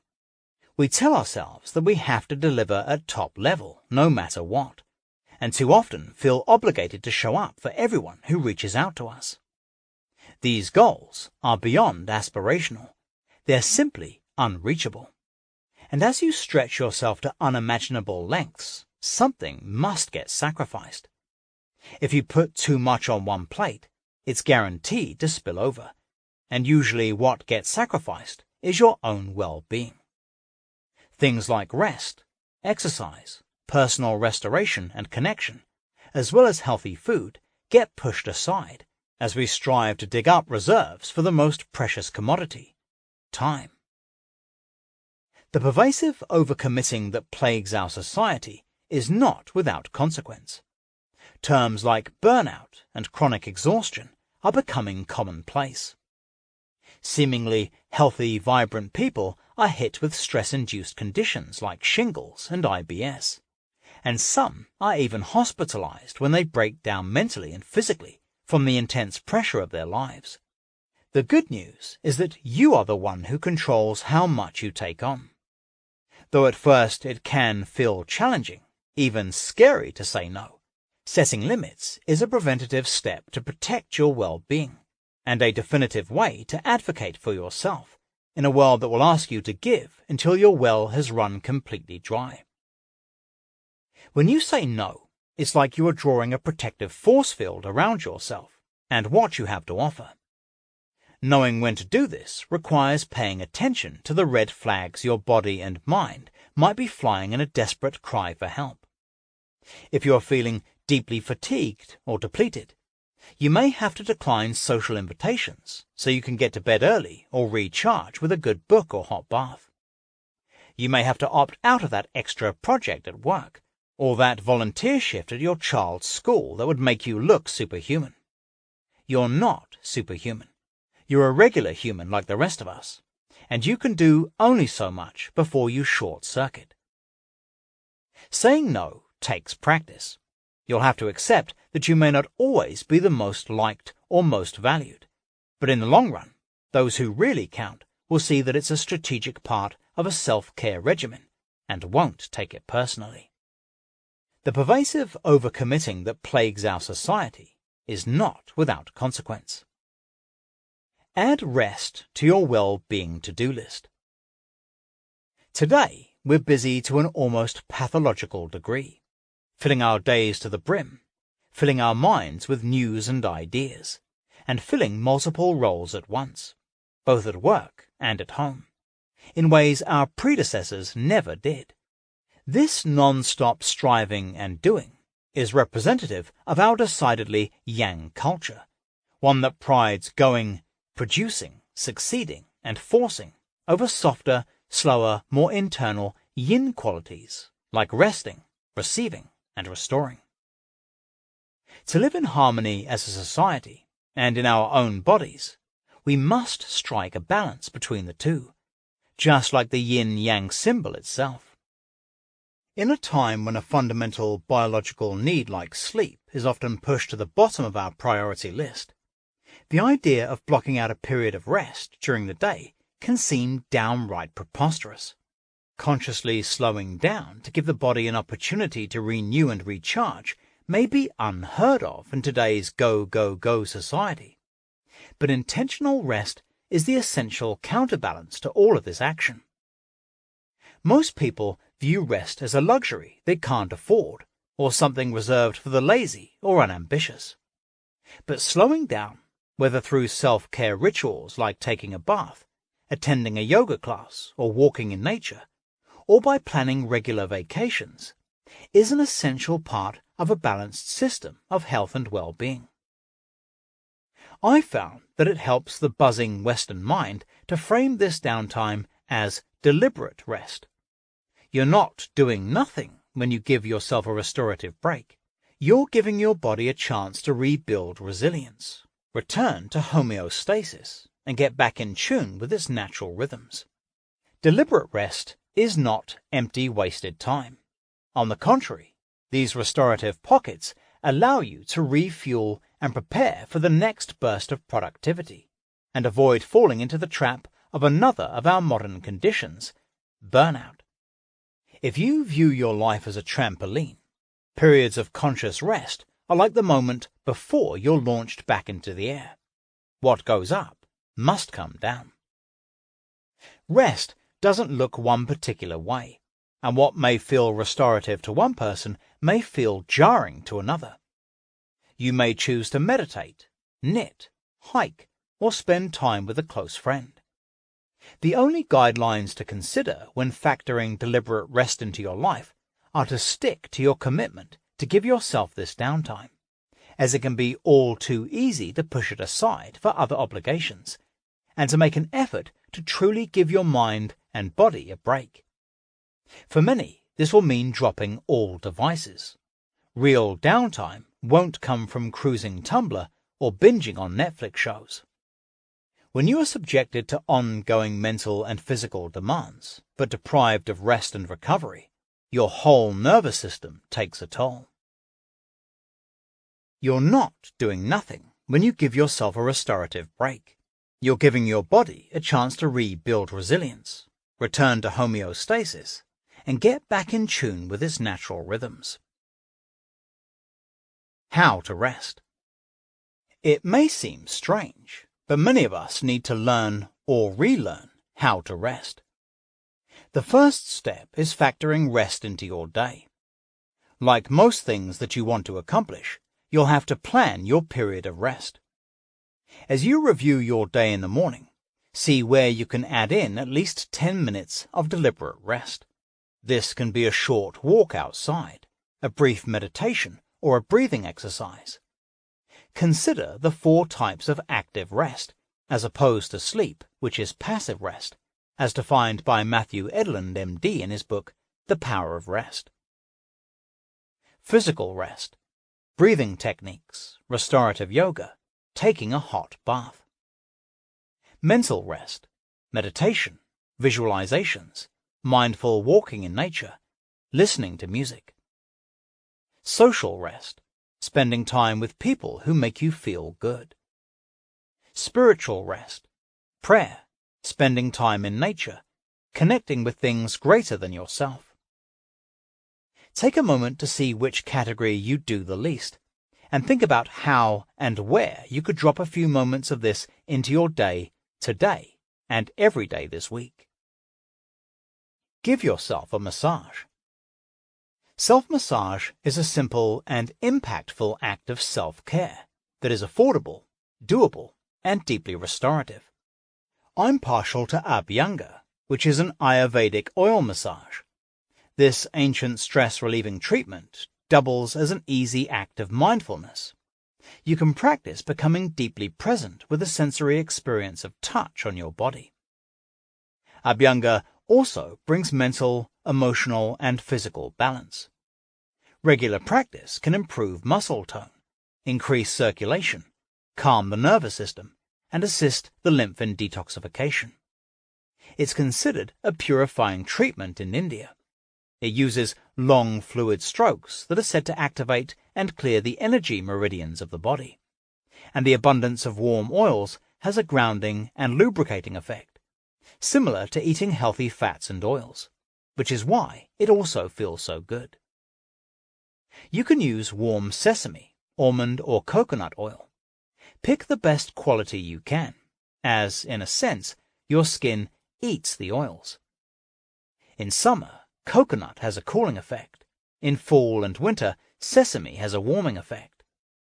A practice of Abhyanga can help connect you to the seasons. In particular, it can balance out the raw, edgy sensations you can feel at the onset of cold, windy weather, helping you feel more nurtured and grounded. Learning your dominant dosha, or energy type, can help you pick the oil that suits you best for the most effective soothing. Dosha quizzes are easy to find online. The key, according to Ayurvedic teaching, is to leave the oil on for at least 7.5 minutes, so it can saturate the skin. Meditation, mindfulness, breath work, and soothing touch are not luxurious extras. They are daily essentials for managing imbalance and maintaining the body's healing power. Here's how to give yourself an Abhyanga massage. Step 1. Warm the oil by running hot water over the bottle, if plastic, or setting it in a pan of hot water, if glass. Test the temperature on your inner wrist. It should be pleasingly warm, not hot. Step 2. Pour a quarter-sized amount of oil into your palm and apply it to the crown of your head. Using circular strokes, massage your entire scalp. Then, using a circular motion, massage your face, using an upward motion across your forehead, temples, cheeks, jaws, ears, and earlobes. Step 3. Move to your arms and legs, adding more oil as needed, and using long upward strokes, always in the direction of your heart. Use a circular motion on your elbows and knees. 4. Move to your belly. Massage along the path of your large intestine, moving in circular strokes up the right side of your abdomen, across it, and down the left side. Then focusing your touch on the circle immediately around the navel, where tension is often stored. You can use both hands to stroke your sides and lower back too. Then massage your chest in large circular strokes. Step 5. Finally, massage each foot for a few dedicated minutes, getting into the soles and each of the toes. Step 6. Leave the oil on your body for up to 15 minutes so it can sink in. Use this time to meditate or deeply relax. Then take a warm bath or shower without scrubbing and soaping or over-shampooing your hair. Afterward, towel dry gently. Note: if you don't have time to give yourself the full body treatment, focus on your scalp, ears, navel, palms, and the soles of your feet. Get handy. When was the last time you made something with your hands?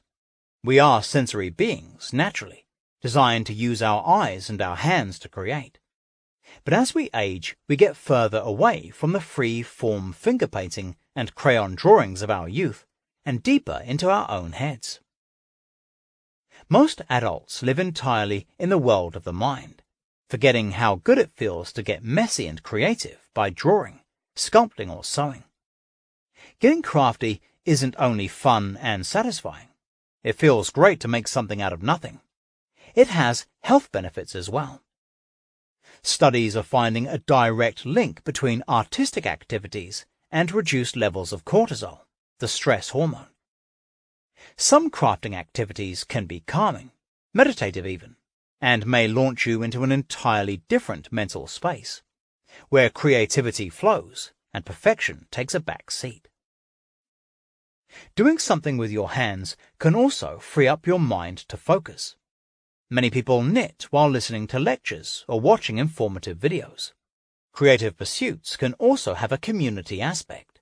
Knitting and sewing circles abound, as activities that were once reserved for your grandma are experiencing a renaissance as younger generations tap into the pleasure of DIY endeavors. This is seen in the explosion of Etsy's handcrafted online shops and the ever-expanding maker movement, where it is extremely cool to fabricate your own robots, machines, and board games.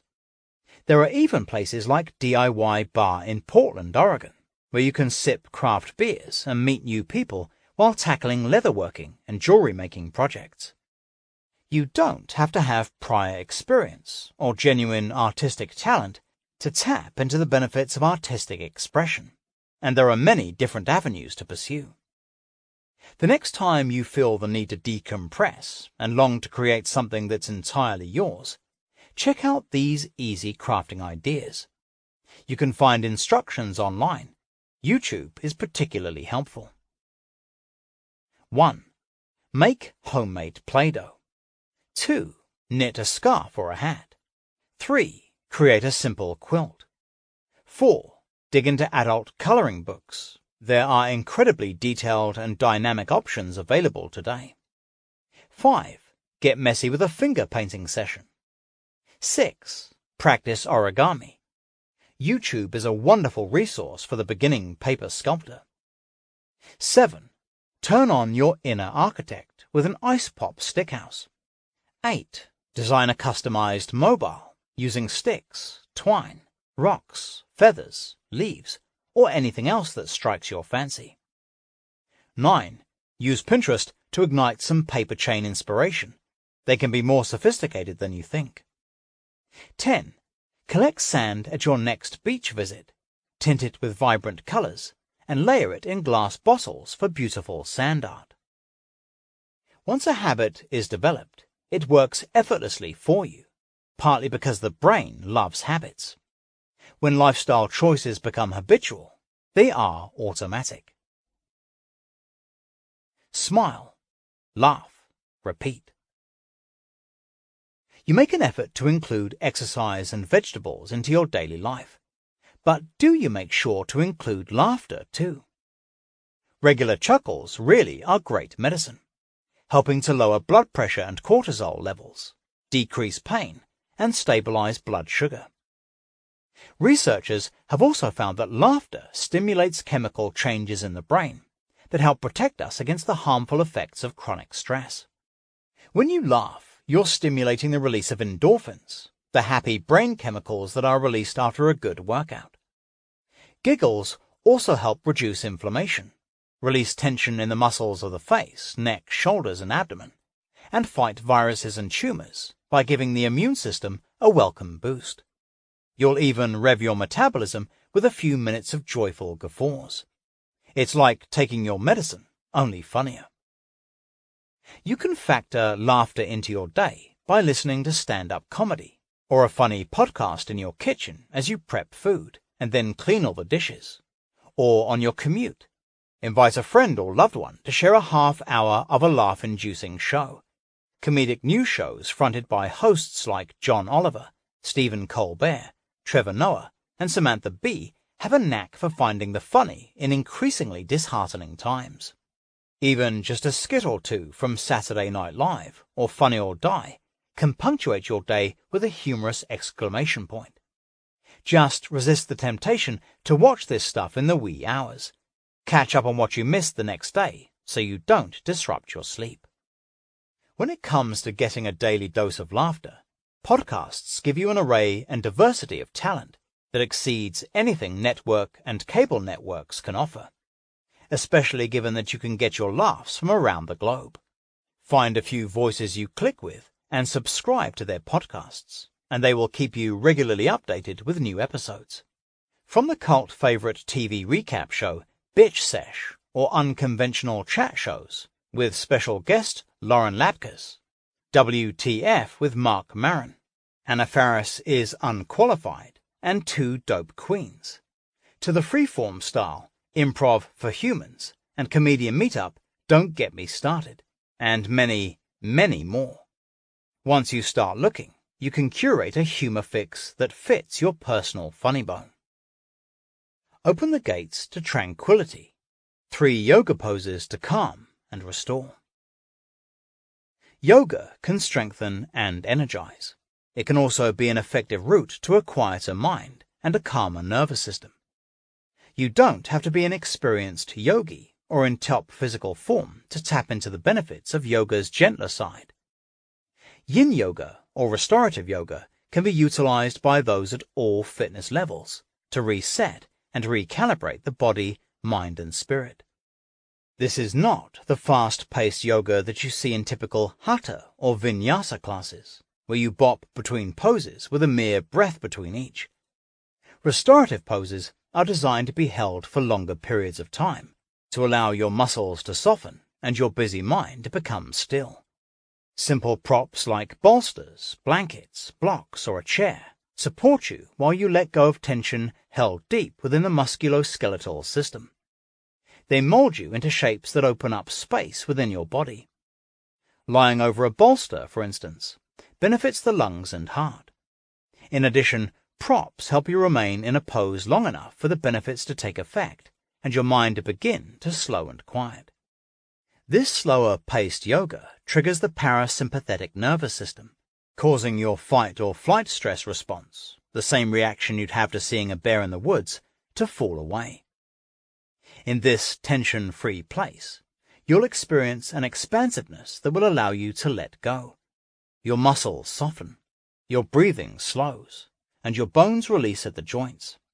When you transition, slowly, deliberately, out of each posture and into the next, you'll have a new-found sense of how your body moves.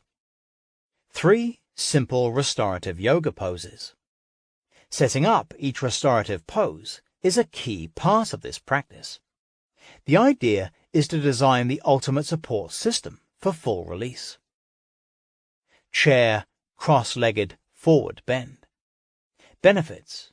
This modified forward bend allows you to reap the benefits of the pose without overextending your hamstrings or lower back.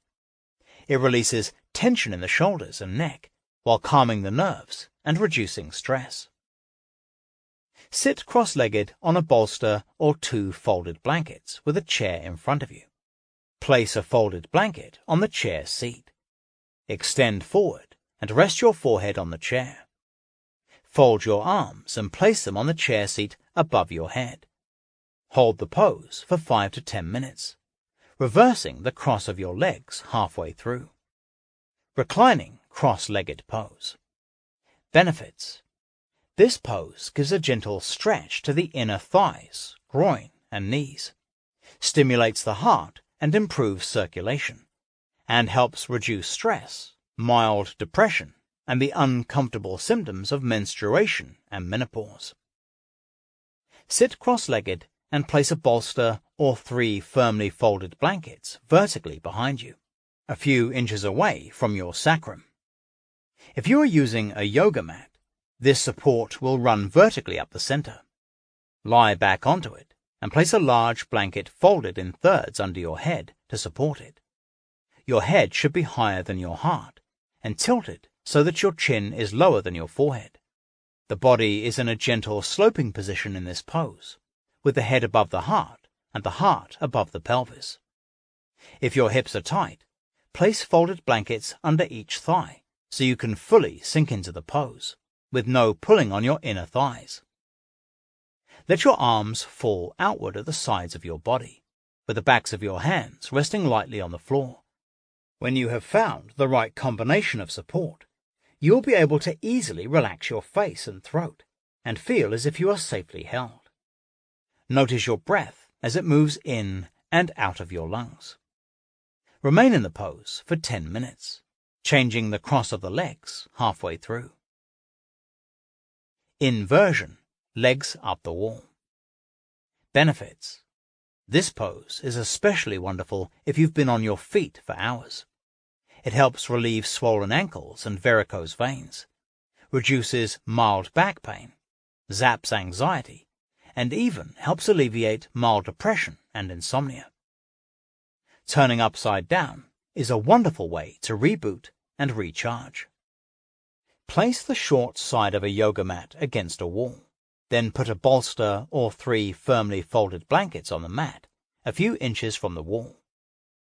Kneel to the side of the mat, facing away from the wall. Lean sideways over the bolster. Pivot your hips and swing your legs up the wall. Rest your pelvis on the bolster and your sit bones and heels against the wall. The back of your head and the tops of your shoulders should be sinking into the mat while you hold up your legs vertically. Your arms should be turned out at the sockets, resting comfortably at your sides with your hands and wrists relaxed. Feel your lumbar spine releasing and spreading from the center to the sides. Soften the sockets of your eyes, feeling the body release tension from the skull down to the heart. Remain in the pose for 5 to 15 minutes. When you are ready to come out of the pose, bend your legs and push your feet against the wall to slide off the bolster. Then bend your knees to your chest and roll over onto your right side before slowly pushing yourself up, rolling your head up at last. Restorative poses are designed to be held for longer periods of time, to allow your muscles to soften and your busy mind to become still. Let go and forgive. Though holding grudges is rarely included in a list of possible factors contributing to compromised health, I believe that stockpiling emotional pain can have a serious impact on our well-being. And I'm not alone. Doctors at the Mood Disorders Adult Consultation Clinic at the Johns Hopkins Hospital have found that there's a direct correlation between the hurt and disappointment we carry and our state of wellness. Emotions like anger and resentment trigger our fight or flight response, activating changes in our heart rate, blood pressure, and immune response. Forgiveness, on the other hand, reduces stress and anxiety and calms the nervous system, which can help us remain healthy. For me, the essential role that forgiveness plays in our human experience rose to the surface after I had the great honor of meeting Archbishop Desmond Tutu. I believe he is the human representation of forgiveness, and our conversations have remained with me to this day. He explained that forgiveness is not about disregarding the offense you experienced at the hand of another, but about liberating yourself from the steely grip of anger. The Archbishop reminded me that when you forgive, you are liberating yourself from the rage or resentment churning within you. In forgiving, you release yourself. Forgiveness is a process that won't happen overnight. The journey begins by first allowing yourself to fully feel your pain. Reaching out to a friend or therapist can help give your hurt space to move through you. Then, when you feel ready, you can start to flip your perspective by imagining what it would feel like to be the person who hurt you. How had his or her life unfolded up to the point of the pain? In doing this, you are not exonerating their actions. You're simply trying to connect to their experience as another human being. This may lead you to compassion and then to forgiveness. Forgiving yourself is also essential. We all make mistakes, even big ones. In fact, mistakes are the primary way we learn. So consider your errors part of your education in becoming a better human being. And take special note of what some Buddhists call the second arrow, that extra poke we give ourselves after messing up. The mistake was enough. Don't add to your pain by also pointing a second arrow at your heart. A new approach to letting go. The practice of radical honesty is a communication technique designed to promote authenticity, intimacy, and personal growth, and that can help you move beyond past hurts and create a healthier way through conflict. It sees honesty as key to both intimacy and forgiveness, because real connection is based on honestly sharing what is true for you. Honesty Lab, a new facilitator of this well-known practice, offers in-person workshops around the country, as well as online courses and remote coaching. Says founder John Rossanier, there is a difference between full-bodied forgiveness and mental forgiveness. The first is an experience of actual change and release in the body that brings about a wave of actual forgiveness and appreciation. Sensations in the body change, and when they do, thoughts change. The second is what most people mean by forgiveness, which is a willed mental act. You should forgive your parents so you can move on. The first is very powerful and rooted in honesty. The second is play acting. Discover more about them at honestylab.com. Play footsie with a tennis ball.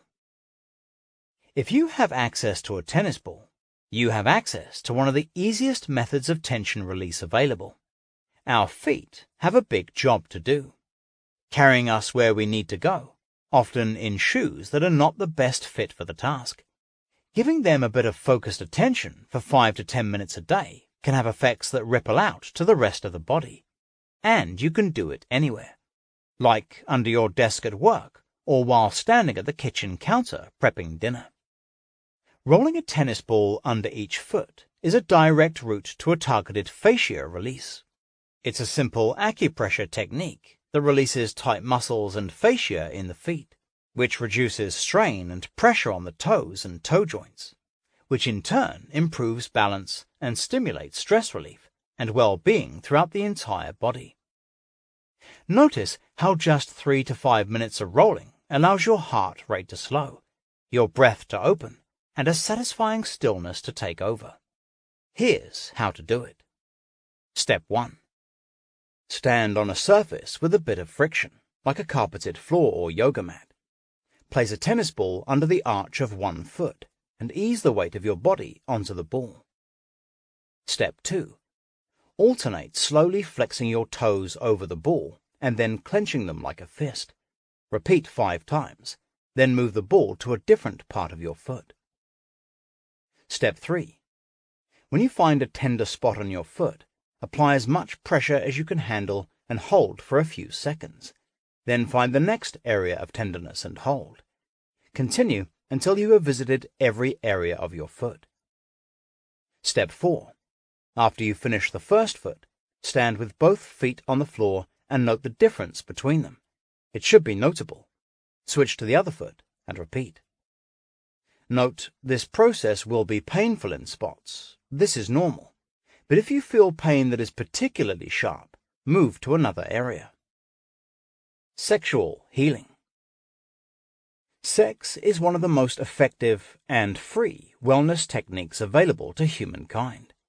Often overlooked or forgotten, especially as we get older. The simple act of pleasure has an ever-growing lineup of health benefits that's difficult to ignore. Yet pushing sex to the top of your priority list can feel challenging. If you, like many modern humans, feel like your sex drive has slumped, the first thing to look at is sleep deprivation. Lack of sleep is the biggest passion killer out there, because from your body's point of view, when you're deprived of the energy necessary for survival tasks, non-essential extras like pleasurable sex get the back seat. Conversely, when you're deeply rested, your desire and orgasmic potential typically surge. The second area to look at is movement. Find a movement practice that moves you, and notice how it wakes up a new sensitivity to your body and its healthful urges. The third area is your own tendency to prioritize productivity over intimacy and sensuality. Only you can reevaluate that. But I encourage you to push past the intoxicating pill of to-dos and make time for sex, whether the kind with a partner or solo self-enjoyment. Do it regularly, and you'll find that your relationship or sense of self-love becomes stronger, your skin brighter, and your disposition sunnier. You'll be healthier and happier. Sex is stress-reducing. Angry, anxious, worried, or overwhelmed? Channel that restless mental energy into something more positive. Boudoir play. Chances are high you'll feel better on the other side. Immune enhancing. Nookie on the regular helps keep your immune system in tip-top shape. Notice that those who get some often are rarely sniffling and sneezing. Energy burning.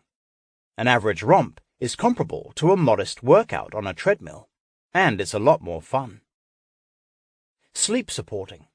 A good session will trigger your sleep-inducing endorphins that will carry you off to dreamland. Incontinence busting. Sex tones the pelvic muscles that support your uterus, bladder, and bowels, leading to better urinary control. Age-defying. Trade the Botox for some booty. An active sex life promotes the release of hormones like testosterone and estrogen, which slows the aging process and keeps the body looking young and vital. Regular sex also gives your skin a healthy glow that will last way beyond the post-coital cuddle by increasing blood circulation, which pumps more oxygen to the skin, resulting in a brighter appearance. Sex also boosts our natural collagen production, which helps to prevent age spots and sagging. Pain relieving. You might change "Not tonight, honey, I have a headache" to "Yes, tonight, honey, I have a headache." The hormone, oxytocin, is secreted in your body through sexual arousal and orgasm, which in turn causes the release of endorphins that act as a powerful analgesic. Confidence boosting. When you show up in the bedroom, it's easier to show up for the rest of your life. Pleasing your partner while also having your own desires fulfilled is a surefire method of increasing your self-esteem. You can then bring that mojo to client meetings, creative undertakings, and interactions with family and friends. Happy making.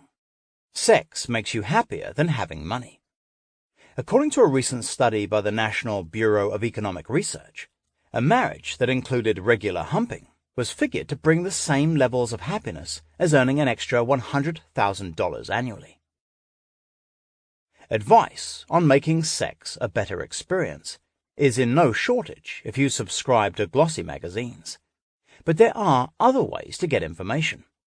One of these is omgyes.com, a refreshingly frank and informative website devoted to the science of pleasure. It empowers women and their partners with pragmatic knowledge about achieving and enhancing orgasm. If you feel like your sex drive has slumped, the first thing to look at is sleep deprivation. Connect. For eons, humans lived in a web of connectivity.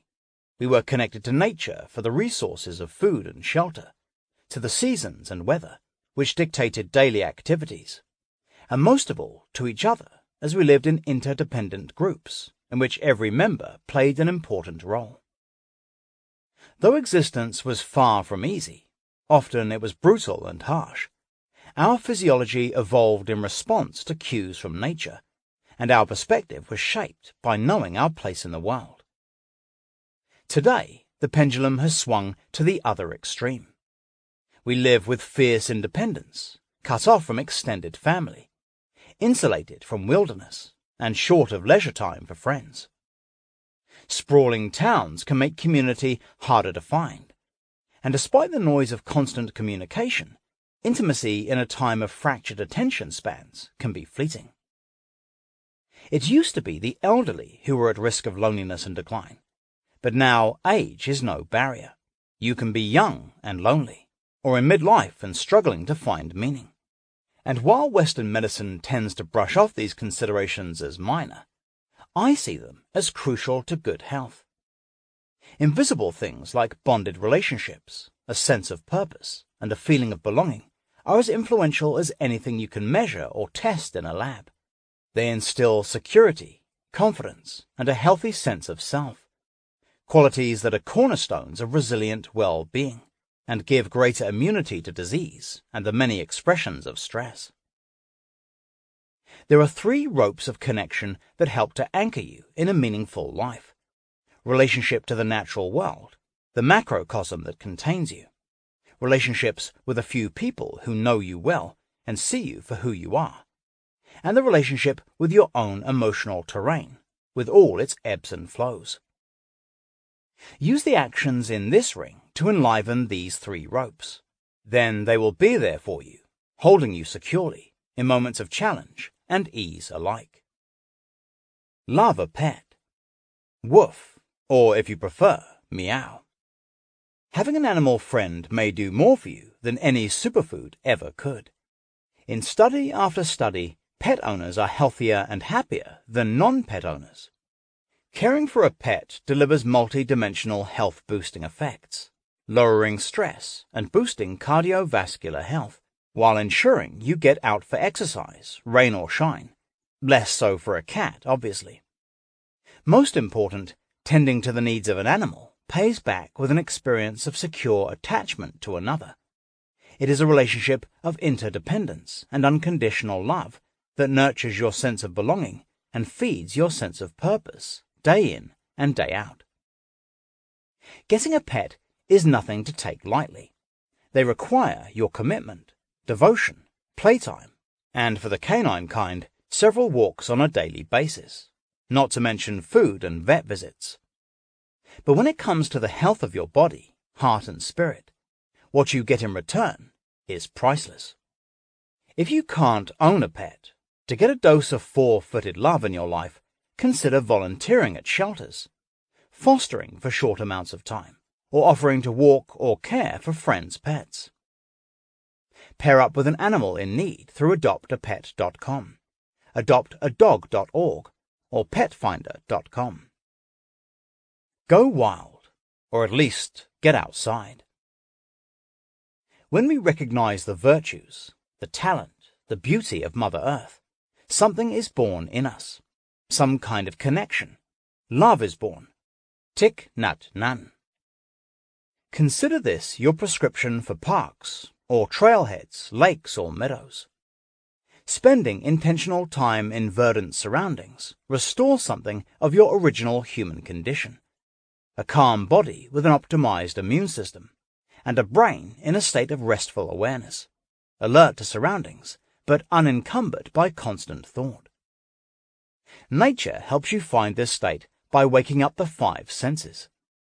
It gently feeds your eyes and ears with stimulation that invites your touch and arouses the olfactory system, so much so that one leading researcher in the field of nature therapy believes that the aromatic chemicals released by pine trees are responsible for turning on the powerfully anti-cancer killer cells of your immune system.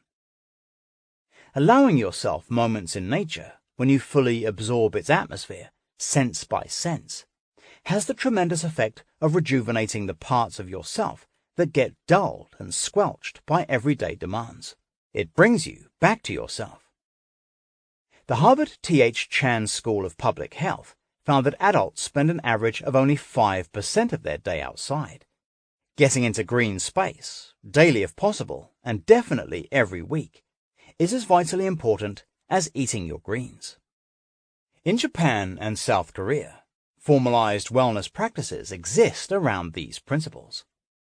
For example, the Japanese practice of Shindin-yoku translates as forest bathing and involves quietly immersing oneself in the sensory atmosphere of trees to restore well-being and soothe a harried mind.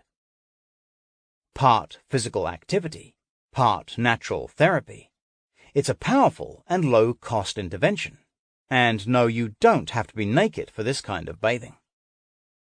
Doing nothing in nature but being present to the experience initiates a cascade of beneficial effects.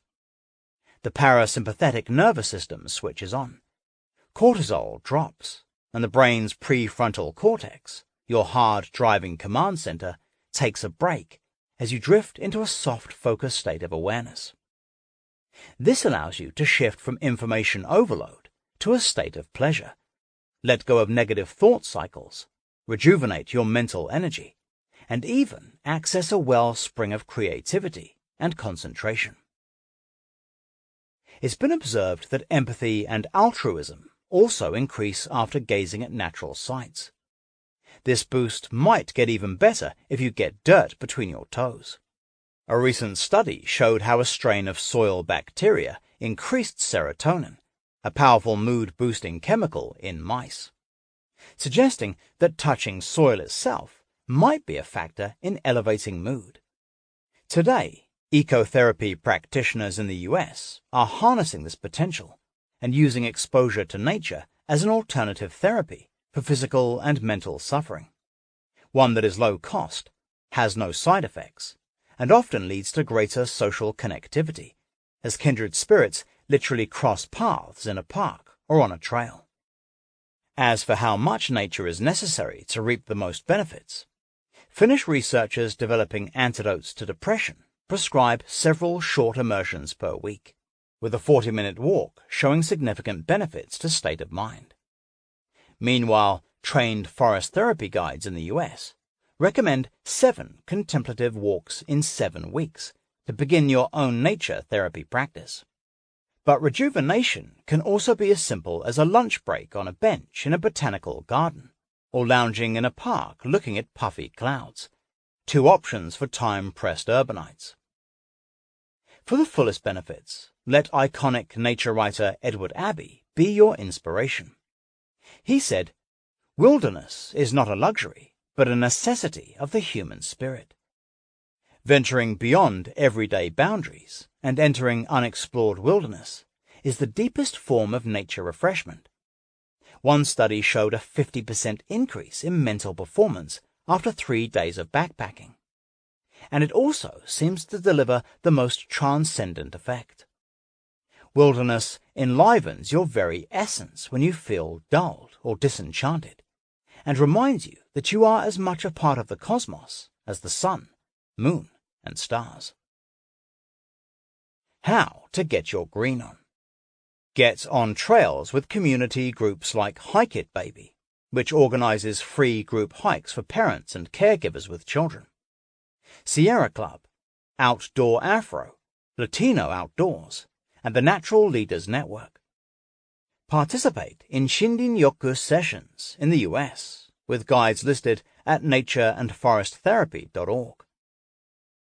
Volunteer in an urban food garden. Join a birdwatching club. Get involved with an environmental activism and cleanup group, or join a naturalist-led hike or herb walk in your area.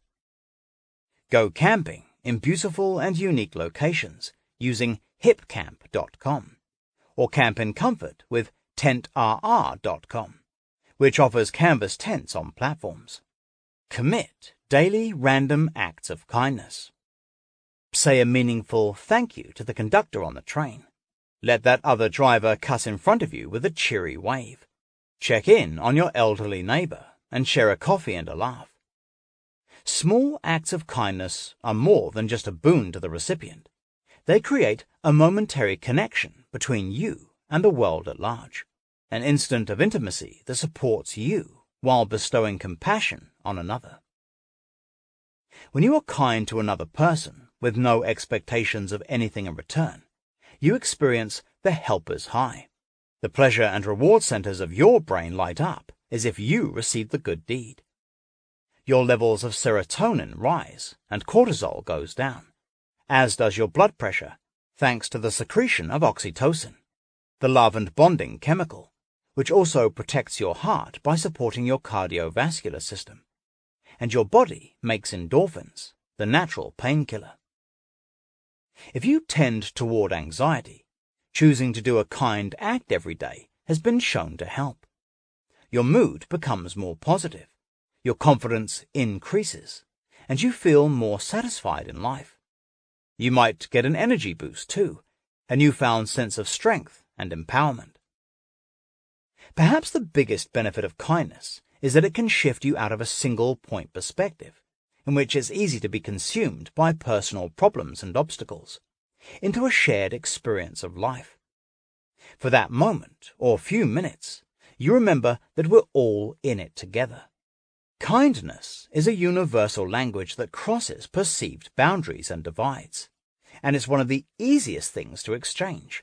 No backstory, explanation, or complex social dance required. It also becomes your teacher.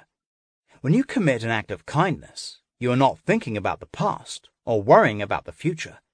Right now fills your awareness and anchors you to the present. Furthermore, with your kindness, you show another person that they've been seen. You affirm they belong here, which, even if your intention was just to make a cup of tea, is a powerful gesture in a time when loneliness is rampant. Compassion and mindfulness go hand in hand. Make a daily act of unsolicited kindness a health habit. The scale of the act doesn't matter. Surprise someone with an authentic compliment about how they handled something. Listen closely to an acquaintance who's in need of being heard. Lend a hand to someone you don't normally spend time with. Or simply smile and make eye contact, even if you don't feel like it. Do something anonymous and unexpected, like paying the toll of the person behind you, or pick up trash when you see it. An act of kindness to your community and the environment. Kindness is a muscle you can start to flex, and that grows the more you use it. It's also contagious, as witnessing acts of kindness stimulates feel-good chemistry in others and inspires similar acts. One random act of kindness at a time, we help each other become more present and connected to each other, and healthier too. Make a daily act of unsolicited kindness a health habit. Gather, eat, commune. Gathering around a table to share food with others is a simple but profound act. You may already do it, unconsciously eating your meals with family members or colleagues at work. Or you may consume most of your daily sustenance alone, quickly while standing at the counter or working at your desk. Either way, starting to bring awareness not only to what you eat, but how and with whom you eat, is an essential aspect of a well-rounded and happy life. Since the beginning of time, cooking and eating food with others was an established part of everyday living. Whether it was hunting that evening's meal, preparing and placing it on the fire, and then consuming it as a tribe, or chopping vegetables and meat in the kitchen with siblings, parents and grandparents, and then sharing the soup, sauce or stew as a family, we are designed to break bread together. Yet sadly, In this era of constant overworking and hyperconnectivity, meals have been pushed to the sidelines, replaced instead by survivalist eating. Sandwiches scarfed in the car, smoothies slurped while racing down the sidewalk, lunches and dinners consumed in front of the computer, TV or phone. As the family meal fades away, gone with it is the human warmth, joy and connection that comes from cooking together and sharing food, as well as a balanced and healthy relationship to eating. It's easy to care less about what you're putting into your body when nobody else is watching. Whether you're the head of a bustling household or you live alone, making time to sit down, the sitting down part is key, and share a meal with others on a regular basis will inevitably lead to more peace, stability, and smiles. Human beings are the only animals that ritualize eating and consider the hunger of those who are not family members, and the table is our canvas for this species-specific adaptation.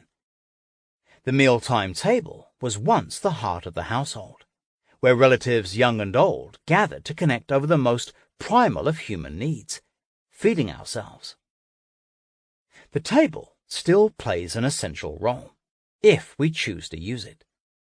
The simple, flat surface not only holds the food that keeps us fed and nourished, and pleasured when it's delicious, but it also serves as an anchor for our experience as a collective and as individuals. Eating together around the table gives us a set period to check in with each other, serving as a reliable touchstone that adds shape and boundaries to our day, and providing space for us to do some necessary downloading.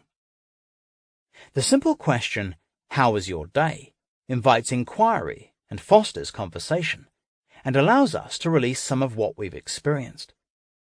Regular shared mealtimes are beneficial for everyone, but kids particularly benefit from a set family dinner. The consistency and connection helps younger kids feel safe and seen, and supports older kids in meeting obligations. Dinner at 6 each night. Don't be late. Maintaining a consistent family dinner takes effort, though, so try to sit down together at least 3 nights a week. The meal itself doesn't have to be restaurant quality. Sometimes simply gathering around the table is enough. Give yourself permission to order takeout, ideally the healthiest you can find, on particularly busy or long days. How to make mealtime work. Host a potluck. You can get the benefits of eating together in deceptively simple ways. Gather a few friends or families once a week. Start with once a month, then increase frequency.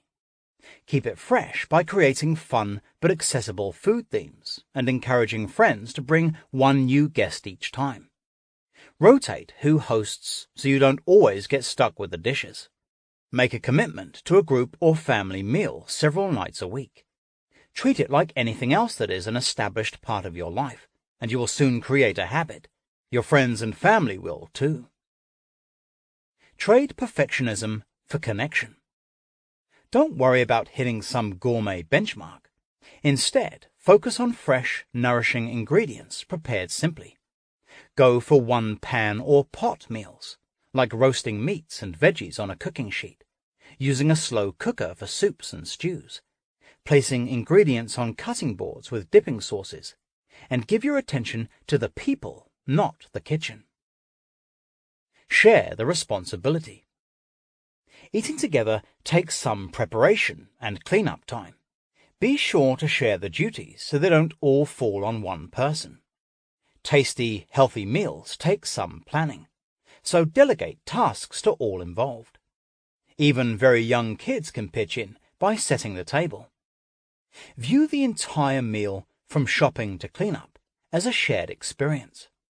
Encourage everyone to participate, and make a commitment to set down all devices throughout the process. Take it outside. Eating in nature just feels so right, whether it's on your city fire escape, or in your local park, or your own backyard. Enlist your crew to dine al fresco. You can light up the barbecue, or pull together a simple and delicious picnic. Make it family style. Get everyone involved by serving big platters of food, that must be passed around the table. Or add a DIY element to dinner with interactive build-your-own dishes like healthy pizza or burritos, with a variety of add-on toppings. Kids of all ages will run to the table. Seek out supper clubs. If you live alone, you can still dine with others. There are many exciting pop-ups happening around the country, where aspiring and established chefs cook for mixed groups of food lovers outside of restaurant confines, including right on the farm, if you're in a rural area. Check out outstandinginthefield.com for a gourmet farm treat. Adventurous eaters can also gather through meetups to explore local dining scenes or a specific cuisine. And restaurants with communal tables can also bring individuals together. Cooking classes are another place where strangers gather around the cutting board to learn and eat together. Some quick internet research should give you some promising leads for these dining options. Starting to bring awareness not only to what you eat, but how and with whom you eat, is an essential aspect of a well-rounded and happy life. Touch and be touched. Have you been touched enough today? Likely you have not. We live in a touch-deficient society. Gestures of greeting between friends and acquaintances have become increasingly less physical. Family members spend greater amounts of time together but alone, absorbed in screen time or work. Sometimes it's just not clear how to show care or concern with touch. What's the proper protocol? But we shouldn't let these obstacles stall us, because we suffer from this lack of contact. It's been shown that infants who are deprived of touch are at higher risk for social, emotional, and physical problems later in life, and that consistent, loving touch leads to healthy brain development and the ability to sustain a robust sense of self. This need for physical affection doesn't change much just because you grow up.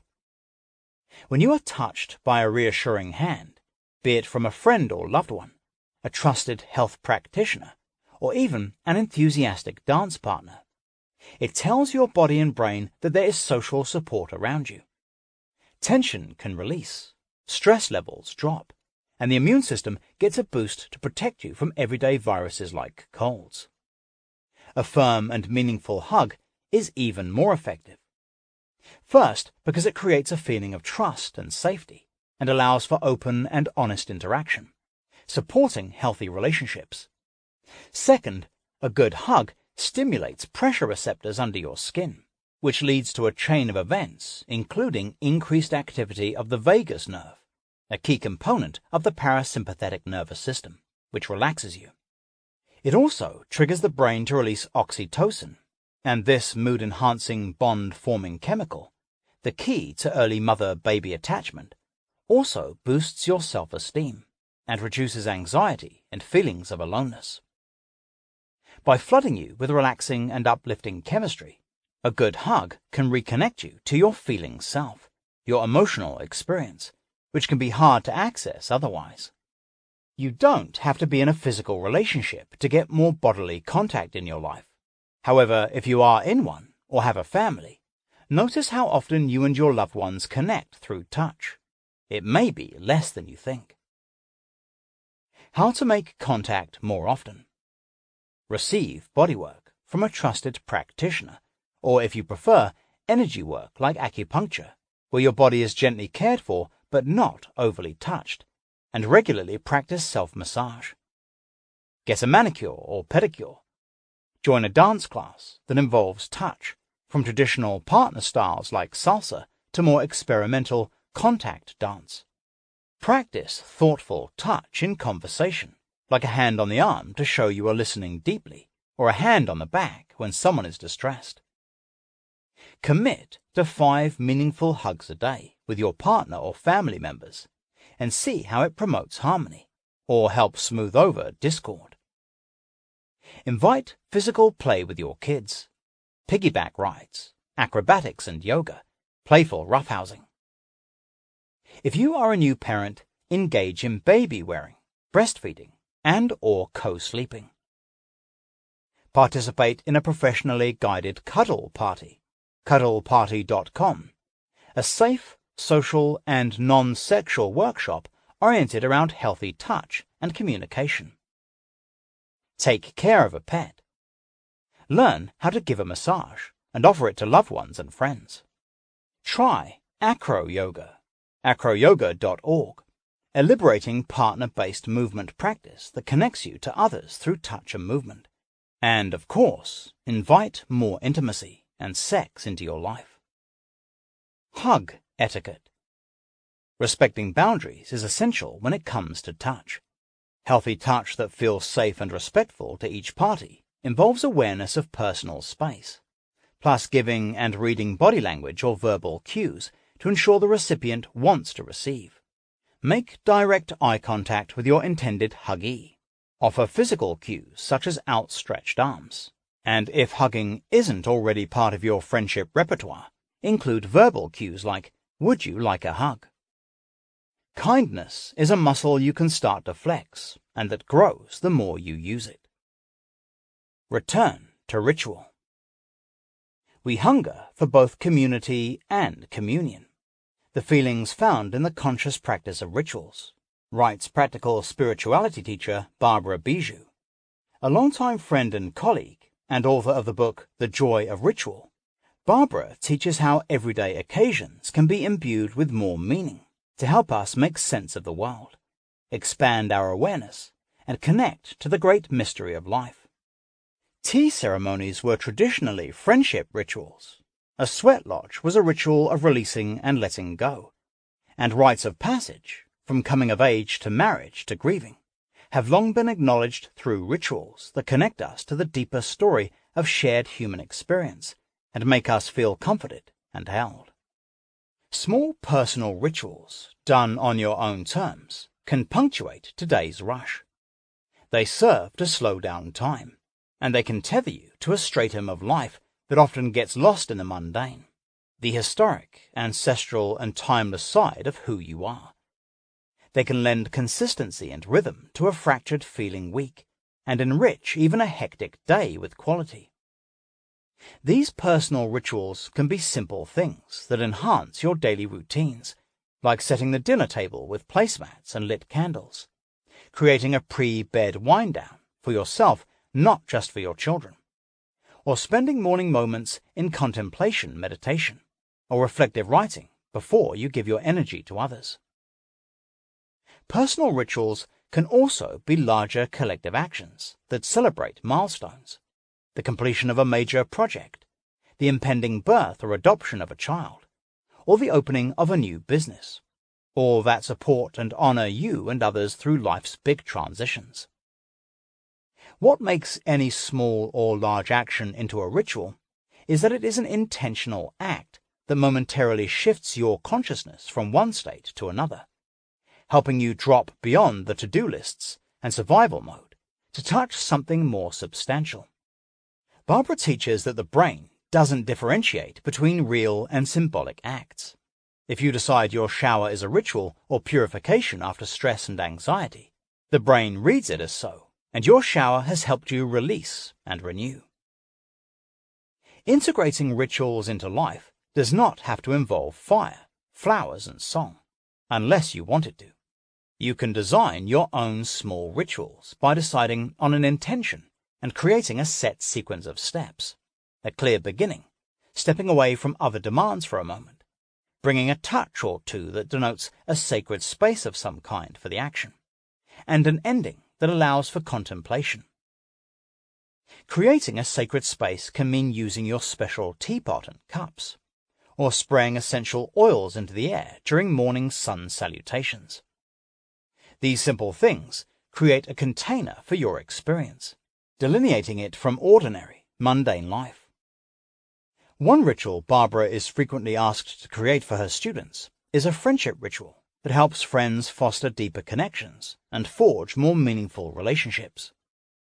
By wrapping your friendship in the tenets of ritual, outside of ordinary time and space, you'll be providing the focused opportunity that makes any relationship more likely to bloom and grow, she explains. Here is a simple outline upon which you can build with other elements Barbara shares in her books and on her website, barbarabijou.com. A ritual for friendship. 1. Gather a group of friends together. Sit in a circle. Place a bowl of beads in the center of the circle and give everyone a length of string. 2. Turn to the person on your left and share details that have meant the most to you regarding his or her friendship. A few examples. Liz, you were there for me when my mother was rushed to the hospital. Jordan, your support was crucial to me when I was in grad school. Joanne, you always bring perspective into any situation. Mark, you're always up for an adventure. 3. When you are finished, pick a bead from the center of the circle and give it to the person you just shared with. Continue to go around the circle until you have shared with each person. 4. The next person repeats the same ritual of sharing and giving out beads until everyone has had a turn. 5. At the end of the ritual, each person has a string of beads to make a bracelet or necklace. You can also hang the strung beads on your wall or in your car as a symbol of your friend's support. Never stop learning. School may be out for decades, but that doesn't mean you should stop learning. Whether you're a new grad or newly retired, the human brain is designed to take on new challenges and embark on uncharted territory throughout your lifetime. Keeping your grey matter active has clear benefits.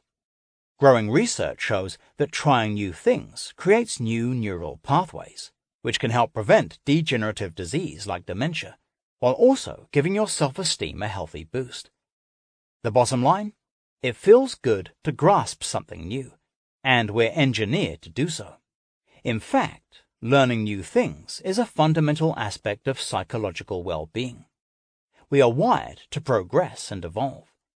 Every time we take on the challenge of understanding a new concept, we push ourselves to grow and live a bigger life. And when we expand like this, we feel inspired, capable, and more alive. There's even a term for this, eudaimonia, a Greek word that roughly translates to living one's life to the fullest. Today there is more focus on eudaimonia than ever before.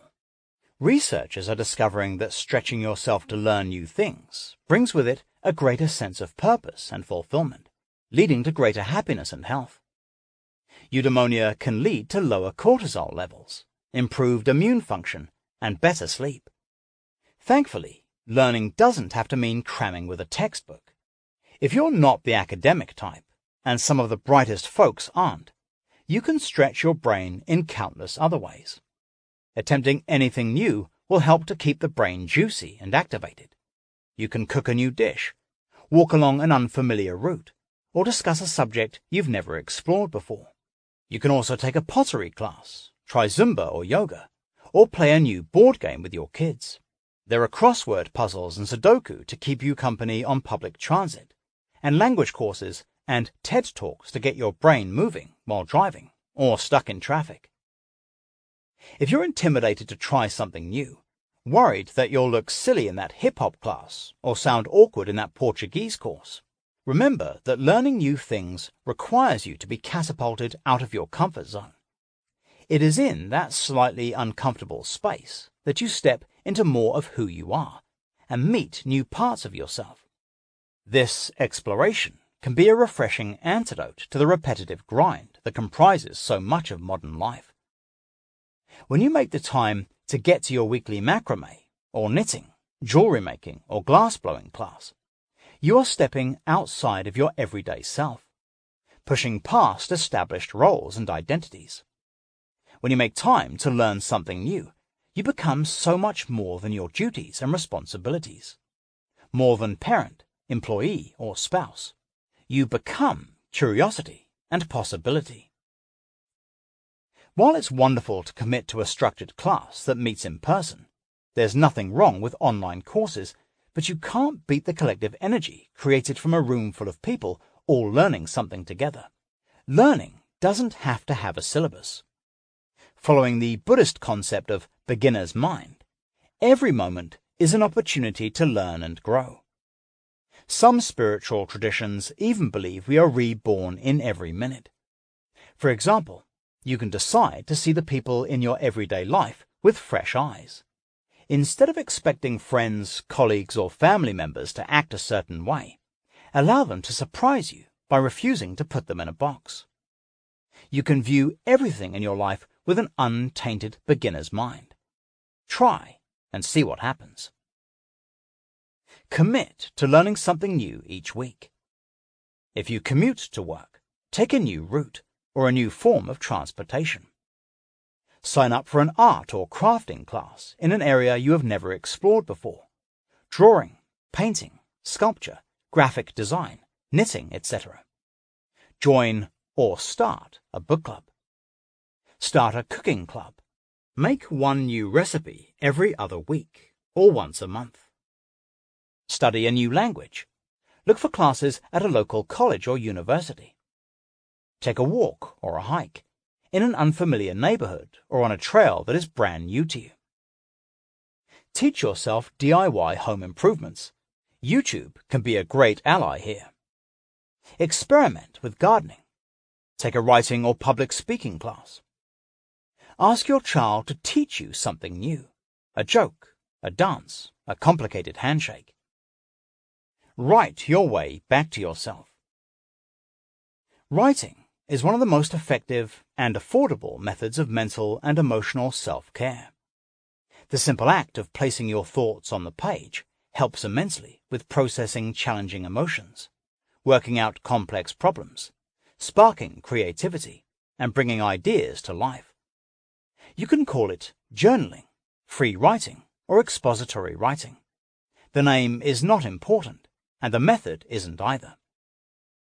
This kind of writing is completely yours, a personal, private, and intimate process that is between just you and the page. You don't have to be an English major or a connoisseur of fine literature to write your way back to yourself. All you need is a pen, a blank piece of paper, and the desire to learn more about yourself, or to find some relief from heavy feelings. The aim here is not to write a perfectly honed essay. In this case, even grammar takes a back seat, as you use the process of putting pen to paper to unearth subconscious emotions, get a new perspective on a relationship or situation, or create some real estate in a mind and heart that may be swirling with thoughts, questions, or ideas. Writing freely, with no editing, sculpting, or judging, can lead you to some genuine epiphanies and help you release pent-up emotions. If left unaddressed, these emotions can lodge inside us, taking up space, sapping us of energy, or even making us sick. Many people find that they sleep better after journaling, as the pestering thoughts live on the page instead of jostling around in their heads all night. Writing freely and honestly may take some practice at first, but when you get the hang of it, you may be surprised at what truths spill onto the page. Your writing is yours alone, but you don't have to do it alone. There are excellent tools available to help you get started or to lean on. A classic and timeless free writing device is Julia Cameron's Morning Pages from her book The Artist's Way. You can also receive daily writing prompts in your inbox from figment.com, or use an online journaling tool like 750words.com. Write in the way that feels best to you, but note that there's something special about writing with a pen. According to Julia Cameron, it's because it connects you to yourself in a deeper way, as your brain slows down to match the speed of your hand. Free writing, whether by keyboard or hand, also triggers the unconscious mind, where all the good stuff, or real stuff, is stored. Writing in this way, with no set goal or editing, is a therapeutic process that can be deeply cathartic and enlightening. How to do it? Any amount of free writing will be beneficial, but you'll get the most out of it if you come up with a realistic writing commitment. This can look like 5 to 10 minutes each morning before getting out of bed, or 20 minutes before going to sleep at night. Whatever time you choose, commit to it. To begin, start writing whatever is crossing your consciousness in that moment. A feeling, a gripe, a dream, and anxiety. Ritual expert and Be Well pro Barbara Bijou supports using 3 key phrases and writing to each. I feel, I need, I want. Once you start, keep writing for all the time allotted, even if you are bored or antsy. Write about being bored and antsy. Just keep your hand moving. It allows your unconscious mind to loosen up and reveal what it's holding. Don't correct spelling, don't edit, don't worry about punctuation. When time is up, put your pen down. Bijou suggests ending with the question, what do I need to know right now, in order to connect with your inner knowing? And you'll soon find that you won't need to ask yourself. What you need to know might very well come spilling out onto the page and surprise you with its insight. You don't have to be an English major or a connoisseur of fine literature to write. Invest in friendship. As a child and young adult, friendships were an expected part of life, buoyed by the shared experience of school and yet not burdened by the pressures of adult life, caring for a family, paying bills, building a career. You are free to nurture deep and meaningful connections with others. As you age, your priorities often shift, yet your need for gratifying friendship doesn't fade away. About 20% of people struggle with too much alone time, and a third of Americans aged over 45 say they are lonely. It makes sense that we long for companionship. Genuine and lasting friendships are a key part of a fulfilling life, shown to improve health and increase longevity by boosting optimism and connection. Trusting that someone has your back in good times and bad actually helps you live longer.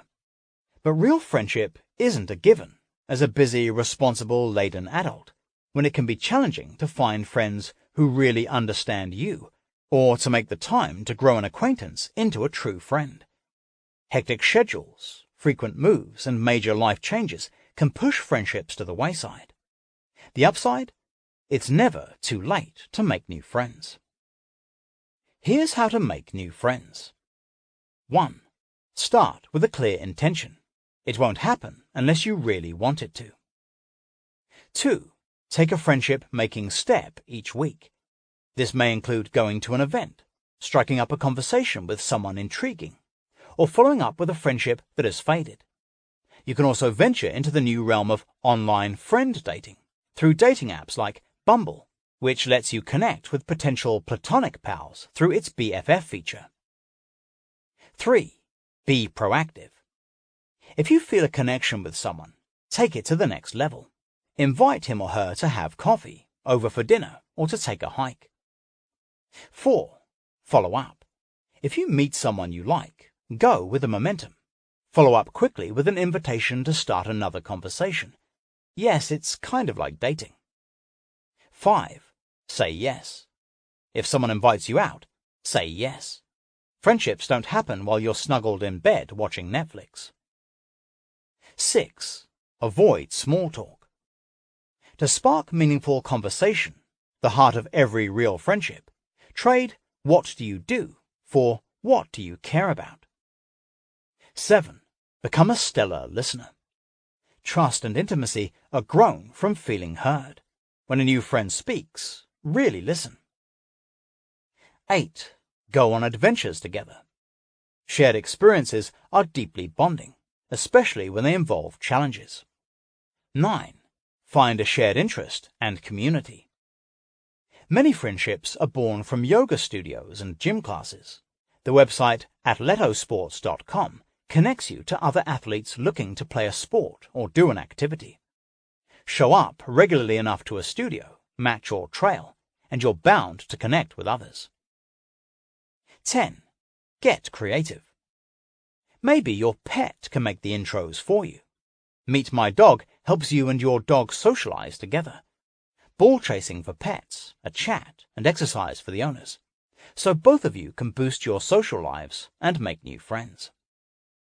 11. Don't take things personally. Rejection is part of the process. If a potential new friend declines an invitation, it doesn't mean you're not a good person. It may simply mean that he or she does not have the space for developing a new friendship right now. Genuine and lasting friendships are a key part of a fulfilling life. Count your blessings. This is gratitude's moment. Never before has the term received such airplay. It's splashed across the covers of self-help books, emblazoned on writing journals, and hashtagged on social media posts. And never before have we needed it so badly. We live in a time of political upheaval, chronic depression and anxiety, and incessant striving for more. Peace, contentment, and happiness can seem unrealistic or simply unattainable. Gratitude is a way out. Gratitude is the practice of turning your attention to the goodness that is already in your life. This isn't a complex philosophy reserved for the spiritual elite. It's a simple but powerful way to reframe your perspective on life. When you view your world through a thankful lens, more good things start to happen. Researchers have found that gratitude contributes to more positive emotions, a deeper enjoyment of good experiences, increased ability to navigate difficult circumstances, better health, and stronger relationships. As a clinician, I have been struck many times by the way that patients who are grateful for something in their lives tend to handle health problems more smoothly and rebound from illness more easily. Appreciating good things sounds easy enough, but gratitude is a practice because it takes practice. Without awareness, our worldview shifts easily to the negative. We take inventory of our lives, and what's missing or imperfect seems to stand out in shining neon colors, while the good stuff fades to the background. When you practice gratitude, you make a conscious decision to feel satisfied with what you have instead of longing for what you don't. Like any new practice, you strengthen your gratitude muscles by using them, directing them to a new way of working until it becomes habitual. The foundation of the gratitude philosophy is that each moment of each day presents you with an opportunity to be appreciative for something. That said, seeing the positive doesn't mean that you pretend that something is good when it's actually hurtful or challenging. The goal is not to forcefully transform yourself into Pollyanna. Instead, you are training yourself to see the good that actually exists around or alongside the challenge, and to notice the ripple effect of this positive perspective. One positive thought very often triggers another. Practicing gratitude will positively influence your life only if you integrate it into your daily life. Here's how to do it. Make a commitment to practice gratitude. You'll be on the gratitude train, and then you'll inevitably fall off. You'll find yourself complaining or comparing yourself to others, and then you'll stop and return to thankfulness. This will happen over and over. Your commitment to practicing gratitude will bring you back each time. Keep a gratitude journal. This can be as simple as a quick list dashed off before sleep each night, or it can be a lengthier recounting of the positive things, feelings, and experiences that crossed your path during the day. Nothing is too big or too small. You may have passed a beautiful flower on the way to work, or indulged in a delicious bit of dark chocolate after lunch. You may have nailed the presentation, or shared a sweet moment with your child at bedtime. There is always a moment of goodness. You just have to look for it. Recite gratitude prayers. Many spiritual traditions include prayers of gratitude. You can make up your own and recite it upon waking and before sleeping. Simply express your gratitude for the gifts that are in your life, such as your health, loved ones, home, financial security, creative expression, and career opportunities. You can express gratitude for anything and everything that is positive, and you can even be grateful for the gifts that are yet to come with this simple affirmation. I am grateful for the unknown blessings already on their way. In times of turmoil, gratitude is a way out. Find your tribe. The call to gather is getting louder. It's heard in the rise of music yoga and arts festivals, where participants camp out en familia for several days, and workshops where people trade skills and teach classes. On one end of the spectrum, it's seen in the increase of circles for the full moon or solstice, and on the other end, team obstacle racing over rigorous terrain. Both are examples of individuals gathering for authentic experiences as a clan. This gathering spirit is evident in a more mainstream way in the growth of meetups, where once strangers come together around shared interests like healthy cooking or hiking, not to mention the boom in activism and marching for a cause. It's even seen in the return of home sharing after decades of solitary and nuclear family living. I think this collective urge to find a tribe is a growing backlash against the isolating effects of our hyper-technological existence. We want real community, the kind where others share your dreams, help bear some of your pains, and will pick you up at 2 a.m. when your car breaks down. For some people, that comes automatically from extended family, but for many, it does not. Finding a tribe is not quite the same thing as going on group vacations or nights out with your friends. It involves coming together for shared experiences that require effort and commitment, often oriented around a shared goal or mission. It involves a level of interdependence, in which individuals rely on each other to meet basic needs and consistency, going beyond flash-in-the-pan experiences and engaging with the same folks numerous times. And a tribe typically involves a level of challenge, because the glue that creates real bonds requires vulnerability and some discomfort, and genuine need for giving and receiving.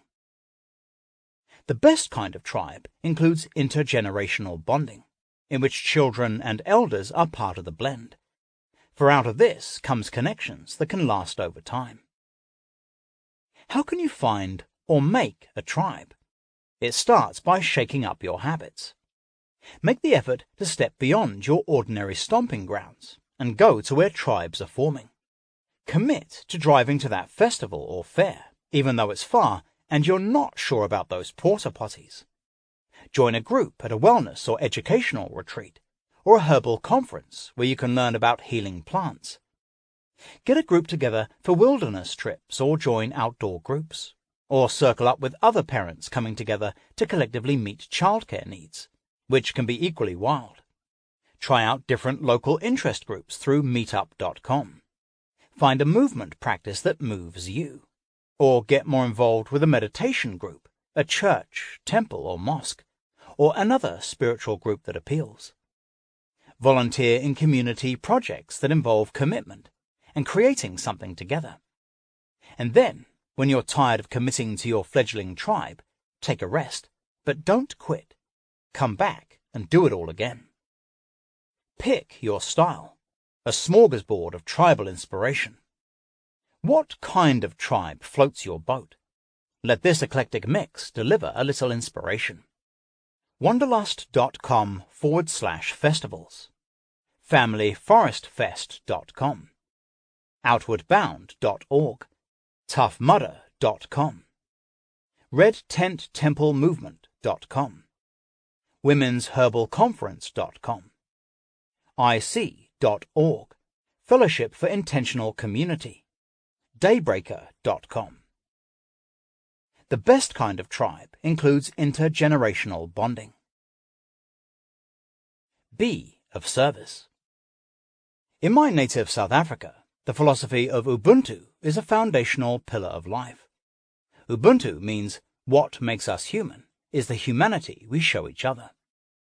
In the US, we don't have a single phrase that captures the same thing. But the word Siva, which comes from yogic philosophy and means selfless service for the good of the collection, alludes to the same thing. When you give your time, energy, and effort to a cause from a place of genuine altruism, giving for the pure sake of service to another, you experience an increased sense of belonging and connection, a greater experience of shared humanity that, in today's polarized culture, can be hard to find. You also get a way to be part of a solution in a world that can seem filled with paralyzing problems. On a physiological level, Volunteering and helping others has been found to correlate with higher levels of health and decreased mortality in older populations. It also generates self-esteem while reducing the incidence of stress and depression. The benefits, researchers theorize, come from an enhanced purpose in life. You are giving yourself to a cause you feel strongly about. I'd conjecture it's even bigger than that. Assisting others, especially in your local community, helps you understand and empathize with the people you live with and the place where you live, so you feel more rooted. It can connect you to people you never would have met, bestowing a richer experience of daily life. And it can let you use your skills to achieve shared goals, which feeds personal satisfaction and a sense of meaning. Today, one of the main avenues for volunteering is through initiatives in the workplace, which gives participants an opportunity to bond and find greater purpose in their work. What helps volunteering become a habit is participating in actions that are effective. For example, projects that address an important but undeserved need with simple and scalable solutions, and that let you see or experience the results of your efforts. An act of seva can be small, like walking dogs at the animal shelter or humane society, delivering meals to the elderly, or helping in urban cleanup near your home. Or it can be a life-changing trip to build houses or sanitation facilities much farther afield. To find the right match for your passions and skills, start by asking friends about their experiences and find out if your workplace has any volunteer initiatives you can join. Yoga studios in your area might also offer service opportunities or group trips. Your local United Way office, easily found online, will be a hub for volunteer opportunities.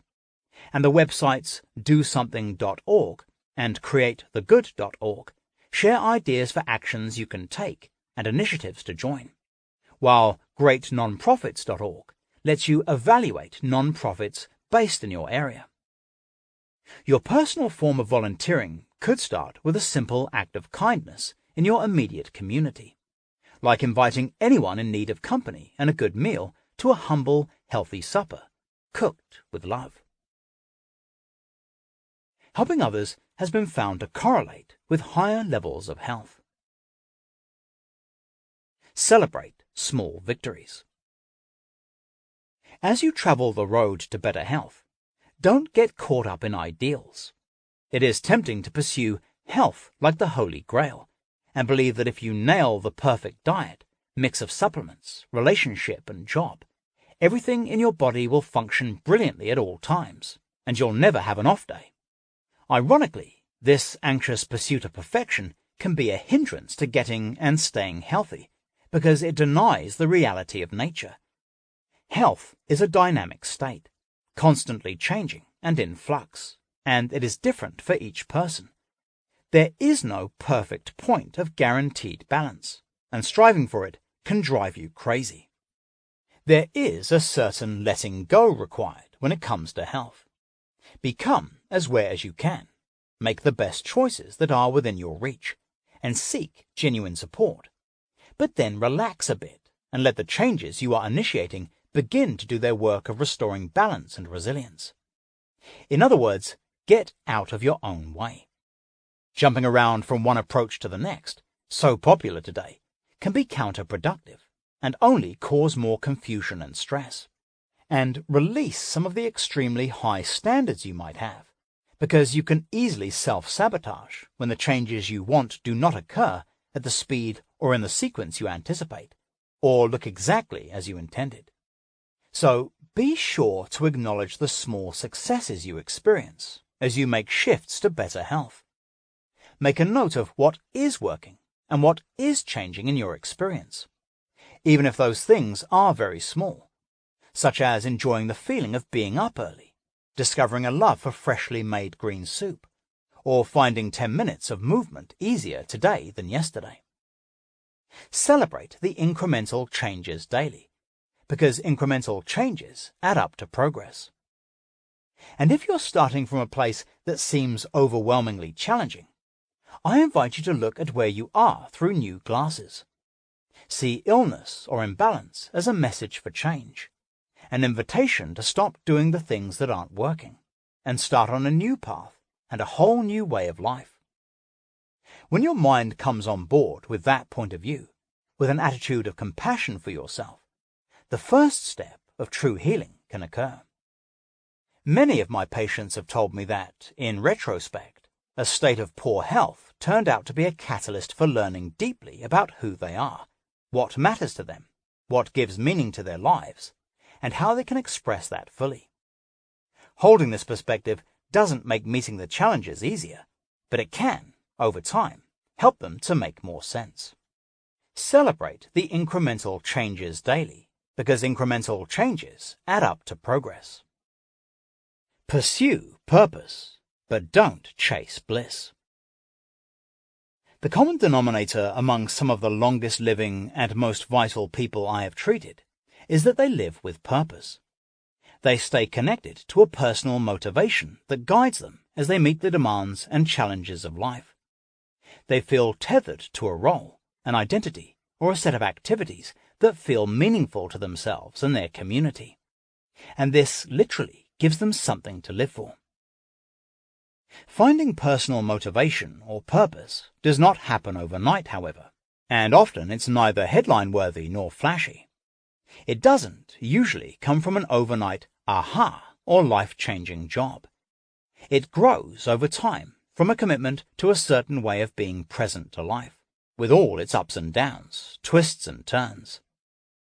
Purpose is a hot-button word today, when under 40s in particular are driven by a hunger for meaning in work and life, and when it can sometimes appear, at least online, as if everyone in the world has created a path ablaze with personal mission. I asked one of my favorite and most self-motivated New York entrepreneurs, Jason Walkup, to share his thoughts on living with purpose. Jason is the founder of the wellness empire MindBodyGreen.com, and a definite pro when it comes to knowing how to be well. So many people today are searching for a purposeful life, and that is really a good thing. But we have become so used to having something now that we've gotten out of balance. We're in the age of instant gratification. If I want food, I can get it in 10 minutes. If I want something from Amazon, I can get it tomorrow. This leaves a lot of people hopping around in the search for meaning, jumping from one experience to the next, or from one job to the next, seeking the "I found my purpose" moment, but ultimately feeling frustrated and even quite lost. Because all that moving around and restless seeking can be a form of busyness and distraction, it doesn't lead to depth of experience and satisfaction. What I've discovered in my own journey, which has had numerous starts and stops and has required constant recommitment, is that purpose is not something you arrive at all of a sudden, unless you're quite lucky. For most of us, there is no crystal ball or sudden realization. The sense of purpose dawns and strengthens from the little actions you make and the choices that influence how you show up for your life each day.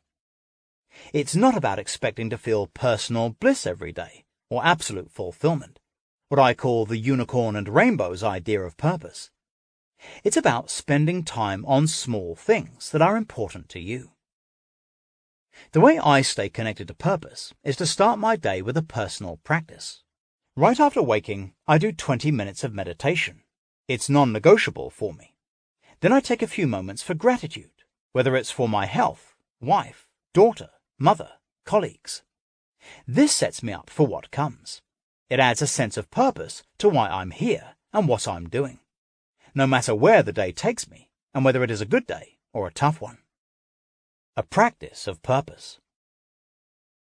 Cultivating personal purpose begins by asking yourself, what lights me up? First thing in the morning, take a moment to scan the day that is about to come. What small moment offers an experience of contentment today? It might be the most trivial thing, like dropping your child off at school, taking a walk with a coworker, or picking out greens at the market. Then when these moments happen, acknowledge how these actions make you feel in body and mind. Grounded, capable, connected to others, appreciated, loving, or beloved. These are all facets of meaning and purpose. This small mindfulness practice will nurse seeds of meaning that grow and deepen over time. They foster that lit-up state of vitality that purposeful people radiate, a cornerstone of longevity and health. Purpose is not discovered. Instead, it comes from following your passions and interests and spending time on the small things that are important to you. More experiences, fewer things. When it comes to the pursuit of happiness, psychology research says that real-life experiences deliver longer-lasting satisfaction than material goods. When people make major purchases, studies show they initially report happiness, akin to some of their best in-person experiences like travel, concerts, and get-togethers with loved ones. Over time, however, the satisfaction with the object fades, while happiness about experiences increases. This is because the mind adapts to the object and it loses its exciting veneer. And you may even start to compare the object to what other people have and find it comes up short.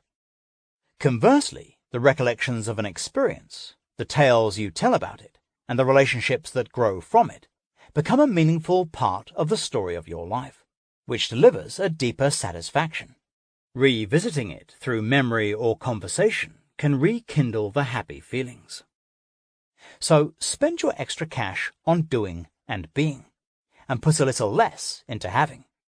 Just remember to really be present in the experience and forget about taking selfies. You'll remember more when you're fully engaged and noticing every detail with your eyes, ears, and fine senses than if you get wrapped up trying to document everything. Feelings of contentment are more likely to come from places and experiences rather than from objects. So spend your extra cash on doing and being, and put a little less into having. Make space for more fun. Being an adult is serious business, especially when you are living in serious times. However, that's all the more reason to make space for carefree and unself-conscious fun. Not only does it let you stretch your wings physically and mentally, having fun encourages surprise, curiosity, and creativity to flow. It releases stress and triggers the release of feel-good endorphins. Fun also helps you to bond more deeply with others. Many a long-lasting friendship has been built on a foundation of silly adventures and goofing around. Fun exists purely for its own sake, and has no greater purpose than to connect you to joy. Watch animals frolic, roll in dirt, or chase each other, yapping and prancing. Or for that matter, watch small children do similar. The desire to engage freely in spontaneous activities that make you feel gleeful is natural and innate. But why do we do so little of it as we age? We get caught in the belief that responsibility should trump frivolity. I recommend rethinking that and making a weekly fun date of some kind a high priority, because an hour of fun can do more for your well-being than many a well-intentioned and furrow-browed health intervention. A fun date can be as simple as a living room dance party with yourself or others, a wild game of paddle ball on the beach or horseshoes at the park, or a rambunctious game of tag at the playground with your children. It could be seeing a comedy show with friends, a night doing an unusual group activity like painting or throwing pottery, or a high-energy game night for all ages. Or it could be something totally kooky that nobody but you could dream up, but that makes you shine from the inside out. Most of us know something that our kid-like self still registers as pure fun, if we would only let that self speak. Ironically, unless you program it in your calendar, it's Sunday morning, time to dance. Your responsible self might conspire to make you forget the commitment and stay in productive mode. Overrule that urge by having one or two fun co-conspirators of any age in your life, and committing to at least one short session per week that serves absolutely no purpose but getting your fun freak on. An hour of fun can do more for your well-being than many a well-intentioned and furrow-browed health intervention. Honor the seasons.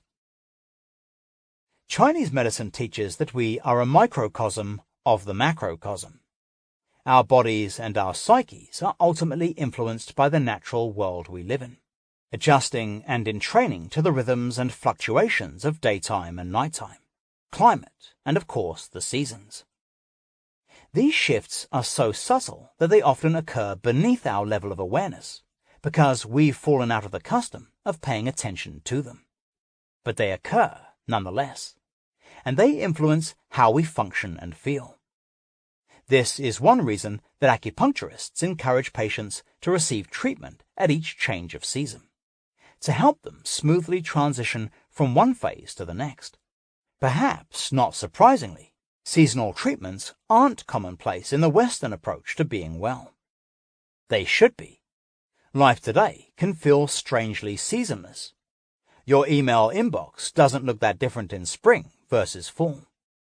The expectations of your availability or energy levels don't change from deep winter to high summer. Within you, however, a much older and more primal clock is tracking the shifts from spring to summer and from fall to winter. When you acknowledge this innate relationship to seasons, it is like living in sync with tidal ebbs and flows. Things move more fluidly. You can anticipate times you might need extra care, and you can make sense of what you are feeling, allowing your energy, activity level, and appetite to fluctuate, instead of fighting against it or insisting that you should feel the same every day of the year. Acknowledging the seasons is one very old way to know your place in the greater macrocosm that holds you, a true gift in a fragmented modern world.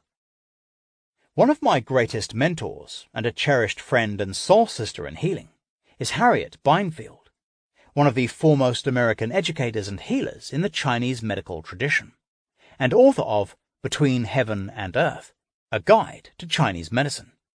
Here are her tips for living in line with seasonal change. When you understand the characteristics of the seasons, you become more attuned to yourself and can harness what they offer to help you take the best care of yourself. Spring is a time for exuberant re-entry after winter. You might not need as much sleep, and the world invites you to be more active outdoors. Get out there, rain or shine. The renewing force of this season is strong. Use it if you've been looking to make changes.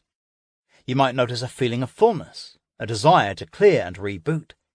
Spring supports new ideas, new habits, and even a detoxifying cleanse.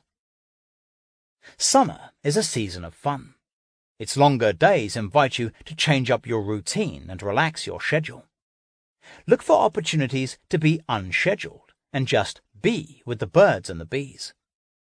It's a time of pursuing frivolous delight. Whenever possible, take yourself away from the to-dos. Light, fresh foods that take advantage of nature's bounty may suit you now, with a heightened ability to digest raw foods. Fall is a time of re-entry into structured rhythms, in preparation for winter. It's a time of discipline, when you want to apply your analytic skills to what's working and what's not in the ways you organize your life, and make a hierarchy of what's most important to yourself, and see if you're accommodating that. In the kitchen, you may do more meal planning, stocking up of supplies, and even canning and preserving. And as the wheel turns and the yin season of winter calls us inward, you eat more things from under the ground, like root vegetables, and begin to make slow-cooked soups and stews and bone broths, which draw nutrition from deep within the bone. Honor the urge to slow down. Be more reflective, rest and contemplate. Practice saying no if you want to. Winter is a time of sinking in, and of remembering that we can get off the hamster wheel of life if we choose. If new habits are harder to ingrain, give yourself some space. Spring's energizing force is just around the corner. I also suggest doing a seasonal inventory 4 times a year. Ask, what was that season like for me? What am I satisfied and dissatisfied with? And what can I now reinvent? What is about to change in my environment? And how might my lifestyle shift? Taking stock in this way, as well as honoring the seasonal shifts with solstice or equinox celebrations, or just immersing yourself in nature, adds rhythm and dimension to your life. In our fast-paced world, it ensures that one season and 1 year doesn't just run on to the next. We are a microcosm of the macrocosm. Our bodies and our psyches are intimately influenced by the natural world we live in. Sing. An Ayurvedic healer once told me that the most powerful tool for healing is singing. When you lift your voice, it raises your spirits, and when you feel tired, powerless, or disenfranchised, the sound of your own voice ringing out reminds you of your agency and the innate ability to project yourself into the world. When you sing with others, the resonance of individual voices in harmony creates a palpable experience of wholeness, a resonance that you feel inside your body as vibrations, and that transcends any belief the thinking mind may hold about being alone or inconsequential. Sing at the kitchen sink, in the car, or with the kids, or get out to karaoke. Invite friends to join for a meal with a guitar and a sing-along. Better yet, find a group singing experience like call and response kirtan at a yoga studio, or a local choir or community chorus through meetup.com. Search under Singer Meetups. And don't be shy about going alone. Most people will probably be doing similar. You don't have to have a spiritual affiliation to join a choir. These days, choral groups fuse secular and sacred music, and there are even rock and pop choirs and alternative singing groups to fulfill everyone's need to sing. You can even find a cappella groups like those of Sweet Adeline's International, an organization for women's barbershop singing. Give a few groups a try. If the first one isn't the right vibe, try another, until you find one where you feel in harmony. If you'd rather play music than sing it, amateur instrumental groups exist too. What to do when? Now that you've become familiar with the 108 how-tos that are fundamental to being well, you can start to use them in targeted ways to improve specific complaints. The following 11 strategies are my basic approaches to the most common conditions that present in my practice, and they all combine actions from the Good Medicine Mandala. For descriptions of each step, go to howtobewell.com and use the boost steps to enhance the basic steps. While we all require individualized fine-tuning at times to completely resolve health issues, there are universal practices that I prescribe to every patient to begin repairing and resolving whatever is out of sorts. I suggest you start here too. Consider this your troubleshooting guide of first-line tactics you can use to improve everyday health problems by addressing their root cause. You feel sluggish and want to reboot. Basic protocol. Do a 2-week elimination diet to detect and remove irritating foods. Eat lots of vegetables. Prioritize sleep. Exercise daily. That could mean 10-minute workouts or a long, lazy walk. Each day, pick one new habit to practice from the following. Spend time in nature. Take a break from excess technology use. Smile, laugh, repeat. Sing. Boost.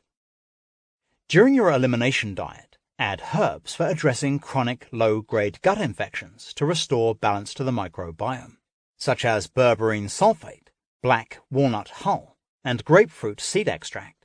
This is what we use in the Be Well Cleanse and is described at howtobewell.com. Clean out your pantry of all processed foods. Organize your fridge and pantry. Practice intermittent fasting. You want to lose weight. Basic protocol.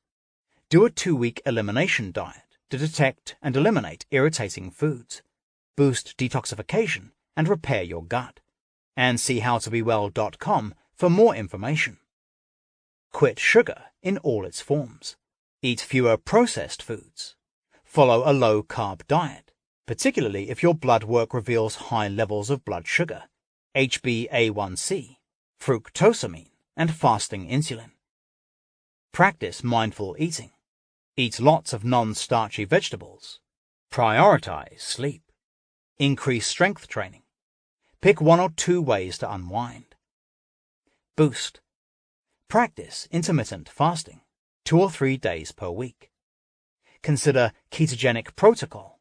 Work with a knowledgeable health practitioner, ideally one trained in functional medicine, to test the following blood markers.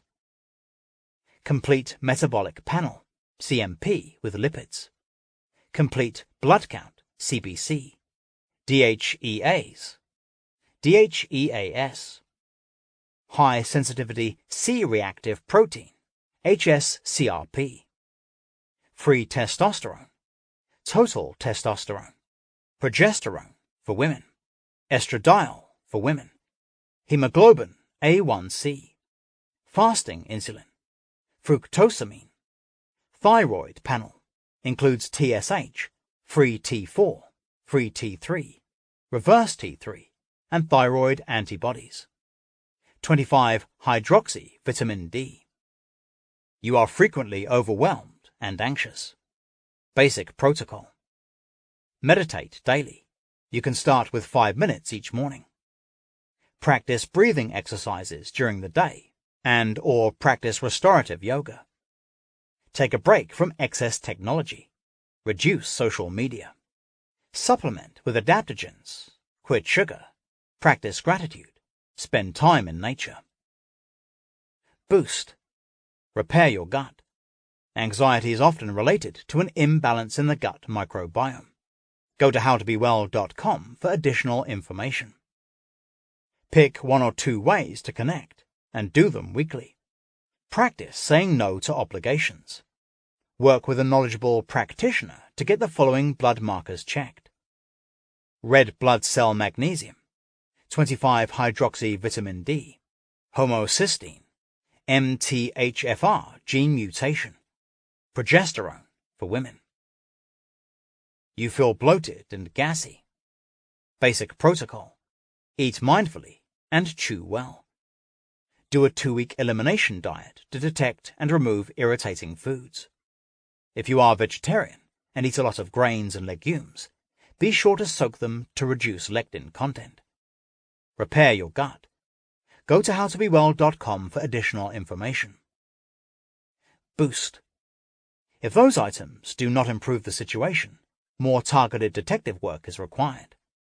This could include resolving any chronic low-grade infections by working with a practitioner to determine yeast overgrowth or a parasite or bacterial infection, then using antimicrobial herbs or medication to remove them. In the case of yeast overgrowth, yeasty and fermented foods and drinks should be eliminated from your diet. Investigating whether you are sensitive to FODMAPs, a group of foods high in a certain kind of starches that cause gas, bloating, and other GI issues. For more on this rather complex subject, see howtobewell.com. Practice yoga and/or gentle foam rolling, targeted to the midsection to move air through the body. Meditate daily to create calm throughout the nervous system. You are always tired. Basic protocol. Get blood work done to rule out any vitamin deficiency, especially if you are vegetarian. Work with a knowledgeable practitioner to test for the following. Complete metabolic panel, CMP with lipids. Complete blood count, CBC. Erythrocyte sedimentation rate, ESR. High sensitivity C-reactive protein, HSCRP. DHEAS. Cortisol. Thyroid panel includes TSH, free T4, free T3, reverse T3, and thyroid antibodies. Free testosterone, total testosterone, anti-nuclear antibody, ANA. Rheumatoid factor, Lyme disease with co-infections panel. Epstein-Barr virus antibodies, IgG and IgM. MTHFR gene mutation. Homocysteine, vitamins B12, folate, and 25-hydroxy vitamin D. Iron, TIBC, how much iron is being utilized. Ferritin, iodine, red blood cell magnesium, selenium, zinc. Do a 2-week elimination diet to detect and remove irritating foods. Reset your body clock and practice the sleep rhythm and sleep hygiene habits throughout Ring 3. Exercise daily. Strength training has been shown to be the most effective exercise for fighting chronic fatigue. Use adaptogens to support your body during times of stress and reduce your caffeine intake. Create a smart supplement strategy. Be sure to include a multivitamin and CoQ10 for mitochondrial support. Boost. Spend time in nature and take off your shoes. Meditate daily.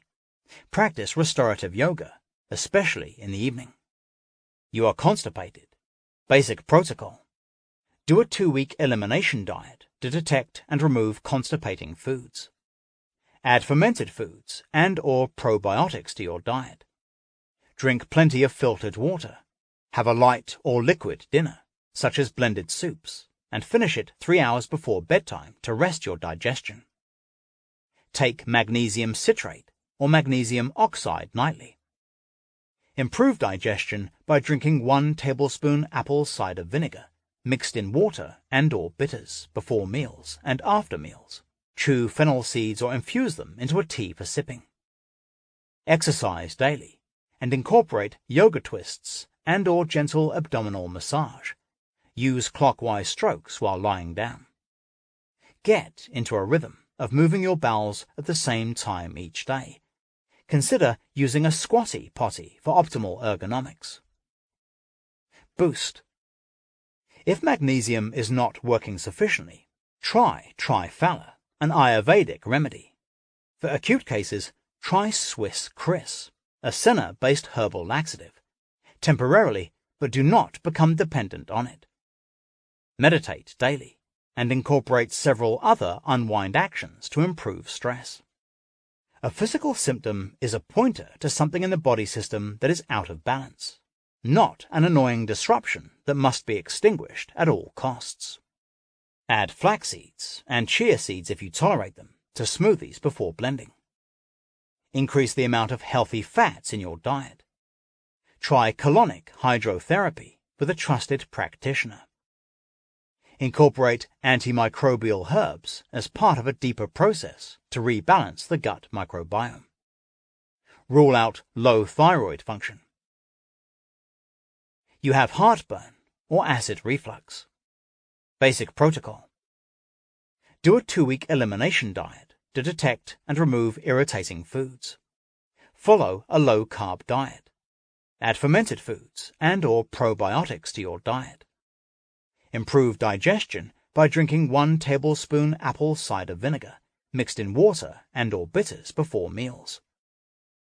If you are on PPIs, proton pump inhibitors, for acid reflux, slowly taper off them under a doctor's supervision. Do not stop cold turkey because you will get a rebound effect.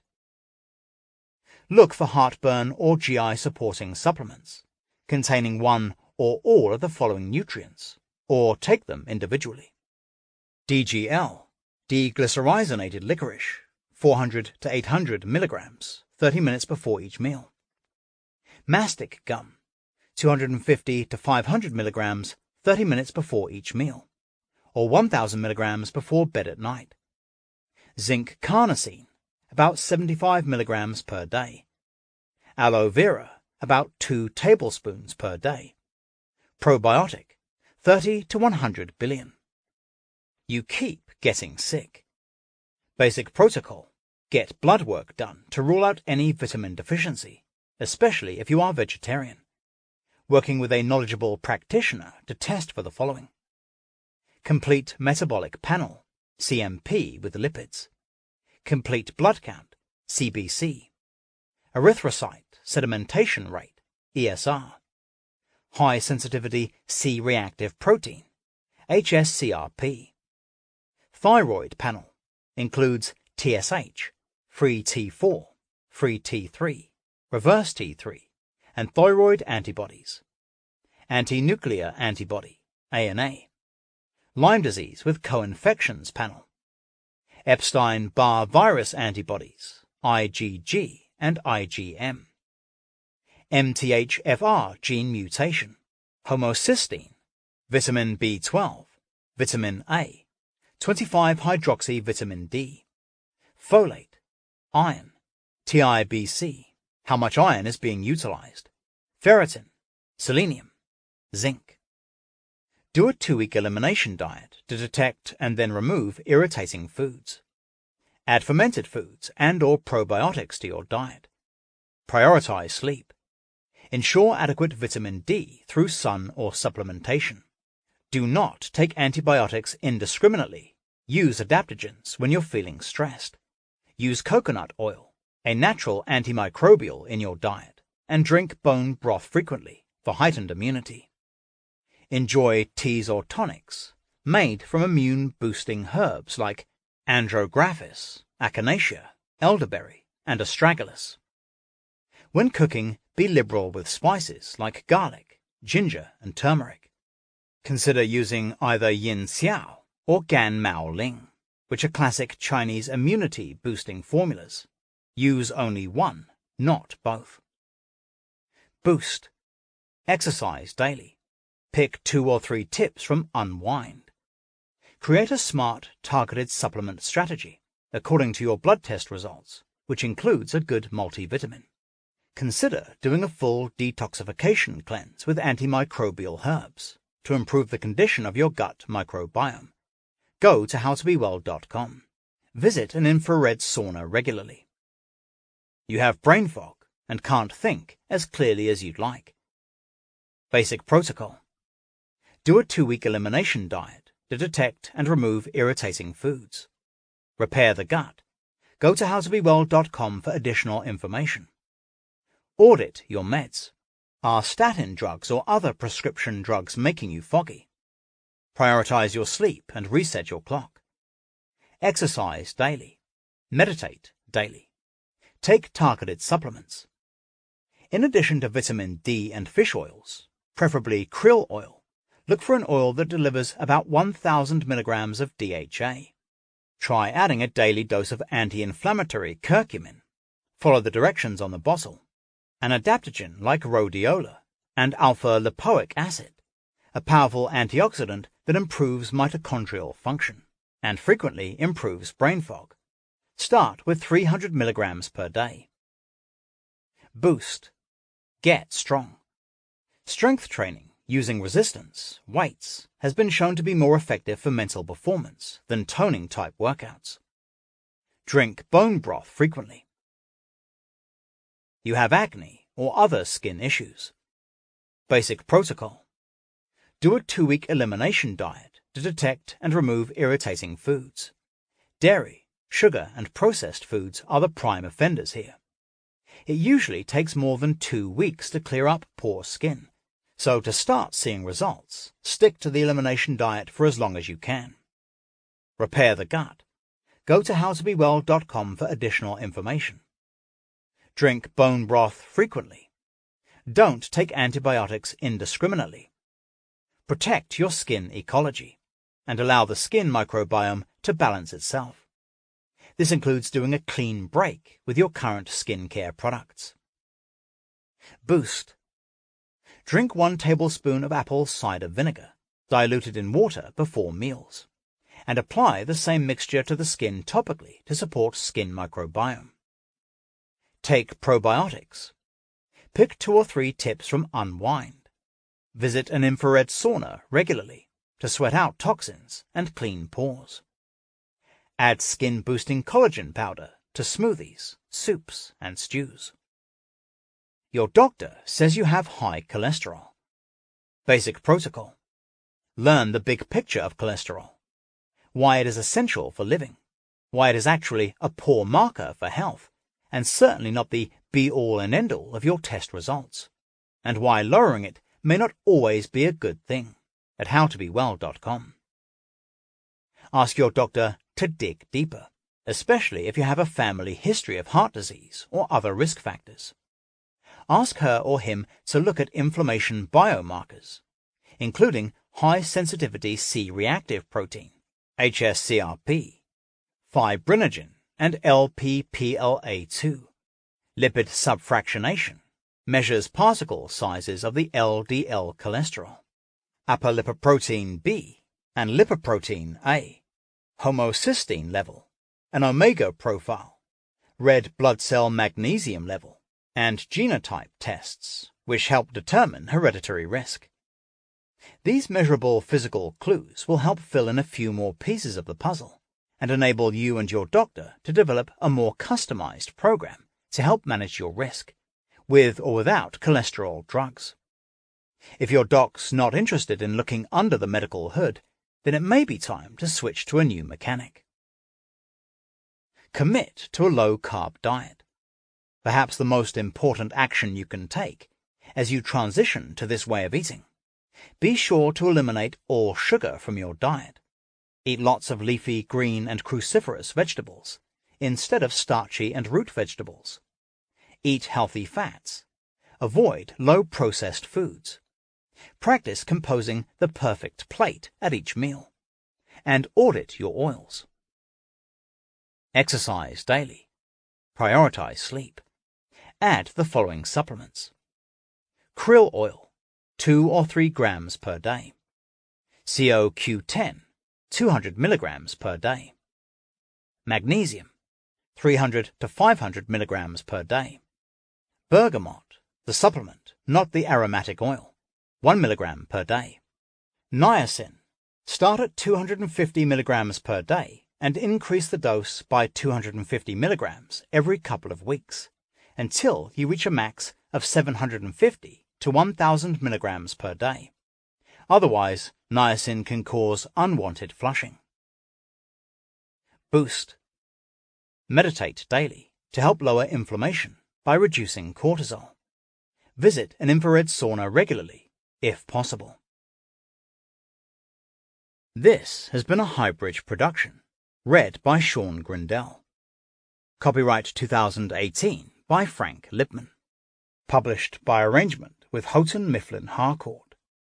Recording copyright 2018 by Highbridge, a division of Record.